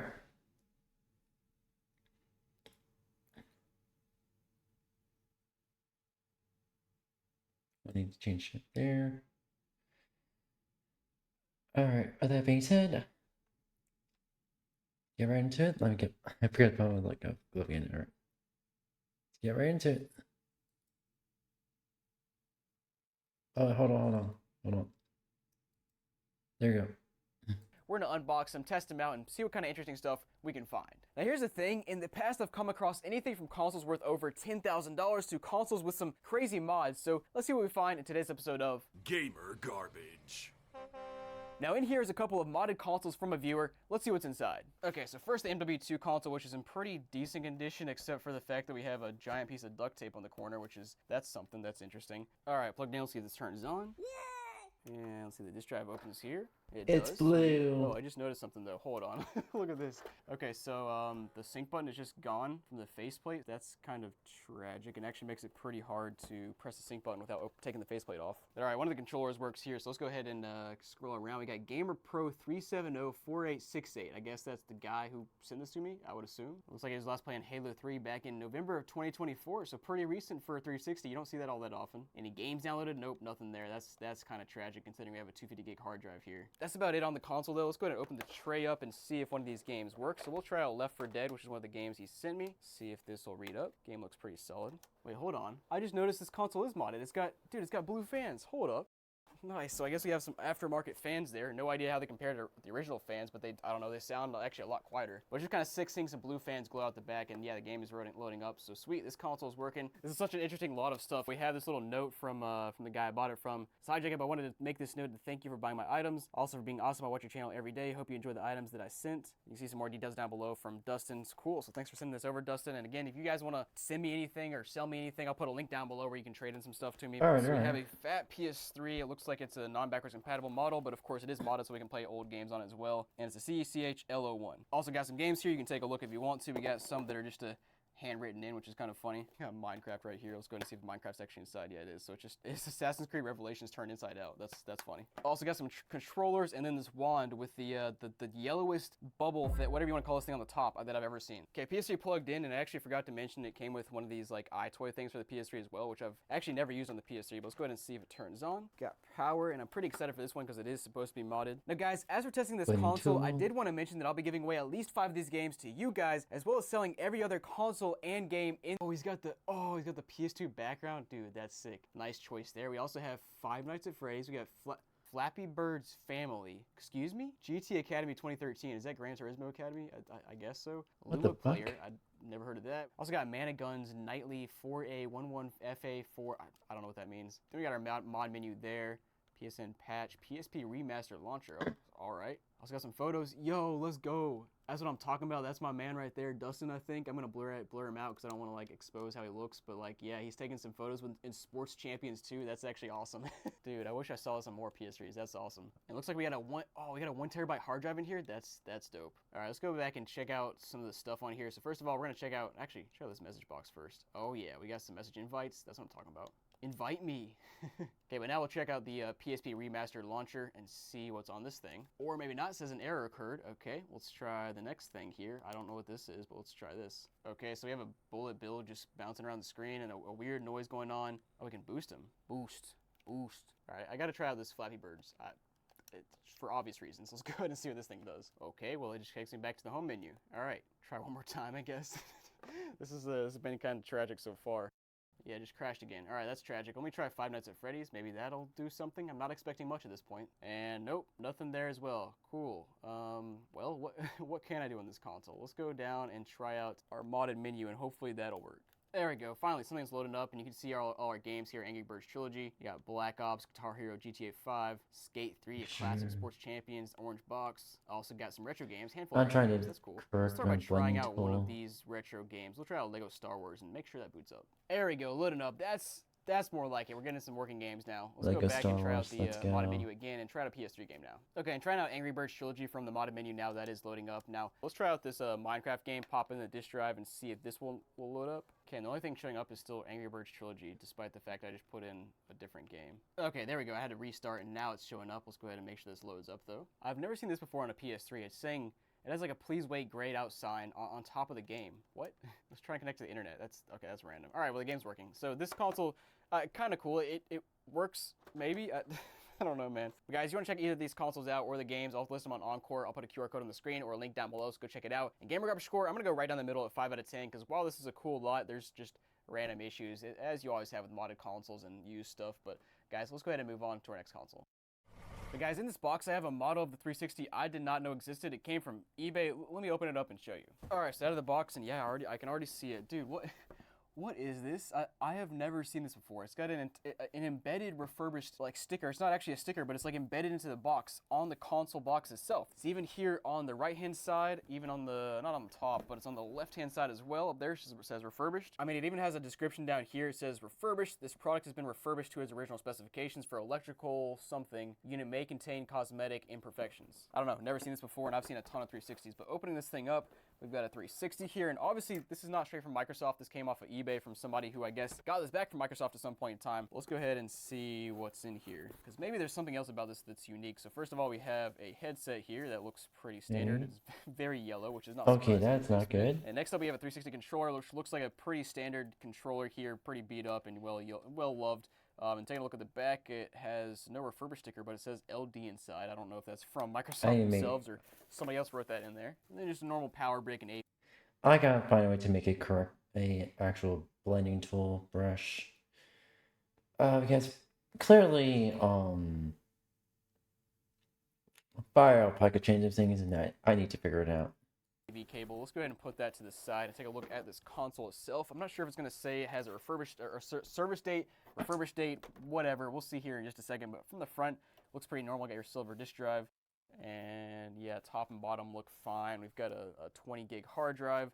And flipping to the back, okay, so this is a very old console. It's from 2007. It's got an AV port, no HDMI at all. It looks like it's a Xenon console here, which is not the greatest, but also not unexpected being a refurbished console. And yeah, there's no service date or anything here, so I'm not quite sure where this came from. I would have thought if it was like a repaired unit, it would have come back from Microsoft with a service date, but this just must be something completely different. It's just a refurbished unit. Maybe they used to sell them straight from their website. I don't know, man. Let me know down below if you ever bought a refurbished console straight from Microsoft and got a box like this. But guys, let's go ahead and plug this console in and see if it even works. Guys, console plugged in, and it could be on an old dashboard because it's an old Xenon console. So let's go ahead and see. 3, 2, 1. Got power, and this drive is doing something funky. Let's go ahead and see if this thing opens up. And it doesn't. Classic. It's got some good old green stuff right there. I really hope that's not water damage, but here we are, guys. We are booted up. Let's go ahead and see if we can scroll around on this console and if there's anything saved on it. So it looks like it actually might be factory reset. Let's check out the storage. And no, it's got a little bit. So no profiles, but we have some games. That's okay. So somebody deleted their profiles but left all the games in here, I guess. Got a bunch of corrupted downloads, imperfects. Never heard of that before. GTA San Andreas. We got some music though. Nice. Let's see how many songs we got. We got 15 tracks. No idea what any of them are, but we got 2 albums called My Fave and Rage. All right, let's play them. All right, well, truly, yes, half the songs are just people screaming, so I would assume that's the Rage. And the other one seems like just popular music from like 2007, 2008, so yeah, that makes sense. Well, other than that, there's really nothing on the console. Let's go ahead and pop the disk drive back open, though, and toss a game inside and see if it'll read. Hey, that's what I'm talking about. It was truly indeed refurbished at some point in time. It's booting up Just Cause 2, and guys, this console, it works, it's interesting. I don't really know what the deal with the whole refurbished thing is, but guys, if you want to add this thing to your collection, because I bet it's a piece you don't have in your collection, go ahead and check out Encore. I'll put a QR code on the screen or a link down below. I'll be auctioning it off on there, so go check it out right now before it's sold. And yeah, for garbage score, I'm going to go 3 out of 10 because it's not really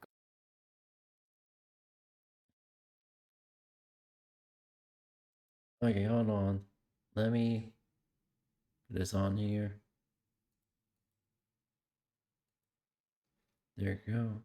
Guess who just realized that you can full screen on Fire Alpaca? I swear I couldn't do this. Brush strokes doesn't really matter. This thing shows you, I feel like it's connected with the size by pressure thing. So it kind of shows you how small the edges would be, if that makes any sense. And I drew, let me use red because that's my favorite. I like them. I don't know if I would keep it, but I like it. It's like to use. Well, that's all I had for this video. Hopefully it was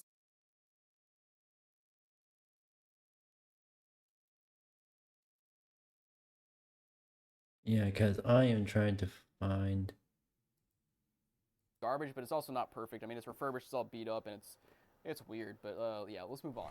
All right, so I have a PS3 from Goodwill, and this one is interesting because apparently Goodwill tried to test this PS3, but got a disc stuck in the disk drive while they were testing, so we're gonna see if we can get it out. Let's open this thing up. Okay, and apparently it also came with 3 controllers, which are all in pretty nice condition. We also got a copy of Little Big Planet 2, and oh, this is this is what's stuck inside the disk drive. So looking at the PS3, it looks pretty good, honestly. We got a warranty seal on the side. It's got some scratches and scuffs, but not too bad. No, obviously not a backwards compatible console, but it is an LO1 console, so probably 80 or 40 gigs. But let's go ahead and plug this thing in and see what happens.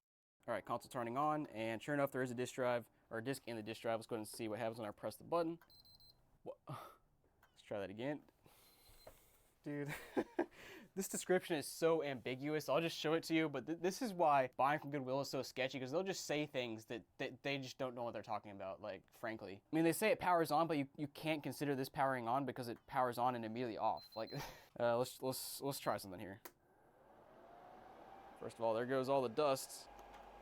And there's our game. Woohoo! Yay! Alright, so got the game out at least. In case you don't know what I just did, you hold down the eject button and then flip the power switch on the back, and it'll do the full fan test and also spit out anything that's inside of it, at least as long as the motors are working. Now my room smells like crap because I just blew a bunch of dust out the back. But regardless, this is a 10 out of 10 garbage score because, I don't know, obvious reasons. Let's move on. This thing sucks, man.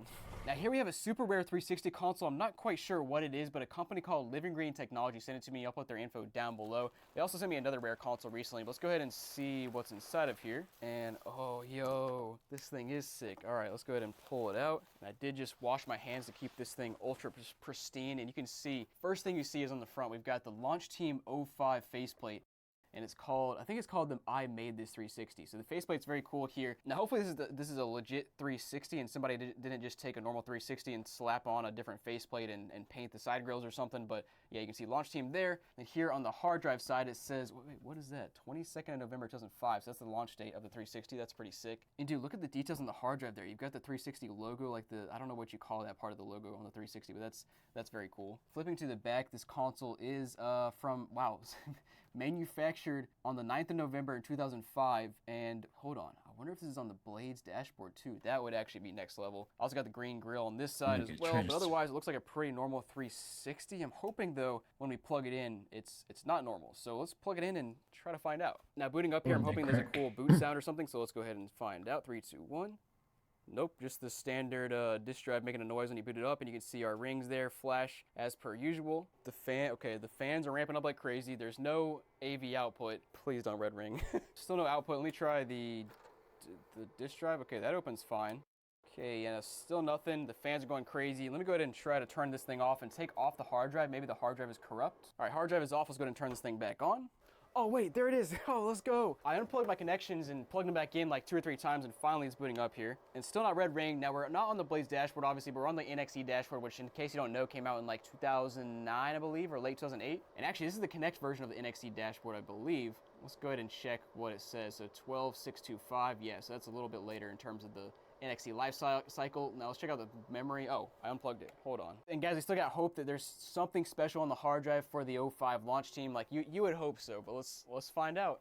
And no profiles, dude. You gotta be kidding me. Let's check out the hard drive here and see if there's just anything on it. Dude, it's factory reset. Are you serious? No way. We do have a connected PC though. Bin kill 1, bin kill. Yeah, nothing else on here. Let's go ahead and open the disk drive up and pop a game inside and see if it'll read. I'll be surprised if it does, but you know, it's a 360. Anything can happen. So let's pop in Just Cause 2, which I think should be old enough that it'll work on the NXE dashboard here. Wait, what? I haven't seen this in a long time. It booted it up, but it's booting it to like a DVD player, and it says attempting to read media. It thinks it's like a DVD or something. Cool. All right, let me try a different game now. All right, now we got Assassin's Creed 3, which hopefully will work. And ooh, that one's actually playing, but it wants an update. No, I don't want to update.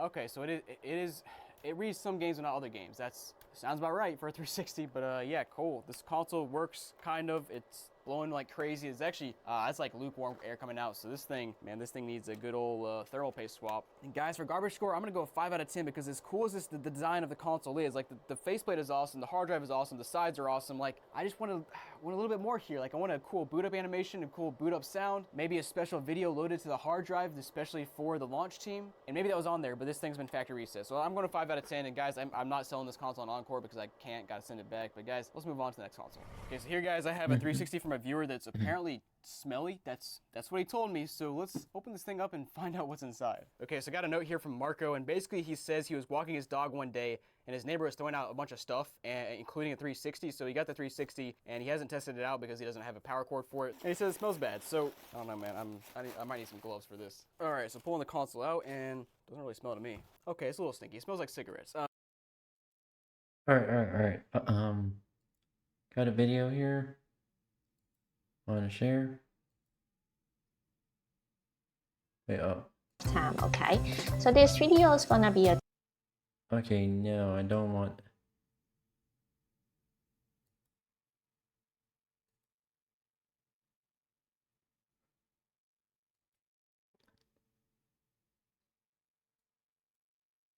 Make the straddle color in here. I want to share this video with y'all. Do. Okay. YouTube. There we go.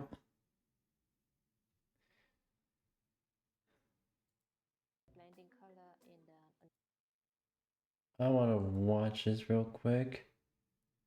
Hold on. Let you watch this real quick. And real quick here. Watch this. Another layer so I can go back, even make a mask. Okay. Now we'll go here first. I will use the watercolor brush. Watercolor works. Pick the base color.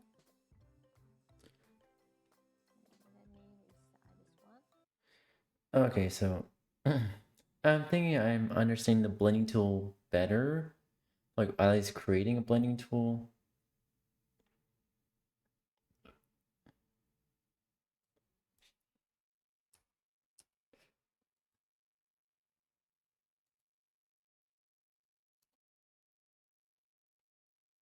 Alright. So,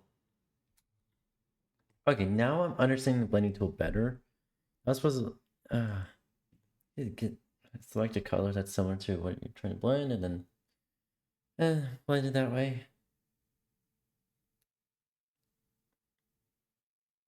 Let's search for another YouTube video. YouTube video.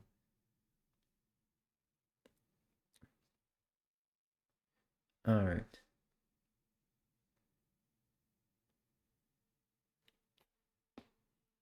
Oh, neck crack. Imagine this. You're casually browsing the web, maybe watching some YouTube. There you go. There you go. And reset this down here. There you go. Videos, then out of nowhere you get an email from an unknown person. You open it, and attached are images of you taken through your webcam. You have no idea what's even happening. But then you remember clicking a random link in order to download a free version of, let's say, an editing software. But what you didn't know is that you downloaded a RAT, a remote access Trojan. This allows the person on the other end to have full control of your computer. That means your webcam, camera roll, passwords, bank accounts, and quite literally anything that's on your computer. And in today's video, we're going to be talking all about disturbing hacked webcam stories. Hey guys, my name is Tuv. Welcome back to another video. If you're new here, welcome. Welcome to my channel. We are at 2.22 million subscribers. There's the actual sub count, the exact sub count on the screen. So if you want to change that, I'll earn your subscription by the end of this video. I do like 222 though. Like, it's a pretty cool number. But yeah, I hope you guys have been enjoying October. I know I haven't done anything crazy on the channel for October, really. I wish I would have acknowledged Halloween more, but I guess this is what we're gonna get last week of October. I hope this is not uploaded in the first week of November. I'm not gonna let that happen. Yes, I am aware that I am uploading this on November 1st. So shout out to my patrons. You guys got this video yesterday, actually on Halloween day. I guess it's a little plug for my Patreon, but I upload everything 24 hours before over on Patreon if you want to go check that out. But yeah, happy Halloween to you guys that celebrate it. And given that it is the spooky scary month, let's get into some It's spooky month, as I like to say. Netflix and sent proof on Facebook.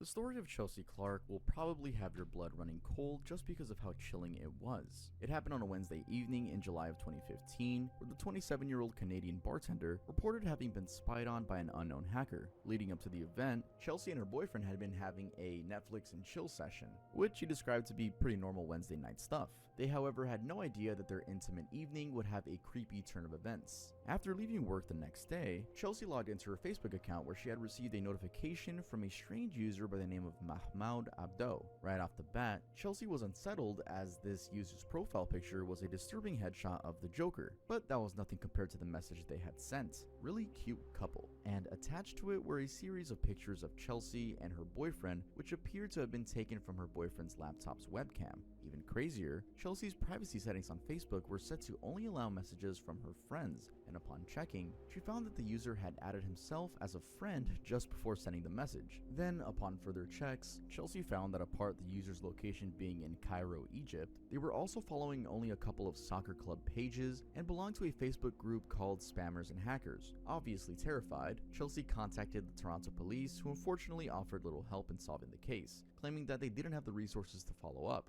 Instead, they suggested that she should simply block the user, hoping that they didn't contact her again. Desperate for some form of closure and justice, she contacted both Netflix and Facebook with no response from Netflix, and Facebook stating that the user had not gone against any of their policies. Anyway, according to Eric Parent, a cybersecurity expert, the hacker must have been someone who personally knew the couple. Either that, or it was an outsider that did their homework and understood enough about the couple. This is because of how strange the whole ordeal was, and after the webcam was hacked, the hacker conveniently found Chelsea on Facebook. Parent further explained that that hacking a webcam is not rocket science and is actually simpler than we may think. Someone would only need basic tech knowledge and bad intent. However, in this case with the hacker allegedly being across the world from Chelsea and her boyfriend, remote access would have required some form of user involvement, meaning the victim would have had to click a link or open a document. Chelsea was still not convinced because her boyfriend's laptop was only ever used for gaming or streaming Netflix. As a matter of fact, her boyfriend ran a security scan on it and the results came back normal, with no issue detected.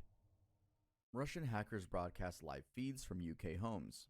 If you can access your video footage over the internet, then what's stopping someone else from doing the same? This is a question posed by Simon Rice, the group manager for technology at the Information Commissioner's office, after news erupted of a Russian website allegedly spying on people all over the world in late 2014. The website, called Instacam, was discovered to have been streaming live footage from over 250 countries. Now, if you've been watching my videos for about maybe even 3 years now, because I think in 2021 I uploaded a video. I had this little series called Disturbing Websites where I go over disturbing websites, and I believe Instacam was in one of those videos. It's basically a website where like I just said, it's broadcasting a bunch of webcams that just have bad security. You can sort by manufacturer, country, place, city, and time zone. You ever wanted to watch live footage of a Russian hotel, a random street, a squirrel in Tokyo? Well, this website is just for you. If you go on there nowadays, you get an error 500, but I have seen people, like when you look up Instacam on the Google search, there's people on Reddit saying that don't even click on the website. You can get a virus from just clicking on the website. So I'm letting you guys right now,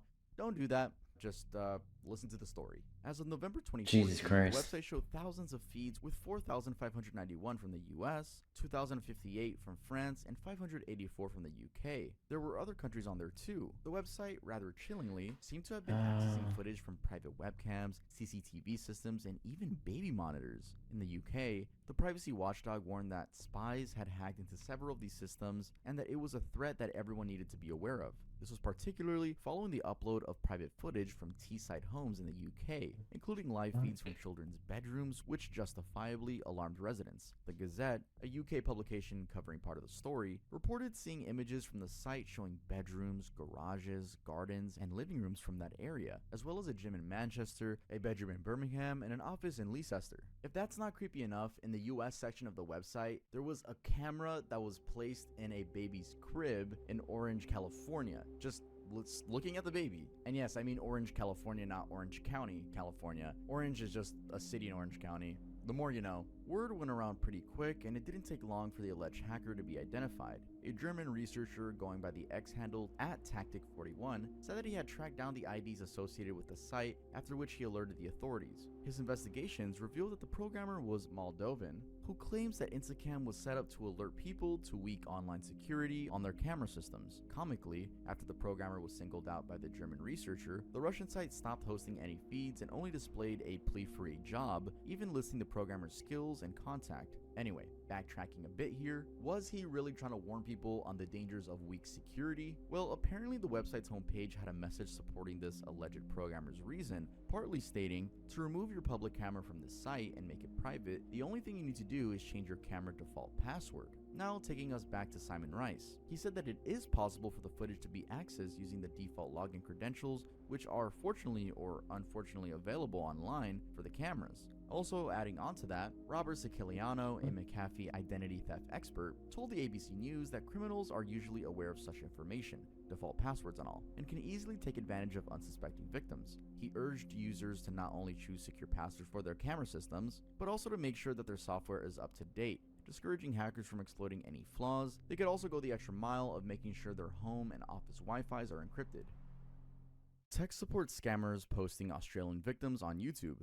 It's not uncommon to search for tech-related fixes on YouTube. We all do that, and most times, there's an easy fix somewhere out there. Well, mostly on something like an online support page, or that one YouTube video that has the mic muted, but it always helps somehow. So shout out to those those YouTube tutorials that have no mic. But going back to the online support page, you usually wouldn't question the genuineness of said page, and I believe scammers know that. Why? Well, back in 2016, there were 69 reported cases of Australians falling victim to an online scammer group going by the name MacPatchers. The group claimed to be a tech support company allegedly providing technical assistance to people looking for help with issues like software installation or support for their Yahoo, Gmail, or Hotmail accounts. They would then proceed to extort money from the victims and hack their webcams to secretly record testimonial videos of them, which they would then post on their YouTube channel for self-promotion. And this was with neither the victim's knowledge or consent. Now, among these unfortunate victims was Monash University medical professor Jeff Sussman. In an interview with the ABC, he shared the dreadful experience, describing it as very annoying and upsetting. In November of 2016, Professor Sussman had apparently purchased a computer which he unsuccessfully attempted to install Adobe software on. This made him seek help online and unfortunately landed him on a fake Adobe support page called Support for Adobe Australia. To make it look legitimate, the page had listed an Australian toll-free number which users could apparently dial for assistance. Like any other person in this situation, maybe, and desperate for help, Professor Sussman didn't think twice before calling. Little did he know that this was the beginning of what would be an unforgettable scam. Upon dialing, he was connected to the MacPatchers organization, if you can even call it that, who alleged that his computer had a virus which was preventing him from installing the Adobe software. They asked him to download some other program that basically gave them full access to his computer. In his own words, Professor Sussman humorously said that once you give them access to your computer, it's good night, sweet prince. He explained that the scammers made it look like they had removed the virus when in reality, they had bugged his computer and gained access even to his webcam. After, quote, completing their services, they ran a line for Professor Sussman to read.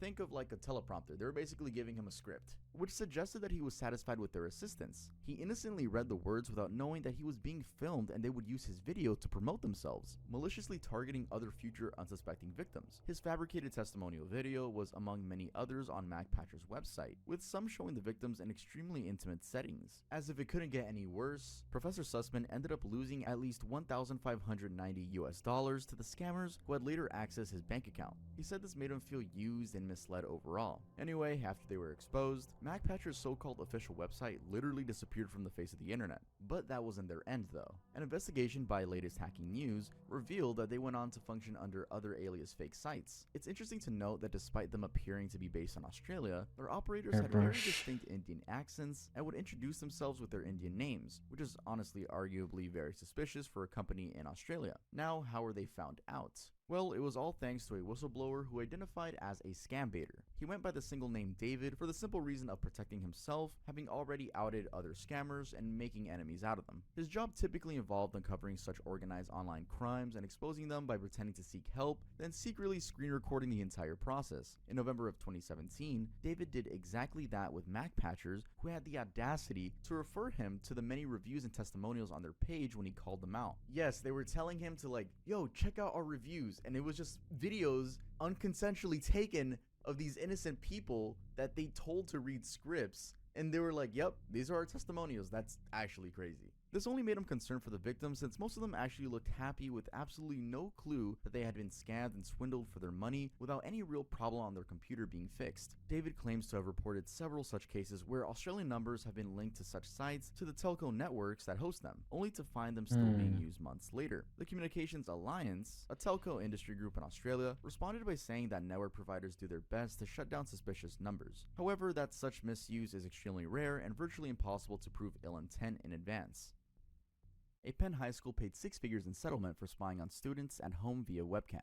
In 2010, the Lower Merion School District was faced by a lawsuit from a 15-year-old sophomore, Blake Robbins, who accused the district of invasion of privacy. The school had allegedly taken hundreds of photos of him secretly in a period of only 2 weeks. He and his family found out about this after he was accused of dealing drugs by one of his teachers. This was weird, as first, he was taking Mike and Ike's, the candy, and second, he was at home when he was taking the Mike and Ike's. Robbins even joked on his Facebook, a post that is no longer available, that he felt safe in his room with his computer and advising everyone that they should keep their pants on because Lower Merion was watching them. After the suit was brought up, it was revealed that the district had secretly used software to remotely activate webcams on laptops issued to students. The software, called Theft Track, was initially installed to help recover stolen laptops, and the school claimed it was within use of the software that the school's vice principal watched Robbins dealing drugs. Or I should say, quote, dealing drugs. Apparently, his laptop was suspected to be stolen, and in attempts to locate it, a technician activated the webcam only to find him sorting out his candy. Weirdly though, the software allowed the school to capture thousands of images and screenshots without the students' knowledge or consent. These included photos of students in their homes, some of which were captured while they were asleep or in other private situations. This footage was then sent to the school servers, after which the laptop would delete the shared files. It was programmed to do that, making sure that there was no trace of such activity on the laptop itself.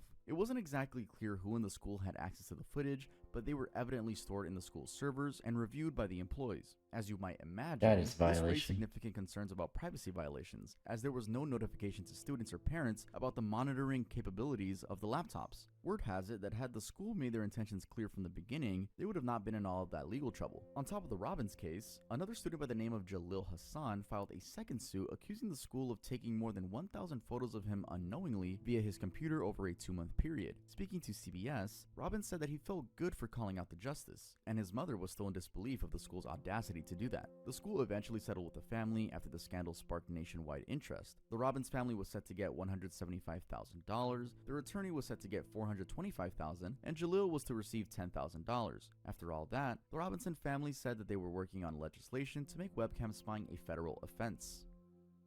8-year-old It should be a girl federal streamed on offense. a live webcam app.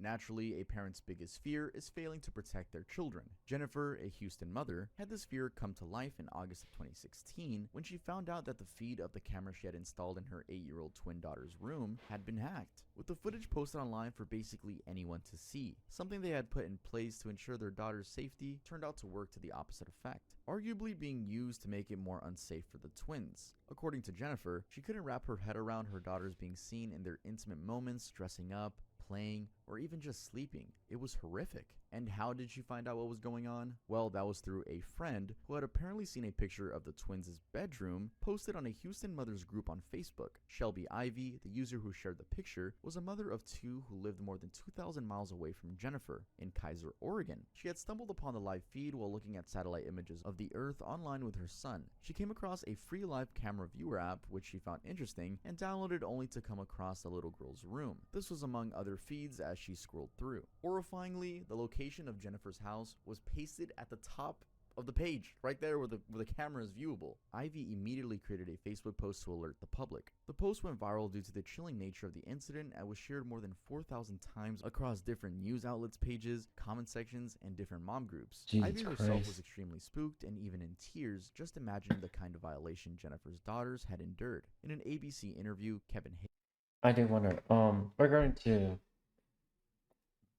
our practice here, does anyone know how to make a working blending tool for Alpaca? Right now, I don't have the money to get a license for Clip Studio EX, or do want to relearn everything again.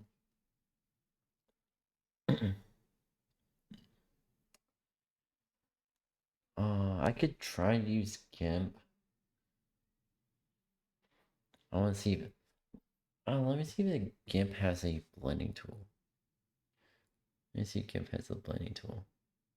And plays. Haley, a semantic security officer, shared that a system is highly vulnerable to an attack if it's connected to the internet, since most of these systems have not been designed to be secure, which offers hackers multiple opportunities to break into them. Luckily, a security company tracked the hackers and believed that the incident was made possible through Minecraft. One of Jennifer's daughters was playing it on her iPad. Apparently, a prompt had popped up requesting for the name of their server, of which her daughter searched for a random one online. It turned out to have been unprotected. This way, the hackers could easily locate the family's monitor and computer systems, then access their modem as well as DVR system. This would then allow access to the cameras in their home. Anyway, this incident only motivated Jennifer to enforce her security system, but also to ban her daughters from using the internet as a whole. Jennifer went ahead to advise parents to be vigilant and always watch what their kids are doing to avoid such incidents. Putting aside the obvious trauma, if there's anything positive that came out of this experience is the friendship between Ivy and Jennifer. In fact, Jennifer could not possibly thank Ivy enough for saving their lives. Miss Teen USA tortured for a year after webcam was hacked. 19-year-old Californian Cassidy Wolf was on the path of stardom, having won Americans' hearts in the last 2 years. She had been contesting in beauty pageants. This was in 2013, and just months before she was crowned Miss Teen USA, rather shockingly, she revealed that she had been a victim of sextortion. She had apparently received an anonymous email with nude photos of herself, with the sender threatening to expose her, aka just blackmail her, unless she were to send better quality images or perform sexual acts via a Skype call. Cassidy was horrified by the email and immediately contacted her mom, who acted swiftly by reporting the case to the police. It didn't take long before the FBI took over and linked the case to 19-year-old Californian Jared James Abraham, who confessed to having hacked into 100 to 150 women's webcams. Following his arrest, the college student pleaded guilty and was sentenced to 18 months in federal prison. It was discovered that he had used the invasive malware Blackshades to hack into these women's computers with similar demands to Cassidy's case. Blackshades can reportedly be used remotely to gain full access to the victim's computer, including accessing their webcam, logging keystrokes, accessing private information like login details, and downloading or executing files from the victim's computers. What's also crazy about this case is that Jared targeted young women that he already knew. He actually went to the same high school together with Cassidy, that being Great Oaks High School, and even graduated in the same year in 2012. Interestingly, being the sweetheart she is, Cassidy had mixed emotions about the incident to the point where she literally was sympathizing with Jared's situation. Speaking to CBS, she was shocked that the two were the same age and that Jared had chosen to participate in the malicious acts, practically throwing his whole life away. She felt bad that Jared had terrorized her and many other girls without realizing the extent of damage of his actions or the severity of their consequences. Despite her refusing to consent to these horrific demands, she shared that she never thought that she could have been sextorted, never thought that she could have been a victim. Overall, a sad case, but at least with media coverage, enough to be a wake-up call to the risk of cybercrime and sexual cyberbullying. This came off as particularly important in the eyes of the victims, as in an interview with CNN, Cassidy said that it was a traumatizing experience, especially because one is supposed to feel safe in their bedroom, that being their most intimate space. And after being crowned Miss Teen USA, Cassidy committed to being an advocate against cybercrime, using her story to educate other young girls across the country on safety measures when using the internet. Also, with the high rise of sextortion cases at the time, the US government also made attempts at educating the public, issuing advice to computer users to do things like use passwords that are difficult to guess, avoid opening unverified attachments, to always use reliable antivirus software with updated definitions, as well as covering their webcams when they're not in use. Robert Davies. For 9 years, he hacked webcams, including of people he knew. 32-year-old Robert Davies, a software engineer from Byron Close, Colwick. So, for our art here, maybe going forward, like any future products, I should just kind of go back to my sort of original art style, which I did half solid half solid half flat shadows, half smooth shadows,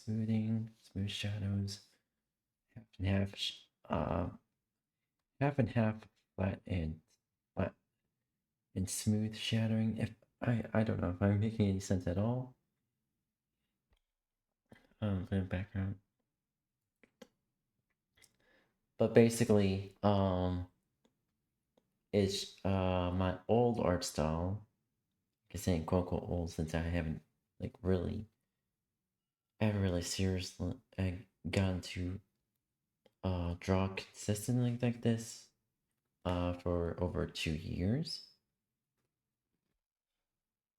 But basically it was kind of because I was doing traditional art, so I kind of did half of it was flat shadows, half of it was solid. And it's kind of an iffy mix. It's like imagine flat shadows, but the edges have a medium small but thin layer of blending. It's quite difficult to blend with only just having just markers. Not just any mark.